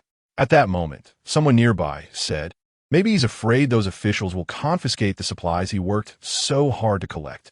After all, these days, those officials TSK. Gradually, more people around began to voice their agreement. Zhao Ruoxi also forgot what she had come for. She patiently explained to those around her. Everyone must believe in our decision-making hall. There have been some bad incidents in the past, but not all public officials are bad. We will definitely arrange everything properly and give everyone a satisfactory answer. Her sincere expression genuinely moved many people. An elderly woman approached her, saying, Child, we are criticizing those officials. Why are you explaining for them? Other voices chimed in, Yeah, you don't need to clean up after them. We're just common folks. She is Captain Zhao from the Shangyu No. 1 Law Enforcement Office. Captain Zhao is a good person. Upon hearing someone mention her identity, many people whom Zhao Ruoxi had previously helped gathered around. Captain Zhao, is that you? In a short while, this place turned into a fan meeting for Zhao Ruoxi. Suddenly, the tattoo that had accidentally been revealed on the neck of the middle-aged man while he was packing flashed in Zhao Ruoxi's mind. While she politely deflected the questions, she kept looking in the direction the man had slipped away.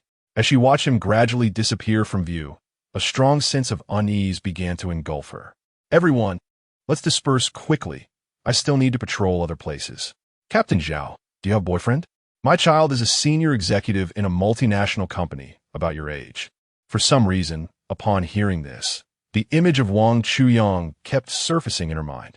She smiled politely and said, Auntie, I already have a boyfriend.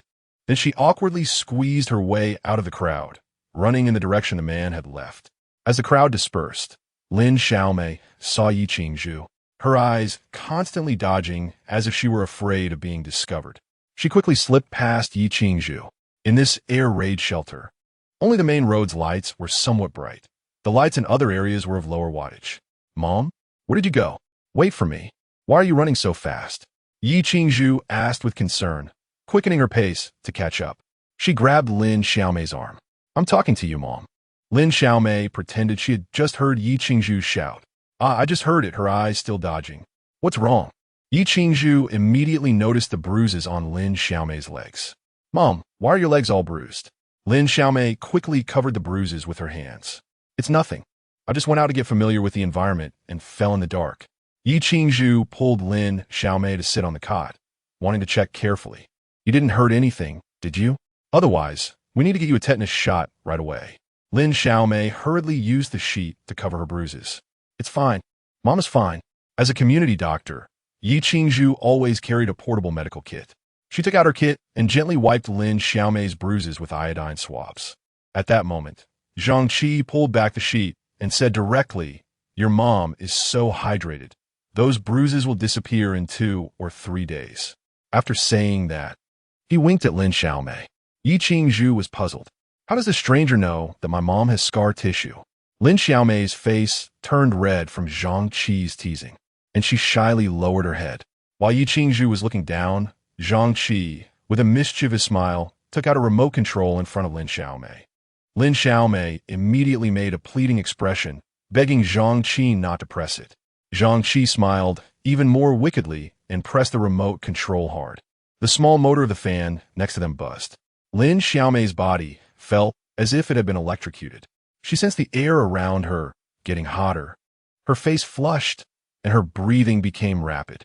Gradually, her body began to twist unconsciously, and she blurted out, "I want to eat the black-headed turtle." Zhang Qi smiled wickedly. "Behave, and I'll let you eat it tomorrow." He pointed at the thread on Lin Xiaomei's top. "Your blush pink powder is showing." Lin Xiaomei quickly adjusted her top. It was too hot. She had sweated a lot, completely soaked. The air raid shelter was cooler than outside during the day, but at night it was still cooler outside because it was better ventilated. She walked over to Zhang Qi. "Shall we go out for some fresh air?" Her tone was almost pleading. Zhang Qi looked at her in surprise and then agreed without hesitation. "I want to drive out for a spin. I only have an old car." In the past, Zhang Qi thought the newer the car, the better. Now he had changed his mind. The newer the car, the stranger it felt, requiring time to break in and adjust its performance. In fact, women are like engines. If they are not started for a long time, they will rust. At that point, you need to find a way to add some oil for lubrication so that it won't be so stiff to drive. Zhang Qi pressed the accelerator vigorously, enjoying the moment. A sudden sound startled him, and he quickly pulled out the car key. Chapter 60. Wang Chuyang delves into the air raid shelter since Zhao Ruoxi left. Wang Chuyang's heart had felt empty. They had only met a few times. He doesn't understand why this woman can make him lose his mind. Her every frown and smile, even her angry expression, are etched in his heart like a carving. He really doesn't like the feeling of being constrained like this. He relaxed his brow. Since ancient times, heroes have found it difficult to overcome the beauty barrier. Could it be that he already possessed the necessary conditions to be a hero? He remembers that the highest-ranking official managing public security in the Northern Slope Civil Air Defense Project is Li Jun, the director of the High-Tech Zone Law Enforcement Bureau. In his previous life, before Zhao Ruoxi sacrificed herself, he had intervened to stop her from participating in that mission. However, for someone like Zhao Ruoxi, once she has made up her mind about something, it's hard for others to change her thoughts. Wang Chuyang had a sudden idea. Why not give Director Li a gift to persuade him to transfer Zhao Ruoxi to another position? Without hesitation, Wang Chuyang went to his phantom trunk. With a wave of his hand, 1,000 bottles of purified water appeared inside. A hint of a smug smile unconsciously appeared at the corner of his mouth. He felt that he could definitely get a handle on Li Jun this time. He arrived at the North Slope Civil Air Defense Gate in less than 3 minutes of driving, intentionally flashing his high beams a few times at the gate. He honked the horn. The guard at the gate hadn't reacted yet. Not far away, Zhang Qi and Lin Xiaomei were startled. The two quickly organized themselves and quietly crept over, stealing glances from a distance. They saw a Rolls-Royce Phantom in front of the gate, constantly flashing its headlights at the guard. The guard, holding a stun baton in one hand and a flashlight in the other, walked out. The flashlight was aimed directly at the driver's seat of the Phantom. Under the strong light, Wang Chuyang could barely open his eyes and had to use his arm to shield them.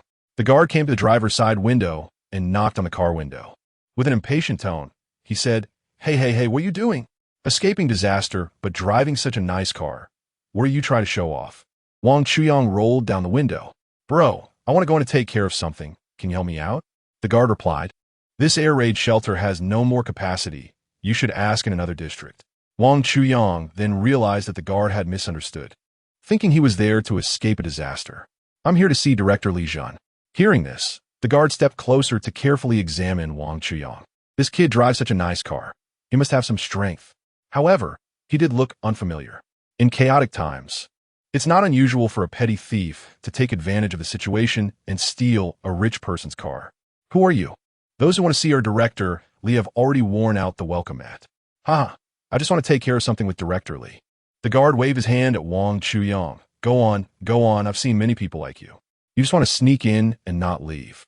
Wang Chuyang lowered his hand, casually took out a bottle of purified water, and threw it to the guard.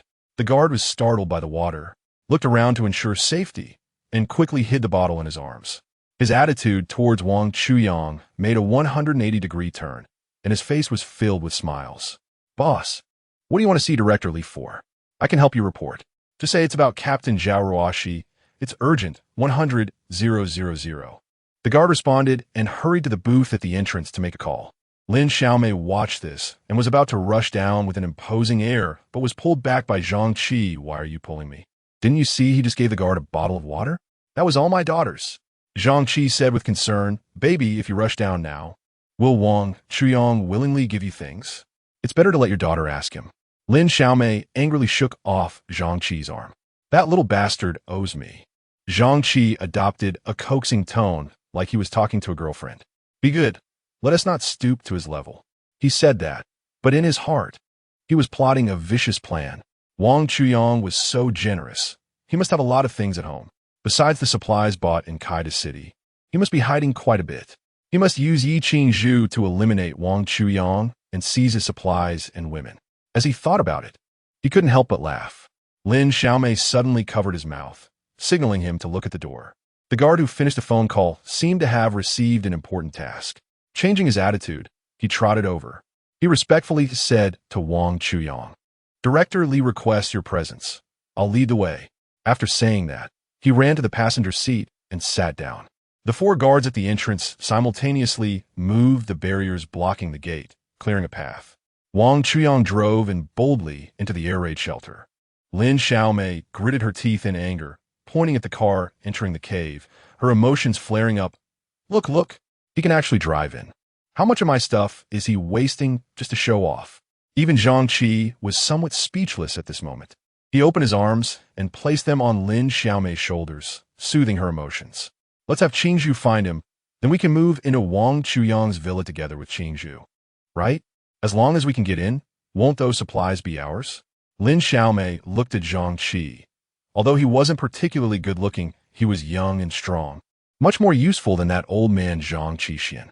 Once they got to Wang Chuyang's villa, she planned to find a way to imprison Zhang Qi, keeping him like a pet. Whenever she wanted to play, she would just take him out.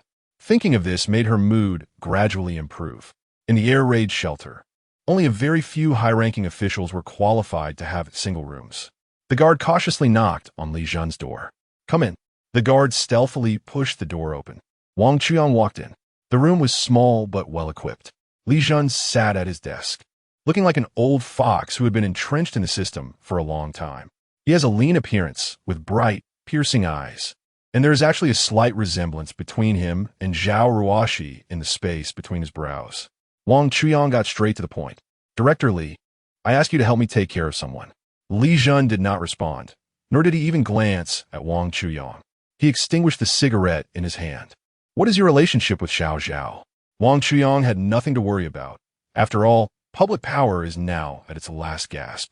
Soon, they would be too busy taking care of themselves. He directly sat down on the bench next to him. His tone was also very calm, just a casual encounter. Upon hearing this, Li Jun's eyes flashed with a glimmer. "Oh? How do you want me to take care of her?" At this moment, he was still unclear whether Wang Chuyang's mention of care referred to something good or bad. It was merely a shallow probe. Wang Chuyang then took out his high-end cigar and handed it to Li Jun. Li Jun took the small cigar, clearly taken aback. Wang Chuyang leaned in, pulled out a lighter, and lit it for him. "I will offer 1,000 bottles of purified water if you can transfer her away from the front line and have her manage logistics." Li Jun held the cigar between 2 fingers of his right hand, but his expression became frozen. Chapter 61. Zhao Ruoxi's solo investigation, Li Jun couldn't believe that the young man in front of him was offering 1,000 bottles of water just to have Zhao Ruoxi transferred from her position. He has always been known for his integrity. Previously, someone offered him tens of millions in bribes, but he did not accept. Now, faced with 1,000 bottles of water, he has wavered. A single bottle of water could save several lives. He began to carefully observe Wang Chuyang. This young man, fair-skinned and seemingly just graduated from university, surprisingly had such strength. He must come from a very wealthy background. It is likely that wanting to transfer Ruoxi away from the front lines is also for her safety. He took a puff of his cigar and leaned closer to Wang Chuyang's fire. Seeing that he did not refuse him, Wang Chuyang felt that there was hope. After all, big shots rarely give a definite answer when receiving gifts. They don't refuse, they just want it. Should I have someone bring the water to your place? Li Jun took a gentle puff and slowly exhaled the smoke. Let someone deliver this water to the logistics management office. Wang Chuyang was a bit taken aback upon hearing this. It seems the rumors are true, even in the face of such temptation. This Director Li is indeed a principled and law-abiding good official. What about the matter I asked you to take care of? Li Jun said without hesitation. Zhao Ruoxi will be transferred to logistics tomorrow afternoon. After all, there's already an unsettling trend. He stayed outside for another minute, and the danger increased by one more minute. As he reached the door, just as he was about to open it, he suddenly turned to Li Jun and said, "Thank you for your concern." Li Jun sat there like a statue, still puffing smoke. Upon hearing Wang Chuyang speak, he merely nodded. Wang Chuyang didn't hesitate and pushed the door open to leave. Once outside, he took just one turn and bumped into Zhao Ruoxi. Their eyes met, and after a long silence, their gazes conveyed more than 1,000 words, reminiscent of a couple in love who had reunited after a long separation. Zhao Ruoxi smiled gently, breaking the stalemate. With a hint of expectation in her tone, she asked, "Are you here to see me, or to donate supplies?" Wang Chuyang felt a bit flustered, his heart racing uncontrollably. Zhao Ruoxi's tone turned cold. "Is that all you wanted to say to me?" Wang Chuyang became somewhat agitated and stepped forward to grab Zhao Ruoxi's arm, saying, "Staying here will get us killed." Zhao Ruoxi shook off Wang Chuyang's hand and took a few steps back. "There are so many needy people waiting for my help. Even if I die, I want to die for a reason. This is already the apocalypse. The do-gooders are the ones who suffer the most." Zhao Ruoxi looked at Wang Chuyang with some disappointment. "Am I just a do-gooder in your eyes? Let me tell you, I am a law enforcement officer for the people. Do you think I don't want to stay with you? If I back down, what will happen to all those helpless citizens?" Her expression darkened, arms crossed. As she turned away, Wang Chuyang didn't want to be a sycophant either, and he was reluctant to say anything more.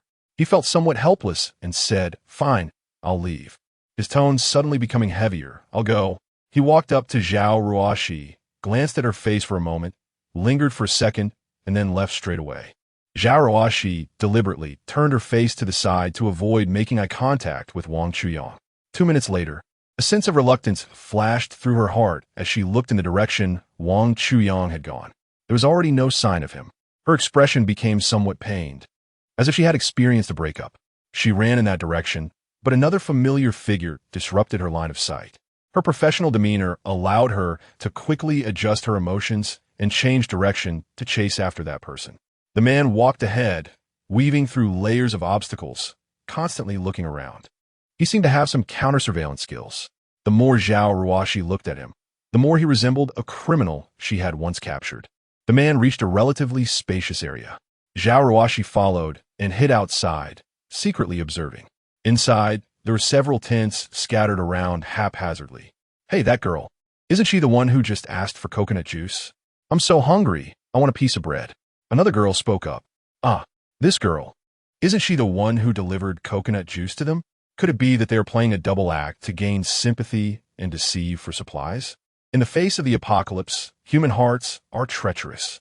At this moment, Zhao Ruoxi suddenly began to understand what Wang Chuyang had said. Without saying a word, the man slapped the girl who wanted bread. His tone was somewhat harsh. "Are those things for you to eat?" The little girl stopped talking upon hearing this, silently wiping the tears from the corners of her eyes with her hand. Her pitiful appearance was touching. Zhao Ruoxi watched this scene, tightly clenching her fists. They deceived others for resources. If it were for the children, they might be forgiven. However, seeing the scene, it's likely that the children are just tools for them to gain sympathy. At this moment, the girl pretending to be sick suddenly pulled out a piece of bread from under a rag nearby. In her panic, she accidentally tore the entire rag down. Under the rag, a small mountain of supplies was revealed. She quickly tore off the packaging and handed it to the girl who was asking for bread. The girl, looking at the bread, swallowed her saliva, but hesitated instead. Zhao Ruoxi couldn't even imagine how they had been abused before, which made them so timid now. The little volcano in her heart was rapidly accumulating energy, about to erupt. The man reacted, picked up a stick, and swung at the girl, pretending to be sick. Stop! Zhao Ruoxi could no longer bear to watch and leaped into the scene. She snatched the wooden stick from the man's hand and then kicked him in the chest. Strangely, the seemingly strong man couldn't withstand the blow and staggered back, falling onto the clutter. Zhao Ruoxi finally remembered who the man was. He was one of the robbers from a gold store robbery in the high-tech zone 3 years ago. Now, Zhao Ruoxi intensified her attack. She directly executed a split kick on the man. He still did not fight back, only weakly saying, "Let me explain." Zhao Ruoxi had no intention of listening to him and grabbed handcuffs from behind to cuff him. Suddenly, the two girls stood in front of the man. "Please, don't hit him." Looking at the two girls' pitiful and sincere eyes, Zhao Ruoxi felt immense pain. These children had clearly been conditioned into submission through brutal treatment. She forced a smile, saying, "You two step aside. I promise I won't let you get hurt again." After saying that, she gently pushed the two girls away and cuffed the man. Just as she was about to pull him up, she unexpectedly received a sweep kick. She temporarily fell into a disadvantage. A blonde girl walked over to the man and asked with concern, "Are you okay?" The man raised his hand and waved. "Me fine." The blonde turned to Zhao Ruoxi, pulling out a controlled knife from her hand. Chapter 62. The truth revealed. The blonde girl saw the scattered supplies and glanced at the man behind her. Did she see it? The man covered his chest and struggled to stand up with the help of the clutter. The blonde held the knife, pointed at Zhao Ruoxi, her eyes bursting with intense, killing intent. "Then she can't be left alive." The man's face showed a hint of pain as he struggled to speak. "She is from the law enforcement team." Upon hearing this, a flicker of hesitation passed through the blonde's eyes, but it quickly vanished. "So what if she's from the law enforcement team? Are all law enforcement officers good people? Have you forgotten how they treated you before? People like them deserve to die." Zhao Ruoxi's expression began to tense up. She bent forward into a defensive stance, one hand in front to calm the blonde. "You're only imprisoning minors now. The crime isn't severe." The other hand quietly groped for a firearm behind her. If they attacked a law enforcement officer with a weapon, the charges would be much more serious. The blonde kicked the bench under her foot, angrily shouting, "Stop pretending here. The ones who deserve to die the most are you law enforcers." Zhao Ruoxi finally felt the firearm in her hand, but did not draw it. The two pitiful girls stood in front of her. In her eyes, their spirits had already suffered significant harm. If she shot someone here, it would surely cause even more irreparable psychological damage to the two girls. A delaying tactic came to her mind. "Put down the knife, and I can let this go." She looked at the little girl in front of her. "Just let me take them away." Zhao Ruoxi thought that people like them, who were only out for profit, would definitely prioritize their own safety over everything else. Unexpectedly, the previously calm blonde suddenly lunged at her with a knife. Despite Zhao Ruoxi's seemingly weak appearance, she was actually a police academy graduate and had won several martial arts championships. Zhao Ruoxi sidestepped, quickly grabbing the blonde's wrist holding the knife, and then elbowed her arm. The blonde didn't expect Zhao Ruoxi to have such fighting skills. He widened his eyes and shouted, "Damn it!" The steel knife in his hand instantly fell to the ground. His mind went blank. Just as he was about to use his legs, he felt himself lift off the ground. It turned out that Zhao Ruoxi had executed a shoulder throw on him. Zhao Ruoxi slammed the yellow-haired guy to the ground and quickly kicked the steel knife away from him. Then she took out her pistol and aimed it at the yellow-haired guy to intimidate him. Both the yellow-haired guy and the man became visibly tense upon seeing the gun, stopping any other small movements. Seeing them behave, Zhao Ruoxi pressed her ear microphone. "This is Zhao Ruoxi. I am now." The four people in front of her knelt neatly before her. She was stunned. The silence was terrifying. A voice came through the earpiece. Team Zhao.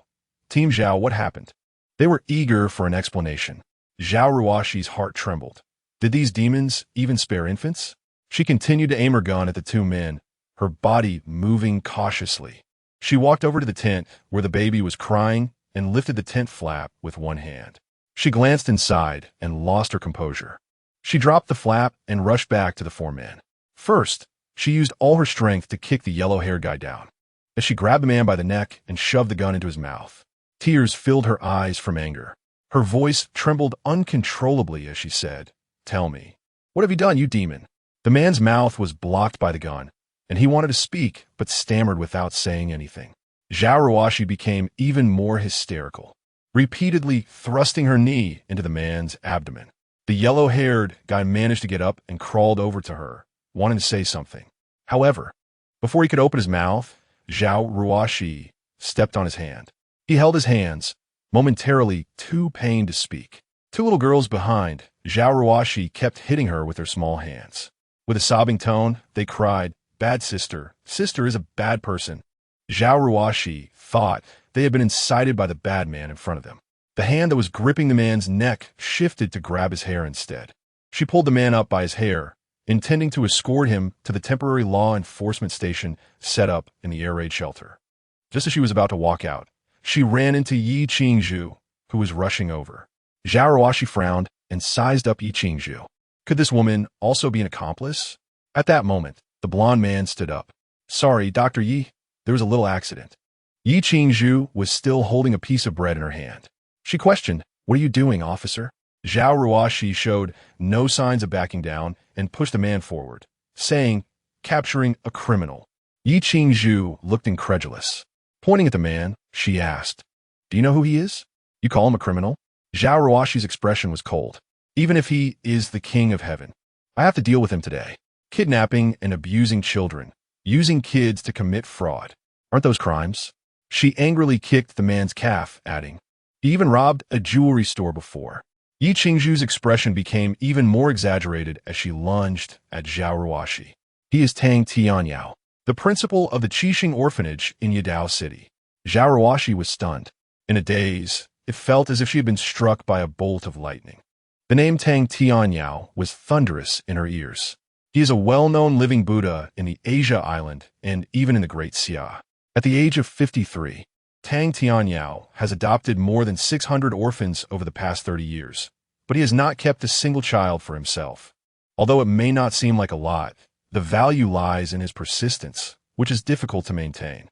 For so many years, in order to support the children, it has become routine for him to work 3 jobs alone, and when his income decreased, he even relied on money from selling blood to support the children. He does not seek profit. In order to prevent the land of the orphanage from falling into the hands of thieves, he has never dared to accept external funding, including from those children who have left the orphanage. He does not seek fame and has repeatedly refused media interviews, even turning down the invitation from the top 10 influential figures of the year program. He once said he was also an orphan, and because he had been through the rain, he particularly wanted to hold an umbrella for others, a promise that he upheld for 30 years. Through 30 years of wind, frost, snow, and rain, he became a parent to 600 children. Yi Qingzhu pushed Zhao Ruoshi aside and helped Tang Tianyao sit down. "Director Tang, I'm not very perceptive. If it weren't for Huang Mao asking me to come treat you, I still wouldn't know that the person begging over there is you." As she spoke, Yi Qingzhu started to cry. Tang Tianyao forced a smile. "Thank you, doctor, but I actually have no illness." At that moment, Huang Mao looked at Tang Tianyao and began to cry loudly. "He want to sell blood for us again. Those little infants have no milk to drink. They can't keep relying on coconut water for hydration, as it will harm their bodies in the long run." He looked at Yi Qingzhu shyly and said, "I'll go draw some blood to exchange for some water. I'm tall and strong, so it's fine for me to give some blood." Then he turned to Zhao Ruoshi and continued, "Comrade, it's true that I shouldn't have deceived others for supplies, but I was forced into it." His voice was choked with sobs, and you saw it just now. The few dolls in the tent had already become dry and shapeless. As for the child abuse you mentioned, I, Tang, asked myself, in 30 years with over 600 children, I have treated them all equally and have never abused any of them. What she hit was not Tang Tianyao. She was trampling on the conscience of the entire Great Xia. Shock and regret, mixed with tears, burst forth like a flood that could no longer be contained. She knelt before Tang Tianyao, crying bitterly, "Don't say it, don't say it. Mr. Tang, I'm sorry, I didn't know it was you. It's all my fault for acting impulsively without investigating clearly." Huge tears fell to the ground like raindrops. Tang Tianyao reached out to pull her up, but her weak body wouldn't budge. "Are you particularly curious why I went to rob the gold store back then?" Chapter 63, Li Jun hit Zhao Ruoxi. Zhao Ruoxi was still unable to stop sobbing. Tang Tianyao handed him a tissue. "Countless people coveted it, and many wealthy businessmen offered me tempting prices. That money would last me a long time, but it wasn't enough to rebuild an orphanage on Yudao." He paused here, considering whether to continue with what he was about to say. Little did anyone know that beneath his donation agreement, there was also a land sale agreement. His emotions became agitated. He had only donated 200,000, and the condition was to close the orphanage. At this point, Tang Tianya was in tears, unable to speak a complete sentence. Huang Mao picked up where he left off. When Director Tang discovered the clues, he disagreed and went to plead with him, but he ended up being thrown out by him. Later, Su Guin found out about this, and under pressure from Su Guin, he made concessions. But he wanted to forever tarnish the director's reputation. They forcibly tattooed the director beforehand, and then found someone who looked very much like the director to rob a jewelry store. And afterward, they deliberately left the director at the crime scene. After finishing his story, Huang Mao clenched his fists, his eyes revealing a desire for revenge. Zhao Ruoxi was also curious about who that person was. "Who was the person you mentioned who left the orphanage?" Huang Mao indignantly replied, "Yuan Shuiying." Zhao Ruoxi was very familiar with that bastard Yuan Shuiying. He is the underground emperor of the high-tech zone. In his early years, he made his fortune by helping the decision-making office forcibly evict stubborn residents, committing many heinous acts. Now, 100 of the entertainment industry in the high-tech zone is under his name. He exploits the natural advantages of the entertainment industry to force women into prostitution against their will, creates underground casinos, and traffics drugs. The law enforcement department has long listed him as a key target for monitoring, but they have never managed to gather substantial evidence against him. Later, he also ventured into real estate, but he has always been suppressed by Su Guin. The misunderstanding was resolved. Yi Qingzhu also prescribed a few medicines for Tang Tianyao. She and Zhao Ruoxi agreed to frequently come over to take care of the children here. This matter has always weighed on Zhao Ruoxi's mind. The day after leaving, she went to find her direct supervisor, Li Jun, the head of the law enforcement bureau in the high-tech zone. "Knock, knock, knock. Come." Zhao Ruoxi, with a playful demeanor, gently opened the door. "You're still working?" As she spoke, she walked over, picked up a coconut juice from the table, and poured half a cup for Li Jun. After pouring the coconut juice, she directly took away the cigarette that Li Jun had in his mouth. "Smoking is bad. How many times have I told you? At your age, you should stop smoking." Her tone carried a hint of playful reproach.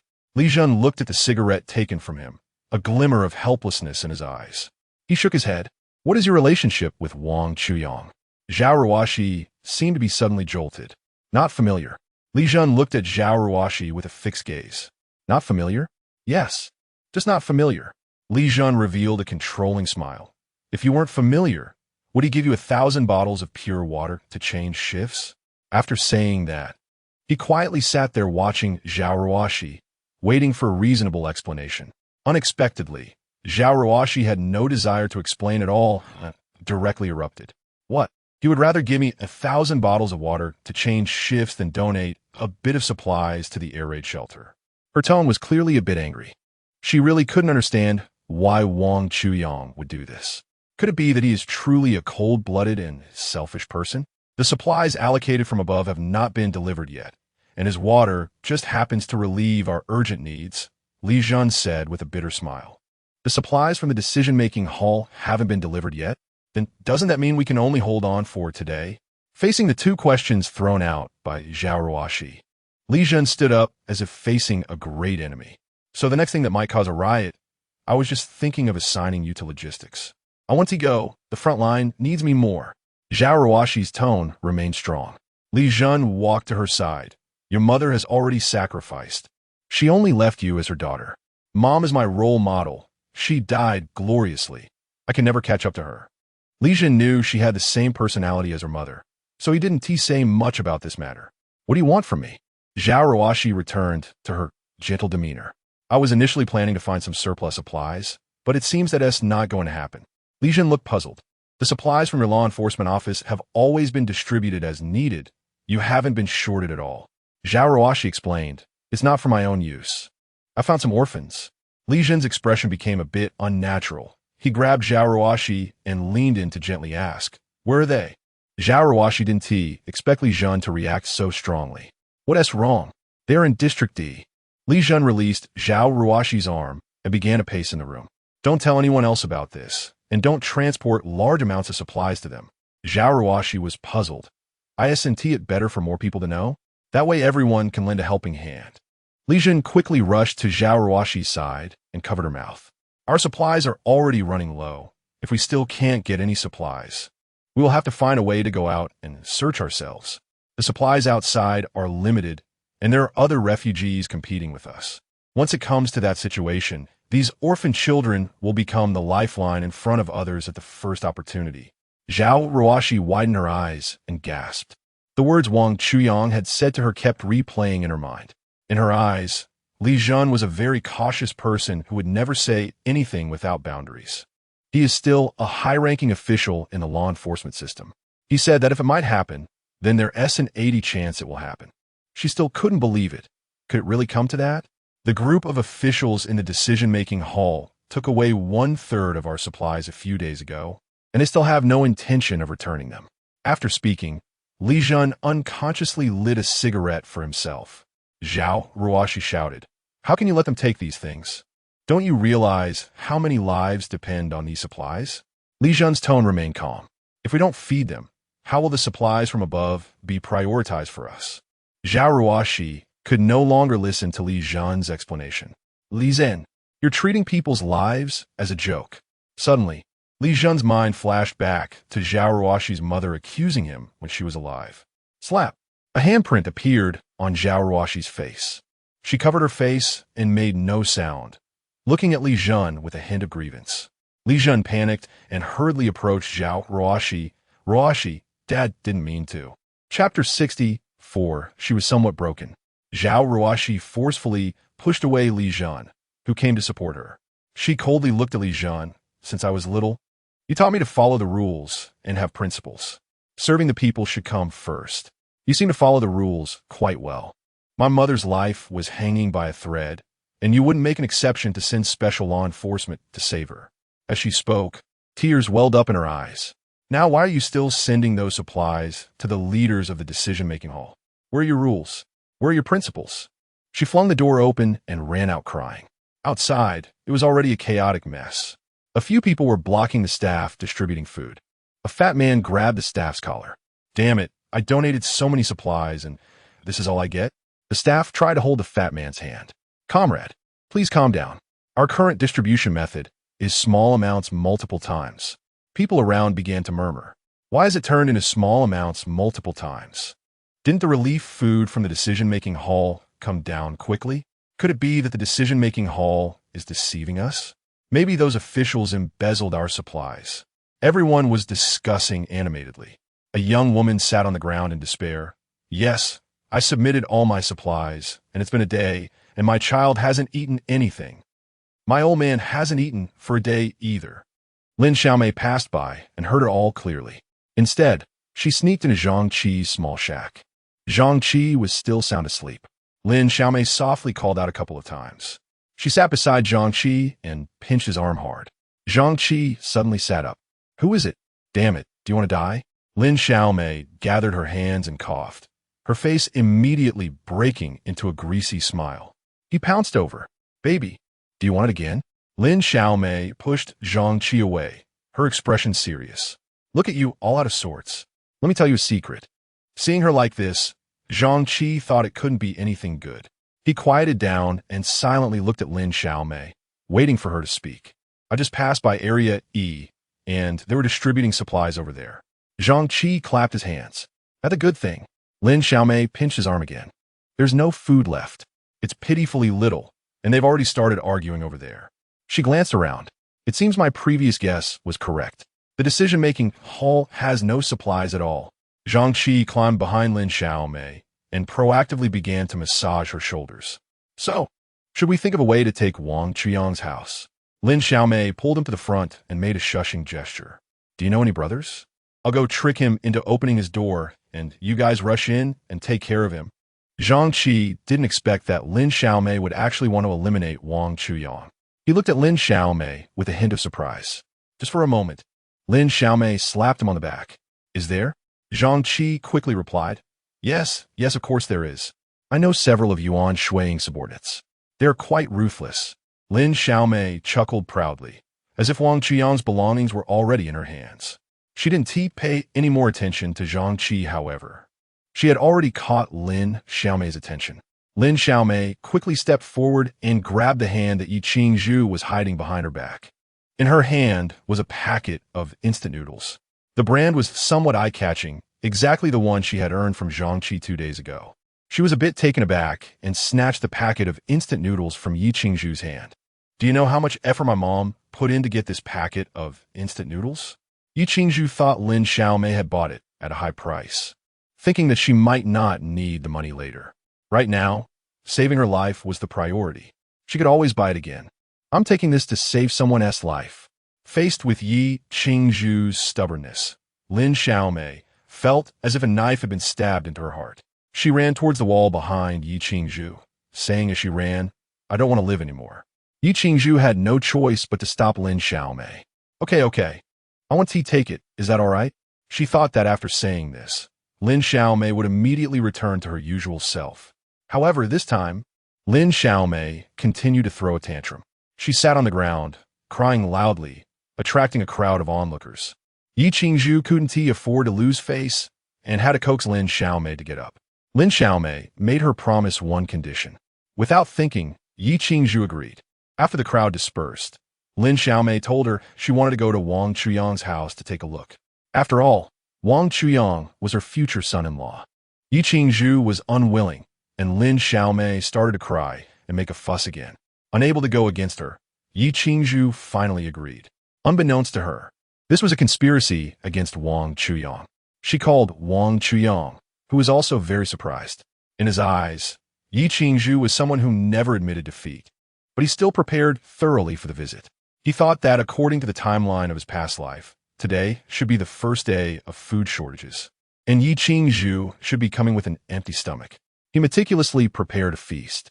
There were A9 Wagyu beef, Australian lobster, and king crab all arranged on the table. Even the 3 shrimp noodles, which are usually hard to find in restaurants, he followed a tutorial to make. Yi Qingzhu still held some weight in his heart. Looking at the exquisite plating on the dining table, he felt that something was missing, so he took out a bottle of Petrus, the same one that Shun Tong had in Fast Furious Life. He lit a Joe Malone scented candle and waited quietly. Zhang Qi and the others quietly met with Yuan Shui's men outside the air raid shelter on the north slope. The two groups were not familiar with each other, and both wanted to use the other. Only Yi Qingzhu was kept in the dark. One of Yuan Shui's men, a big guy, saw Yi Qingzhu from a distance and became lecherous, forgetting what he was there for. Lin Xiaomei sensed that the newcomers were up to no good and wanted Zhang Qi to drive them away. Zhang Qi looked troubled and couldn't resist Lin Xiaomei's constant urging. The big guy spat a thick phlegm at Zhang Qi's feet. We can talk about anything. Just send that little girl over to me, and I'll immediately take my brothers and go over. You won't lose out then.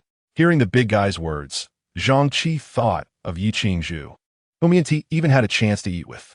He realized how easy it was to invite a spirit, but how hard it was to send one away. He didn't want to watch others eat meat while he only had soup. An idea struck him, and he came up with a plan. He leaned closer to the fat guy and pointed at Lin Xiaomei, saying, Bro, that woman is also very appealing, especially since she has a lot of tricks up her sleeve. She's not like those little girls. They're too bland. The fat guy slapped him across the face. Damn it. What kind of women haven't I seen? Who are you to teach me? He rubbed his hands and walked towards Yi Qingzhu. Chapter 65, Siege. Yi Qingzhu saw the approaching fat man and was so frightened that she kept retreating. Who are you, and why are you staring at me? The fat man didn't speak. He knew someone would speak for him. Sure enough, a thug beside him shouted loudly, "You blind fool. You don't even recognize our brother Sean? He is the famous big tanky Dashin from the high-tech zone." Yi Qingzhu still looked puzzled, staring at Yi Dashin like he was a bad person. However, Lin Xiaomei caught the key information. Big tank. She often heard those small vendors at the market mention paying protection fees to a guy nicknamed Big Tank. It must be him, one of Yuan Shuiying's 4 bodyguards. A hint of joy arose in her heart, and she walked towards Yi Dashin. Zhang Qi saw Lin Xiaomei wanting to move forward and was afraid she might be offering herself up. Quick-witted, he grabbed Lin Xiaomei's arm and whispered, "Are you trying to get yourself killed?" Lin Xiaomei completely ignored him and shook off his hand, smiling as she approached Yi Dashin. When she reached them, Lin Xiaomei wore a motherly smile, looking Yi Dashin up and down. Aside from being a bit fat and fierce, he wasn't bad. She interrogated him like an in-law. "Do you have a car and a house? How many people are in your family? Do you have savings?" Yi Dashin was baffled by these sudden questions. 2 cars, 3 houses back home, 2 houses in Yada, what's wrong? "Qingzhu, I think this brother Sean is not bad. Why do you have to like that scoundrel Wang Chuyang?" After saying that, she looked at Yi Dashin again. "Are you married?" "My daughter graduated from a prestigious university and is now a doctor." She pulled Yi Qingzhu to her side, showcasing her proudly. "Look at this daughter. Look at her appearance. Can she catch your eye?" Yi Dashin's eyes lit up when he heard Yi Qingzhu had such qualifications. One can play with flirts, but when it comes to marrying a wife, one must find someone dependable. After all, everyone knows that an outstanding woman influences 3 generations. He is used to fighting and killing, so it's impossible for him to have the chance to meet doctors who graduated from prestigious universities. Now that he has reached his 30s, his elderly mother is also urging him quite urgently. He never expected to encounter such a good opportunity and initially wanted to let his brothers experience it together. But now, he no longer has such thoughts. He put away his frivolous demeanor and became cautious. He adjusted his hair and, as a gentleman, extended his hand. "Hello, Auntie. I am Yi Dashin, and I really like your daughter." Yi Qingzhu was completely stunned. This was their first meeting, after all, big brother. She calculated that Yi Dashin's assets should be comparable to Wang Chuyang's. Saying it this way could also save her face when breaking up. Lin Xiaomei couldn't hide her joy. "Oh my, call me Mom."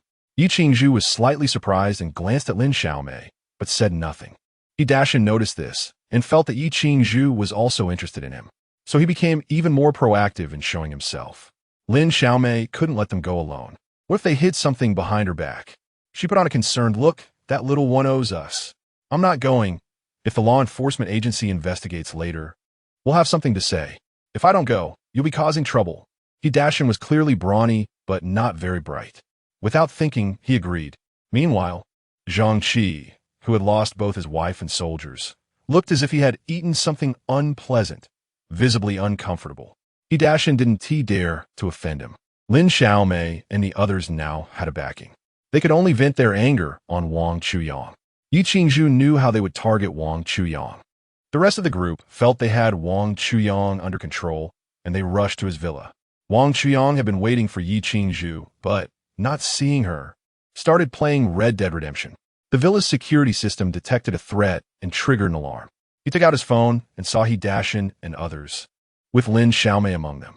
At this point, he had completely given up on Yi Qingzhu. He was carefully watching the surveillance. A few people were sneaking up to his villa. Outside, Yi Dashin and Lin Xiaomei had no idea that their every move was exposed to Wang Chuyang. Yi Dashin looked at Zhang Qi with a puzzled expression, wondering if there were really a lot of supplies here. Zhang Qi wore a flattering grin and quickly smiled. "Of course, I'm the warehouse manager of Duo's city. I personally saw several small target supplies being delivered here. All right, if you don't meet my demands, I'll stew you." Yi Dashin's expression gradually became sinister, scaring Zhang Qi into shivering. Lin Xiaomei didn't want her male pet to be treated as food by others. "Dashin, Zhang Qi is not an outsider. He won't lie to us." Yi Dashin waved his hand, and a middle-aged man who looked like a monkey ran up to him. "Brother Sean, you called me. Did you bring the stuff?" The monkey took out a piece of iron wire and asked what he was preparing.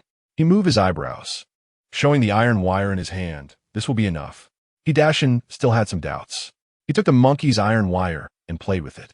A younger brother nearby chimed in, "Don't underestimate this iron wire. It once opened the door of a law enforcement bureau's detention center." The monkey smiled humbly at the remark. "That was just luck, just luck." Then his expression became serious. "But there really isn't a regular lock we can't open." Dashin was in a good mood and instantly became energized. "As long as you open the door, just say what you want. With this skill of mine, there's nothing we can't get." Suddenly, he looked at Lin Xiaomei, his gaze lingering up and down on her. "Brother Sean, if you really want to reward me, just give me that woman." After saying that, he licked his lips as if saliva was about to drip out. Upon hearing this, Lin Xiaomei quickly covered her chest. She was already full and had no interest in the monkey at all. Zhang Qi was also speechless. Lin Xiaomei was already over 40. How could anyone still be interested in her? Could it be that she had a succubus tattoo on her? Dashin glanced at Lin Xiaomei and directly said, "Mom, haven't you always wanted to open that door? Playing with the monkey shouldn't be a problem, right?" He turned to the monkey and said, "Just go ahead and do it." The monkey quietly approached the villa door with the iron wire. Skillfully, he inserted the wire into the keyhole. He then took out something from his pocket that looked like lubricant and applied it around the wire. Then he suddenly shoved the wire into the keyhole. With a click, the sound rang out. Chapter 66. Mockery after the sound. The monkey thought to himself, "It's nothing much." Excitedly, he reached for the door to open it. However, after twisting the doorknob a few times, the door showed no reaction at all. He was a bit doubtful and quickly inserted the wire into the keyhole again. After a series of operations, he was sweating profusely. Even more anxious than him were Dashin and the others. Half an hour had already passed, and no one had the patience to wait any longer. Dashin shouted, "Monkey, can you do it or not? If not, we'll get someone else." Monkey wiped the sweat from his forehead and began to doubt his own abilities. Perhaps he was unwilling to accept defeat. He spat at the front door, which made Wang Chuyang inside very unhappy. He pressed the panel. A current flowed through the keyhole along the wire, directly shocking the monkey to the core. The monkey was stunned by the sudden electricity, loudly screaming that there was a ghost. It ran away in a flash. Dashin called out to him, "Useless. No more pretending, no more hiding." He swaggered with the others to Wang Chuyang's door. Wang Chuyang was also unwilling to wait in the esports room any longer. He put down the controller and put on his down jacket.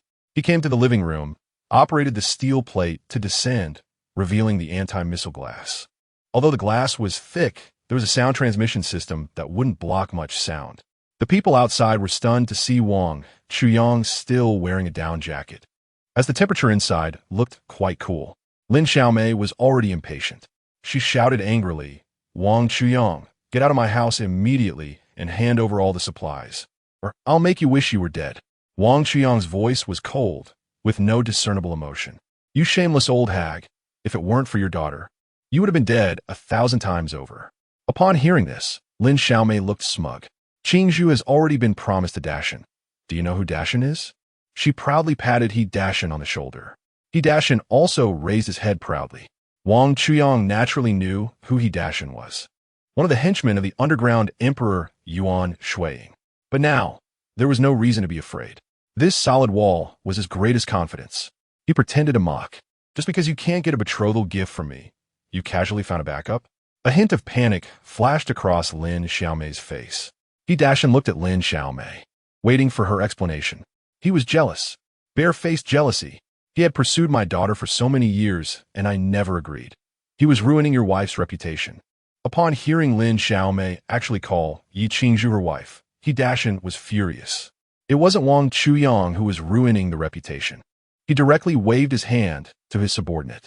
His underlings picked up their weapons with ill intentions and presented them in front of Wang Chuyang. Dashin stepped forward and looked at Wang Chuyang inside, urging him to come out quickly. "Otherwise, if we go in, you will be finished." Wang Chuyang scoffed and beckoned with his hand, saying, "My walls and glass are very sturdy. You can't get in." A group of people burst into laughter, thinking Wang Chuyang was overestimating himself. Soon, someone started up a chainsaw, and the roar of the motor echoed through the night, accompanied by a strong smell of diesel. "See that? We'll use this to saw your door open. I want to see whether your door is hard or my chainsaw is fast." "Ha ha. This fool thinks that just because he's in a room, we can't do anything to him. He probably doesn't know there's a movie called Saw." Facing their mockery, Wang Chuyang remained disdainful, saying, "Don't say your chainsaw can't open it. Even if you used a demolition machine, you still can't do anything to me. Damn it, the more you talk, the more absurd it gets. You really can act. Do you really think this broken house is indestructible? Even if it were, we could still tear it down. I used to work in a construction team. A house like yours would collapse with just a couple of pushes from a bulldozer." Wang Chuyang also started mocking them. "Don't say bulldozer. Even an RPG would only tickle my house. Oh, you should travel back to the Qin dynasty to build the Great Wall. That way, our ancestors wouldn't have to be robbed by foreign enemies. This kid is scared of us. He's already talking nonsense. I bet he doesn't know the power of an RPG." Wang Chuyang noticed they still looked skeptical. He directly took out an ice cream, slowly savoring it in front of them, which made them drool. Halfway through, Wang Chuyang showed off the ice cream in front of them and then threw it straight into the trash can. He then took out a bottle of purified water, took a sip, and poured the rest on the ground. He dashed and jumped up in anger. Go, go, go, attack. Several people charged forward with chainsaws and a battering ram. The moment the chainsaw touched the wall, sparks flew everywhere. They all burst into laughter, just waiting to cut through the wall, rush in, and teach Wang Chuyang a lesson. Suddenly, with a crisp sound, the saw teeth were directly severed. The little brother, holding the electric saw, looked at the saw in his hand, then reached forward to touch the wall, and instantly went dumbfounded. "Brother Sean, the wall is completely fine." Sean was stunned. There had just been so many sparks flying earlier. Could it be just the saw teeth wearing out? Lin Xiaomei kept muttering in her heart, "What the hell? The electric saw is really useless?" One little brother started making a phone call. "Hey, hurry up and find a demolition machine and a bulldozer. The kind with the biggest horsepower." After he finished the call, he ran up to Wang Chuyang and said, "Don't be too happy too soon. You'll see the truth later." After saying that, he viciously poked Wang Chuyang with his hand. Wang Chuyang not only didn't feel anything, but he even felt like laughing a bit. He took out the Australian lobster he had prepared earlier, broke it open in front of everyone, took a couple of bites, and then threw it into the trash can. Most of the people outside had not eaten for a day. They were itching with hatred, and if it weren't for the wall separating them, they would have rushed in to devour Wang Chuyang alive. A roar of machinery came from afar, and everyone began to smile again. He dashed and pointed at Wang Chuyang and said fiercely, "Just wait. You'll see." The demolition machine slowly made its way to the front of the villa.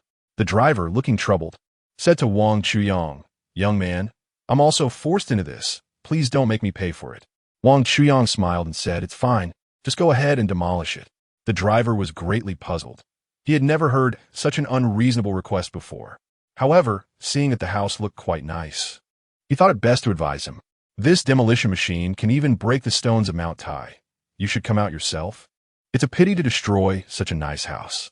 Wang Chuyang still looked unconcerned. "Just break it." He dashed in, seeing the driver hesitating, jumped into the vehicle, and directly pulled the driver out of the driver's seat. "If you keep talking, I'll use this machine to crack your head open." After saying that, he took control of the machine and headed towards the villa. The crowd widened their eyes in anticipation. The drill made a clanging sound as it contacted the wall. Seeing that there was still no reaction, he dashed and stepped on the gas, increasing the power. The noise grew louder, and the mechanical arm connected to the drill began to tremble. Chapter 67. Zhang Qi is punished by the stirring stick. The drill kept pushing against the villa's wall, but did not break through at all. Seeing this, he dashed and became furious and slammed the accelerator, increasing the power even more. He didn't expect that it would directly lift the driver's cabin at the back and flip it over. The hardness of the wall was terrifying. Everyone gasped in shock. "Goodness, how can this wall be compared to a turtle's shell? I think it's harder than Captain America's shield. We should leave. It's just a waste of time to keep this up." "Yeah, by the time it gets light, we won't be able to leave." Someone took out their phone to search for this indestructible material. It turned out to be the latest top-notch alloy steel plate in the world. Experiments conducted abroad showed that even missiles couldn't penetrate it. Several younger brothers surrounded. He dashed in shock to check on his condition. He is also lucky. The cockpit is very sturdy. He crawled out from inside, gazing at Wang Chuyang in disbelief. Wang Chuyang still looked as relaxed and carefree as before. This once again infuriated Edashin.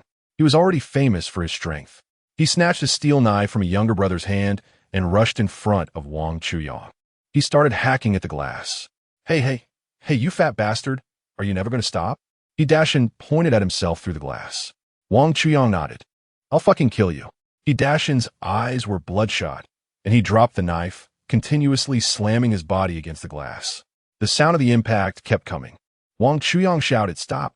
Hidashin still thought it was his own impact that scared Wang Chuyang. He stopped proudly. Scared, he obediently opened the door. This time, I promise to leave you with a whole corpse. Wang Chuyang didn't say a word. A sly smile appeared on his face. He gestured for Hidashin to come forward. Confused, Hidashin leaned in. Wang Chuyang took out a crossbow and opened the window. He aimed for Hidashin's calf and made a precise shot. After doing all this, he quickly closed the window again. Beads of sweat instantly covered his forehead. He held his wounded calf and sat on the ground, screaming loudly. I will kill you. He trembled uncontrollably as he spoke, and the blood vessels in his eyes became more pronounced. He turned to look at the little brothers behind him. Come help me. Several little brothers were eager to try, but none took a step forward. They were also afraid of being shot by Wang Chuyang's crossbow. The pain was vividly expressed on Hidashin's face. Wang Chuyang, overjoyed, said to the outside, if you're all so afraid of dying, why are you trying to learn from others to steal things? Upon hearing this, Hidashin began to lash out at the little brothers around him. Damn it, I raise you all for nothing. At this point, those little brothers were even more afraid to act rashly. In their hearts, they even wished that Wang Chuyang would take care of Hidashin. Wang Chuyang had his own intentions for doing this. He pointed at Hidashin's leg. Hidashin took a moment to regain his composure and glanced over. He was shocked to see what he hadn't noticed before. The crossbow bolt embedded in his leg was covered in rust. According to common knowledge, if he didn't get a tetanus shot soon, the best outcome would be amputation. He started to panic, his expression showing a hint of pleading. Mr. Wang, it's my fault for not recognizing a great person like you. Please spare me. Oh, didn't you just say you wanted to kill me? Hidashin quickly gave himself a few hard slaps on the face. I won't dare anymore. Just treat me like a fart and let me go. Fine, then you can leave. I've decided to let you go. Wang Chuyang looked at him with disdain. Hidashin looked at Wang Chuyang with a troubled expression, showing no intention of leaving. Wang Chuyang asked knowingly, why aren't you leaving? Are you waiting for backup? Hidashin had a flattering expression. I need a tetanus shot for this injury. Wang Chuyang looked at Hidashin with a troubled face. I've already spared your life. And you're still asking me for something? He rested his hand on his chin, pretending to weigh the pros and cons. It's not impossible to want the vaccine, but tell me who sent you here? Hidashin quickly pointed to Zhang Qi and Lin Xiaomei in the distance. It's them, Mr. Wang. They told me that you have plenty of supplies here and asked me to kill you and take your supplies. A strong sense of unease arose in the hearts of Zhang Qi and Lin Xiaomei. They exchanged glances, both wanting to take the opportunity to sneak away. However, Hidashin's lackeys were too close, leaving no chance to slip away unnoticed. Wang Chuyang seemed to be prepared. Casually, he took out a box of 40 pieces of Yamamoto 001 and a bottle of strawberry-flavored lubricant. He quickly opened the window and threw them out. Hidashin looked at the items Wang Chuyang had thrown out with a confused expression. These things can't cure me. I want a vaccine. Mr. Wang, what is this? Wang Chuyang grinned mischievously, pointing at the things on the ground. Have your lackeys publicly punished those two who harmed you? Hidashin glanced again at the items Wang Chuyang had thrown out, confirming he wasn't seeing things. Right in front of this window, both of them would be punished? Wang Chuyang nodded with ill intent. Once all of you take turns attacking them, I'll give you the tetanus vaccine. Hidashin seemed to have grasped a lifeline. He waved his hand towards the back. A few lackeys dragged Lin Xiaomei and Zhang Qi to stand in front of Wang Chuyang. Dashin, I'm your mother. How can you treat me like this? Hidashin, ignoring the pain in his calf, jumped up and slapped Lin Xiaomei hard across the face. Get the hell out. Lin Xiaomei spun from the hit, but her mind wasn't dazed yet. Chuyang, and he was just passing by. She pointed at Zhang Qi, saying fiercely, it's all his fault. He's the one who incited me to steal your things. Wang Chuyang would never believe her nonsense. He crossed his arms and then took out 2 bottles of water and 3 packs of instant noodles. He made a gesture towards Hidashin and his lackeys. Whoever punishes this old lady the hardest, these things will be theirs. A few of them couldn't help but salivate at the sight of what Wang Chuyang was holding. Seeing their greedy expressions, Wang Chuyang knew he would definitely enjoy a good show next. So he raised the stakes, looking at Zhang Qi. I see he's a bit down. Who's willing to lend a helping hand to revive his spirits? I'll have rewards too. Several lackeys, including He Dashin, were eager to take action. Wang Chuyang could hardly wait, pulling out a small stool to sit by the window. What are you waiting for? You troublemakers. Start. A bloody scene unfolded. Most people looked exhausted. Only the monkey seemed to be working the hardest while punishing Lin Xiaomei, still full of cheer. Lin Xiaomei had been punished to the point of losing her human form. Zhang Qi was also sweating profusely. Wang Chuyang threw the items outside through the glass, telling the people outside from now on, you can obtain supplies from me at any time by punishing them, but you need to provide video evidence. He paused and added, no time limit, no quantity limit. Lin Xiaomei felt as if she had been struck by lightning. She hoarsely questioned, why are you treating me this way? Is it just because my daughter didn't choose you? This woman had no idea that she had deep enmity towards her. Others, on the other hand, were filled with joy. They looked at Lin Xiaomei as if she were a self-service grain dispenser. Unlike the happy expressions of the crowd, He Dashin's eyes flashed with a hint of murderous intent. Wang Chuyang was unaware that danger was about to arrive. Chapter 68. Where are you positioned? He Dashin finished the vaccination, biting down on the rough branch handed to him by his little brother, desperately suppressing the pain. He tightly gripped the slightly warm crossbow bolt with one hand, yanked it out suddenly, and blood gushed forth. The intense pain surged back like a tidal wave, engulfing his entire body. He trembled as he supported his little brother's shoulder, his whole body tense, as if facing a great enemy. His lips, pale as paper, were tightly closed, and no one could glimpse the turmoil within him. With clear grievances and vendettas, a man's true character is revealed. A gentleman does not let grievances go unavenged. On the surface, he still shows great respect to Wang Chuyang. But deep down, the flames of revenge have quietly ignited. The night is about to fade, and dawn is approaching. During the day, the scorching heat prevails, forcing people to shrink away in air-conditioned places, only able to venture out like mice at night. In Li Zhen's office, dark clouds gather, seemingly heralding an impending storm. The tense atmosphere is like a taut string, ready to snap at any moment. Several leaders from the Law Enforcement Bureau wear serious expressions. They have just received shocking news.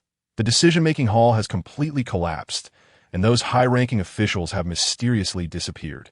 This sudden turn of events has plunged the decision-making body of Yidao into paralysis, shattering hopes for rescue supplies. Li Zhen's face is particularly grim. He had tacitly allowed those leaders from the decision-making hall to take away large amounts of supplies, thinking it would bring a momentary peace.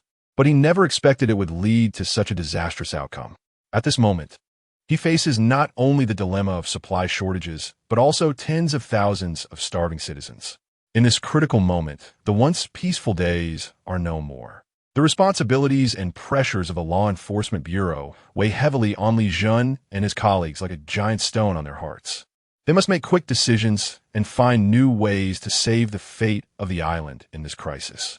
Once someone knows that the supplies are exhausted, the authority of the law enforcement agency will also be weakened. He is well aware that with less than 1,000 personnel from the law enforcement agency here, it is difficult to handle a riot involving tens of thousands of people. Moreover, not all of these law enforcement officers are wholeheartedly dedicated to the public. The urgent task is to confiscate the guns from the law enforcement officers, allowing only a few trusted individuals to carry firearms. This is to prevent the guns from falling into the hands of the opposing side in the event of a riot. He decisively gave the order, and the others in the room went to carry it out upon receiving the command. At that moment, there was another knock on the door. Compared to the normal disaster victims, this person looked somewhat strange. The strangeness lay in the fact that his clothes were still pristine and his demeanor remained calm and composed. He didn't look like someone who had suffered disaster at all. After some questioning, it was revealed that this person was a subordinate of Su Guin. His purpose for this trip was to recruit 1,000 people from the air raid shelters under Li Zhen's jurisdiction, evenly split between men and women. The main aim was to provide labor for Su Guin's underground city. Li Zhen saw this opportunity presented to him and, without any hesitation, quickly gathered 1,000 people who had the closest ties with the high-tech zone law enforcement bureau. When Zhao Ruoxi was called, she was undoubtedly rejected. Zhao Ruoxi remained the same as before, insisting that she only wished to be with the broad masses of the people. In her eyes, those so-called laborers going to the underground city were part of the privileged class, existing to exploit the grassroots populace. Little did she know, her persistence saved her life. Li Zhen had no choice. Once the 1,000 people were gathered, he let Su Guiyin's people take them away. The disaster continued to worsen. Even the temperature in the air raid shelters felt a bit scorching. Many people who were asleep were awakened by the heat. They have subtly sensed a hint of unease. Li Zhen and his confidants believe that many people are definitely hoarding supplies. Such problems are better left for them to solve themselves. Establish a few mutual aid groups. Crowd 1. Didn't they say there would be official relief supplies? Why are we still forming mutual aid groups? Crowd 2. Does that mean there are no relief supplies? Crowd 3. You officials, return my life-saving supplies. Li Zhen. Everyone, please don't panic and don't listen to rumors. The purpose of establishing mutual aid groups is only to distribute supplies more reasonably. Crowd 4. So that is how it is. I thought it was to let us use our own things to help each other. If that were the case, the world would be doomed. It's unclear who pulled Wang Chuyang into the group, but he observed their discussion, marveling at the tenacity of life, while also being amazed at Li Zhen's ability to fabricate stories. If it were him, he would have revealed the truth long ago. Just as he was lost in thought, an avatar caught his attention. A dialogue box with a picture of Li Lu appeared before him. May I ask everyone, who still has extra food? I only need a pack of instant noodles, and once the relief supplies are distributed, I'll return it to you. Who knows when the relief supplies will arrive? Are you a 3-year-old who really believes this mutual aid group can help? Others chimed in. I have some, but you have to pay for it. Li Lu excitedly replied. Buying is fine, just tell me how much. 200,000 for a pack.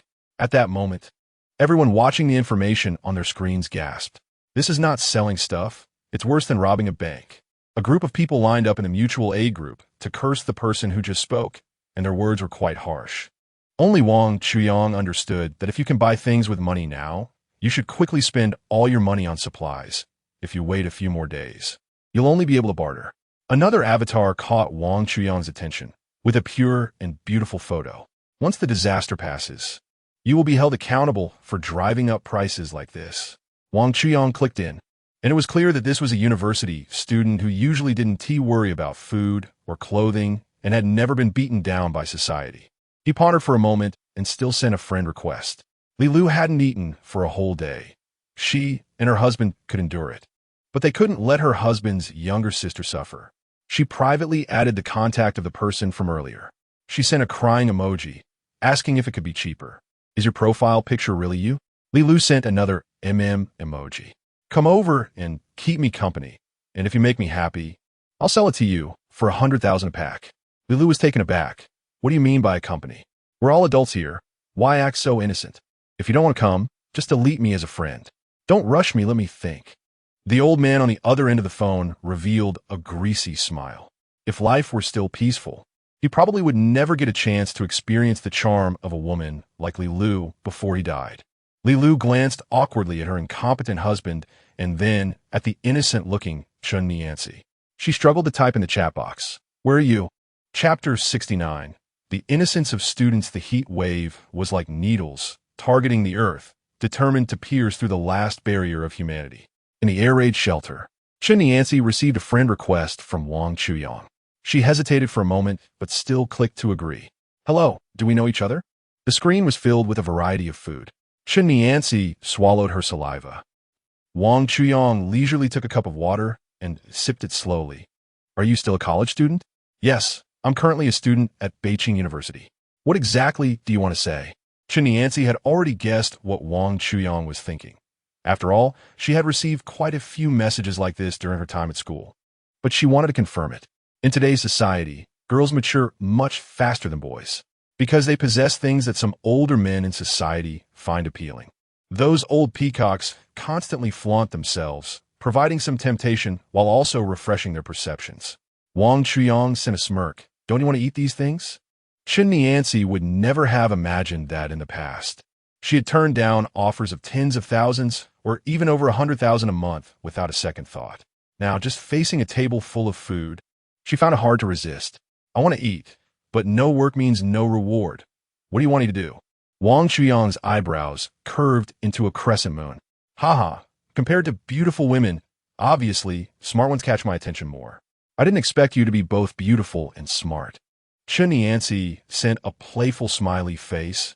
You wouldn't imagine that there are many things you can't think of. But what I can think of is that sweet-talking men are never good. Wang Chuyang couldn't help but be curious, quickly clicking on Chen Yancy's profile picture to enlarge it. The girl in the photo had delicate features and was gentle as jade, with her hair tied in a ponytail, resembling the beauty of Jiangnan in his memories. Though the silver glasses concealed most of her beauty. Even so, she must have captured the hearts of many boys at school. This little thing said, there are many things I can't imagine. It wouldn't be calculus and probability theory, would it? Or? Wang Chuyang unconsciously thought of some contrasting cases he had seen online, just like how Officer Zhang had played games with Director LV. He forced himself to hold back the saliva that was about to drip down. Do you mean I have a sweet mouth? If you think you're not a good person, then you must have a sweet mouth. Wang Chuyang's smile became even wider. Not only do I have a sweet mouth, but I also have something you've never seen before. And that thing is even sweeter. Do you want to give it a try? Chen Yancy's curiosity was piqued. Oh? What else is sweet? Show me so I can have a look. If you ask me to show it, I will, but then I would lose face, right? Then he hurriedly sent a message. How about you come to my house tonight?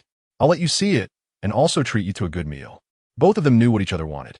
By that time, even half a pack of instant noodles could attract a group of people willingly offering themselves. Where's your home? If it's too far, I want to go. I'm still young and afraid of getting hurt. Haha. I live in the building of Shangyu No. 1. Just walk a few minutes forward after exiting the air raid shelter gate, and you'll get there. Okay, I'll go there tonight. After putting down the phone, Wang Chuyang excitedly waved his hands, as if he had won a war. In contrast, Chen Yancy felt a bit worried. She wasn't sure if the other party's intention was really just to play games with her, or if it was just talk to deceive her. But it seemed she didn't have any better options. Her brother was like a useless person, broke and doing nothing but waiting to die. All the pressure was on her sister-in-law's shoulders. She glanced at her poor sister-in-law. They had run out of food. Her sister-in-law, Li Lu's worried expression made her feel distressed. So she made up her mind that no matter what happened tonight, whether it was climbing a mountain of knives or walking through a sea of fire, she had to go. She approached Li Lu and patted her shoulder. Li Lu's heart jumped to her throat. She reacted strongly and directly shoved her phone under her bottom. When she saw it was Chen Yancy, her expression relaxed a bit. Xiaozi, what's wrong? Chen Yancy thought Li Lu's reaction was so intense that she had scared her. Sigh, sister-in-law, you've sacrificed too much for this family. The pressure is so great that you're starting to be paranoid. Sister-in-law, you don't have to worry about food. A classmate of mine said he would bring me some tonight. Li Lu's dim eyes suddenly lit up with a glimmer of hope. Xiaozi, ask your classmate how much we can buy it from him. Chen Yancy then sat down beside Li Lu, softly reassuring her. My classmate said we can borrow it from him, and when the disaster passes, we'll return it. At that moment, Li Lu finally abandoned the thought of accompanying the old man, as if she had been reborn. She tightly held Chen Yancy's small hand, tears almost falling. Xiaozi, your classmate really has solved our urgent problem. You must thank him properly. This statement further solidified Chen Yancy's intention to seek out Wang Chuyang. If Wang Chuyang could really provide her with some help, she was already prepared to thank him with everything she had. Night fell. The refugees in the air raid shelter flowed out like a tide. This group of people finally realized the seriousness of the situation and no longer foolishly waited for relief food. They hurried towards the familiar shopping mall and vegetable market, afraid that if they were late, they would miss out. Chen Yancy stopped at the entrance of the air raid shelter, spinning in circles at the door. A gust of wind blew, snapping off a dry branch above, which fell right in front of her, startling her. With a nervous heart, she followed the direction given by Wang Chuyang. A villa appeared before her, its luxury exceeding her imagination. She thought that before the disaster, this was a place only the top wealthy could afford. She looked around to confirm, and only then did she dare to walk towards the villa. Wang Chuyang had long noticed every move of Chen Yancy inside the villa. Just as Chen Yancy was about to ring the doorbell, The door opened on its own. "Please come in." Chen Yancy walked in, completely puzzled. Wang Chuyang stood behind the entrance. He proactively extended his hand after seeing Chen Yancy. "Hello, my name is Wang Chuyang." Wang Chuyang's age and appearance far exceeded Chen Yancy's expectations.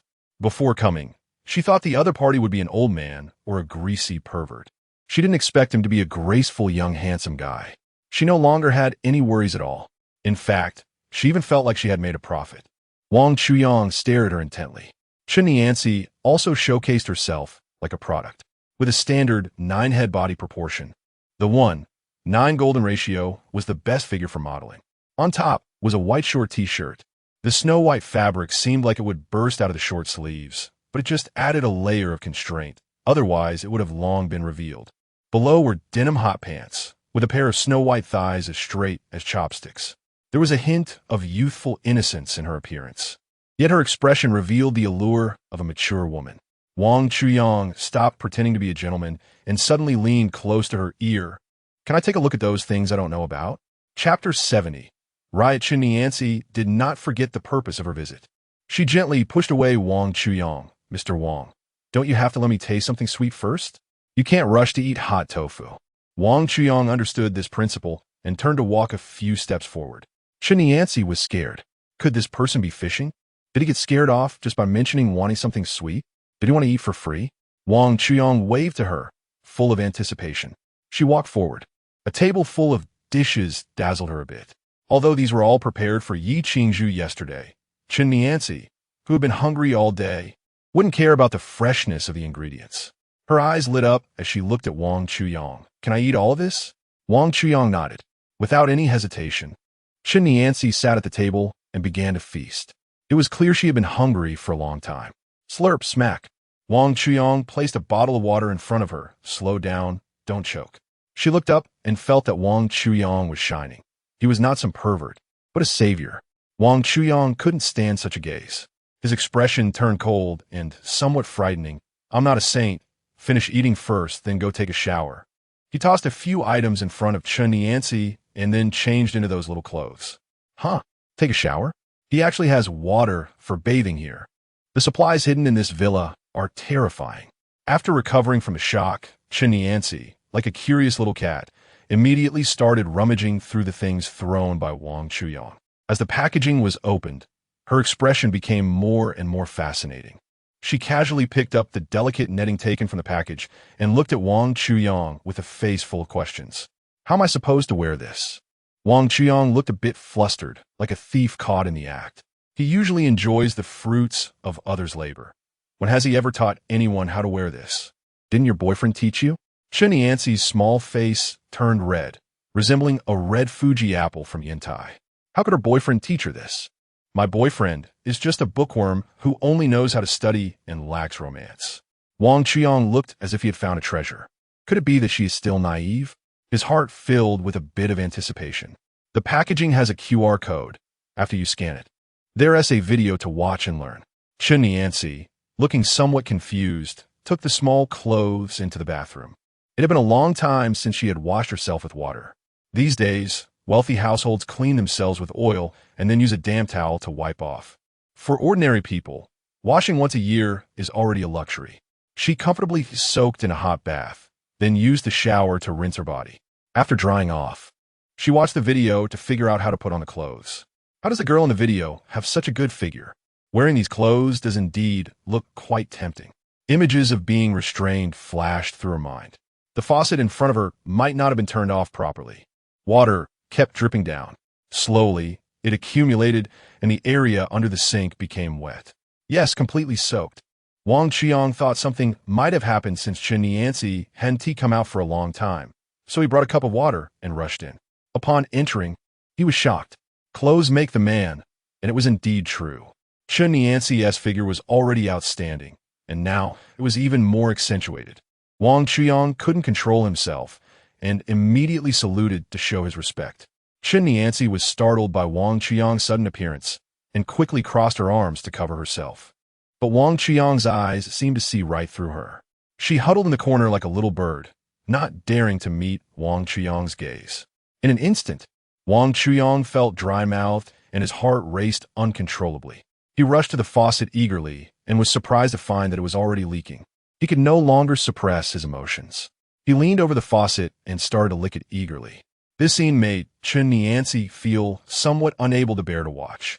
But she was afraid of upsetting Wang Chuyang, so she could only cover her mouth and turn her head to the side. Suddenly, her delicate brows furrowed, as if she was enduring immense pain.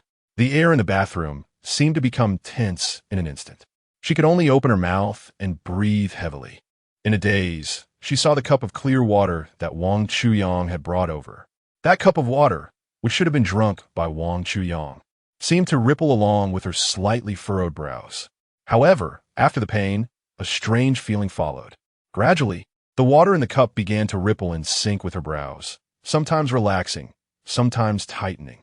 It vibrated rhythmically. Chen slowly relaxed from her previous tension, replaced by a sense of pleasure. However, the sweat on her forehead still soaked her long hair. She couldn't care about that now. The air in the room remained tense, filled with the sound of heavy breathing. An hour later, Wang Chuyang came out of the bathroom. Chen, with a flushed face, followed him out. Wang Chuyang tossed her 2 packs of instant noodles and a bottle of purified water. He closed his eyes and said contentedly, "From now on, you can come over any time if you want something to eat." Chen, feeling shy, couldn't say a word for a long time. "I was just forced by circumstances to help my sister-in-law. Normally, I wouldn't easily go to someone else's house to ask for things. Just as I was about to give her an out, I heard, 'So, next time, can it be in the car?' Damn, what was that about?" Women who wear glasses are indeed tough characters. Once the glasses come off, their power is boundless. It's not just a rumor. If this becomes a habit, wouldn't she become an even more formidable character than Miss Zhang from Jinyu? I could even understand the joy of General L myself. Wang Chuyang felt a bit reluctant to let Chen go at this point. The situation outside was as dire as in the previous life. Most of the supplies in the mall had been completely scavenged by those in power. Only some unremarkable items, forgotten, remained. Most of those who ventured out to forage returned empty-handed, with only a small portion fortunate enough to obtain some supplies. They carefully distributed it to their families. The previous kindness was gone. The conflicts in the air raid shelter escalated further. Many who had previously donated large quantities of supplies collectively found Li Zhen's office, blocking the door and causing a scene. The law enforcement officers left behind felt an impending crisis.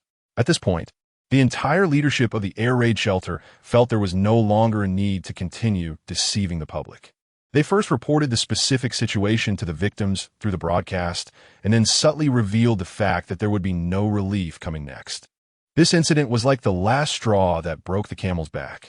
The victims, filled with rage, began to storm Li Zhen's office. Li Zhen showed no sign of panic.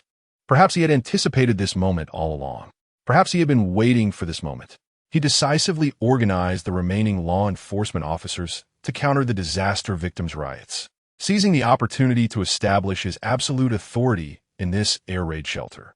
Those disaster victims who rushed to the front would never have imagined that the law enforcement officers, who had kindly distributed supplies to them just yesterday, would turn into the executioners slaughtering them today. Li Zhen's ambition was exposed ahead of time. Under his manipulation, this air raid shelter was about to undergo a dramatic change in hierarchy. Chapter 71. Captain Zhang Qi Li Zhen took off his glasses, revealing a more shrewd appearance. The high temperatures continued unabated. The decision-making hall was at a standstill, and there was no news of relief supplies. Everything that had happened recently constantly reminded Li Zhen that the original order was collapsing. He was previously obsessed with officialdom, always yearning for a promotion and to become a high-ranking official. Everything he does is to seize greater power. Back then, he sacrificed his first wife to maintain his official reputation. Now, the heavens have given him the opportunity. Whether to become a warlord or a feudal lord is entirely up to his own will. It is time to establish a new order. And in this order, the supreme and unique ruler is himself. Establishing this order requires a group of loyal followers, which he does not need to worry about. Starting from a grassroots law enforcement officer, he now has many reliable subordinates by his side. The urgent task is to establish a feasible system. He decided to divide all the disaster victims into 3 groups, A, B, and C. The principle of division was simple. Group A contained close relatives of Group B, and Group B included people connected to Group A. Group C consisted of those who were alone. They had no ties or concerns, and perhaps their strong combat capability was a sign of their independence. But it also indicated that they were unpredictable and difficult to control, making them an unstable factor that needed to be guarded against. Each group consisted of 10 people, with 10 groups forming a class and 10 classes forming a team. All team leaders and class leaders were appointed through interviews conducted by Li Jun. He did not send his own enforcers to take office, as breaking it down into smaller units would greatly limit the available armed forces. The people assigned to Regiments A and B still lived in their original locations, while those from Regiment C were all relocated to the area where the enforcers were stationed. 1/3 of the supplies collected were handed over, with the remainder kept for personal use. Regiment C was responsible for all logistical supplies within the air raid shelter. Due to the previous bloody conflicts, almost everyone had no objections to such arrangements. Those with dissenting opinions were directly taken out as examples and turned into jerky. All arrangements were completed within a few hours. Just as Li Jun was about to relax his tense mind, a group of uninvited guests arrived unannounced, knocking on his office door once again. With just one glance, he recognized that they were from Su Guin, just like last time. They seemed unaffected by the disaster, dressing and grooming themselves just as before. This time, they spoke more directly, still demanding 1,000 laborers, but now in exchange for 1,000 pounds of rice and 500 liters of coconut juice. Li Jun began to doubt the purpose of their request for these laborers, but he quickly smiled and agreed. He allocated 1,000 people from Team C to Su Guin's men. To his surprise, among the convoy assigned for escort, there were actually 50 armed personnel carrying standard rifles. Su Guin's strength was exceptional. After sending off these formidable individuals, he continued to interview candidates for the team leader position. Zhang Qi reported in detail to Li Jun about the situation at Wang Chuyang's villa and roughly estimated some of the supplies stored there. He was given significant responsibility by Li Jun and became the team leader. The former bottom-level worker had undergone a tremendous transformation in status. Those who coveted the supplies he could provide now began to act cautiously, considering his new identity. He no longer hides his shameless activities with Lin Xiaomei from others. They just go at it directly with only a layer of fabric in between. Yi Wuli's mind has never functioned normally. He directly lifted the curtain. "Dad, Mom, I have something to report to you. Get lost." 2 patches of snow white were entangled in a rhythmic motion. In an instant, almost everyone saw this scene. Yi Qingzhu covered her eyes the moment the curtain was lifted. Zhang Qi's calm expression showed no signs of disturbance. He walked straight forward, glared at Yi Wuli, and then pulled the curtain shut.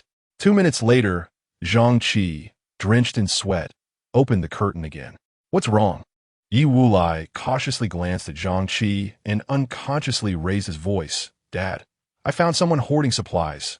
After saying that, he looked back, and the few people behind him broke out in a cold sweat. Zhang Qi tidied his clothes and shot Yi Wuli an annoyed glance. "How many times have I told you? When talking about official matters, you need to use titles." "Okay, Zhang Zhiji." Zhang Qi was completely out of patience this time. He rolled his eyes at Yi Wuli and said, "Go on. Who is hoarding supplies?" Yi Wuli eagerly walked over to Chen Nianzi, grabbed her arm, and pulled her out. Chen Nianzi struggled the whole time. She didn't have the strength of Yi Wuli and could only let herself be taken away. When Zhang Qi saw Chen Nianzi, his eyes lit up. His soul was captivated by her. He couldn't help but swallow hard. His eyes scanned Chen Nianzi with a squint. How could she hoard supplies? She didn't hand over anything when the supplies were collected, and just now I saw her take out a pack of instant noodles. Yi Wuli spoke as he took out a pack of instant noodles and raised it high. The surrounding disaster victims followed his gaze and couldn't help but swallow. How could she hoard supplies? All the supplies we collected were turned in. Scoundrels like her must be punished according to the new rules. Yes, she must be punished, otherwise, who will follow the rules? The people around began to attack Chen Nianzi with a flurry of voices. How would a college student know the dangers of society? She was already scared out of her wits. Zhang Qi shouted, "Everyone, shut up." The surroundings immediately fell silent. Only the sound of people's breathing could be heard. He looked at Chen Nianzi with a gentle expression and pinched his waist. You adults, with your random comments, have scared the poor girl. She can't tell anything at all. He hissed, feigning difficulty. Everyone, please disperse. You're scaring her so much that she can't say anything. Let me interrogate her alone. Chen Yancy lowered her head, her expression filled with panic. No one dared to oppose Zhang Qi's decision. After all, the captain has absolute authority in the squad under the new rules. After everyone left, Zhang Qi pretended to be a gentleman and invited Chen Yancy to sit down first. Chen Yancy looked at him warily. Captain Zhang, I really don't have any hidden supplies. This is what I just obtained and haven't had time to hand in. A hint of understanding appeared on Zhang Qi's face. He placed his hands naturally on Chen Yancy's shoulders, thinking that where these things came from wasn't important. What mattered was how he would label her. Chen Yancy felt as if a greedy beast was behind her. Terrified, she stood frozen. What do you plan to label me? Zhang Qi suddenly exerted some force with his hands, raising an eyebrow with satisfaction. That depends on your performance. Chapter 72, Just One Night. The greedy look combined with his lewd expression made her nauseous. She quickly stood up and broke free from Zhang Qi's grasp, taking a few steps back. Captain Zhang, I can give you that pack of instant noodles, just let me go. Zhang Qi grinned wickedly and took a few steps closer to Chen Yancy, almost pressing against her. The smell of sweat on him surged unabashedly into Chen Yancy's nostrils, attacking her brain. Do you think a squad leader would lack anything to eat? Chen Yancy frowned and instinctively raised her index finger to block her nose. Turning her head, she asked, Then what do you lack? Zhang Qi raised the corners of his mouth in a mischievous smile, grabbing the hand that Chen Yancy had placed in front of her. Sleep with me once, and I'll let you go. Chen Yancy looked at Zhang Qi in surprise. University students still have some youthful edges. She felt a bit angry. I see you're just a toad wanting to eat swan meat. Don't dream about it. I won't sleep with you. She huffed, placing her hands defiantly on her chest. Zhang Qi, a local bumpkin from humble background, had now risen to a position of power and could not stand others bringing up his scars. He grabbed Chen Yancy and slapped her hard across the face. The sound was extremely harsh. Am I giving you face? You little vixen. Dressing so flashy is just to attract men, right? Now there are plenty of women wanting to get on good terms with me, and I'm just looking down on you. He placed his hand on Chen Yancy's shoulder again, his tone becoming kinder, saying that as an uncle, there would be more benefits in the future.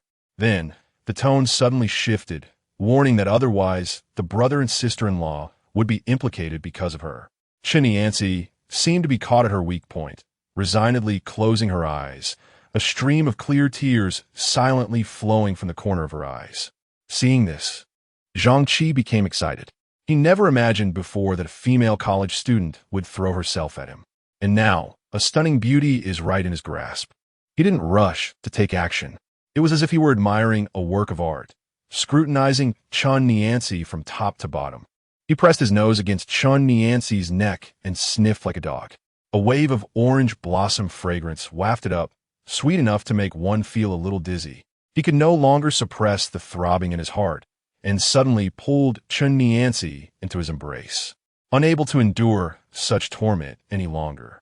Chen Yancy let out a terrified scream. The scream gave Chen Yinzhou, who was searching for his sister outside, a sense of direction. He suddenly lifted the tattered curtain and shouted, "Which bastard is bullying my sister?" Chen Yancy immediately broke free from Zhang Qi's grasp and rushed into Chen Yanzhu's arms. At that moment, her eyes were already brimming with tears. Cough, cough. Zhang Qi coughed deliberately with his hands behind his back. When Chen Yanzhu saw that it was Zhang Qi, he immediately changed to a fawning demeanor. He pushed Chen Yancy away from him and hurriedly stepped forward, taking Zhang Qi's hands in his own. His face was full of flattery and compliments. "Captain Zhang, hello. What brings you here?" Zhang Qi ignored him, his eyes still fixed intently on Chen Yancy, pushing Chen Yanzhu aside with the back of his hand. "Are you going to take the initiative, or should I force you?" Chen Yanzhu was confused and quickly ran back to Zhang Qi, asking, "Did my sister offend you?" "She's just a child. I apologize on her behalf." After saying this, he lightly slapped his own face twice. Chen Yancy, terrified, hid behind Chen Yanzhu, hoping to receive her brother's protection. Her brother did not disappoint her, blocking her behind him. Zhang Qi looked at Chen Nianzu with interest. Since you're her brother, do you know that your sister is hoarding supplies? If I report this, you both will be thrown out to dry like jerky. Upon hearing this, Chen Nianzu felt a hint of fear.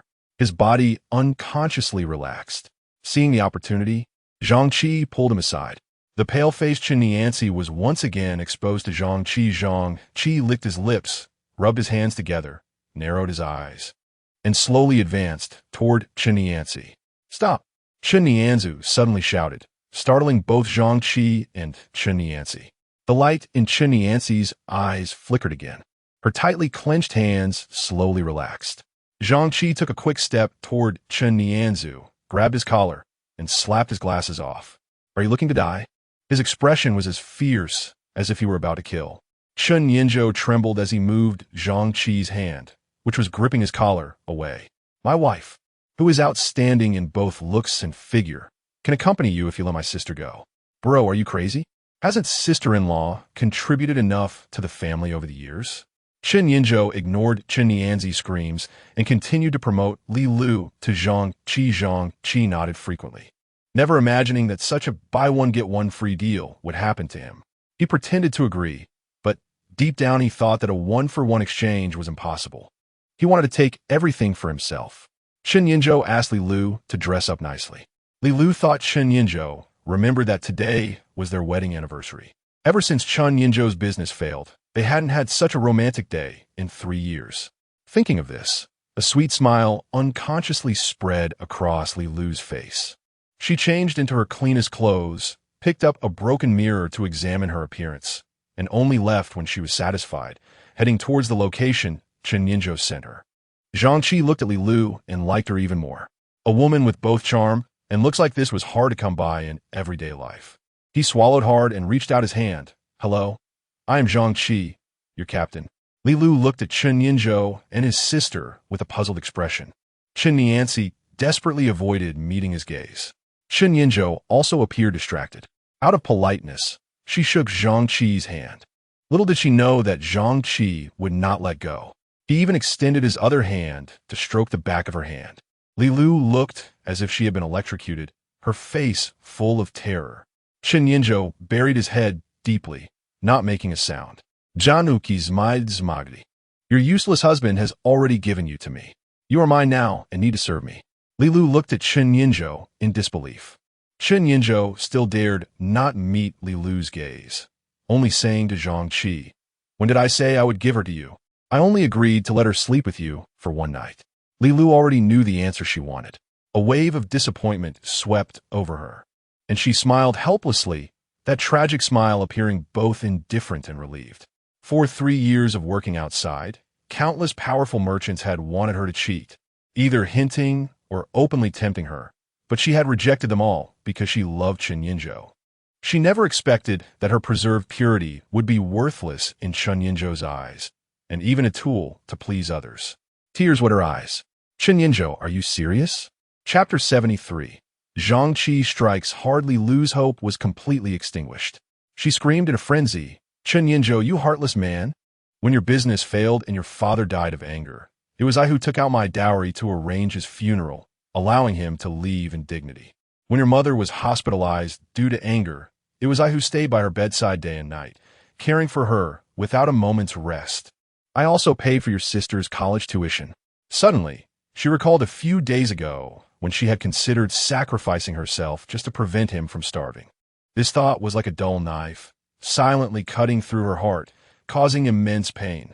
She revealed a bitter smile, a mix of helplessness and self-mockery toward life. She could give up everything for the love in her heart, including her dignity and bottom line. However, upon realizing that she was merely a bargaining chip in his eyes, that firm love collapsed in an instant, turning into ruins. She stepped in front of Chen Nianzhu, her voice more intense. You haven't earned a dime in 3 years. It was I who toiled to support you for 3 whole years. Chen Nianzi could no longer bear the guilt on her conscience, rushing over to hug Li Lu, knowing that her sister-in-law had actually given much more. The two women embraced and cried together. Chen Nianzhu lowered his head again, not daring to make a sound. Zhang Qi clapped his hands. What a deeply moving performance. Then he leered at Li Lu. Madam, You wouldn't want your husband to be thrown out and turn into jerky, would you? At that moment, Chen Yinzhou stirred slightly, looking at Li Lu. Their disappointed gazes collided, resulting in even greater disappointment. No, it should be despair. She expressionlessly pulled down her shoulder strap. A blue butterfly perched on her snow-white shoulder. The moment the strap fell, the blue butterfly seemed to break free from its constraints. Ready to take flight, she lifted her head and let the tears fall.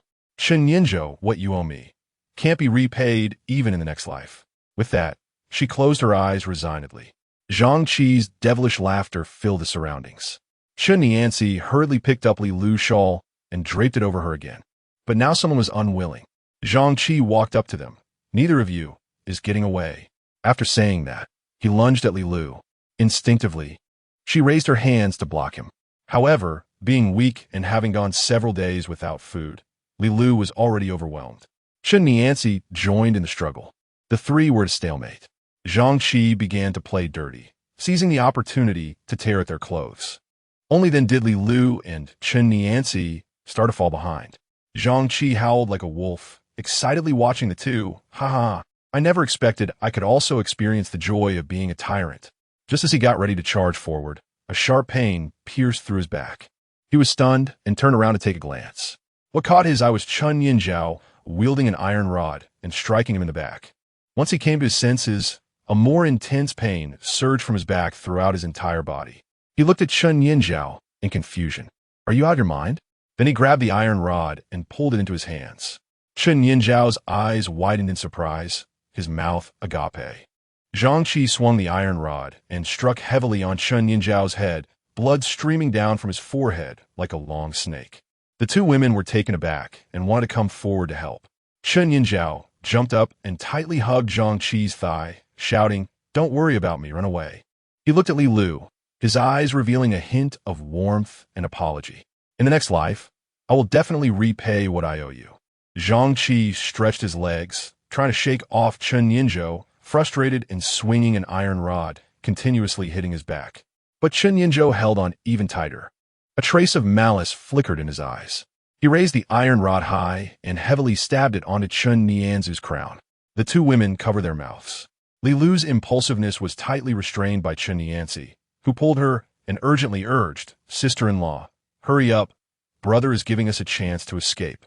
Zhang Qi's eyes were already stained red with anger, and the iron rod in his hand fell like the Grim Reaper's scythe, relentlessly smashing down on Chen Nianzu's head.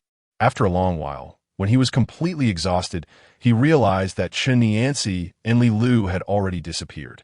Chen Nianzu on the ground was already a bloody mess. He felt a sense of fear. He quickly thought of a reason to report to Li Zhen. Although the air raid shelter had a strict system of rewards and punishments, matters involving loss of life required Li Zhen's personal approval. After all, human resources were also very precious now. The advantage in numbers was their confidence in opposing other forces in the future. 1 death and 2 escapes. The consequences of such an event were not something a mere captain could bear. He felt a bit scared, in a hurry to clear himself. He rushed towards Li Zhen's office. As he passed through an area, the sneaky Yi Qingzhu caught his attention. He quietly followed Yi Qingzhu with curiosity. The man in front and the blonde were both very cautious. It was hard to tell what they were doing from a distance. They all crawled into another tent together. Zhang Qi thought to himself, this Yi Qingzhu seems so simple on the surface. Could she be secretly engaging in some kind of illicit business outside? The more he thought about it, the more curious he became, and he had already forgotten what he had come out for. He glanced around and saw that no one was there, so he quietly lifted the flap of the tent. To his surprise, it was filled with food. His heartbeat quickened. Reporting this message should redeem his sins, right? Heaven has eyes. He hurriedly withdrew and jogged to Li Zhen's office. He told Li Zhen everything in detail. Upon hearing about those supplies, Li Zhen no longer cared about Chen Yinzhou and the others. He was well aware that the lives of those orphans were the softest part of Zhao Ruoxi's heart. Without his tacit approval, how could ordinary citizens in this air raid shelter possibly stockpile so many supplies? Now this matter had actually been discovered by Zhang Qi. An unstable factor had been added. If Zhang Qi exposed this, and those who were threatened daily to scavenge for supplies found out that there were others who could eat without going out, they would surely resist and despair. That's how people are. When everyone lacks something, it's one thing to not have it themselves. But once they know that others can obtain what they have worked hard for with little effort, they will definitely cause trouble. Thousands of years ago, our ancestor Mencius summed it up. It is not poverty that is to be feared, but inequality. A glimmer of murderous intent flashed quietly in Li Jun's eyes. This was not only to protect his daughter's pure heart, but also to maintain his authority and rule here. Zhang Qi's life and death now rested solely in Li Jun's thoughts. Chapter 74. The underground city needs another 3,000 people. Li Jun maintained a warm smile, as if a spring breeze was sweeping over the lake, calm and profound. However, in the shadow of his desk, a hand quietly reached out, sly as a serpent, tightly gripping a handgun.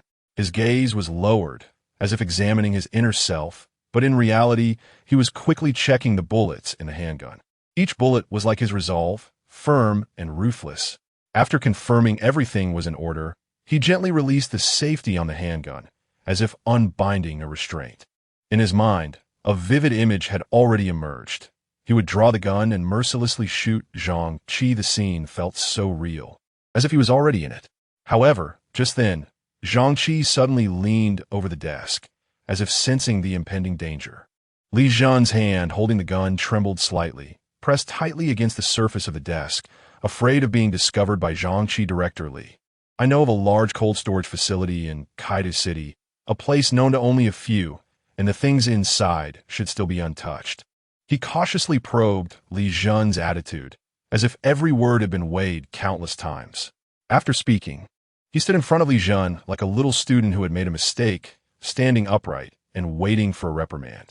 Li Jun now only felt grateful that he hadn't acted decisively just now.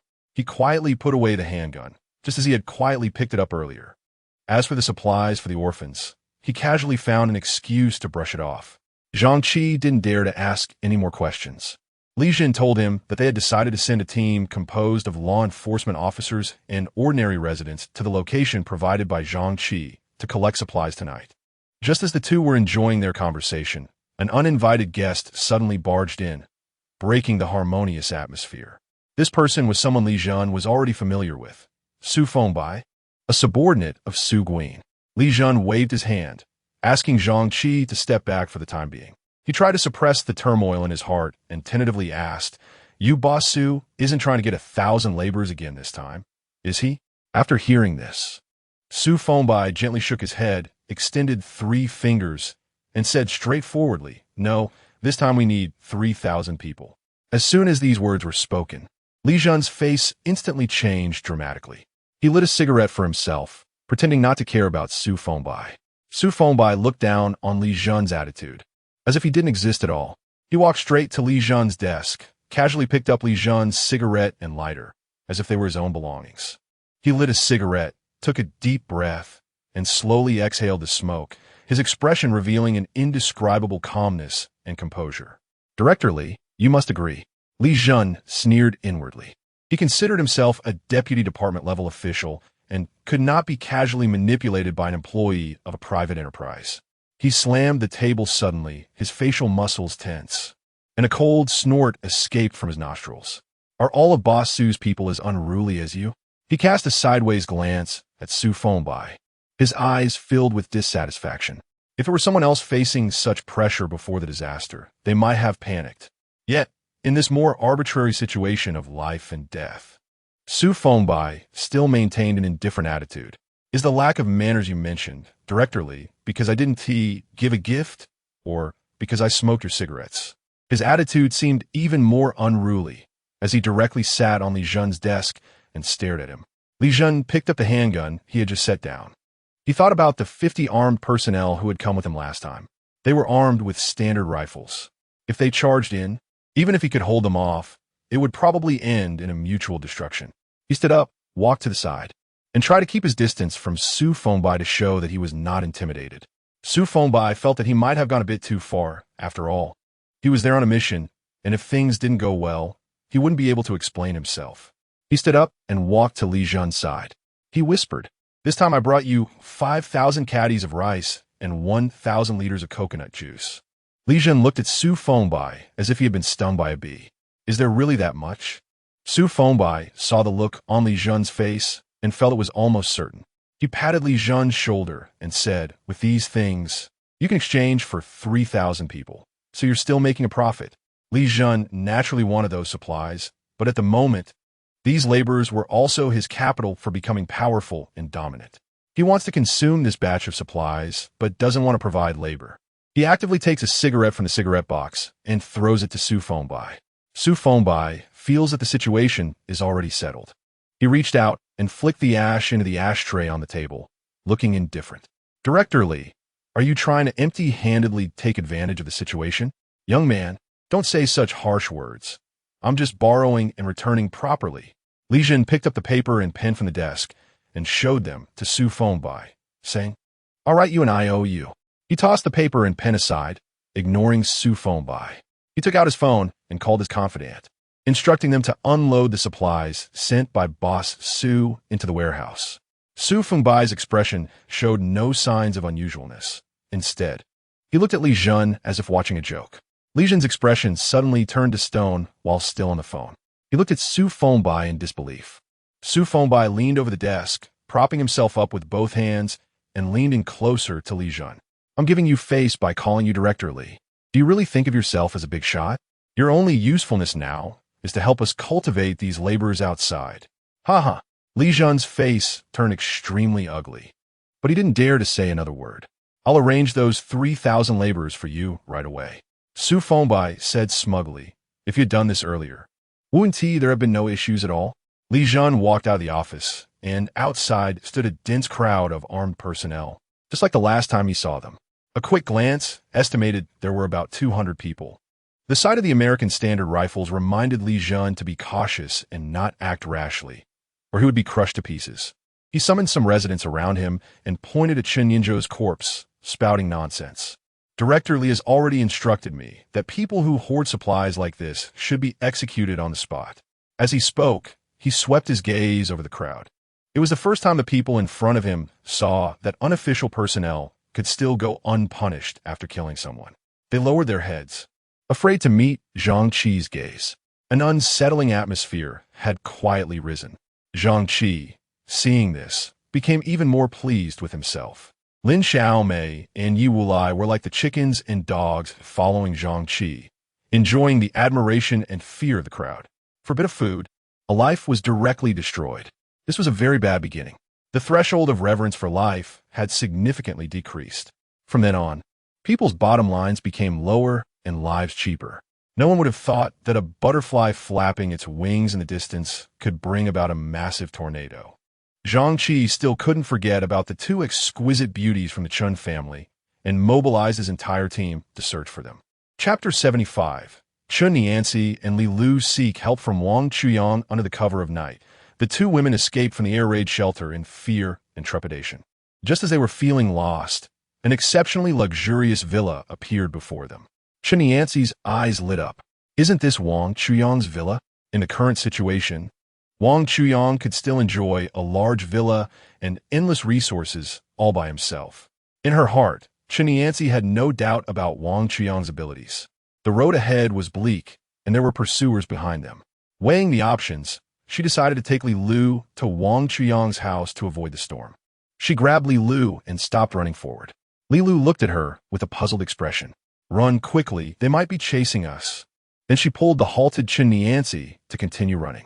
Chun Nianci firmly tugged at Li Lu again, pointing to Wang Chuyang's villa. Let's go here to take shelter. This house was sold by Li Lu, so she naturally knew who the owner was, especially since Wang Chuyang had hinted at wanting to keep her. She felt a bit anxious, uncertain if there was anyone inside, and worried about Wang Chuyang's capabilities. She wasn't sure if Wang Chuyang had the ability to protect them. Lost in thought, Chun Nianci had already pulled her to the door. Wang Chuyang's alarm system went off once again. He saw Chun Nianci smiling knowingly outside the door. It had only been a day, and this girl was back again. The food I gave should last 2 days, right? Does she think I'm impressive and want to be punished? Wait, who's that beside her? Wang Chuyang's mind quickly searched for the face. It's her. How did they end up together? Wang Chuyang cautiously approached the window. Chen Yancy saw that Wang Chuyang was still there and looked as if she had found a lifeline. "Mr. Wang, we're being hunted down. Can you help us?" Li Lu was taken aback. Little CI actually knows Wang Chuyang. Could it be that she was previously kept? With her looks, it wouldn't be surprising if she was. After learning the reason for their seeking refuge with him, Wang Chuyang didn't rush to open the door. Instead, he continued to inquire about their relationship. After confirming that they were sisters-in-law, he felt a ripple of excitement in his heart. He threw out 2 sheer maid outfits that could barely cover the key areas from the window. Li Lu and Chen Yancy exchanged glances, bewildered by Wang Chuyang's mysterious actions.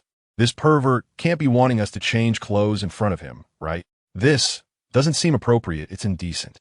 Wang Chuyang looked guilty, saying, "It's up to you, I'm not forcing you, but if you want to come in, you can only do so in these outfits." His purpose was simple. First, to ensure that neither of them was carrying dangerous items, and second, to test their psychological bottom line. As long as they weren't carrying dangerous items, even if they wanted to do something, Wang Chuyang could easily subdue them. As for breaking their psychological bottom line, it was obviously to make them serve him better. Could he really let them come in and eat and drink for free? Wouldn't that turn this place into a refuge? Li Lu grabbed Chen Yancy's hand and said, "Let's go, Xiao Ci. We can't do something that undermines our dignity." She was extremely uncertain about Wang Chuyang's ability to protect them. After all, they were not facing just 1 or 2 people. Besides those rabble, there were also well-trained law enforcement officers. Hearing Li Lu's words, Wang Chuyang felt a bit regretful. He was afraid that these 2 would really leave. After all, women as exceptional as them were hard to come by, especially since their relationship would add some offensive attributes. Chen Yancy was not pulled away by Li Lu. Although she was a college student, she was more rational than most. She didn't believe there was a better refuge elsewhere. After all, she had already seen Wang Chuyang's strength. She could take a shower with clean water. Everything else was not important. She tugged at Li Lu and said, "Sister-in-law, we have no better place to go." This statement was very decisive, as if she had prepared to come here in advance.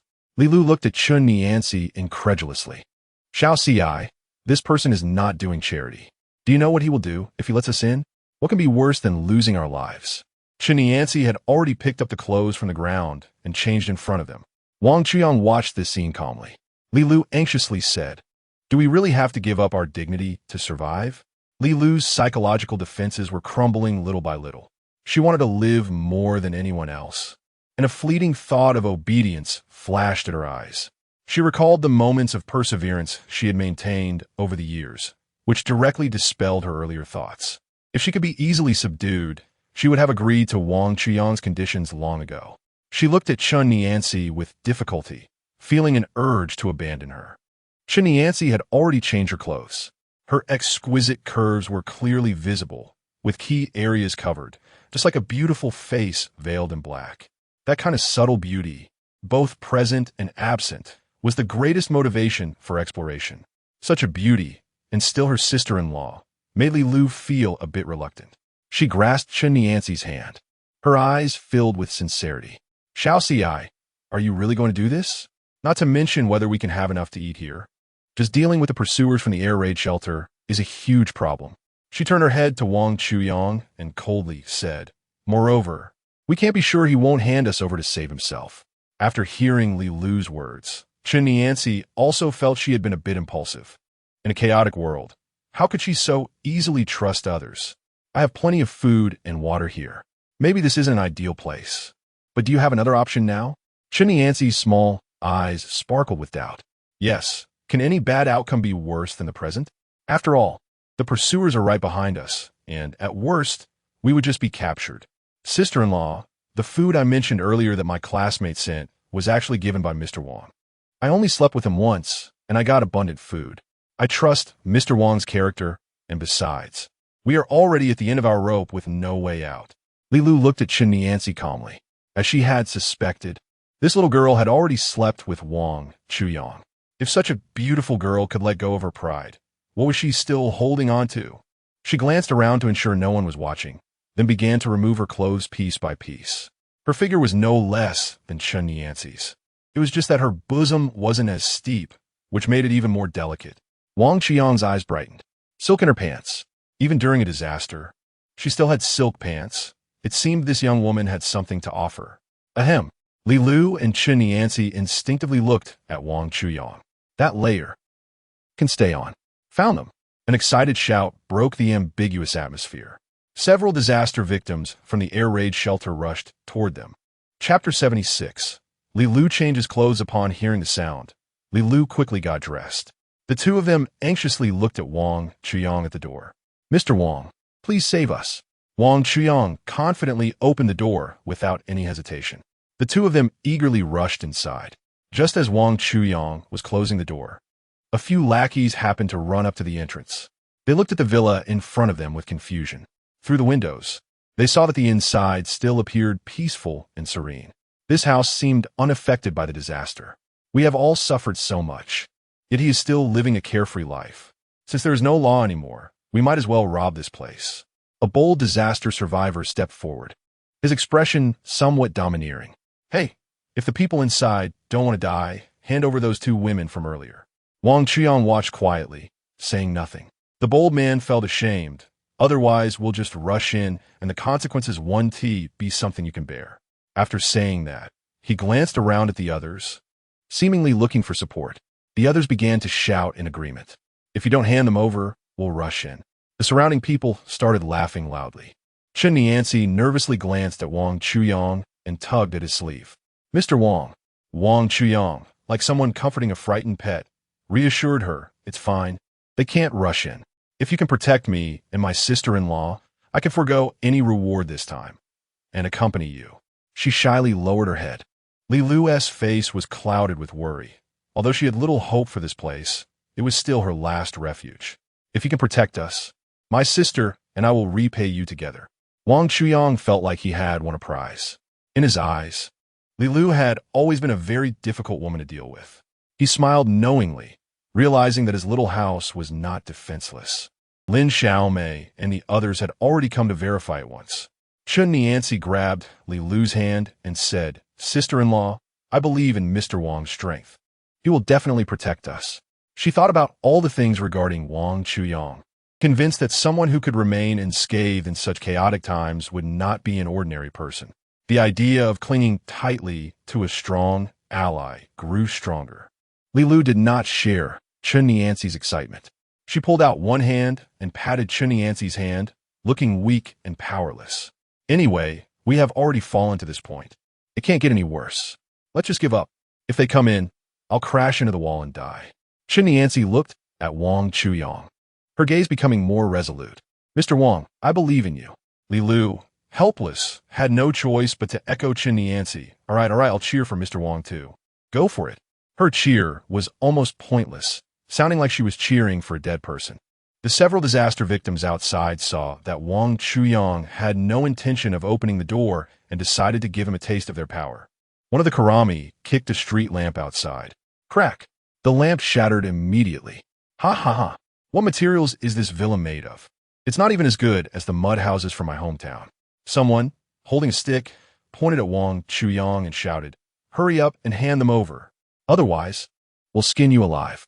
Li Lu embraced Chen Yancy, saying, Even if we die, we won't go with you. You two little girls, did you earn your supplies by doing flesh trade with him? A man shouted, Kid, hand over the supplies, and I might consider sparing your life. Wang Chuyang remained unfazed. What you want, I have. Whether you can get it depends on your own abilities. You have quite the bravado, kid. I want to see if you can still act so arrogantly once we get in. Several karami began attacking Wang Chuyang's glass with their weapons. They exerted all their strength but still couldn't leave a single scratch on the glass. A few people were panting heavily, and some even began to doubt their lives.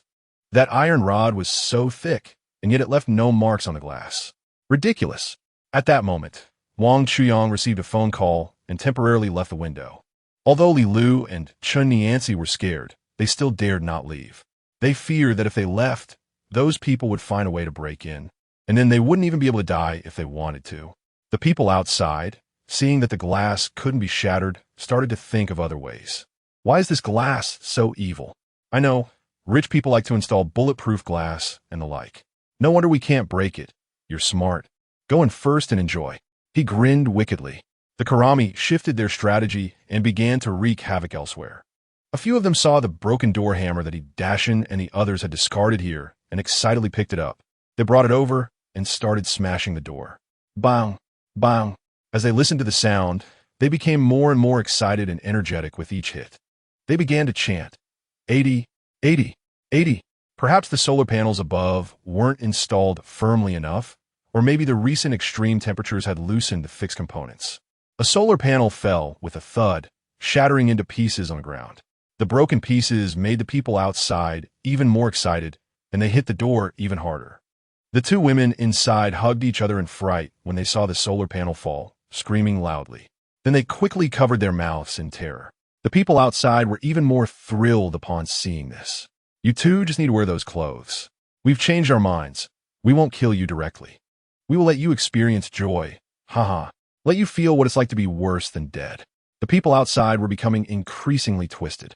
Perhaps this was also the release of the long-suppressed mentality they had in the apocalypse. Hearing these unbearable words, the two women covered their ears. Nancy began to tremble uncontrollably. Li Lu directly sat down on the ground. Although she had already resigned herself to death, she still clung to a glimmer of hope for survival. Seeing Nancy and Li Lu both collapsed on the ground, she wondered if their psychological endurance was really that weak. Li Lu saw Wang Chuyang, who looked so relaxed, and felt a surge of anger. Mr. Wang, if you had said your house was so flimsy, I would have gone somewhere else. Then she scoffed sarcastically. Now look, we're dead. And your house is getting dirty too. Huh? Wang Chuyang looked confused, like a monk who couldn't grasp the situation. Outside, the Karami gleefully picked up the remnants of the solar panel from the ground and gave Wang Chuyang a pinky finger gesture. Chapter 77. The giant stone crusher makes its entrance. Wang Chuyang looked at the arrogant little brothers outside and wondered where their confidence came from.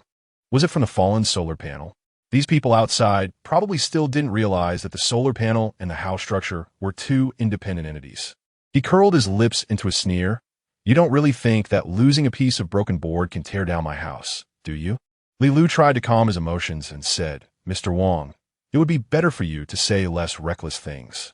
What good can come from provoking them? I heard you have plenty of supplies here. Why not give them some to let them spare us? Ah, this little girl is quite self-aware. If you could provide a lot of supplies, I might consider sparing your life. Nancy was much clearer-headed. How could they possibly let us go? Mr. Wang, you can still sit comfortably in a villa by yourself. There must be some ability we don't know about. Do you know a big shot who can back us up? Wang Chuyang appeared quite pleased upon hearing Nancy's words. You're not wrong, but I rely on myself. He then raised his pinky toward the outside. It's impossible for me to hand over supplies. Suddenly, he pulled out a lobster roughly the size of his forearm and started gnawing on it in front of everyone, eating it with great relish. The outside Kelami was drooling at the sight. If you let us in for a feast, I guarantee I can spare your life. Yes, let us in quickly. Wang Chuyang pretended to be puzzled. What do you want to come in for?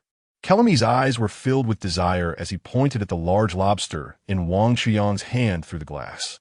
Wang Chuyang pointed at the lobster and asked this. The few Kelami outside nodded their heads frantically. They swallowed hard, saliva almost dripping from their mouths. Wang Chuyang didn't say a word and directly threw the lobster in his hand into the trash can. Want to eat? No way. When Li Lu and Nancy saw the big lobster, their reaction was the same as that of the Kelami outside. They were equally craving food. When Wang Chuyang threw the lobster into the trash can, their hearts couldn't help but tremble. Especially Li Lu. She hadn't had a full meal in a long time.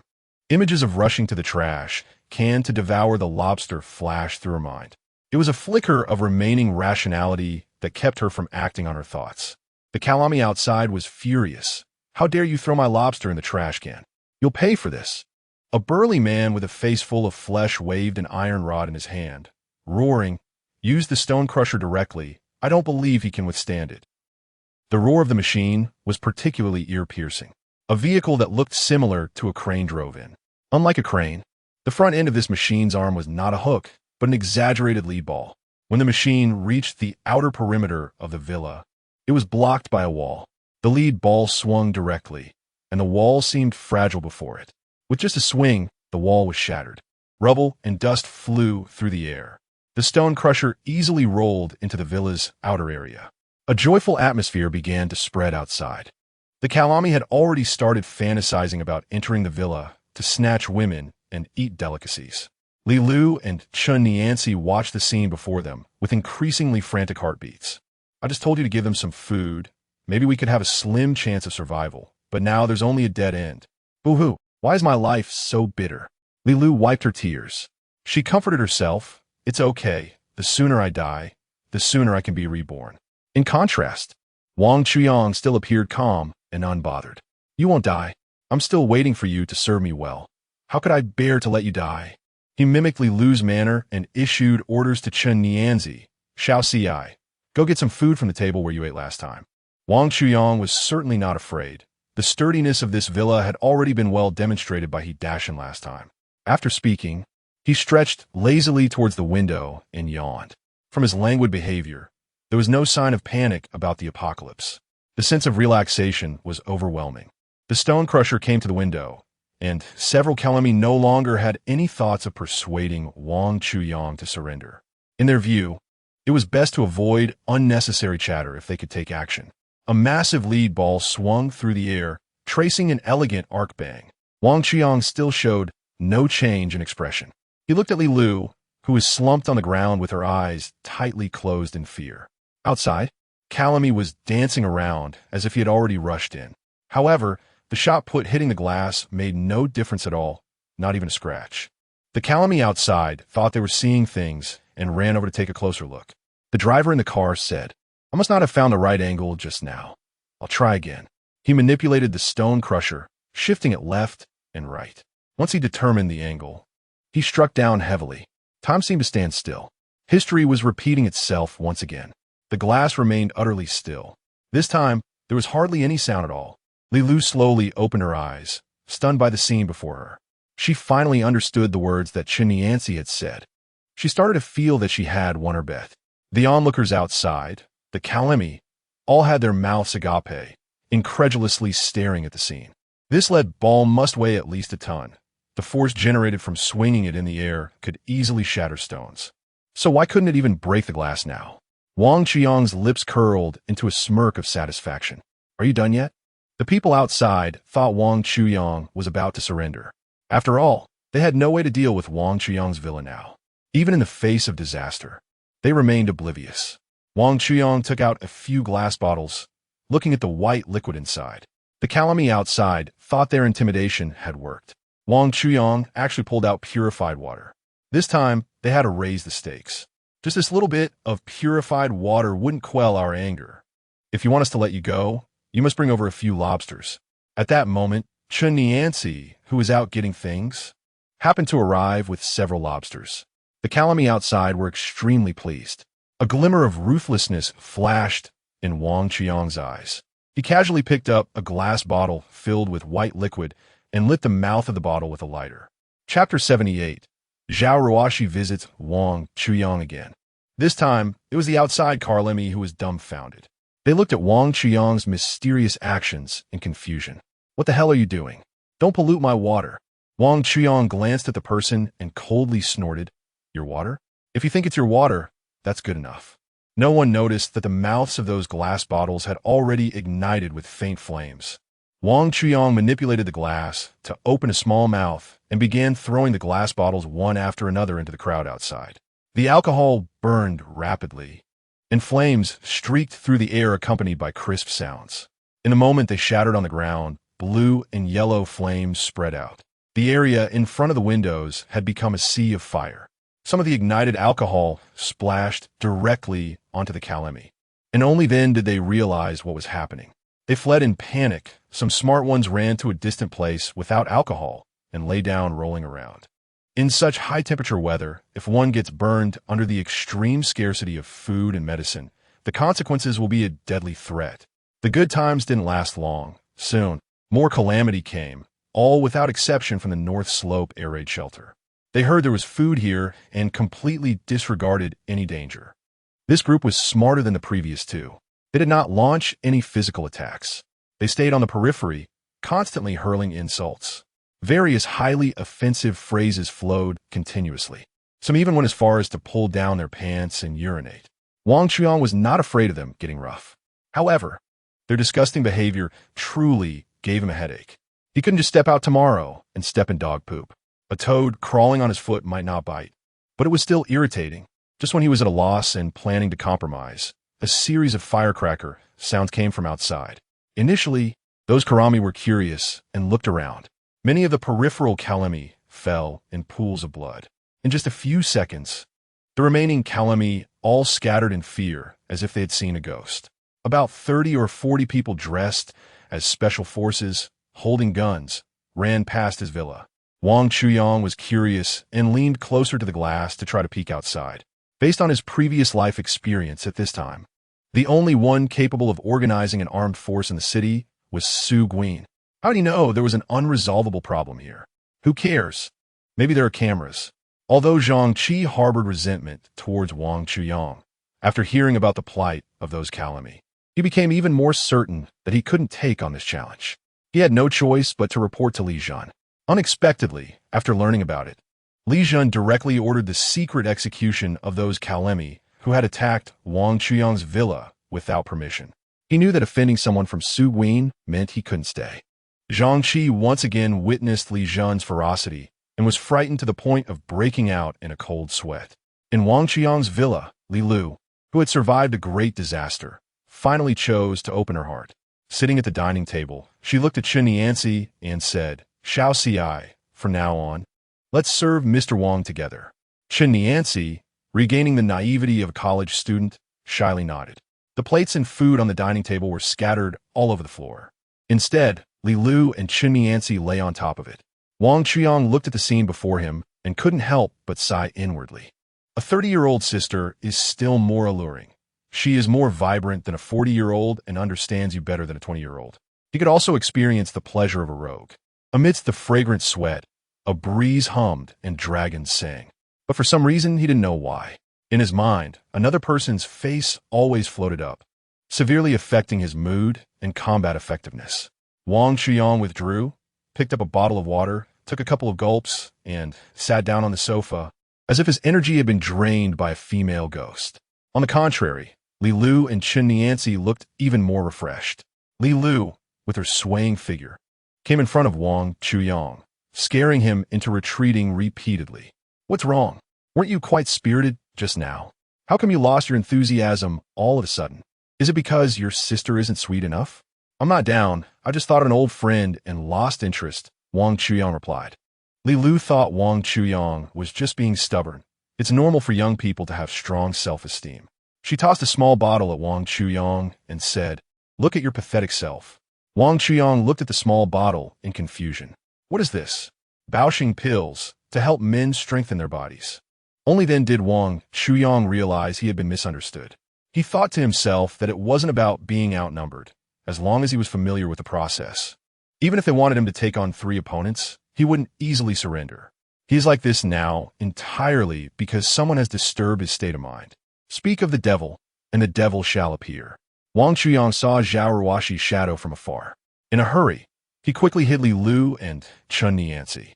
He considered the issue of safety at the beginning of the renovation of this villa, so most of the room locks are accessible from the outside. The doors cannot be opened from the inside and can only be accessed from the outside, with all the keys in his own hands. So there is no need to worry about anyone inside suddenly coming out. Just after locking someone in, Zhao Ruoshi arrived at the door. "Ding dong, ding dong." Wang Chuyang casually called out, "Coming," and then opened the door. "Who is it?" Knocking on someone's door in the middle of the night. He pretended to complain, but deep down he was actually very happy. The door opened, and Zhao Ruoshi looked at him with ill intent. "Oh, this Miss Zhao, what a distant welcome." "Just pretending." "Keep pretending." "What am I pretending?" Zhao Ruoshi didn't move, raising her chin to indicate Wang Chuyang to look at the surveillance panel beside the door. It was showing every move at the entrance. Wang Chuyang smiled awkwardly. He had come in a hurry and hadn't noticed this thing. Zhao Ruoshi raised her eyebrows. "Came in a hurry?" Wang Chuyang, feeling guilty, quickly nodded. "Why the rush? You're not hiding a beauty here, are you?" Wang Chuyang was taken aback. Could a woman's sixth sense be that accurate? At this moment, he couldn't rush to refute. The more he denied, the harder it would be to clear himself. He shifted the topic. "Yes, not only hiding one beauty but 2. "Oh, are they pretty?" Pretty. How pretty? Just as pretty as you. Zhao Ruoxi's delicate face flushed. So it seems they really are pretty. She walked in as if she were at her own home. Is there anything to eat? I am hungry. Wang Chuyang dashed off. Wait for me. After a while, he brought a plate of stir-fried shredded potatoes with vinegar and garlic cucumber, along with a few steaming buns. These dishes may not be as luxurious as mountain delicacies and seafood, but they were all made by Wang Chuyang himself. Just like how no matter how extravagant the outside world is, it can't compare to the warmth of a small haven at home.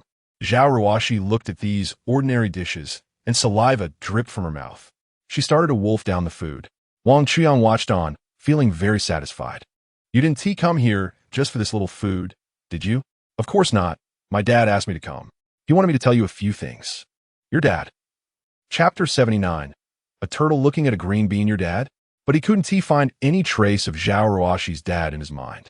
What does your dad want to say to me? He is going to tell me how much bride price to prepare for marrying you, right? Upon hearing this, Zhao Ruoxi rolled her eyes dramatically. What are you thinking? Who is going to marry you? She playfully retorted, while picking up a chopstick full of shredded potatoes and chewing. She continued, are you still worried about the bride price? I remember someone generously offered 1,000 bottles of water to help me get a transfer. At this point, a satisfied smile appeared on Zhao Ruoxi's face. Wang Chuyang pretended to be nonchalant and whistled. He was worried that Zhao Ruoxi would use this matter as an excuse to make him provide resources for the air raid shelter. After all, he was no saint. Moreover, he was also concerned that his ability to help might suddenly disappear. The playful expression on his face vanished in an instant, replaced by a serious demeanor. Let's get down to business. My dad said he was sorry for the disaster victims who harassed you. Now they have discovered a large cold storage facility. Once they transport the supplies inside, they will share some with you, hoping you can forgive those victims, as they are also pitiful people. Wang Chuyang remembered the large cold storage. In the previous life, all members of the air raid shelter had high hopes for this large cold storage during the food shortage. However, when they searched for it, they ran into Wang Chuyang's people and suffered heavy losses. As a result, the conflicts between the disaster victims and between the victims and the managers became increasingly intense, leading to various horrific tragedies. It was also during that time that Zhao Ruoxi was coerced into Wang Chuyang's camp with a few small babies. He glanced at the time on his phone, and the timeline clearly didn't match up. In his previous life, these events occurred a month after the apocalypse began, by which time the upper echelons of the Great Xia had completely come to a standstill, and all phone signals had disappeared. Could it be that his actions had altered the original course of events? Wang Chuyang didn't want to get involved in these matters. His mind was filled with thoughts of how to keep Zhao Ruoxi at his home, which would prevent her from getting hurt. How should he put it? This woman wasn't particularly striking, yet somehow she touched his heart deeply. It was like a turtle looking at a green bean. They were a perfect match. He held back his curiosity for a long time, but couldn't stop himself. Who is your dad, and why is he apologizing to the disaster victims? Zhao Ruoxi pouted. I won't tell you. She took her mother's surname and was most afraid of being asked about her parents. In the past, it was because she was different from most kids who took their father's surname and feared being seen as an outsider. Now, it was because she still harbored resentment towards her father, a resentment rooted in her mother's cause of death. Her father could have intervened during the mission that led to her mother's sacrifice, but he chose to stick to his so-called principles and didn't mobilize support in time, which indirectly caused her mother's death. After her mother passed away, it took her a long time to forgive her father. However, that resentment remained like a well-healed wound, with the scar forever left behind. She observed Wang Chuyang's expression while speaking, still uncertain whether this man was worthy of her trust or whether she could open her heart to him. Yet, his obvious affection for her was palpable. They had only known each other for a few days, and despite the many unpleasant events that had occurred in between, he actually spent 1,000 bottles of water to help her with her job transfer. This kind of favoritism brought her an inexplicable sense of comfort. She gently placed her chopsticks on the plate and wiped her mouth lightly, looking sincerely at Wang Chuyang. Do you really want to know? Wang Chuyang was intrigued and pretended to be indifferent, shrugging his shoulders. As long as it wasn't about a betrothal gift, it didn't matter whether she said it or not. Zhao Ruoxi picked up a steam bun to throw at Wang Chuyang, but thought better of it. realizing that food was now more precious than gold. Instead, she grabbed a napkin holder and threw it at Wang Chuyang. He dodged to the side. Why do you like throwing things at people so much? Because you're annoying. Wang Chuyang chuckled awkwardly and rushed to Zhao Ruoshi's side, reaching out to tickle her. Who are you calling annoying? Who are you calling annoying? His hands kept moving on her waist. Zhao Ruoshi was caught off guard by this sudden action and begged for mercy in a flurry. The more she did that, the more excited Wang Chuyang became, relentlessly teasing her. The two quickly became entangled in a playful struggle. In the midst of their antics, their gazes accidentally collided once more. The two of them seemed to have entered a soundless world. Everything around them fell silent. Wang Chuyang reached out and gently touched Zhao Ruoshi's cheek. With a hint of heartache, he said, "You seem to have lost a lot of weight compared to when we first met." Zhao Ruoshi didn't understand why Wang Chuyang suddenly said such a thing. Her heart was pounding like a little rabbit. She grabbed the hand that Wang Chuyang had extended and asked, "Are you trying to be a rogue?" Wang Chuyang made a funny face at her and replied, "Yeah. What are you going to do about it?" I'm a people's law enforcement officer. If you act like a rogue, I'll arrest you right away. Then come arrest me," Wang Chuyang said, deliberately extending his hands as if wanting Zhao Ruoshi to put handcuffs on him. Seeing Wang Chuyang's mischievous behavior, Zhao Ruoshi playfully punched him.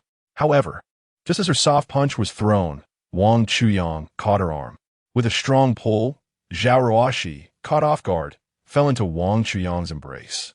He tightly held onto the struggling Zhao Ruoshi. Looking down, he saw Zhao Ruoshi desperately avoiding Wang Chuyang's gaze. Wang Chuyang then pressed Zhao Ruoshi down onto the sofa. Zhao Ruoshi was a bit frightened, her heartbeat racing, turning her head to the other side. "What do you want to do?"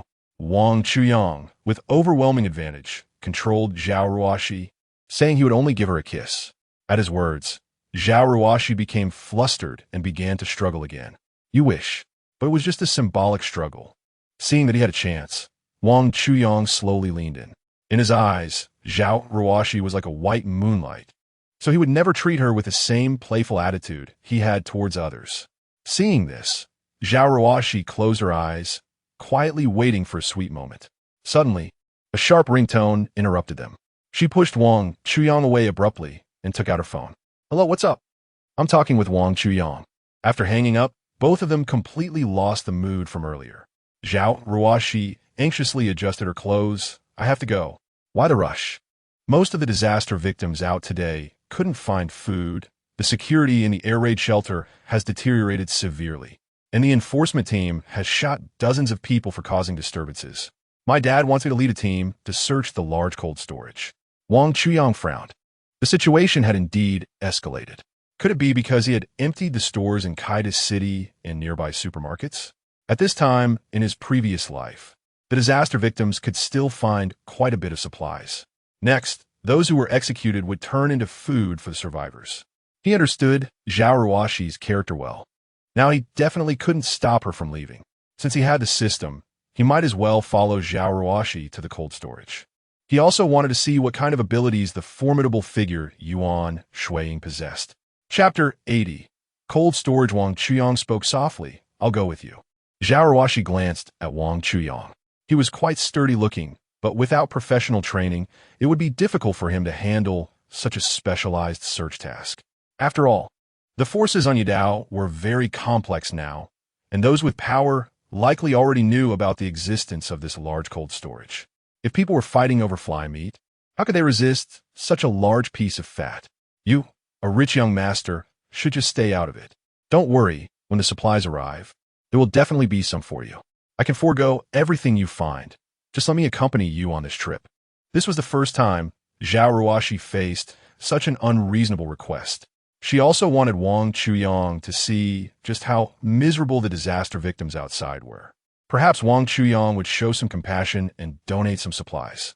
The two of them arrived at the air raid shelter. By this time, most people in the shelter were aware of Wang Chuyang's name, as those who had provoked him had been executed. Li Zhen was worried that Zhang Qi would secretly cause trouble, so he deliberately distracted him. This made Zhang Qi, who was already in a bad mood, even more twisted. He quietly took out his phone to contact He Dashin. In contrast, Zhao Ruoshi and the others, without Zhang Qi leading the way, were essentially blind halfway. They were unclear about the specific location of the cold storage. The empty city appeared even more desolate under the moonlight. The high temperatures at night were still suffocating, but at least there was no scorching sun compared to the day. The outline of the city seemed somewhat distorted. On the streets, the once bustling shops and residences were now just empty shells, with broken windows and open doors, resembling silent cries for help. The disaster situation in Yadao City was far more severe than they had imagined. The few cars they drove looked like ghostly messengers from hell, creating a stark contrast with the desolate city. The warped metal sign creaked and swayed in the wind, on the verge of collapsing. A large number of abandoned cars appeared ahead, blocking the way, seemingly left behind since the first day of the incident. They had no choice but to abandon the car and walk. Getting out of the car, they were even more cautious, as if they would step into an unknown abyss at any moment. Perhaps it was because dawn was approaching. The temperature in the urban area seemed higher than that on Shanyu No. 1. "We need to hurry." Zhao Ruoshi's voice was almost distorted in the heat, and the situation in the city was worse than we had imagined. Wang Chuyang nodded, feeling a bit regretful now, wondering why he had to come along and endure this hardship. Was the air conditioning at home not cold enough, or was Li Lu and Chinianzi not soft enough? He was so angry that he wanted to slap himself twice. They passed through buildings eroded by high temperatures. After repeated deliberation and confirmation, they ultimately pinpointed an area. They finally found traces of the cold storage at the edge of the city, beneath an abandoned factory. The cold storage's large door was tightly closed, as if guarding a huge secret. A surge of inexplicable excitement welled up in their hearts. Heaven had finally not let them down after all the hardships they had endured. They had finally found it. Zhao Ruoshi's voice sounded particularly clear in the quiet night. After a few gunshots, she pushed open the cold storage door, and a blast of cold air rushed to meet them, creating a sharp contrast with the heat outside. In this long-awaited coolness, everyone's spirits were lifted. However, as they ventured deeper into the cold storage, hope in their hearts gradually gave way to disappointment. The interior of the cold storage was empty. Aside from some dilapidated shelves and scattered tools, there were no signs of food. Zhao Ruoshi's face was visibly filled with disappointment. She could almost hear her teammates' sighs. "No, it can't be." Zhao Ruoshi's voice was low. Her hand fell weakly, and the light in her eyes gradually dimmed. The feelings of the law enforcement officers mirrored those of Zhao Ruoshi. Someone kicked a nearby shelf in frustration.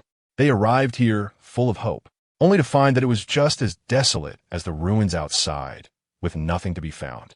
This stark contrast caused their spirits to plummet from the heights to the depths. Only Wang Chuyang knew that either they had gone to the wrong place, or there was something hidden here. After all, in their previous life, they had found supplies, only to have them snatched away by Yuan Shuiing midway. Could it be that the trajectory of events had been altered by themselves, and Yuan Shuiing and the others had arrived early and taken away the supplies? With this thought, everything seemed to have a reasonable explanation. He quietly walked to the depths of the warehouse, wanting to conjure some pure water to soothe Zhao Ruoshi's wounded spirit. When he saw the strange shelves in front of him, a strong smell of frozen food assaulted his brain. After turning into a mosquito, some sensations became particularly acute. He grabbed the shelf and pushed hard. A switch appeared in front of him. "Look at this." Wang Chuyang's voice was filled with excitement. Zhao Ruoshi and the others hurried over upon hearing him. Wang Chuyang pulled hard, and the floor slowly moved aside, revealing a staircase going down. They carefully walked down the stairs, and the sight before them left them stunned. The underground warehouse was filled with various supplies, from canned food to clean coconut water, and even a considerable amount of purified water. In short, all kinds of food were available. Zhao Ruoshi suddenly rushed towards Wang Chuyang and gave him a heavy kiss on the cheek. Wang Chuyang felt a bit dazed, but he knew that this discovery could not only save Zhao Ruoshi, but also help her save more survivors. In this apocalyptic world, it was like finding a ray of light in the darkness, illuminating their path forward. The law enforcement officers, who had initially felt despondent, were instantly replaced by shock and joy. Their spirits soared from the depths, as if they had been reborn. Zhao Ruoshi directed the law enforcement officers to organize and record the supplies. At the same time, She called Li Jun, summoning more people to come and transport these items. Just as she was reporting this good news, a heavy sound of footsteps broke the silence of the cold storage.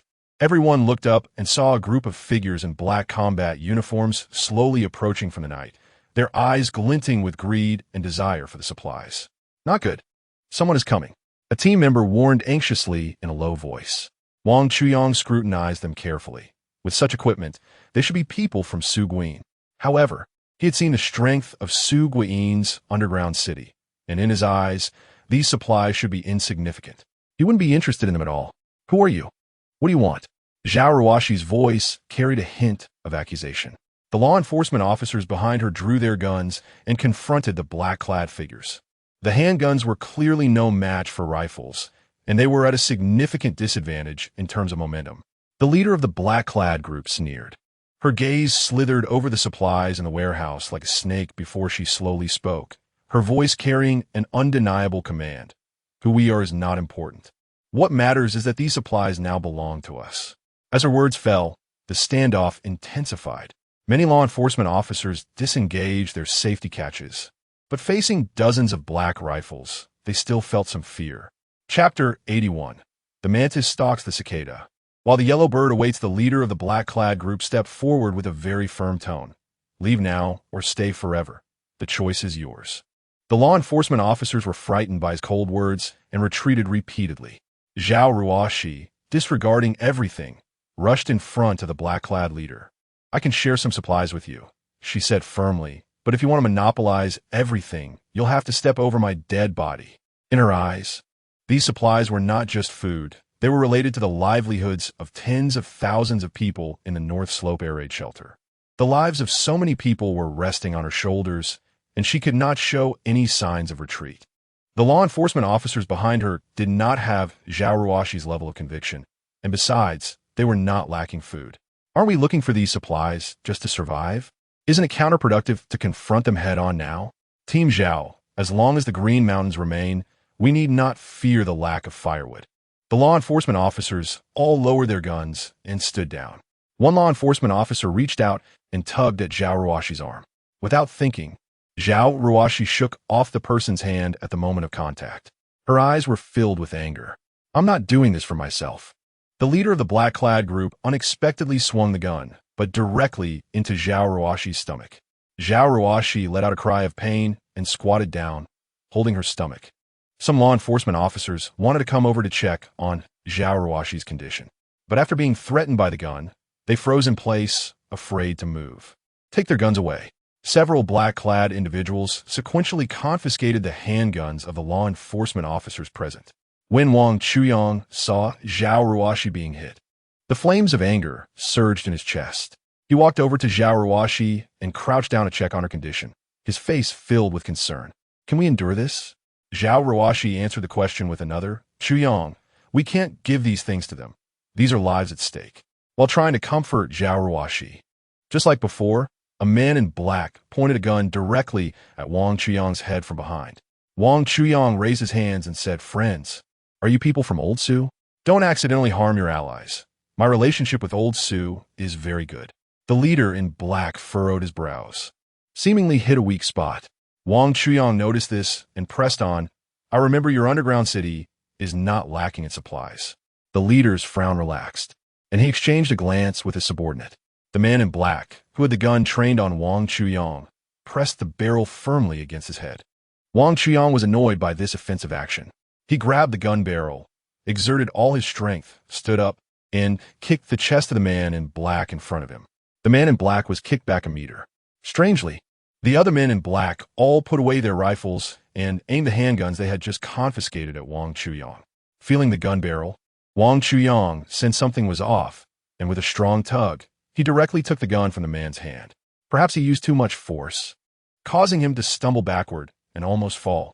He took a careful look at the gun in his hand, feeling an indescribable familiarity. What the hell? The words Yellow River suddenly appeared on the handle. A Yellow River brand toy gun. Wang Chuyang aimed the gun at the ground and pulled the trigger. There was no response. What a clever trap. Zhao Ruoshi and a group of law enforcement officers were left dumbfounded by Wang Chuyang's actions. They still hadn't realized the intricacies of the situation. The men in black all threw their rifles to the ground.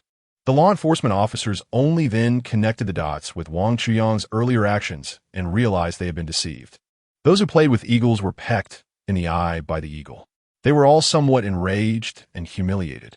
Each of them put on a confrontational stance, clearly ready for a fight to the bitter end. The automatic rifles could only suppress the restlessness in their hearts. When they saw only handguns, they became confident in their training. The atmosphere on both sides became tense. It seemed you were not part of Old Sue's group. Haha, of course we are not.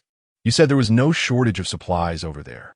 Aren't you afraid he will take his anger out on you for treating me this way? A flicker of uncertainty flashed in the leader's eyes. How could a punk like him possibly be linked to Old Sue? A familiar voice came from afar. Everyone present turned to look in the direction of the speaker. A group of people was approaching from a distance, seemingly numbering 200 to 300. That person's build. He Daxian. Ha ha ha. Mr. Wang, long time no see. He Daxian approached with a cold smile.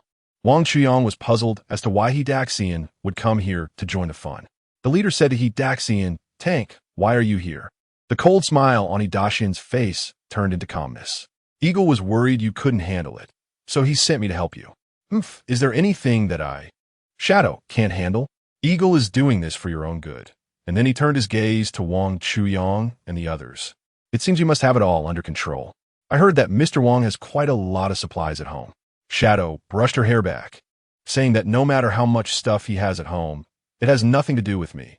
I have already completed the task Eagle assigned to me. She saw through Hidashian's intentions, but didn't want to help him directly. After speaking, she coldly tossed the gun in her hand to Hidaxian. The balance of power shifted again. The opposing side had gained several hundred fresh troops. The law enforcement officers were clearly no match for them now. Hidaxian pointed a handgun at Zhao Ruoshi's head, showing a terrifying smile. Mr. Wang, I beg you to graciously provide some supplies. With a gun to her head, this was no request. It was clearly a threat. A little brother stepped forward. Brother Sean, why say so much to him? Just kill him. Can't we just rob his house? Yeah, Brother Sean, didn't your leg injury come from him? Hidaxian slapped the little brother's face. Useless if we kill him. How do we get into his house? Upon hearing this, Wang Chuyang guessed that he would not be in immediate danger. He moved the gun away from Zhao Ruoshi's head and pulled her into his arms. He planned to casually give them a few hundred bottles of water. All right, I'll give it to you. Hidashian's face showed a satisfied smile. Mr. Wang is quite generous this time. Zhao Ruoshi covered Wang Chuyang's mouth with one hand. They don't deserve it. You can't give supplies to people like them. Hidashian showed no intention of indulging Zhao Ruoshi and raised his hand to slap her. Wang Chuyang tightly grasped Hidashian's hand and glared at him fiercely. If you hurt even a single hair on her, I guarantee you will die in regret. At the moment their eyes met, Hidashian was somewhat taken aback.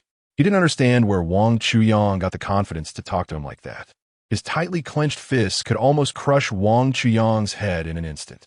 But the words of Yuan Shuiying kept echoing in his ears.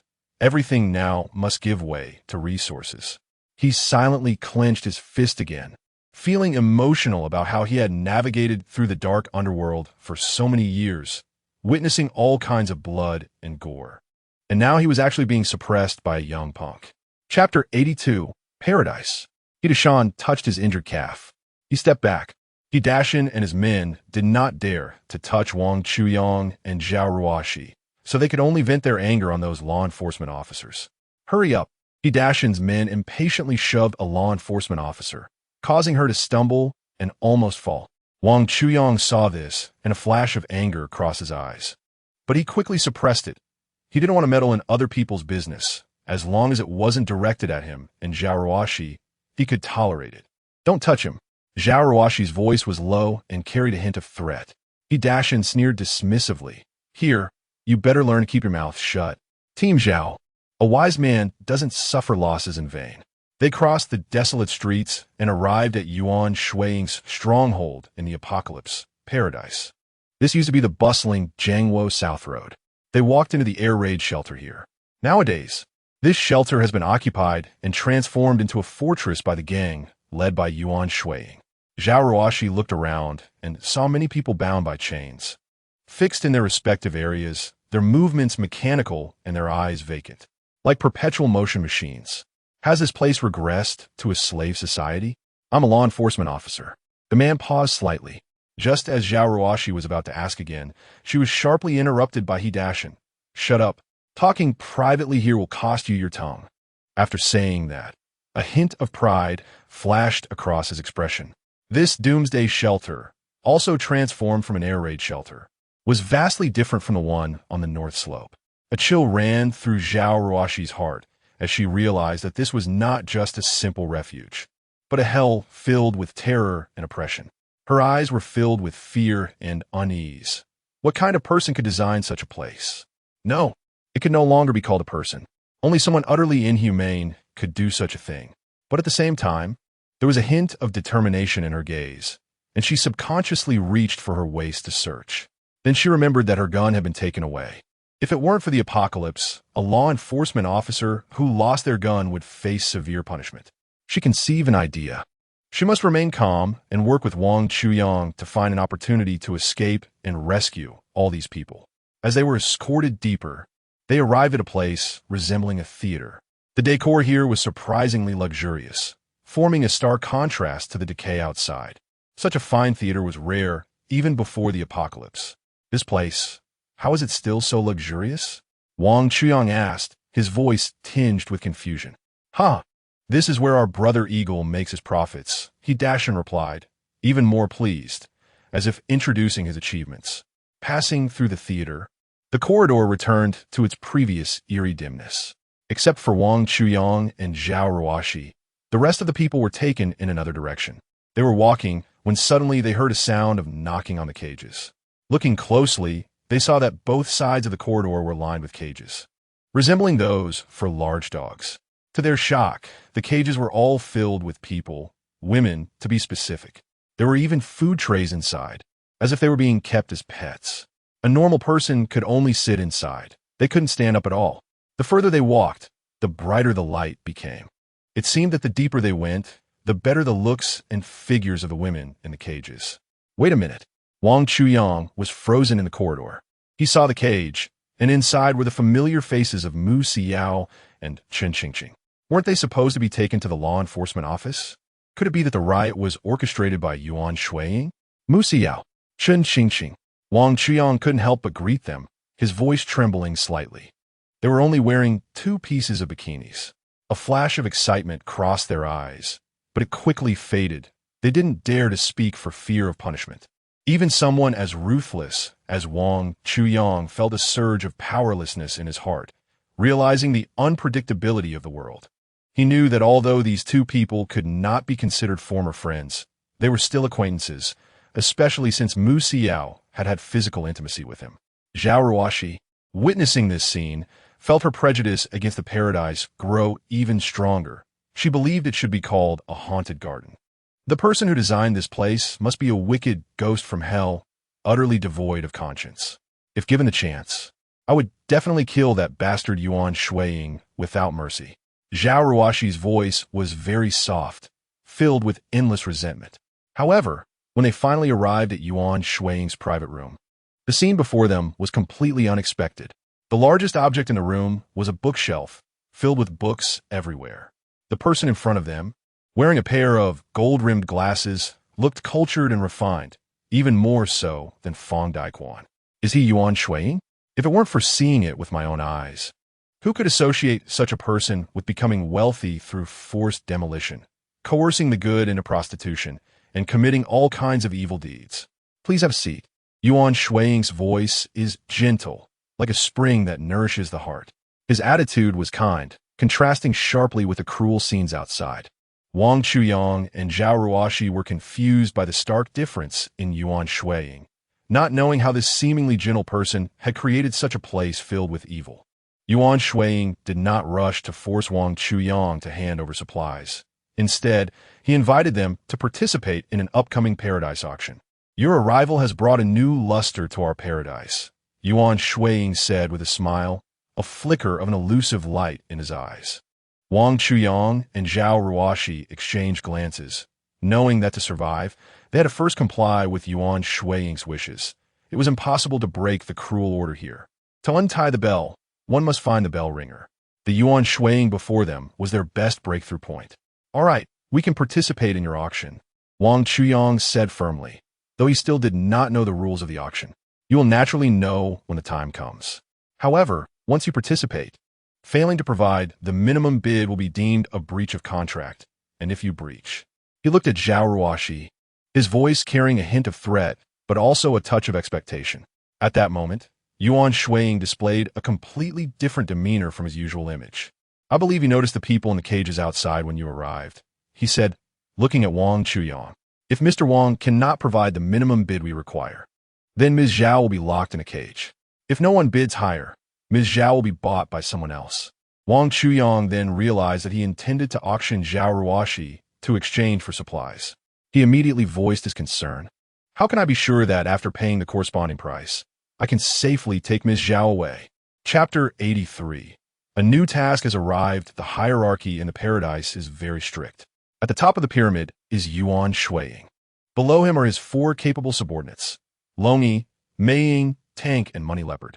Longyi was once a special law enforcement officer who, after retiring, was coincidentally brought under Yuan Shuiing's wing. He is the strongest in terms of combat among the 4. Meiying is a woman with a tragic fate. A car accident took her parents' lives, and Yuan Shuiing generously assisted her in burying them. She has excellent marksmanship. Tank was a classmate of Yuan Shuiing in elementary school and was one of the main bullies during Yuan Shuiing's childhood. After being subdued by Yuan Shuiing, he has been following him ever since. Money Leopard has the lowest combat capability among the 4. He is responsible for the finances of Yuan's underground kingdom. Under his brilliant management, the black income has become clean and transparent. Below them are some other core members. Beneath the core members are the thugs. The thugs were once ordinary residents who had sought refuge. Not only men, but everyone in the paradise is utilized to the fullest. Skilled men are exploited as labor. Those without utility are treated as expendable. Unlike men, it seems that all women have their own value. They have become commodities. Yuan Shuiing built a theater for this purpose, used to auction off women. Every time an auction takes place, the surviving forces of Yidao gather together in celebration. This is where the title of paradise comes from. Wang Chuyang and Zhao Ruoxi are held in different places. Mr. Wang has been offended, although the guard in front of him expresses apologies. The force used in his hands is anything but gentle. He tied Wang Chuyang up tightly. Not to mention Wang Chuyang. Even Dashin wouldn't be able to break free from such restraints. Bro, if you tie me up this tight, how am I supposed to eat? Wang Chuyang tried hard to be as polite as possible.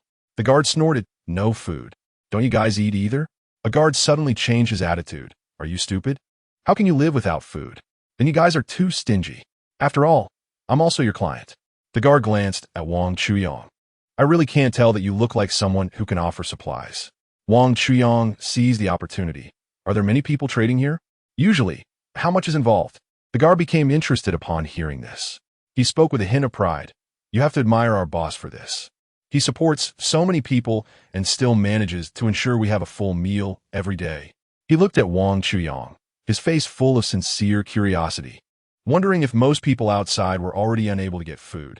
Wang Chuyang replied with a sound of agreement. This got the guard even more enthusiastic. Look at this place. Jianxi South Road. This is the CBD of our Yidao. The people living around here are mostly middle class. They don't like to stockpile supplies and usually just want fresh ingredients for their meals. At first, a lot of disaster victims flooded into this air raid shelter, but very few people brought supplies. These people are eloquent and constantly moralizing us. Later, Brother Eagle came and took care of all those who only talked but didn't do anything useful. Brother Eagle built an auction house with his credibility and generated income with people. At this point, he became even more excited, already starting to gesture animatedly. I'm just a painter, a bit of a brute. I made Brother Eagle happy when I set up the theater, so he arranged this nice job for me. He looked around and then leaned towards Wang Chuyang's ear, saying, I even got the usage rights of a freshly graduated female lawyer with a bag of river snail rice noodles. You tell me in the past, how could someone like us have such an opportunity? Brother Ing is truly a godsend. Wang Chuyang agreed. Indeed impressive. So what's the starting bid usually? That depends on the quality. The usage rights usually go for a pack of instant noodles or a slice of bread. The starting bid for possession rights is usually 10 times that of usage rights. Wang Chuyang continued to ask, what do possession rights and usage rights mean? The guard chuckled. The person who gets possession rights belongs to you, while usage rights mean you can use them once. Huh. So I could just bid for usage rights and quietly take someone away? The guard looked at Wang Chuyang with disdain, as if he were looking at a fool. You think our brothering is dumb? Usage rights are carried out live in the theater. There are many small compartments with curtains at the entrance that can be closed for play or open for play. Those who play with the curtains open might get appreciated by the bosses in the audience and have a chance to receive tips. Wang Chuyang's worldview was shattered. He thought to himself, that's impressive. He looked at the guard, who used to be an honest man, and intended to tease him a bit. How much did your boss reward you? The guard chuckled and replied, we don't have much ability. We only earn 2 packs of instant noodles. Wang Chuyang never expected that such a seemingly honest painter would actually be in a live streaming. It seemed that the level of moral decay here was even worse than he had imagined. Hey, can I borrow your phone? I want to have my friend send some supplies over. He wants to get in touch with Fang Daiquan and Sun Jingtian. It's time for them to demonstrate their value. Still using a mobile phone. There aren't even pagers. Only 5 people in the paradise are qualified to have a mobile phone. Do you know what the dark force theory is? Wang Chuyang was a bit puzzled. Your eagle brother's influence has grown so large. Are you afraid of being taken down by others? Besides, you are organizing this auction, so there will definitely be many outsiders participating, right? Isn't collecting mobile phones just a waste? The guard looked at Wang Chuyang with disdain. You look like someone who has been to university, yet your mind is so dull. Fortresses are usually breached from within. Outsiders can at most enter the theater, and they won't know our internal structure and defenses. If a traitor emerges from within, our losses will be significant. The guard shook his head. Why am I telling you all this? You look like you won't last a few days. Huh? Why are you so sure I won't last a few days? The guard sighed. You, so young. How could you have any resources? Here, anything useless to us is treated like a 2-legged sheep. After saying this, he muttered to himself, it seems I've been here too long. I can't help but want to say a few words when I see a newcomer. Without waiting for Wang Chuyang to react, he went out and locked the door. Wang Chuyang's brain was working rapidly, thinking about how to escape from this place. Ding, according to the navigation, absorb the most blood from the muscles on the man's shoulder within half an hour. Chapter 84. Start action. Wang Chuyang soared into the air and transformed into a mosquito. He was now very adept at using the mosquito form. Following the navigation, he found the task execution location in just a few seconds. It looked like a Taekwondo classroom, feeling very spacious and bright. About 7 or 8 people surrounded one individual. They shouldn't be afraid, but each of their faces showed signs of tension, as if facing a formidable enemy. The person in the middle was shirtless, revealing muscles all over his body. Then you go get weapons. As soon as the words were spoken, everyone around began to search for suitable weapons. Some grabbed knives, some took iron rods, and others picked up forks. In short, there was a variety of weapons. The person in the middle shouted, "Come on!" The others no longer hesitated. One person took the lead, charging at the person in the middle with an iron rod. The person in the middle showed no intention of dodging and directly braced himself against the attack with his back. The iron rod wielder looked a bit stunned. In a moment, the person in the middle swung his fist and heavily smashed the iron rod wielder to the ground. Seeing this, the others exchanged glances.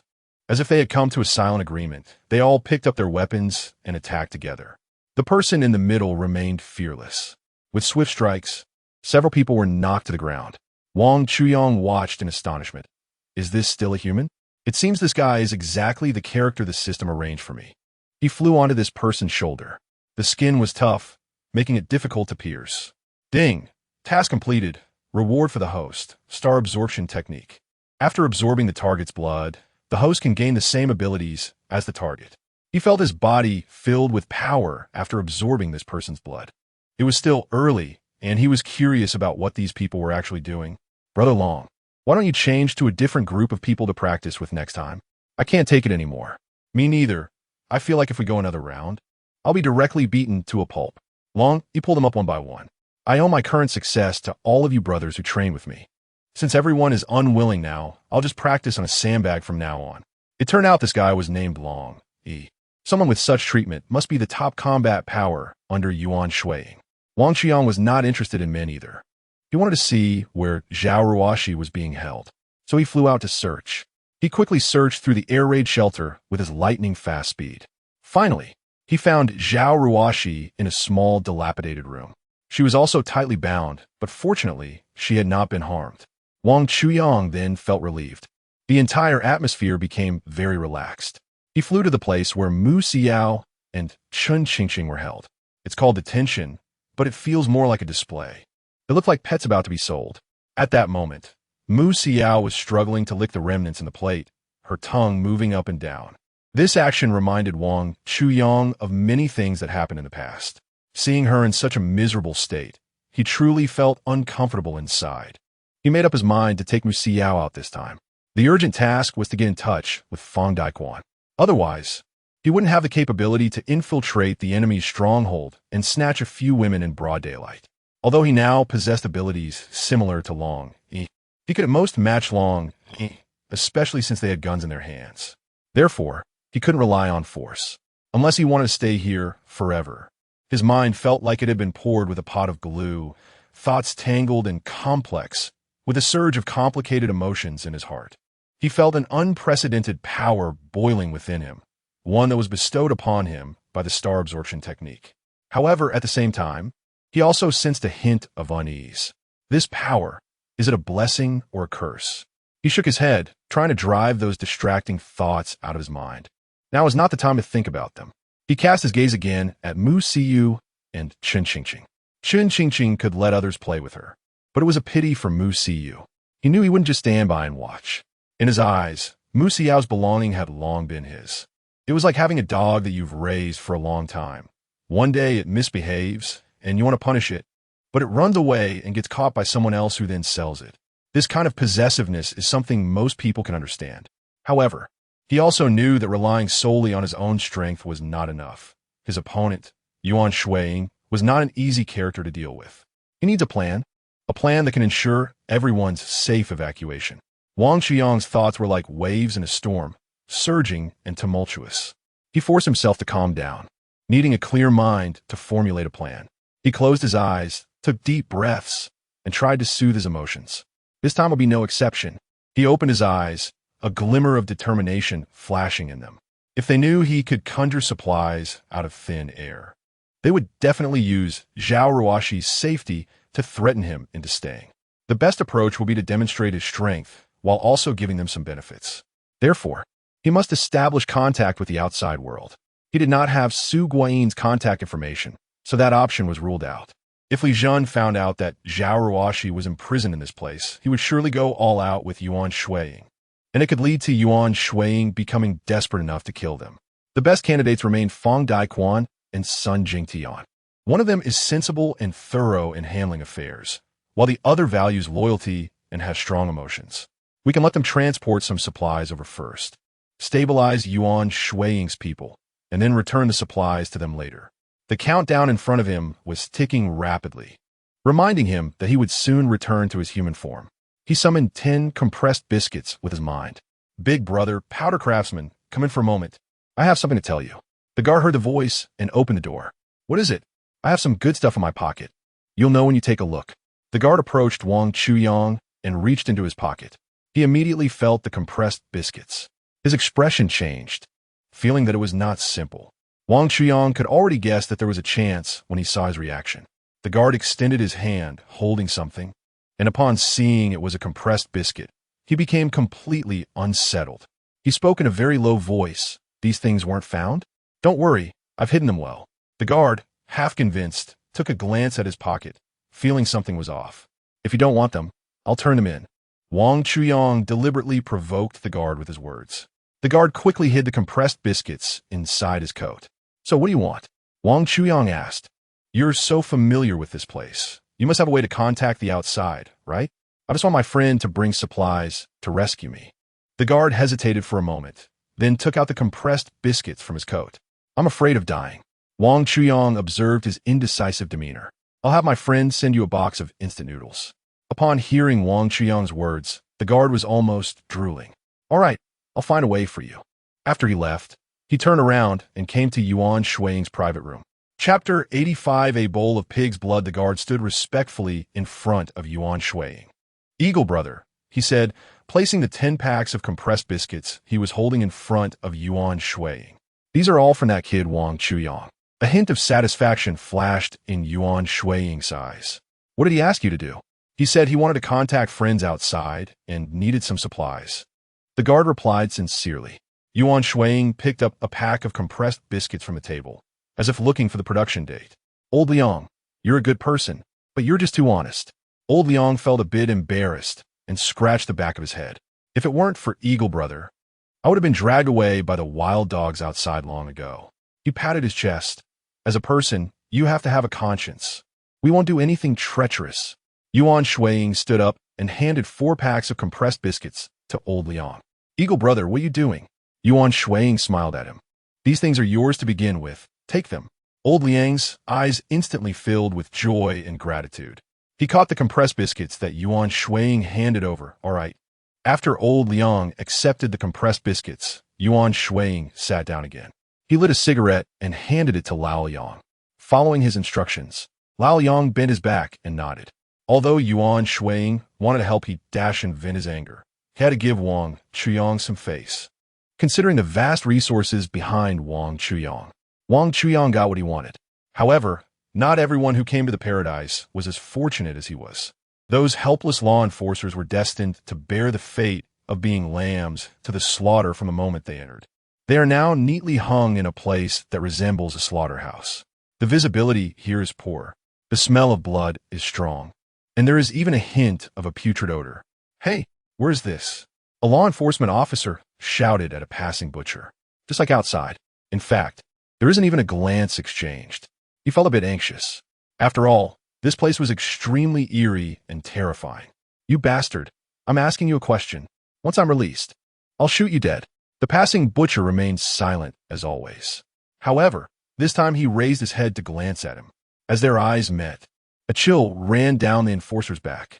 I'm sorry. I shouldn't have cursed at you. Immediately, his voice grew a bit louder, but it was still weak on the inside. After all, why did you keep ignoring me? He thought he would be beaten up, but to his surprise, the butcher walked straight away again. Just when he was feeling depressed, the butcher brought over a large basin full of blood and placed it right beneath him. After setting it down, he directly took off his shoes and socks. The enforcer was a bit flustered, although he didn't know what the butcher was going to do next. It was the fear of the unknown that was the most terrifying. With a crying tone, he asked, "What are you going to do? What are you going to do? I was wrong, big brother. I shouldn't have insulted you." If it weren't for the lack of water, tears would have already flowed from his eyes. The butcher seemed deaf, ignoring all the pleas for mercy and continuing his actions. After taking off the enforcer's shoes and socks, he took out a small knife from behind. It was very small, but its sharpness was hard to conceal. He took a small knife and made a cut towards the feet of the law enforcement officer. "Hey!" Sound came from the basin. Only then did the tightly bound officer realize the panic. He struggled hard with his body, but could only twitch like a fish. "Big brother, I was wrong. I really didn't mean it just now. Big brother." The butcher still had no intention of talking to him. He began to feel a bit flustered. "Do you know I'm a law enforcement officer? When my colleagues arrive, they will definitely not let you go." The butcher, who was walking in, suddenly froze in his tracks. He turned around and looked at the speaking officer, his gaze as cold as polar ice. The officer, who had been chattering just a moment ago, was now too frightened to utter a single word. He swallowed hard. "What do you want to do? Don't come over here." The butcher still ignored him and directly pulled aside the heavy oilcloth in front of him. What came into view were familiar figures. They're all neatly hung on the shelves, just like themselves. Without exception, there is a large basin underneath each one. Through the dim light, it can be seen that the basins are filled with liquid. Xiaolu, Xiaoli, Xiaozhang. He now clearly understands what kind of situation he is in. Looking at the butcher with some despair, he says, "Kill me. Give me a quick end. I'm telling you, just kill me." The butcher finally spoke up. "I was going to give you a quick end, but you were just too annoying." The law enforcer felt even more desperate, muttering, "I was wrong. I was wrong." The butcher had no intention of paying him any more mind, waving his small knife and whistling as he disappeared from his sight. A deep sense of powerlessness enveloped him. He felt his eyelids heavy. After forcing himself to stay awake a couple of times, he finally closed his eyes and fell asleep. The liquid in the basin beneath him was scooped into a bowl and sent to the place where Zhao Ruoxi was held. She was now qualified to drink this, not because of her noble status, but to keep her in the best condition so that she could fetch a good price at the auction. After being untied, Zhao Ruoxi moved her body a bit. She looked at the thing in front of her and wanted to knock it over. What is this? I want to drink it. This is pig's blood. Now, even coconut juice is hard to find, so it's better to drink it to stay alive. Zhao Ruoxi pinched her nose, brought the bowl to her mouth, but still felt a wave of nausea. She placed the bowl on the table. I really can't bring myself to drink it. From the darkness came a weak voice. Sister, if you want tea, drink it, I will. Zhao Ruoxi was startled by this sudden remark. She turned to look. It turned out there was someone curled up deep in the room. She crawled over. Looking at her outfit, she seemed to have been a social elite before the transformation. With a sincere face, she said, Sister, please let me drink it, I don't mind. Zhao Ruoxi looked up and down at the woman in front of her. Her mind blank, but her hand unconsciously handed the bowl over. The person delivering it warned nearby, this thing is very precious. Zhao Ruoxi still didn't take it to heart and handed the bowl to the woman. The woman excitedly took the bowl and without any hesitation began to gulp it down. After drinking, she satisfiedly placed the bowl on the table and let out a pleased sound. The residue of the liquid around her lips made them appear fuller and more vibrant. She revealed a greedy smile, and only then did she lock eyes with Zhao Ruoxi. Chapter 86. Lin Xiao. When their eyes met, she quickly retracted her greedy gaze. Her expression instantly transformed into that of a harmless little rabbit. The woman seemed a bit shy. Sister, hello, my name is Lin Xiao. Lin Xiao's voice carried a barely perceptible tremor, but her gaze sparkled like brilliant stars, shining with determination. She began to tell Zhao Ruoxi her story, each word seeming to bear the weight of a heavy past and a resolute future. I am a senior student at Yidao University of Political Science and Law. I am currently interning at a law firm on Jiangwo South Road.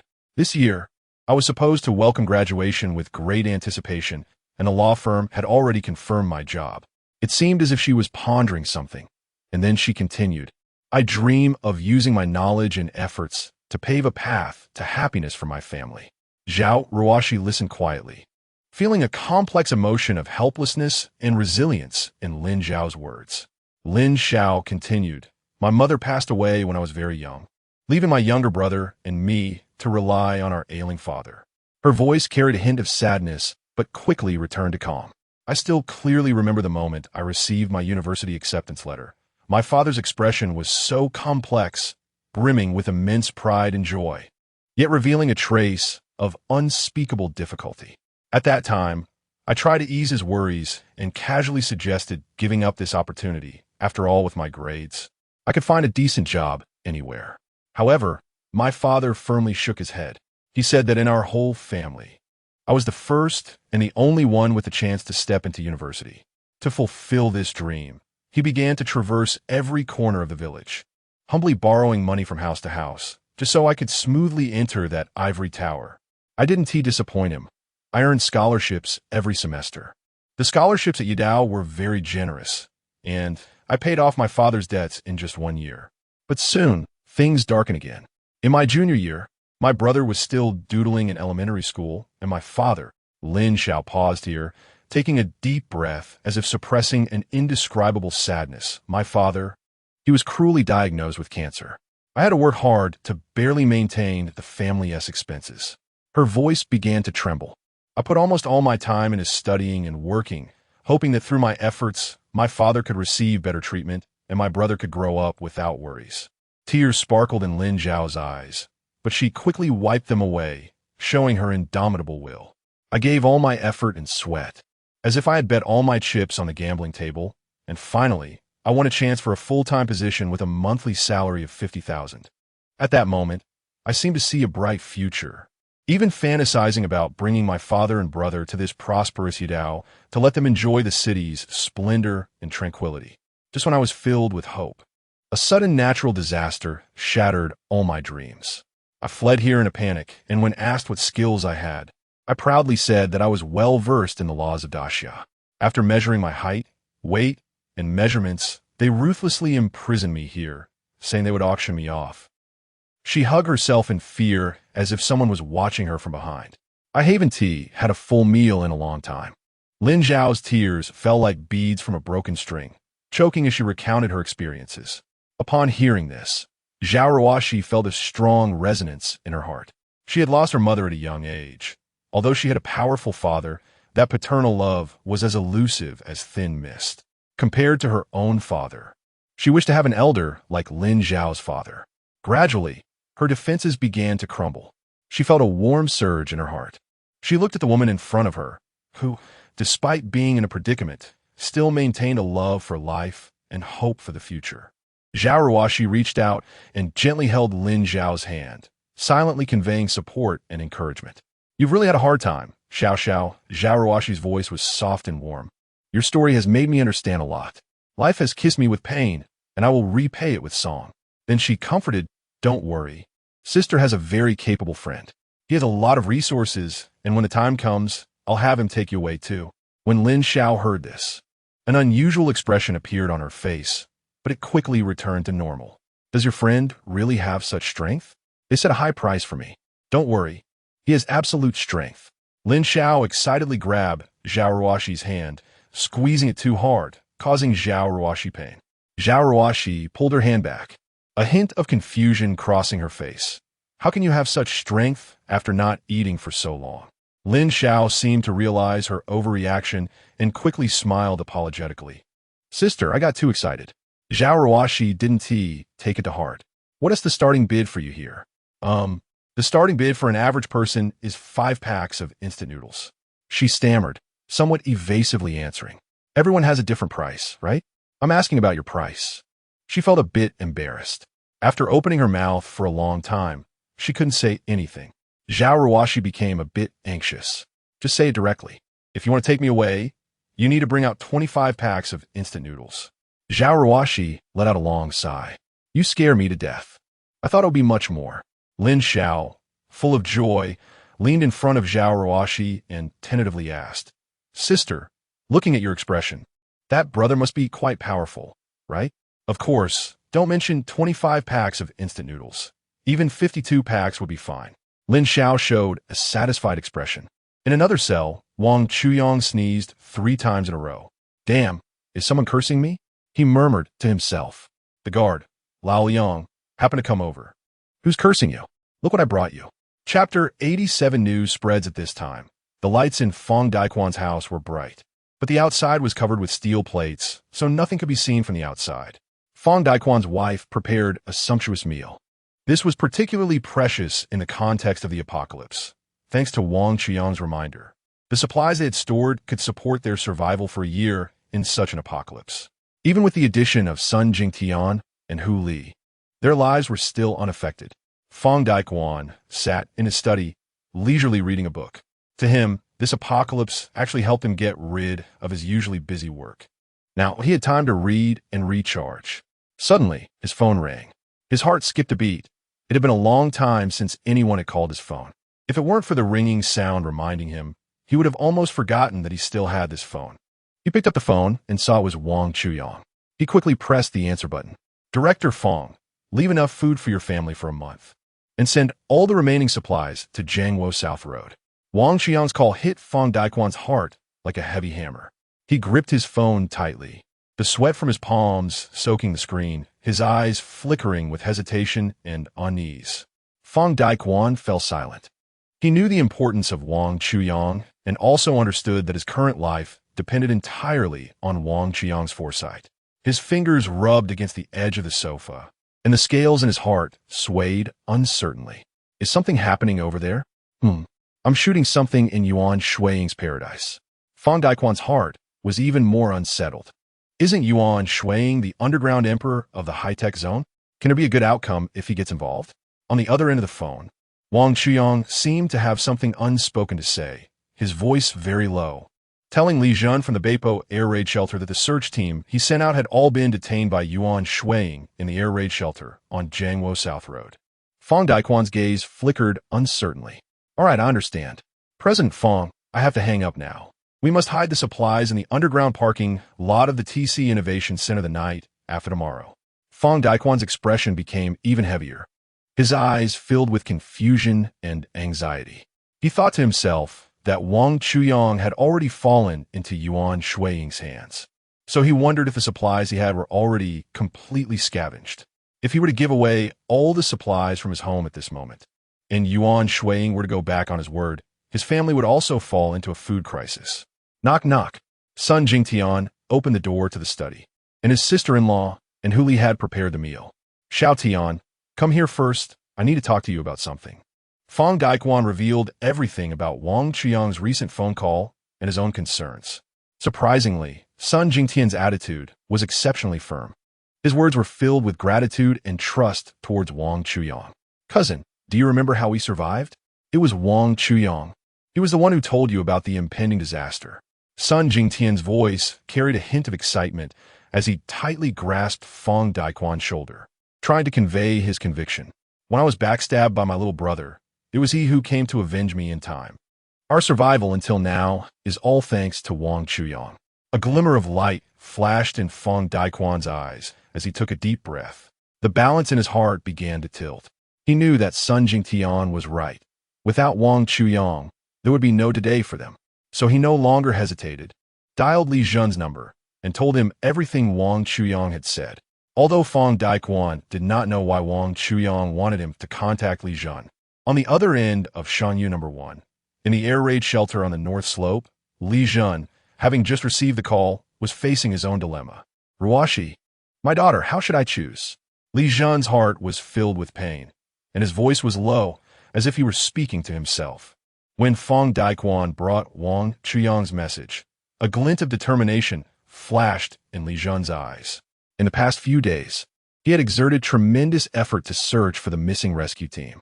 Now that he knew the whereabouts of the rescue team and his daughter, he was caught in a dilemma. The supplies in the air raid shelter were now in a state of extreme scarcity. Since the rescue team, which he had high hopes for, went missing, the conflicts here had intensified. The emptiness of security had brought many unstable factors to the surface in the shelter. Certain forces deep within the shelter were already out of control. Before receiving this call, he had been considering how to eliminate the reactionary forces inside the shelter. If he went to rescue Zhao Ruoshi, he would inevitably have to take away most of the law enforcement officers, leaving the shelter's defenses extremely vulnerable. And those unstable factors might take the opportunity to seize control here, undoing all his painstaking efforts. If he didn't go, the only family member he had left in this world would also leave him.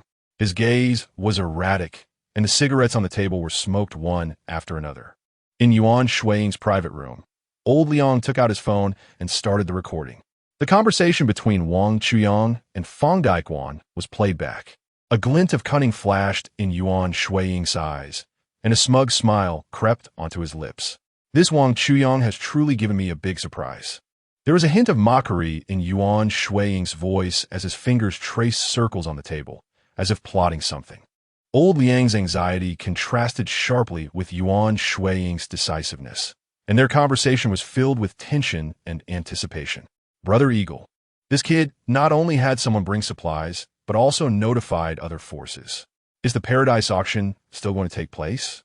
Old Liang's voice trembled slightly. His eyes filled with unease. Notify everyone. The Paradise auction will proceed as scheduled the day after tomorrow. Not only will I hold it, but I'll also make it the best one ever. After speaking, the smile on Yuan Shuiying's face grew even wider. Chapter 88. The auction begins. The day had finally arrived. At the Paradise auction, under the colorful lights, people in bizarre costumes wore masks, hiding their true selves beneath their extravagant appearances. Each audience member had a glass of red liquid beside them. Surprisingly, the number of participants in this auction far exceeded Wang Chuyang's expectations. It seemed that the extreme disaster had not dealt a devastating blow to the elite of Yadao. It was merely the ordinary people who were struggling to survive under the disaster. Wang Chuyang sat in the corner, his gaze sharp as an eagle, observing every move around him through the gaps in his mask. These people seemed to have put on masks, but in reality, they had taken off their true masks. He gently rubbed his brow with 2 fingers, each movement seeming to be calculating something, his goal for this auction very clear in his mind. The host of the auction, a person dressed in a clown costume with an exaggerated smile painted on his face, made his entrance like the opening of a play, instantly igniting the atmosphere in the room. He leaned his body to the side, revealing several numbered chains. Friends, which chain do you want to see? The audience gradually became noisy. Number 8, number 8, number 8. The host on stage performed an exaggerated jumping action, somewhat comical, but everyone's attention was focused on the person behind the chains. The host also noticed the situation and decided not to keep them in suspense. Ladies and gentlemen, let us see what secret is hidden behind chain number 8. The clown host's voice was high-pitched and infectious. He deliberately slowed down his movement of pulling the chain to create suspense, drawing all eyes to the curtain that was about to be unveiled. When chain number 8 was lifted and a woman in a blue bikini appeared before everyone, the atmosphere reached its peak. The audience erupted in applause, and many whistled. The clown host also wore a satisfied smile. Wang Chuyang frowned slightly. He was not surprised by the woman's appearance, but he felt disgusted by this act of treating people as commodities. His heart was filled with contradictions. On one hand, he wanted to leave this absurd place immediately, but on the other hand, he worried that the person he was hoping for wouldn't show up. Quick, make an offer. Yes. Hurry up, I like this woman. Don't fight me for her. She's definitely mine. The clown host mysteriously took out the bidding card. 5 packs of instant noodles for the right to use. 20 packs for ownership. Come on, everyone, place your bids. The clown host's words felt like the start of a game, and the people in the audience began to compete for bids, their eyes revealing greed and desire. Wang Chuyang quietly watched all of this, yet a fierce struggle was taking place within him. The madness of these people was somewhat beyond his imagination. He didn't know if, after putting in his chips, he would be able to take away the person he cared about, or how high the price would be raised by so many crazy people. His gaze wandered among the crowd, feeling uneasy. After several rounds of intense bidding, when a man wearing a Captain America mask secured the woman's ownership for the price of 40 packs of instant noodles, a glimmer of surprise flashed in Wang Chuyang's eyes. He didn't expect that a top-notch woman like the one in the blue dress would end up selling for such a low price after such intense competition. He seemed to have gained some confidence, and his whole demeanor became incredibly relaxed. As he picked up the red liquid beside him and was about to taste it, a strong memory surged to the forefront of his mind. This was not red wine. This was, then, to liven up the atmosphere once again, the host announced an extra surprise. He clapped his hands, and 2 men in black pushed in a cage. The person inside the cage was someone Wang Chuyang was quite familiar with, Chen Qingqing. Her appearance once again stirred up a wave of excitement. She showcased herself like a model, but her expression was somewhat stiff. The clown host noticed this and, without a word, slapped her face. The cheers grew even louder. Wang Qiang's heart raced. He knew that with Chen Qingqing's appearance, Mu Xiao couldn't be far behind. The clown host informed everyone that this time their boss had decided to give away a chance to use her through a draw. The clown pointed at Chen Qingqing, and his gaze unconsciously fell on Wang Chuyang. However, to make up for everyone, this usage right could only be exercised in the theater. The crowd erupted again. As expected, after several rounds of drawing lots, Wang Chuyang ended up with the right to use Chen Qingqing. Everyone in the audience cast envious glances at Wang Chuyang.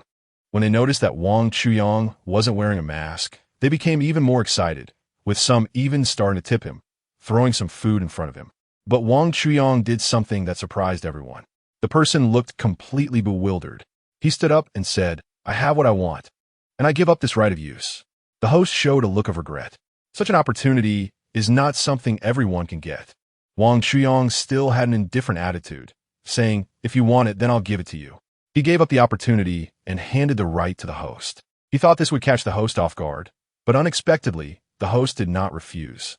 The clown host happily accepted this unexpected gift. He was extremely excited in the theater, repeatedly bowing to Wang Chuyang to express his gratitude. Moments later, he directly imposed sanctions on Chen Qingqing on stage.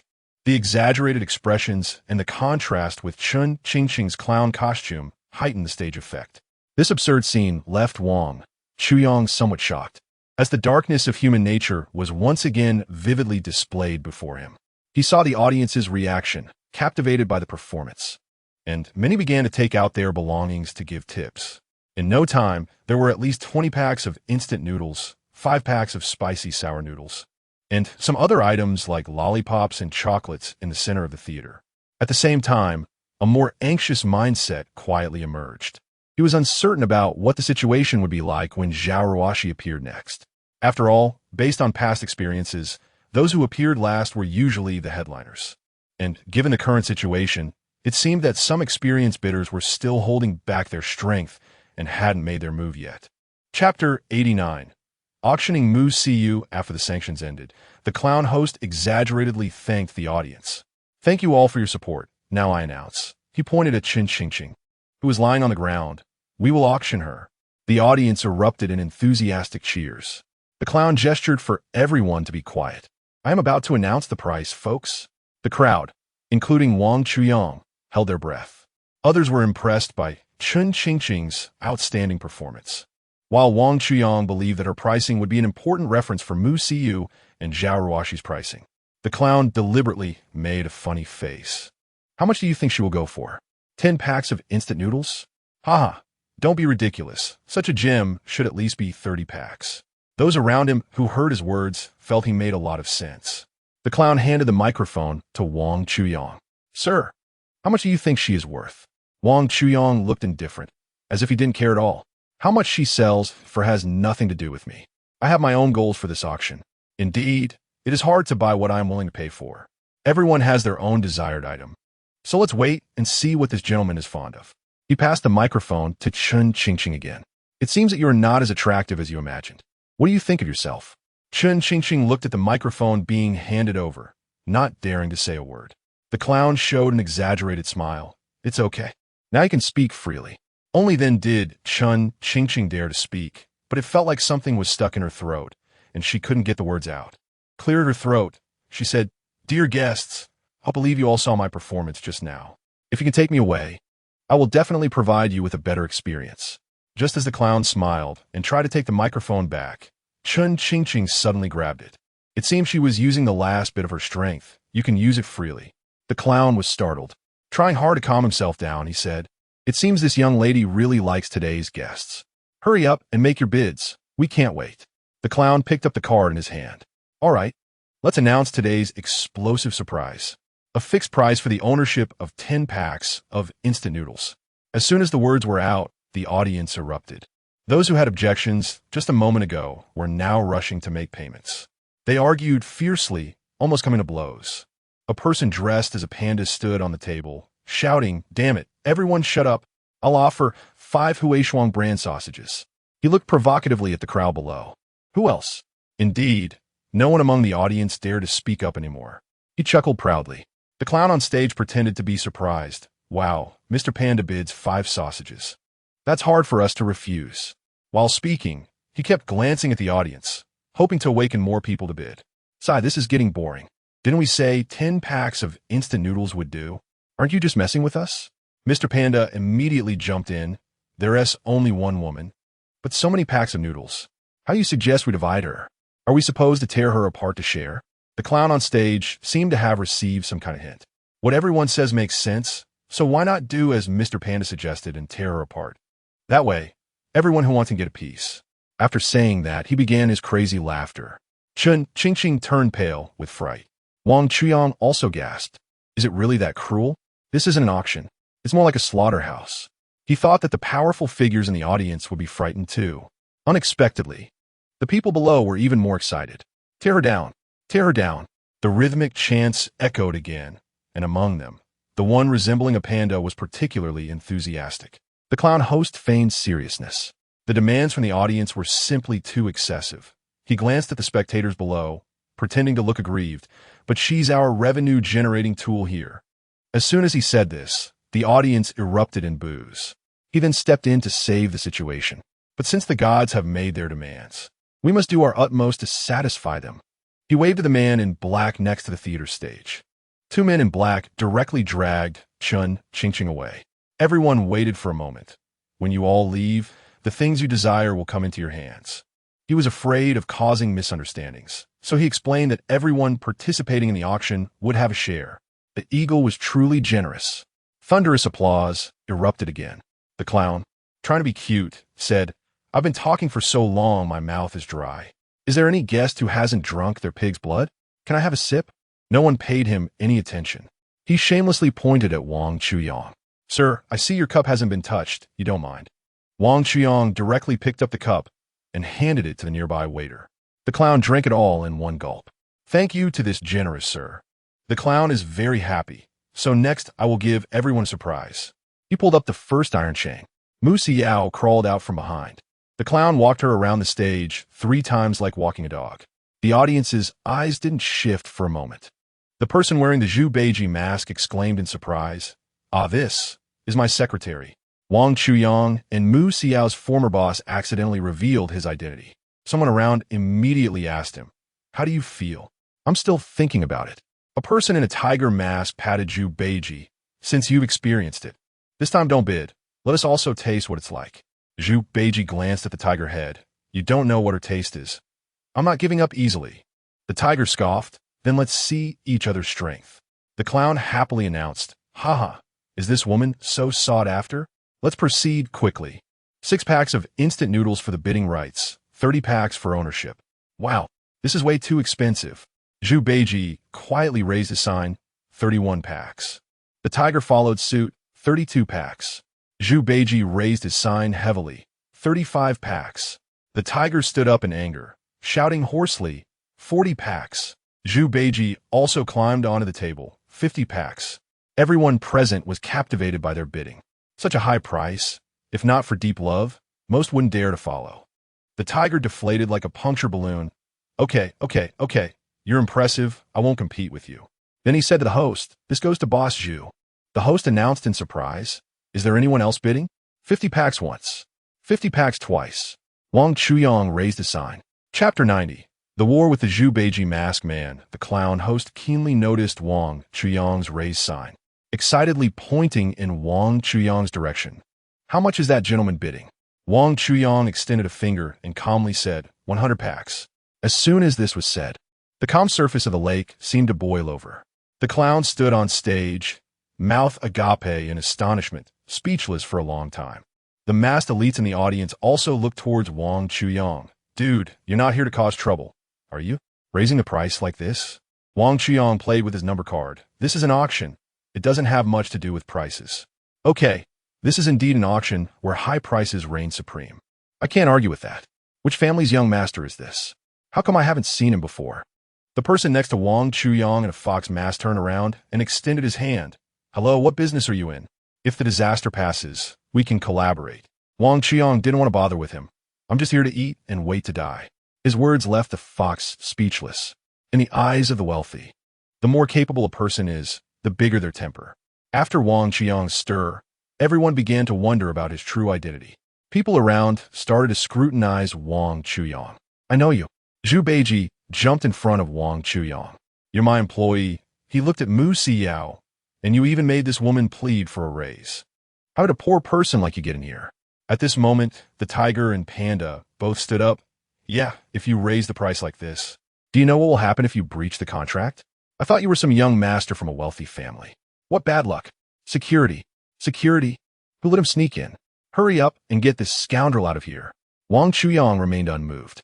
Zhu Beiji threw a pack of instant noodles at Wang Chuyang. "Get lost. Don't come here to ruin my mood. Otherwise, the consequences of angering me are not something you can afford." Murmurs arose around them. How did old pig expose his identity? "Ah, a man in a rage for a beauty, I understand." Wang Chuyang looked at the clown. "If no one else bids, then bring her over." Mu Xiao looked at Wang Chuyang from afar, her face full of emotion. The clown stood on stage, somewhat embarrassed. "Sir, is this young lady the one you've been waiting for?" Wang Chuyang shook his head. "That really piqued my curiosity." The clown continued to liven up the stage atmosphere. Wang Chuyang grew impatient. "If no one is bidding, hurry up and bring her down." A waiter next to Wang Chuyang went on stage to take Mu Xiao away, but was stopped by the clown. "Sir, I don't seem to see any resources with you." The clown's eyes darted around. "And we don't see your entourage either." The clown's meaning was clear. He didn't believe Wang Chuyang could produce so many resources. The audience began to jeer. Get rid of this scammer. He's really affecting my mood. How did such a person get into the paradise? I'm starting to doubt the paradise's ability to continue hosting auctions. The clown still maintained the composure of a host, politely glancing at Wang Chuyang. Perhaps, sir, your resources are placed somewhere else. Wang Chuyang chuckled awkwardly. Of course, my resources wouldn't fit in this whole theater. Damn, I can't listen to this anymore, dude. You're exaggerating too much. Hurry up and get lost, or your outcome will be the same as that surprise lady. Zhu Beiji removed his mask, full of mockery. If you can produce so many resources, I'll let myself be sent to the slaughterhouse and cooked for you. Then he narrowed his eyes. But what if you can't produce them? He grabbed Wang Chuyang's arm fiercely and stared into his eyes, saying, how about I stew you then? Being targeted like this by his former boss made Wang Chuyang feel an indescribable unease. A slight flicker in his gaze was immediately caught by Zhu Beiji. Ha! Look at you. I knew you were just pretending. Zhu Beiji forcefully shook off Wang Chuyang's arm. Only then did Wang Chuyang realize that he had shown a bit of fear just now. He looked at the clown on stage. Can I go to the bathroom first? The clown was a bit surprised but showed understanding. Of course, but our staff will need to accompany you. Wang Chuyang, still shaken, nodded. The people who had targeted Wang Chuyang just now erupted into loud laughter. Ha! It has to be you, old pig. I almost got tricked by this kid just now. I thought he was some big shot. Zhu Beiji had a confident look, lighting his cigarette. He tossed an Alpice lollipop to the nearby staff. Go! Bring that girl on stage down to me. The staff member, with a flattering expression, replied, all right, I'll do it right away. The staff member went on stage and faced almost no resistance as he brought Mu Xiao to Zhu Beiji's side. Mu Xiao felt a bit scared but had to pretend to be flattering. Thank you, boss, for helping Xiao regain her freedom. Zhu Beiji sneered a couple of times and directly slapped Mu Xiao's face. Damn it, you little slut. Weren't you just flirting with Wang Chuyang? Now you're trying to please me. He reached out and tugged hard on Mu Xiao's ear, pulling her outward. Did you have an affair with him before the catastrophe? I've wasted so much money on you. Mu Xiao's body and mind suffered great harm. She was extremely worried that she would also be thrown into the slaughterhouse. Seeing her terrified expression, Zhu Beiji looked utterly pleased. He extended his cigarette, but, gesturing for Mu Xiao to open her hands. He pressed the cigarette, but against Mu Xiao's hand. Hiss! A blister formed on her delicate little hand from a burn. Tears welled up in her eyes, but she was desperately trying to hold them back. Zhu Beiji pinched Mu Xiao's small face and asked, what's wrong? Do you have complaints? Fear and grievance overwhelmed Mu Xiao. She was so scared that she couldn't utter a word. Just then, Wang Chuyang flew in with a kick, directly sending Zhu Beiji tumbling off the sofa. Damn it! I've really given you face, Zhu Beiji exclaimed in shock. Have you gone mad? I'm your boss. Get lost, boss. I wanted to deal with you for a long time. He then looked at the clown on stage and said, damn it, haven't I already secured this woman? Why did you let this pig bring her down? Wang Chuyang's voice was powerful and left no room for doubt. The clown, having seen so many big scenes, felt a hint of fear at Wang Chuyang's sudden change in attitude. At this moment, Tiger Head stepped forward and said, you might not be able to bring out that much. We're just completing the process in advance. Wang Chuyang snorted coldly, is that so? Zhu Beiji also regained some courage. He stood up while supporting himself on the table. I must make you suffer. Wang Chuyang clapped his hands. The waiter who had followed Wang Chuyang out rolled over a small cart. Chapter 91. What if I don't go? The cart pushed by the waiter was piled high with bottled water. It looked like there were at least 200 bottles. At this moment, the power of these 200 bottles of water was no less than that of a small nuclear bomb. Everyone present was stunned, their mouths agape. It seemed this guy had some strength. Wang Chuyang had a beaming smile on his face and said, thank you all for your patience. This is my compensation for you. He waved his hand, and the waiters began to distribute bottled water to the bidders present. Many people were trying hard to rub their eyes and pinch themselves. After confirming it wasn't a dream, they started to ingratiate themselves with Wang Chuyang. Even Zhu Beiji and Tiger Tail had toned down considerably. Wang Chuyang beckoned Zhu Beiji over. Zhu Beiji reluctantly approached Wang Chuyang. Wang Chuyang signaled for him to lean in. Zhu Beiji brought his face close to Wang Chuyang. Unexpectedly, Wang Chuyang unleashed a heavy punch with all his strength right into his face. Zhu Beiji was completely stunned. Unlike before, his eyes were now filled with panic. Don't hit me. I know I was wrong. Humph. Now you know you're wrong? It's too late. Wang Chuyang's fist, as large as a sandbag, rained down on Zhu Beiji's head. You even dared to covet my belongings. Damn it, you're asking for death. Wang Chuyang shouted as he continued to strike. The clown exchanged glances with the waiters below the stage. A few waiters rushed up to intervene, but were easily shrugged off by Wang Chuyang. At this moment, Yuan Shui's subordinates were even more astonished. They're just pretending to be waiters now. Usually, they're all top-notch in the underworld. This person named Wang easily brushed them aside with just a little effort, even showing a hint of disdain. Their strength is terrifying. Zhu Beiji's head has already turned into a pile of mush. Wang Chuyang finally smiled in satisfaction. He gently wiped the bloodstains on his cheek with his sleeve. At that moment, Wang Chuyang looked to Mu Xiao like the descending on a five-colored auspicious cloud to pick her up. Facing such a bloody scene, she was not afraid. Instead, she felt a bit moved. A man who looked like a subordinate of the security chief approached Wang Chuyang. Mr. Wang, you have violated the theater's rules. Please come with us. Wang Chuyang looked up and said disdainfully, "Oh, do you think I can't pay the chips?" He then picked up a bottle of pure water from a small cart and threw it into the chief's hands. After receiving the water, the chief's facial expression changed completely. He kept swallowing saliva, clearly taken aback and somewhat tempted. However, he still restrained himself. "I'm sorry, Mr. Wang, but we have regulations in the theater to ensure the safety of all participants in the auction. Please come with me." Wang Chuyang coldly replied, "What if I refuse?" "Then don't blame us for being ruthless," the chief said, just as a group of men in black arrived. They surrounded Wang Chuyang tightly. Wang Chuyang closed his eyes, unafraid in the slightest. He even felt like laughing a little. He now possesses the power of dragon wings. Dealing with such small fry is as easy as chopping vegetables. Suddenly, he felt a chill. He opened his eyes. A dart gun was pressed against his forehead. It's over. These old sixes are not playing by the rules. He was desperately suppressing the panic inside him. He reached out and pushed the gun in front of him away with the back of his hand. "I'm a valued guest of your eagle brother. Is this how your eagle brother usually teaches you to treat guests?" In an instant, his voice became sharper as he pressed the muzzle of the gun tightly against his forehead. "Then go ahead and kill me now." The little brother pointing the gun at him was scared out of his wits, looking helplessly at the head of security.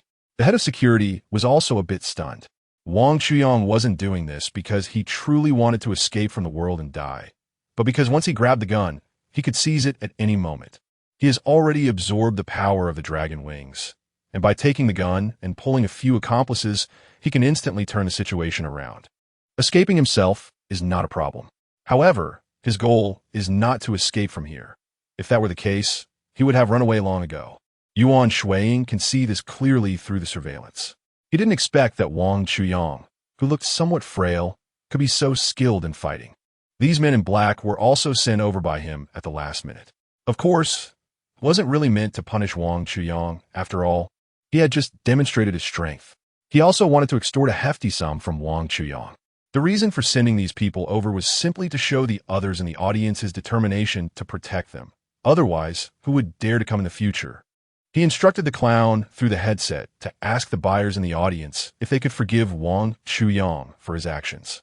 The clown understood his boss's intentions immediately upon receiving the order. He cleared his throat into the microphone. Everyone's attention was drawn to him. He first expressed his deep sorrow over the passing of Zhu Beiji. Then he shifted the conversation. Everyone could see that it was Zhu Beiji's boss who was at fault first, so we should analyze this special event with a special perspective. Yes, I think the clown is right. It was indeed Zhu Beiji's mistake, and we support Mr. Wang. A turtle took a big gulp of the purified water given by Wang Chuyang. Hey, everyone step back. This matter is not Mr. Wang's fault. He is just protecting himself. The fox beside him was desperately trying to explain for Wang Chuyang, and after speaking, he made a gesture to please Wang Chuyang. However, Wang Chuyang showed no intention of acknowledging him. After all, foxes are generally not liked by others. He could only smile to ease his embarrassment. The clown was warming up the stage. Since the misunderstanding had been resolved, you should step down. Don't scare our most expensive guests. The leader retreated with the men in black from Wang Chuyang's side. Wang Chuyang let out a long sigh, expelling all his emotions along with that breath of stale air. The clown played an exciting song, the people's law enforcer song. He mimicked the classic poses of law enforcers on stage, marching and saluting. It was quite spirited. The audience below couldn't help but follow along. The stage effects were at their peak until the song ended. The clown began to praise the great achievements of the law enforcers, and when he got emotional, he even shed tears. The distinguished guests below were also moved and applauded. Wang Chuyang knew this was to hype up Zhao Ruoxi's appearance. Despite his constant self-advice to remain neutral, to not offend others if they did not offend him, and to only save his own people, he couldn't help but feel an endless dislike for this incongruous scene. A thought of destroying this place began to take root in his mind. Then he changed his tone and said, "Let us welcome today as heavyweight guest." Under the spotlight, an iron cage appeared. Inside was Zhao Ruoxi, whom Wang Chuyang cared about immensely. She raised her hand to shield herself from the blinding light. Her somewhat panicked expression made the people below even more frenzied. "Bid!" Wang Chuyang shouted without any hesitation. Chapter 92, 5,200 bags. The others in the audience, seeing Wang Chuyang start a bid, began to feel uneasy. They have already witnessed Wang Chuyang's strength. How could a firefly dare to compete with the bright moon?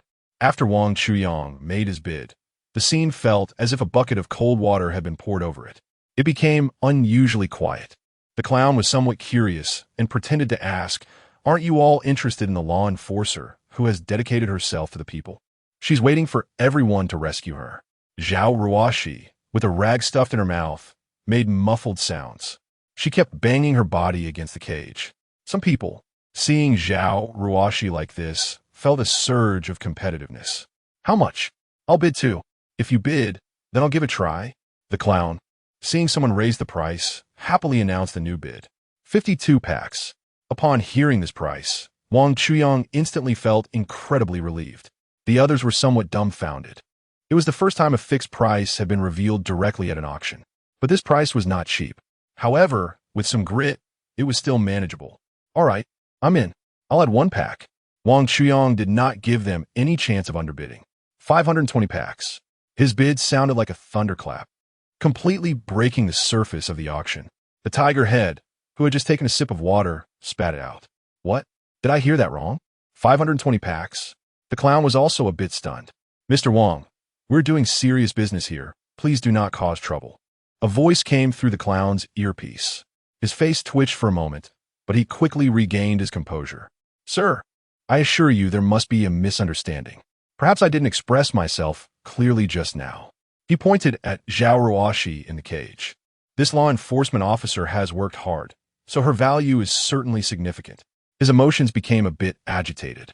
52 packs are just the usage rights. The ownership price is 5,200 packs. The crowd of dignitaries below was even more bewildered. This is truly unbelievable. How come this time it's all mind-blowing stuff?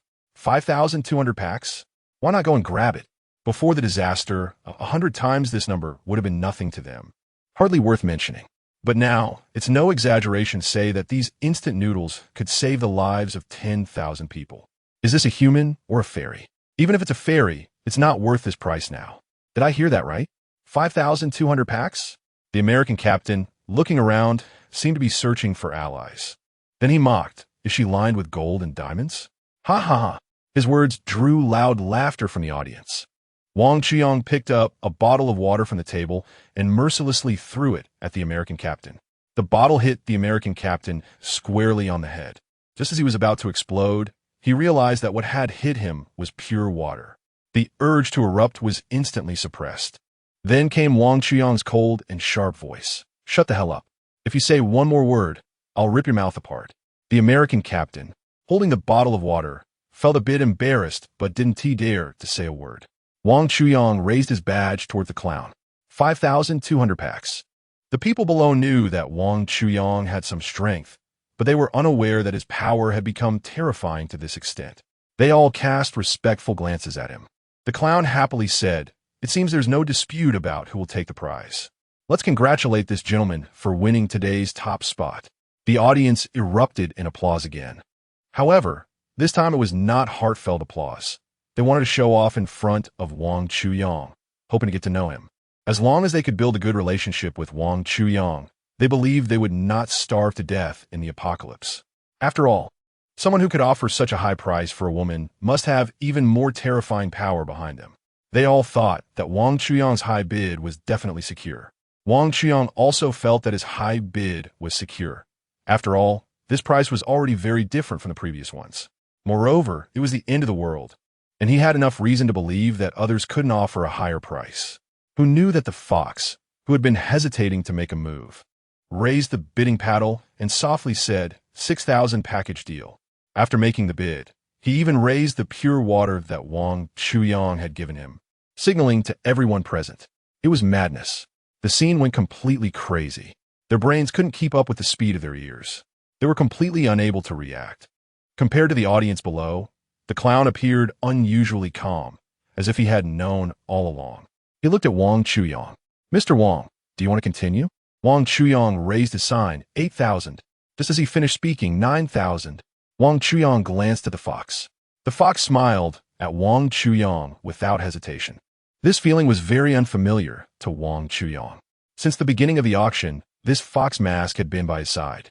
The fox had not participated in anyone's bidding from start to finish. He always thought that this fox was someone who took shortcuts to make a profit. He had repeatedly rejected the fox's goodwill just now. Unexpectedly, at this moment, the fox suddenly revealed a big move. Someone who could offer such a price must have had a connection with Zhao Ruoshi before. Otherwise, he seemed to have thought of something. Could it be Yuan Shuiying is deliberately driving up the price? The clown's voice interrupted his thoughts. Mr. Wang, if you don't place a bid soon, the ownership will be taken by that Mr. Fox. Wang Chuyang raised his bidding paddle. I don't have that much instant noodles left, but I still have plenty of other food here. Can you use other items as chips? The clown happily waved his hands and picked up a card beside him. Let me see him. As long as it's food, it's fine. It seems Mr. Wang still wants to continue bidding. Wang Chuyang glared at the fox. I bid 1,000 pounds of rice, 1,000 pounds of soybeans, 1,000 pounds of mung beans, 1,000 pounds of flour. As Wang Chuyang kept calling out his bids, the expressions of the audience below became more exaggerated. Before long, everyone seemed to be frozen like statues, already dazed. Wang Chuyang shouted again, I'll add 100 pounds of pork, 100 pounds of chicken, and 100 yellow river big carp. This is meat. They hadn't eaten meat for a long time. The tiger's head unconsciously leaned against Wang Chuyang. Mr. Wang, is your meat fresh? Hee, of course. My cold storage is very powerful. The tiger swallowed hard. Can I trade something else for some meat? He looked pleading. I haven't had proper meat in a long time. Rather than charity, it was more like he was deliberately showcasing his strength. No need to trade when it's time to deliver the goods. I'll give you 2 pounds of beef. The tiger excitedly knelt in front of Wang Chuyang, repeatedly bowing. The fox completely lost its confidence at this point. It closed its eyes, leisurely lying on the sofa, no longer speaking, as if it had completed a task. Chapter 93. Delivery of supplies. Wang Chuyang overwhelmingly won the bidding for Zhao Ruoshi's ownership. Zhao Ruoshi was brought before Wang Chuyang. It was evident that she had been well protected, even looking more radiant than before she was captured. However, tears sparkled in her eyes. She almost thought she would be taken away by that fox. A strong-willed and fierce character, she truly panicked at that moment. It wasn't until she saw Wang Chuyang bidding fiercely for her from the audience that she couldn't help but shed tears. These tears were filled with deep gratitude for Wang Chuyang's reckless rescue, as well as regret for the vast resources he had spent. Although she was immensely grateful to Wang Chuyang in her heart, the first thing she did upon reaching him was to give him a solid punch. The auctioneers nearby were all stunned, especially those who had just been targeted by Wang Chuyang's domineering attitude. They did not know the relationship between Wang Chuyang and Zhao Ruoshi.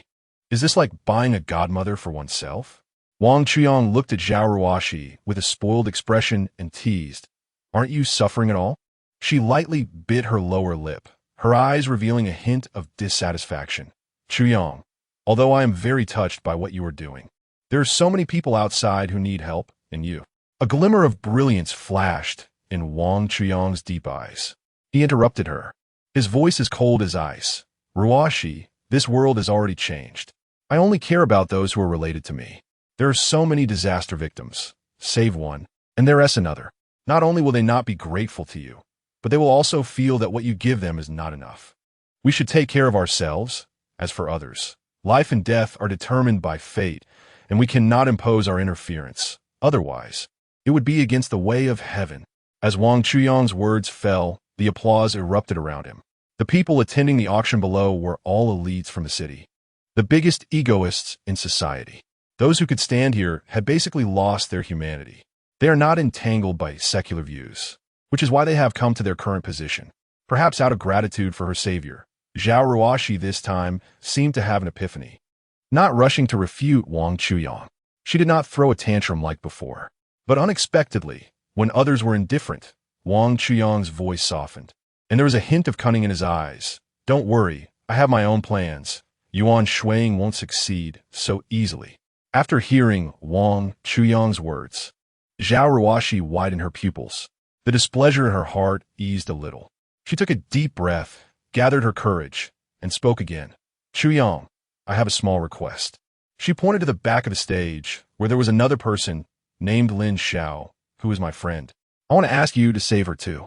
Wang Chuyang frowned slightly, seeming a bit hesitant, but upon seeing Zhao Ruoxi's determined gaze, he finally nodded. He waved to the clown and made his request. The clown showed a difficult expression, but still relayed the request to Yuan Shuang. Yuan Shuang in the monitoring room revealed a mischievous smile upon seeing this scene. He muttered to himself, the fish is hooked. The clown stood on the stage. Then he changed his tone. Mr. Wang, how will you hand over the supplies? Wang Chuyang replied casually, you eagle brother also knows my capabilities. I will naturally inform you when the auction is over. Soon, Lin Xiao was brought to Wang Chuyang's side. The auction officially concluded.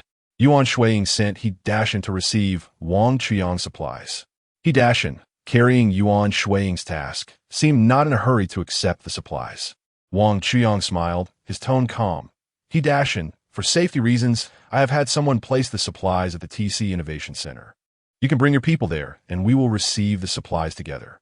He Dashin showed no signs of dissatisfaction and remained very calm, nodding his head. This was somewhat unexpected for Wang Chuyang. He had met He Dashin a few times, and, in his opinion, He Dashin was a rather irritable person who valued brute force. To his surprise, He Dashin did not oppose his request.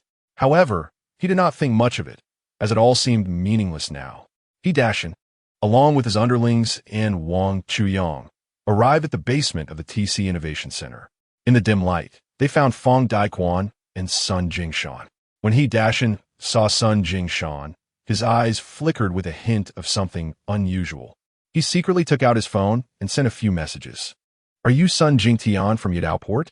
Sun Jingtian glanced at He Dashin and made a fist gesture, indicating that he had heard of the name Big Tank as well. Does Mr. Sun have any interest in joining our paradise? Haha, thanks for the compliment, but I'm currently with Brother Yang. The others listened to their conversation as they arrived at the place where Feng Daiquan stored supplies. Feng Daiquan gave Wang Chuyang a glance. Wang Chuyang calmly spoke. Everything you want is right here. They arrived at the storage place. He Dashin's eyes instantly lit up. The supplies in front of him were even more abundant than what Wang Chuyang had mentioned. However, he did not forget what Yuan Shuang had instructed him and pretended to look excited. Mr. Wang, are these all for us? He said shyly, there can't be that much. We don't have that many people. Wang Chuyang replied ambiguously, it's fine. As long as you can take it away, take as much as you want. He Dashin smiled coldly. Then we'll take it all. Wang Chuyang felt a hint of unease, but he still forcibly suppressed that feeling of discomfort. He shouted loudly at the surroundings. Aren't you coming out? Everything has been taken away by others. Just then, Li Zhen led a group of enforcers and suddenly appeared, surrounding He Dashin's men. He Dashin's subordinates turned pale in an instant as they realized they might have fallen into a carefully laid trap. In such chaotic times, falling into someone else's trap only leads to one outcome, either death or a more tragic end. They turned to escape, but found themselves surrounded by law enforcement, unable to get through. However, He Dashin in the crowd remained surprisingly calm. His expression didn't change at all. He looked at Wang Chuyang with interest, his tone unchanged. Is this how Mr. Wang does business? Wang Chuyang let out a cold laugh. Aren't you all involved in the underworld? Why are you acting so innocent now? After confirming that Zhao Ruoxi was safe, Li Jun also leaned over. He was also stunned. He never expected that there would be so many supplies here in Wang Chuyang's place. His expression darkened, and he simply waved his hand. The law enforcement officers immediately stepped forward and surrounded everyone. Fang Daquan looked at Li Jun and asked in confusion, "Director Li, what are you doing?" Li Jun snorted coldly. "What am I doing? Didn't Wang Chuyang just say it? In this current period, things can't be so simple." Chapter 94. Wang Chuyang takes action upon hearing this. Zhao Ruoxi immediately ran in front of Li Jun, her face full of reproach. "Father, Wang Chuyang just saved my life. How can you be so ungrateful?" Li Jun glanced at Zhao Ruoxi and then walked up to Wang Chuyang. "Didn't I just save his life too? I saved his life. So borrowing a few things from him isn't too much, right? Besides, doesn't he like you? Consider this as a bride price." Zhao Ruoxi was speechless at, but Li Jun had no intention of listening to her any further. Wang Chuyang was also speechless. He had long realized that Li Jun was Zhao Ruoxi's father. Otherwise, he wouldn't have signaled Fang Daquan to seek help from Li Jun. Human nature, after all, is the least trustworthy thing to test. On the contrary, He not only showed no fear, but also found it amusing. "Mr. Wang, how can someone as clever as you be outsmarted by your own father-in-law?" Zhao Ruoxi couldn't stand any sarcastic remarks at the moment. "Shut up." At the same time, she punched Dashin in the stomach. The sensation of her fist felt somewhat unusual. She vaguely sensed a hint of unease. Something's not right. This is a bulletproof vest. She looked up at Dashin. His smile carried a hint of disdain. "Are you just scratching my itch?" Zhao Ruoxi's brain finally caught up. He said to Li Jun, "Not good. There's an ambush." A series of footsteps came from outside. The law enforcement officers reacted quickly, finding cover and forming a defensive posture. Dashin quietly took out a stun grenade and threw it on the ground. Those who couldn't close their eyes in time were temporarily deafened and blinded. Taking advantage of their confusion, Dashin ran outside. After a brief moment, the people inside listened and said, "Surrender now, and we promise to only take supplies. Otherwise, none of you will make it out alive." Wang Chuyang glanced at Zhao Ruoxi. This is Yuan Shuiying's voice. He finally understands why Dashin has always had that demeanor along the way. It turns out that all of this was a trap set by Yuan Shuiying. Yuan Shuiying had long known about his strategy, so he performed a double act of playing along with it. The law enforcement officers looked at each other, and it was clear that some of them were already considering giving up. After all, many of their families were still in the air defense cave on the north slope. If they lost their lives here, their families would be left helpless. "Director Li, let's retreat." Li Jun's veins bulged as he shouted, "Retreat? Do you think if we retreat, they will really let us go? These criminals will stop at nothing. What they said was just to make us let our guard down, so they could rush in." The law enforcement officers felt that Li Jun's words made a lot of sense. Fortunately, they weren't foolish enough to go out themselves. Otherwise, they would have become fish on the chopping board. "Outside, if you want us to surrender, you can, but you first retreat 20 miles. Ha ha ha. Since you have no sincerity, let's see whose fists are harder."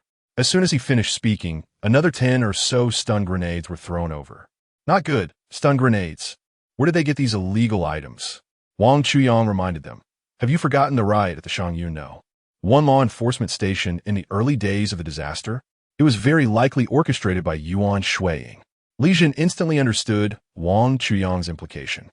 Fortunately, there were no grenades or similar weapons stored there. Otherwise, they would probably have no chance of survival now. A strong light flashed. Yuan Shuiying's subordinates had already closed in on them. Meiying led her team and accurately eliminated some law enforcement officers who had not hidden well on the periphery. Yuan Shuiying felt that he had already established a deterrent. If the people inside still did not surrender, what they would have to deal with next would be the Harbones. "You have already seen our strength. My subordinate's combat level is not inferior to yours. Surrender now, and I promise you won't die." Li Jun knew that once he surrendered, Yuan Shuiying would definitely go back on his word. Both of them are 1,000-year-old foxes, each one more cunning than the other. Damn it! With Li Jun's furious roar, the negotiations between the two sides fell apart. Yuan Shuiying's men had the advantage in numbers. As time went by, the number of law enforcement officers continued to dwindle. The ammunition had also run low. Yuan Shuiying noticed that the gunfire from the other side was becoming increasingly sparse and deduced that the law enforcement officers were running out of ammunition. He also wants to conserve some bullets. After all resources are non-renewable now, and using a little means having less. He waved his hand to signal. And he led his men to charge forward. A group of people carrying riot shields surrounded as they pressed toward the law enforcement officer's position. They are unstoppable, and the dragon wings are an overwhelming presence in front of ordinary people. He held a steel knife, each strike drawing blood. He was about to approach the most critical position. Li Jun knew that his situation was hopeless, his face filled with sorrow. He is a resilient person, unwilling to live a life of compromise, even if it means taking his own life. He slowly raised the pistol, a fleeting thought of wanting to commit suicide crossing his mind. Zhao Ruoxi was quick and managed to stop him. Dad, I no longer have a mom. Do you want your daughter to become an orphan? Li Jun looked at Zhao Ruoxi, whose eyes were filled with tears, and felt a sense of reluctance. It was at this moment that he realized how foolish his first half of life had been. He had abandoned his wife and children for the sake of becoming an official. He touched Zhao Ruoxi's face and said, "I'm sorry to you, Mom. At that time, for my own reputation, I failed to send out the rescue in time." Li Jun and Zhao Ruoxi embraced and wept. "It's all Dad's fault. The one who deserves to die the most is Dad. He helped Zhao Ruoxi up, and Dad covered for you, allowing you to snatch their shields and break through from the side." Zhao Ruoxi cried her eyes out. "Mom has repeatedly come to me in dreams, expressing your grievances. She believes you will be a good official for the country and the people, and she asked me to forgive you." Zhao Ruoxi cried even harder. "I had already forgiven you in my heart." Upon hearing this, Li Jun gently wiped away the tears on Zhao Ruoxi's face. Forcing a smile, he said, "So Dad has to protect you well. Otherwise, your mom would blame me." He shoved his handgun into Zhao Ruoxi's hand and turned to Wang Chuyang, saying, "If you don't treat my girl well, I won't let you off even in death." With that, he picked up a nearby iron rod, preparing to attract Long Yi's attention. Zhao Ruoxi cried as she clutched Li Jun's clothes, reminiscent of when she was a child, begging him to stay at home a little longer. But this time, it was a parting of life and death. Li Jun reluctantly pulled Zhao Ruoxi's hand away. "In the next life, Dad will just be an ordinary person. Then I will cherish you and Mom properly." He forced a smile and stepped forward. Wang Chuyang reached out to stop him. Chapter 95. Werewolf Self-Detonation. Sun Jingtian watched the approaching Long Yi and roared as he charged out. He got entangled with one of Long Yi's subordinates, and for a moment, it was hard to tell who would win. Bang Chiang patalizens shulde. "Uncle, you should just focus on staying alive." As the words fell, in the puzzled gazes of Li Jun and Zhao Ruoxi, he first used his palm like a knife to help Sun Jingtian repel the opponent in front of him. Fang Daiquan helped Sun Jingtian sit down and began to check his injuries. Wang Chuyang then jumped up and kicked the shield. "Wang Chuyang, are you crazy?" Zhao Ruoxi shouted in terror, almost rushing out to face Long Yi with him. Li Jun quickly grabbed her arm. "Dad?" Zhao Ruoxi's tone carried a hint of blame. "You just saved my life. I can't just watch Wang Chuyang go to his death." Li Jun knew he was in the wrong. He had rushed out to protect her life, right? If you go out now, you can only add to his troubles. Zhao Ruoxi then quieted down. The subordinates around Long Yi never expected that someone would dare to come out at this moment, although Wang Chuyang's kick was powerful enough to scatter their shield formation. They did not take him seriously. They still thought he was just a surrounded person, struggling in vain. "Longa, I can handle this." One of the subordinates dropped his shield and drew a dagger from his waist. The people next to Long Yi were all skilled close combat fighters under Yuan Shuiying. For ordinary people, taking on 5 wasn't a problem. Unlike other villains, he didn't say much. He just found the right position and charged at Wang Chuyang. Wang Chuyang reacted quickly, sidestepping and cleverly avoiding the sudden attack. In that moment of evasion, he faintly felt that this world seemed to be different from what he had known before. The enemy in front of him seemed to move slowly, like a slow-motion shot in a movie. Could it be? A surge of indescribable excitement welled up in his heart. Could it be that the special ability he had when he turned into a mosquito was still retained after returning to human form? The man's dagger still did not strike. Wang Qiang's gaze was firm as he swung his tightly clenched fist towards the man's arm. With a crack, a chilling sound echoed. as if the air was filled with the terrifying aura of broken bones. The man's face instantly contorted, and a piercing scream shattered the silence. Ah! The dagger slipped from his trembling hand and fell to the ground. Wang Chuyang moved swiftly, kicking out his leg and forcefully slamming the man down. The surrounding spectators were stunned, staring wide-eyed at the scene before them. This kid, his fighting ability is actually so powerful? Li Zhen's eyes were filled with astonishment. Zhao Ruoxi was also taken aback, her eyes flashing with a hint of disbelief. The two underlings beside Long Yi hurriedly pulled the man who had fallen to the ground away. They moved swiftly and were well trained. It was clear that they often helped Yuan Shuiying deal with such tricky problems. At the same time, the four of them charged towards Wang Chuyang. After realizing his own strength, Wang Chuyang's expression remained calm and unbothered. The speed of the flash, combined with the speed of the dragon wing, made him invincible in close combat. Wang Chuyang struck with powerful punches, and before the four could react, they were heavily knocked down to the ground. Dragon Wing finally sensed that something was off. He pushed away the little brothers surrounding him and decided to confront Wang Chuyang himself. He was full of confidence, leaving Wang Chuyang no chance to catch his breath, and suddenly unleashed a whip kick. However, to his surprise, Wang Chuyang easily dodged this swift attack, just as he was momentarily stunned. It felt as if his chest had been struck by a heavy hammer, and a tearing pain instantly spread throughout his body.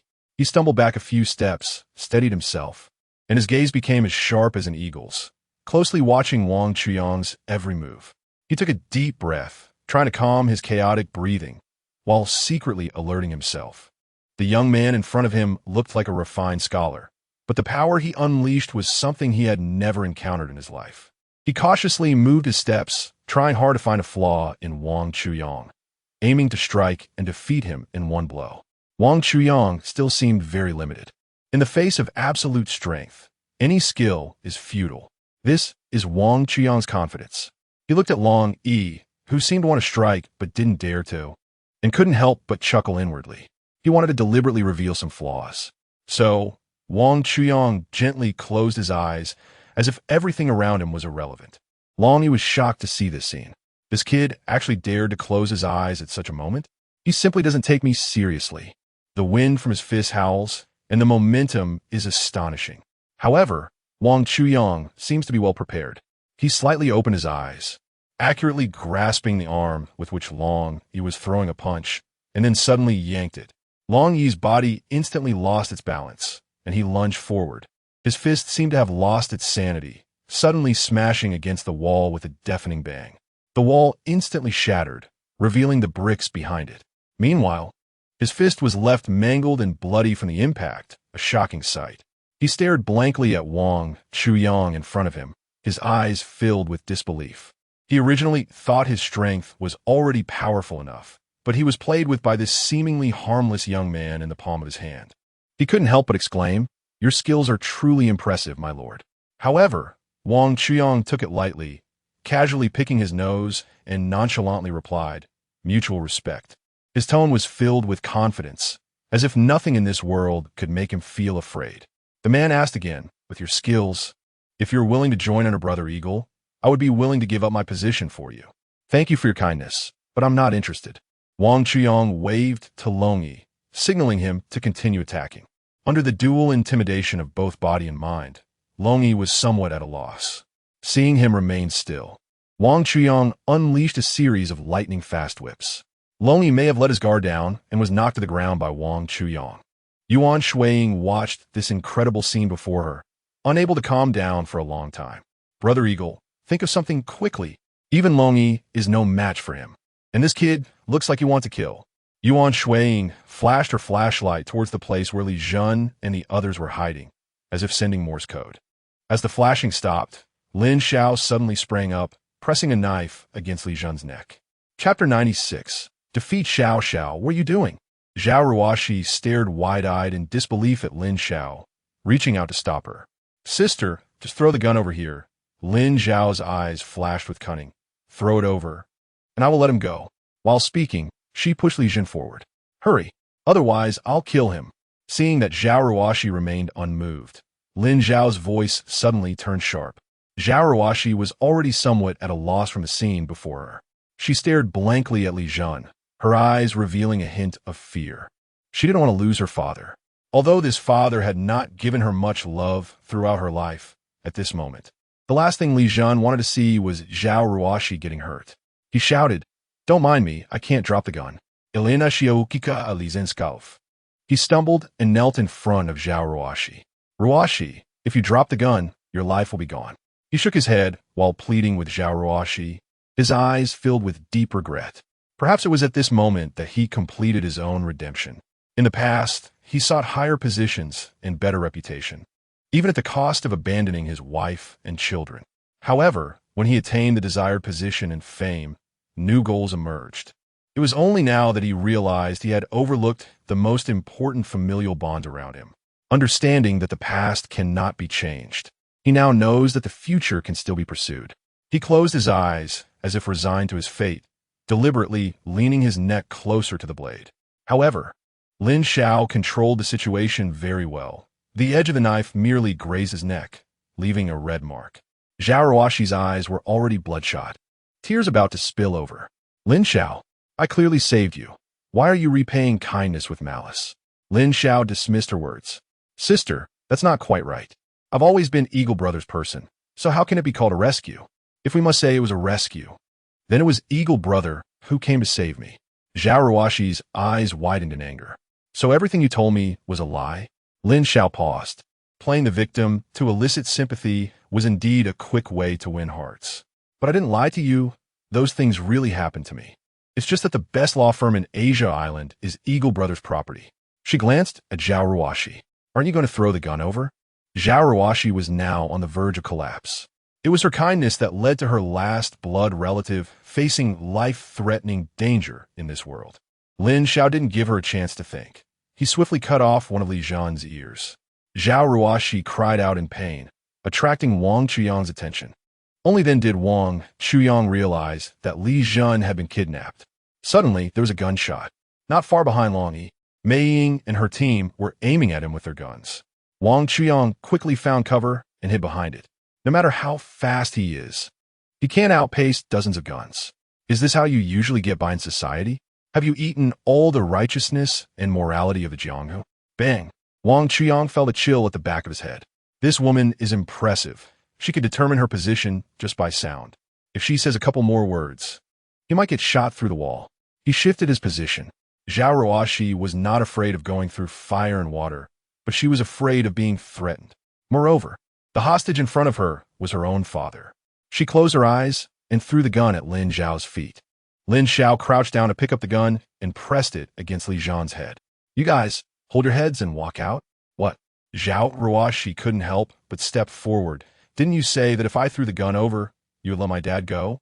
Fang Daikuan and Sun Jingtian were also nervously watching Lin Xiao at this moment. Wang Chuyang and the other law enforcement officers on the periphery could only feel anxious, unable to help at all. Lin Xiao was full of sarcasm. "Sister, you're so old. How come your thoughts are still like a child's? I'm a bad guy. Can you trust what a bad guy says?" Her gaze instantly turned fierce. "Hurry up, or I'll kill him right now." Li Jun shouted hoarsely, "Ruoxi, don't listen to her." Lin Xiao slammed the gun onto Li Jun's wound. Blood gushed out from Li Jun's ear, and in a short while, half of his face was completely covered in blood. The girl was originally her father's little cotton-padded jacket. Zhao Ruoxi's heart had shattered into pieces. "Don't hit my dad anymore. I'll do what you say." She tried hard to wipe away her tears and stood up with a dazed expression. "Captain Zhao." Sun Jingtian tried to wake Zhao Ruoxi up. Li Jun covered his ears. "Ruoxi, no, you can't do this." He wanted to rush forward to protect Zhao Ruoxi, but he found that Lin Xiaojing behind him was surprisingly strong. He couldn't even break free. Lin Xiaojing pressed down on his shoulder. "If you dare to move again, I'll kill your daughter immediately." Wang Chuyang saw Zhao Ruoxi come out. Hiding here was no longer meaningful, so he raised his hands and walked out as well. The remaining people saw that their strongest fighter had surrendered and followed Wang Chuyang's example, coming out from behind their cover. Yuan Shuiying clapped his hands and walked out, smoking a cigar. "All right, Eagle Brother, I've remembered that." He dashed in had a sheepish smile on his face. Yuan Shuiying approached Li Jun and saluted him. "Director Li, We meet again. But now the roles have reversed, haha. Yuan Shuiying, what do you want from me? Don't touch my daughter. Yuan Shuiying, who had already walked past him, stepped back to his side. You should take a look at yourself. What else do you have to be targeted for now? After he walked away, he dashed in behind him, punched Li Jun in the stomach. He glared at Li Jun fiercely and said, "Shut up." When has Li Jun ever been treated like this?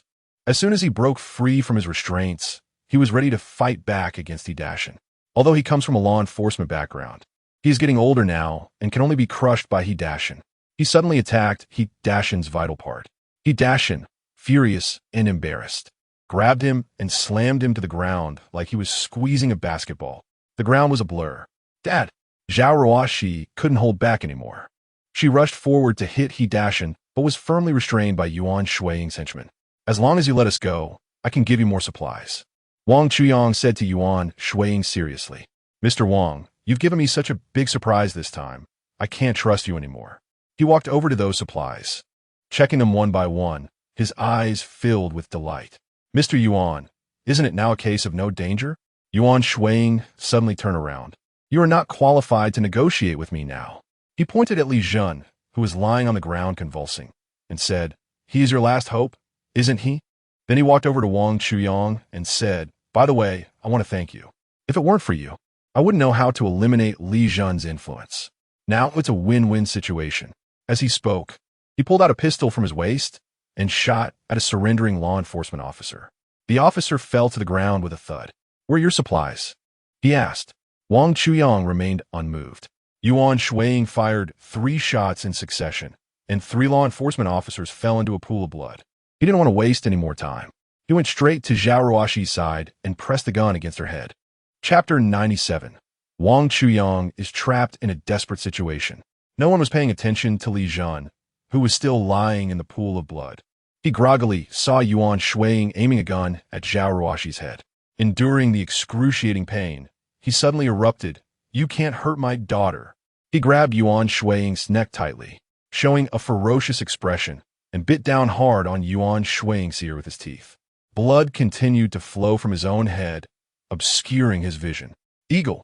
Yuan Shuiying's subordinates became tense upon seeing this scene. Yuan Shuiying's face was somewhat twisted in pain, but he still raised his hand to signal his subordinates not to panic. He raised his hands. Let's talk it out. I have nothing to say to you. Let my daughter go. Li Jun gasped for breath, each word coming out with great difficulty. Yuan Shuiying exchanged a glance with Lin Xiao. Lin Xiao understood and nodded. Taking advantage of the distraction, she sneaked around behind Li Jun and mercilessly plunged a dagger into the back of his head. In an instant, Li Jun felt as if he had been electrocuted. His expression froze at that moment. His hands then dropped limply. For a moment, Zhao Ruoxi didn't understand what was happening. Lin Xiao roared and stabbed Li Jun in the back several times. Blood flowed from the corner of Li Jun's mouth. He fell heavily to the ground. Yuan Shuiying stepped back and kicked Li Jun's corpse. Damn it. Then he looked at his subordinates. Kill all those around him. Lin Xiao looked at the pitiful Zhao Ruoxi in front of her, her tone somewhat twisted. Sister, now we are both the same, orphans. After saying that, she covered her mouth and laughed loudly. Even Yuan Shuiying's subordinates couldn't stand it. Money leopard. Tone it down, don't scare your own people. Only then did Lin Xiao forcefully suppress her laughter. But her mouth still couldn't stop curling into a smile. Sorry everyone, I'm just too excited. Have you ever experienced the feeling of losing a father? You know, that feeling when your own dad is taken out right in front of you. Her terrifying smile showed a streak of tears. In an instant, she became very serious, looking sincerely at Zhao Ruoxi. Sister, we now share the same experience. We could be the best of friends. She trembled and pulled a sausage out of her clothes, offering it to Zhao Ruoxi. Sister, this is my best thing for you. Zhao Ruoxi's tears had dried, and she stared blankly at Lin Xiao. Her lips trembled. Countless images of killing Lin Xiao flashed through her mind. He Dashin couldn't help but ask the Phantom, Why is the leopard so twisted? The Phantom sighed, seemingly helpless. He Dashin was confused. Huh? Explain? Don't wait until I step on her red line, and she silently takes me out. The Phantom shook his head. 2 years ago, Leopard's brother was bullied at school. His father went to seek justice, but the other family used their power to bully them. Not only did they not apologize to Leopard's father, but they also chained him and his brother at their front door. Leopard's father begged for mercy, saying if they let them go, he wouldn't pursue the matter. But that family was relentless. They drove around with Leopard's father and brother chained, parading them around. Leopard's father, already seriously ill, couldn't keep up and was dragged to death on the road. Her brother wanted to take revenge for their father, but was also killed by that bully. He dashed and listened, stunned. He has committed even more evil deeds than these. However, at this moment, he unexpectedly felt sympathy for Lin Xiao. Only when tragedy befalls oneself can one truly empathize.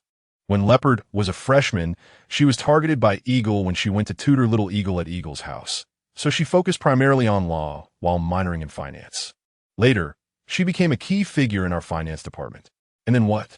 Later, Leopard received a notification saying that her father was killed in an altercation.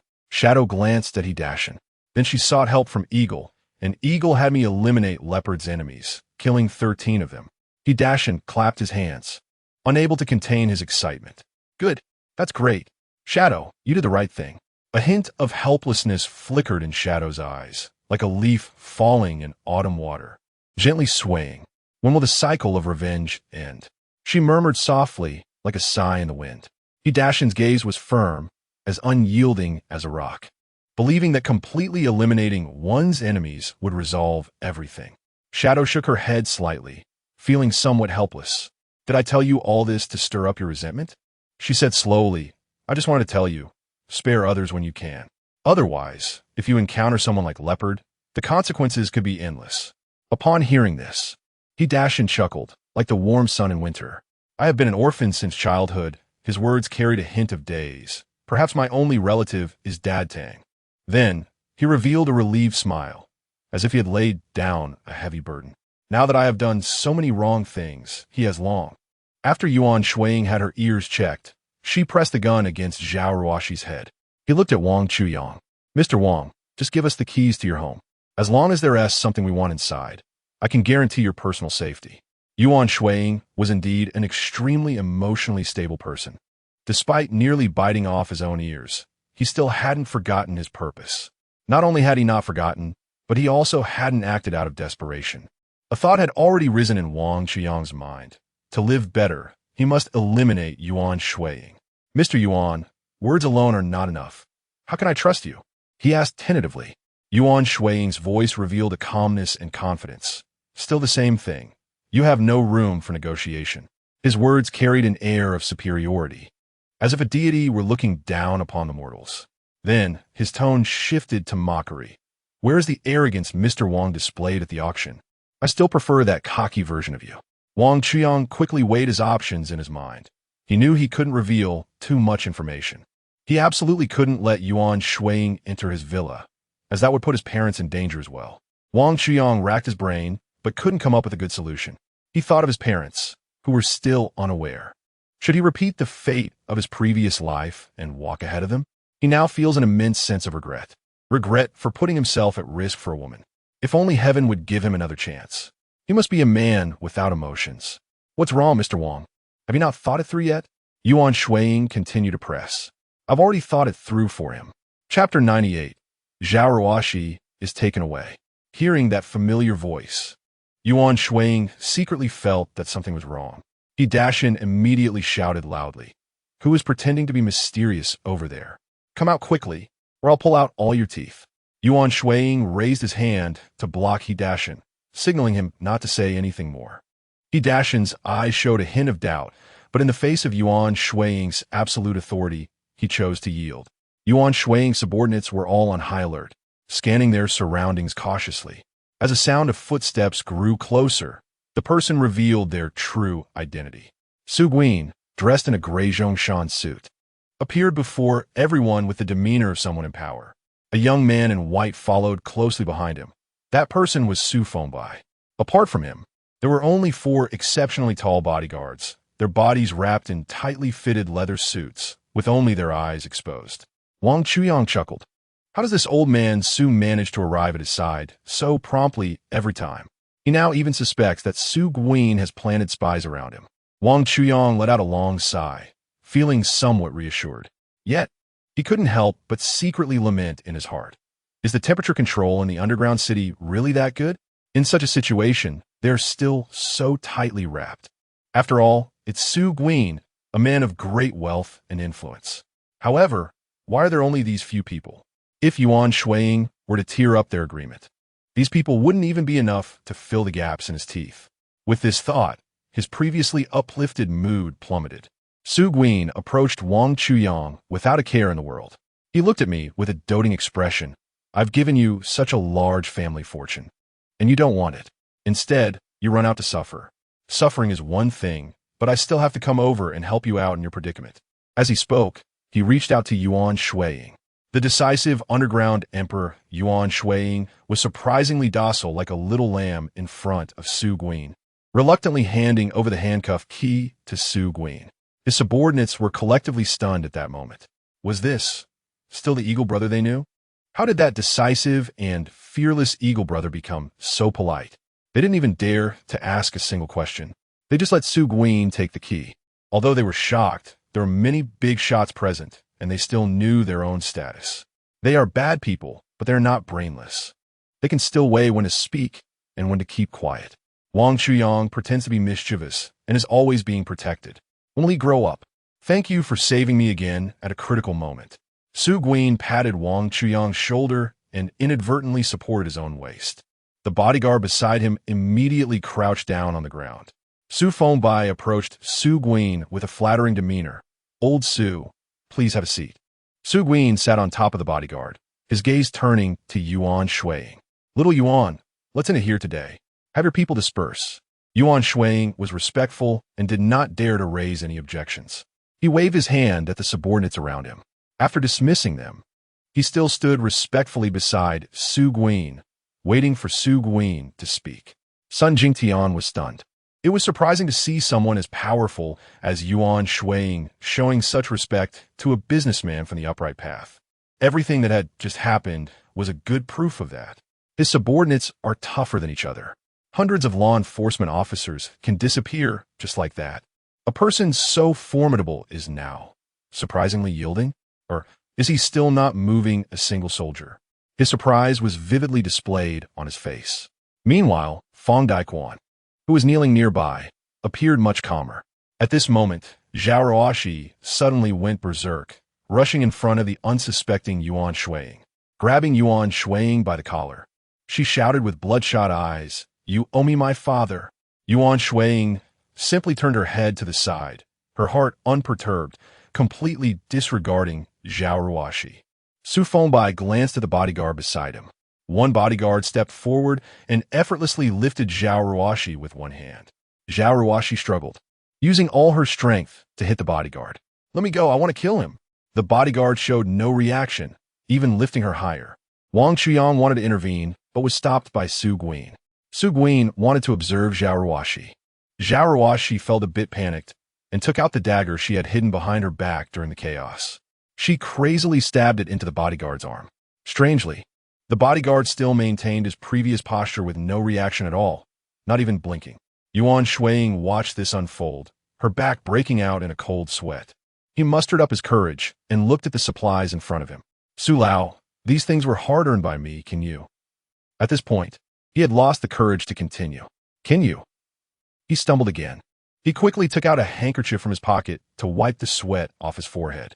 "You can take half of these things," Su Guin said softly, as if he were charitting Yuan Shuiying. Although Yuan Shuiying felt a bit displeased, he dared not say anything, let alone show any hint of dissatisfaction toward Su Guin. Everything was up to Su Lao's arrangement. Yuan Shuiying nodded frantically. "Yes, you are right."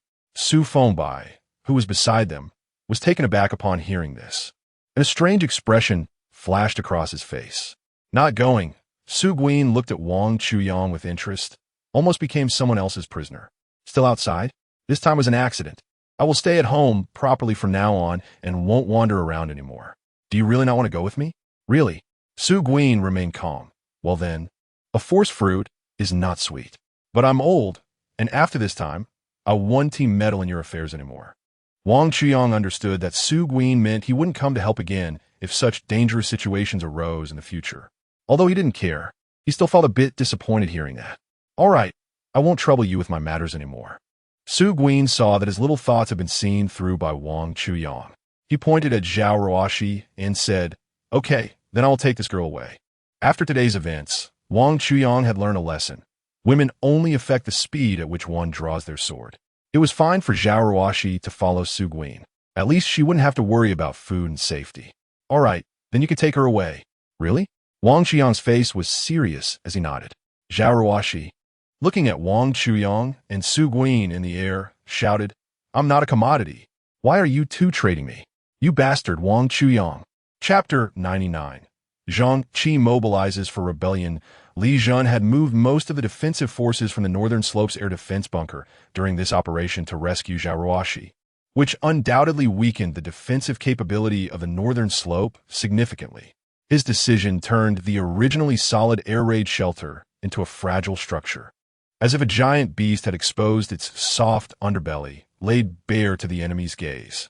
Zhang Qi had long harbored dissatisfaction towards Li Jinxing, and on top of that, he had been maintaining secret contact with Yuan Shuiying. At this critical moment, Zhang Qi received a piece of news that made his heart race. Li Jun and the others had fallen into Yuan Shuiying's trap. This news hit like a heavy bomb, instantly igniting Zhang Kai's rebellious thoughts. Inside the air raid shelter, the air seemed to catch fire, filled with anxiety and tension. Most people lay in their positions like frostbitten eggplants, barely alive, struggling to survive.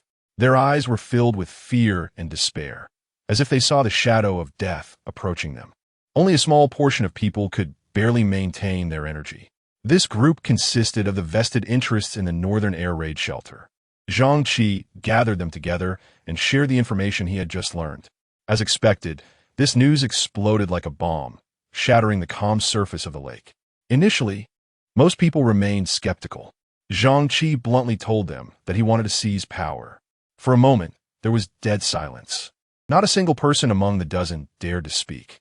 Zhang Qi looked at them, a hint of a wicked smile appearing at the corner of his mouth.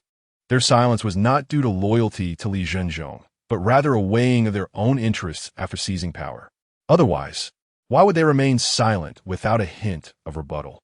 Zhang Qi's right hand rested on the table, his fingers drumming incessantly on the surface. "I promise, as long as we successfully seize power, the future will be managed collectively by us. We will decide together how to distribute those resources. If anyone dares to handle the resources on their own, the rest of us will unite to deal with them." His words were forceful. The few people beside him exchanged glances. They couldn't help but want to speak up. The team leader of Area A, Niet Tian, was the first to speak. "Zhang Gu is right. I've long disliked that guy with the surname Li. If it weren't for their miniguns, I would have slapped his dog face long ago." Zhang Qi glanced at Niet Tian, smiling with satisfaction. "Xiao Tian is right. That Li's official power is too great. They are fundamentally different from us common folks. If we can manage ourselves well, we won't need them to worry about us anymore." The team leader of Area B, Yu Zhun, raised an objection. "We do have an advantage in numbers, but even if all of us team leaders oppose them, it can't compare to the guns in their hands." As soon as he said this, everyone present looked at each other in silence. Humans are creatures that tend to seek benefits and avoid harm. No one is willing to test others' patience with their own lives. After all, truth is established through force. Currently, the absolute military power of the air raid shelter is in the hands of Li Jun. Li Jun took away most of the defensive forces, but the remaining law enforcement officers weren't holding mere sticks. The team leader of Area C, Cheng Tian, was a shrewd businessman. He had already noticed that this group of people had thoughts of a change in regime. No matter when, those who can successfully establish a new era will always benefit the most. He won't take risks on his own, but he has already figured out how to incite this group of people to go die for him. "Brother Qi, you can rest assured to lead us. If something happens, we will die together." With a single sentence, he not only won Zhang Qi's favor, but also ignited the atmosphere on site. Everyone began to voice their opinions excitedly. "Yes, there are so many of us. What are we afraid of? The guys have been bullied by those people for so long. They've been wanting to take them on for a while." Seeing this situation, Narita smiled with satisfaction. When they create a ruckus, he would just watch from the sidelines. If they succeed in seizing power, he would be part of the project, and if they were at a disadvantage, he would join the enforcers. Observing from the sidelines, Both options were beneficial. Zhang Qi noticed that most of them were supportive of him and waved his hand proudly. He wanted to weave some lies to bolster his position and to make others more willing to work for him.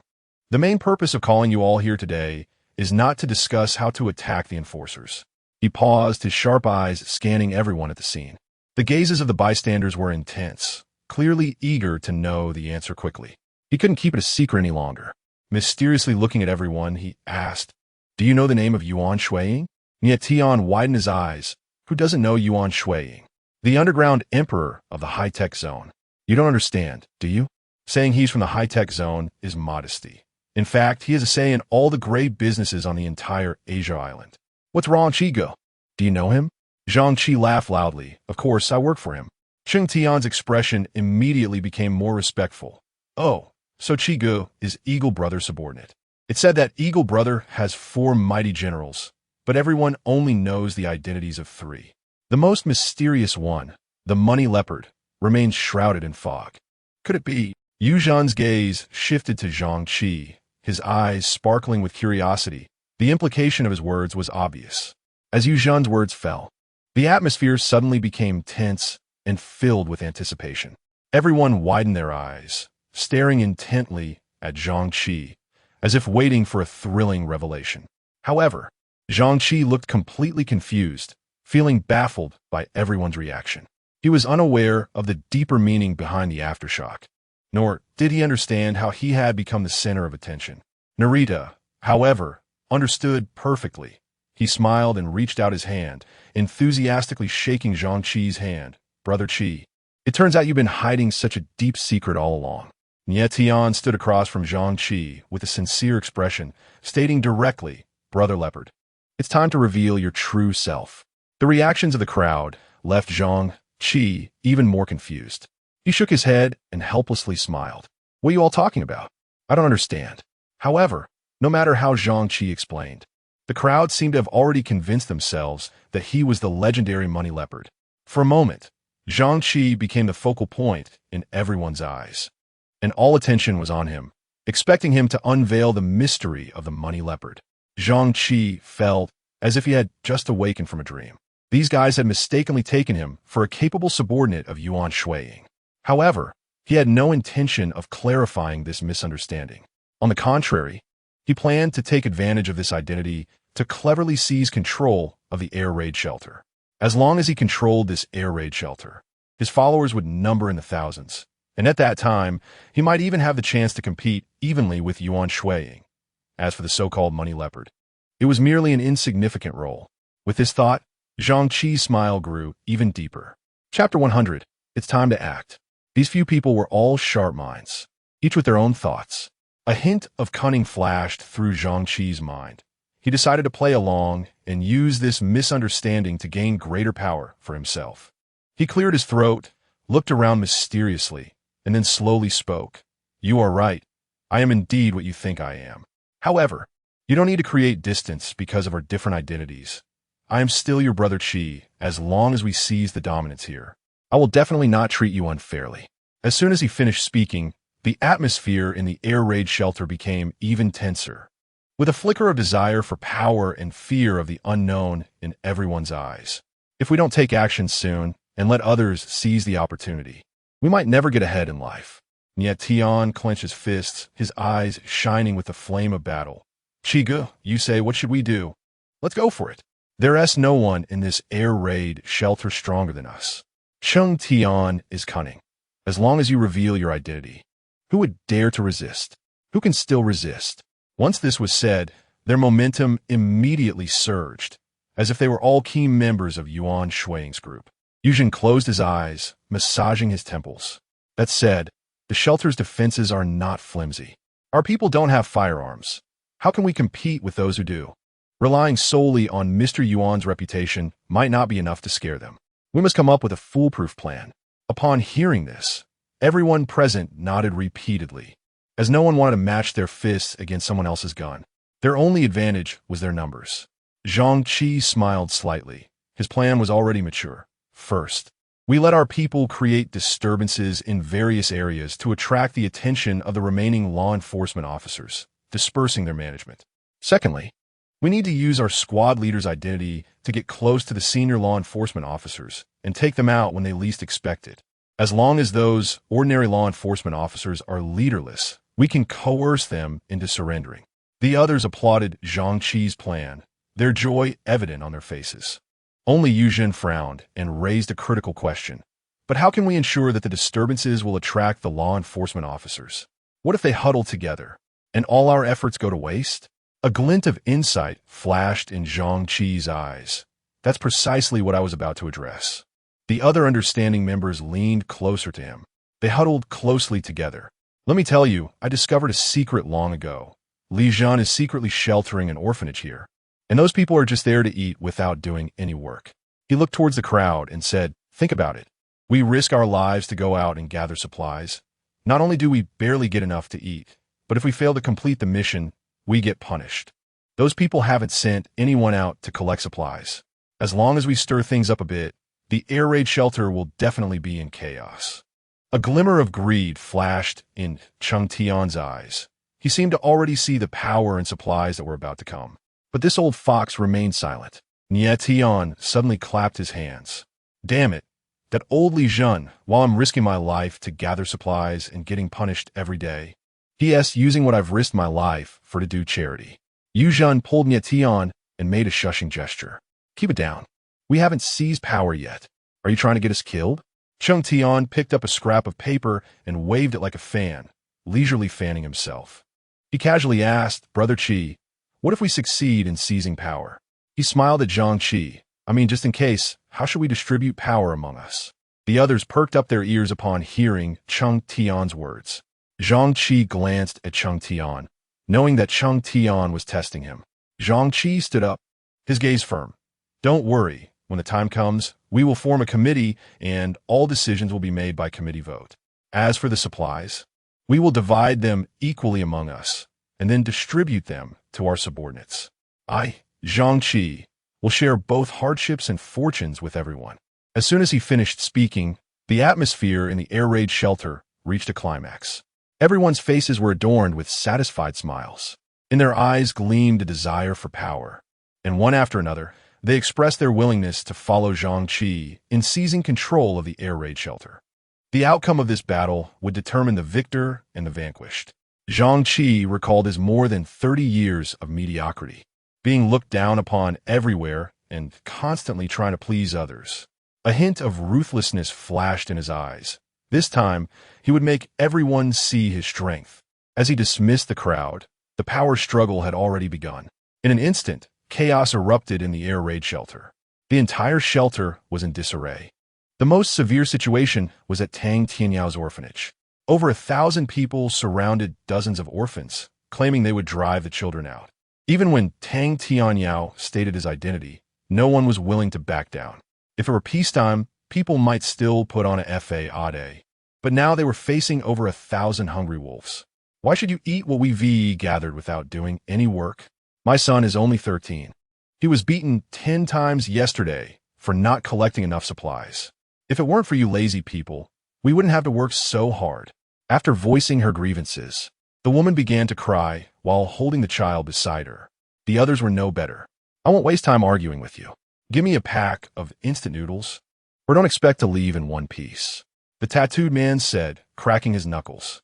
Some people, hearing his words, could no longer contain their desire to seize supplies and directly opened a tent. Inside the tent were several emaciated children, about 2 or 3 years old. They all looked fearfully at the people outside.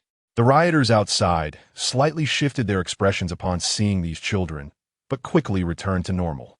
The blonde-haired one came up to stop them, but fists were no match for feet. He was slapped in the face by the tattooed man. These people have escalated from verbal threats to direct attacks. Make way. Make way. Dozens of law enforcement officers squeezed in from the crowd to maintain order. Chapter 101. What right do they have to take away their lives? The outer crowd is almost entirely composed of carefully selected pawns from various regions. Each of them carries the tasks assigned by their respective team leaders, like actors in a meticulously choreographed play.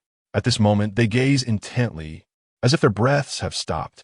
The enforcer has finally stepped into their trap, and their hearts race as if tightly gripped, rising to their throats. They exchanged a knowing glance, filled with anticipation and tension. Success or failure hinged on this moment. They had to be cautious and ensure the smooth execution of their plan. The leader of the enforcers looked at everyone with his usual arrogance. "What are you doing? Don't you want to eat?"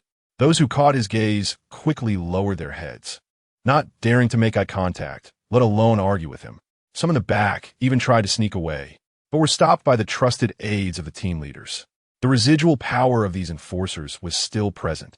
Without a strong leader to appear, this rebellion would be hard to succeed. The tattooed man spat defiantly. "We just want justice." The leader shot him a sidelong glance. "Justice? What kind of justice do you want?" As he spoke, he swung his baton down like rain onto the tattooed man.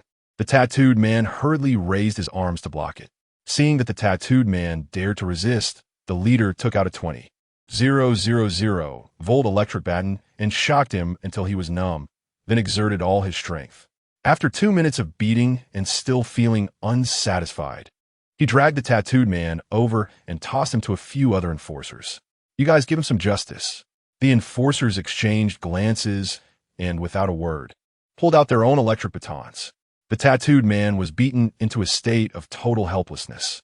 An informant in the crowd sensed something was wrong and rushed to report to Zhang Qi. "What? Dozens of people have subdued you?" Zhang Qi looked incredulous.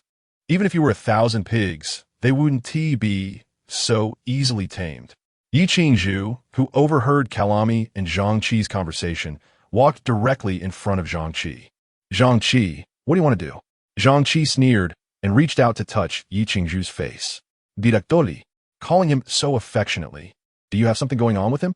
Yi Qingzhu slapped Zhang Qi's face. "Bah, bastard, you're really shameless." Zhang Qi glanced at Yi Qingzhu, rubbing the side of his face that had been hit. All right, I'm a bastard. After today, business is done.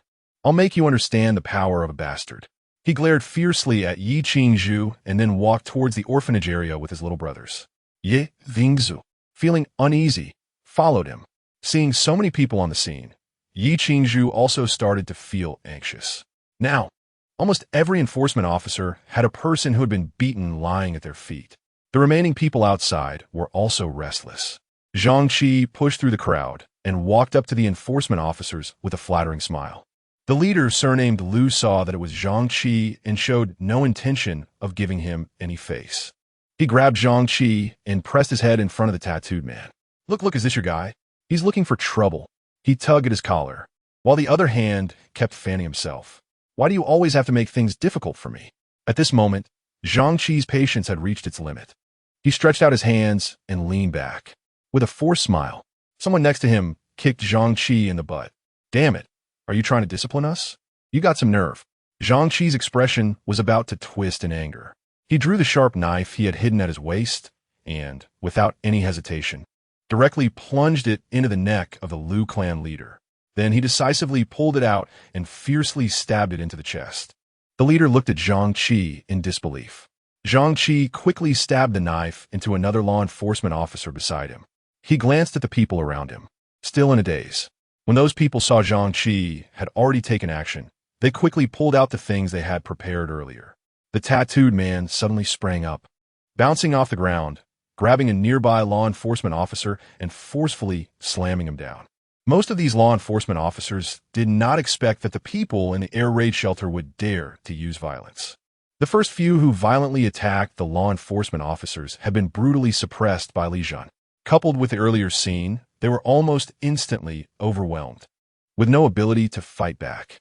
Each law enforcement officer had been stabbed at least hundreds of times. Almost everyone had turned into a sieve. One officer, in his dying moments, pulled out his handgun and fired a shot. He was still hoping that someone would come to save them, but now the entire air raid shelter was filled with such scenes. Yi Qingzhu was stunned by the sight before her. Like the law enforcement officers, she couldn't believe that these people actually dared to rebel.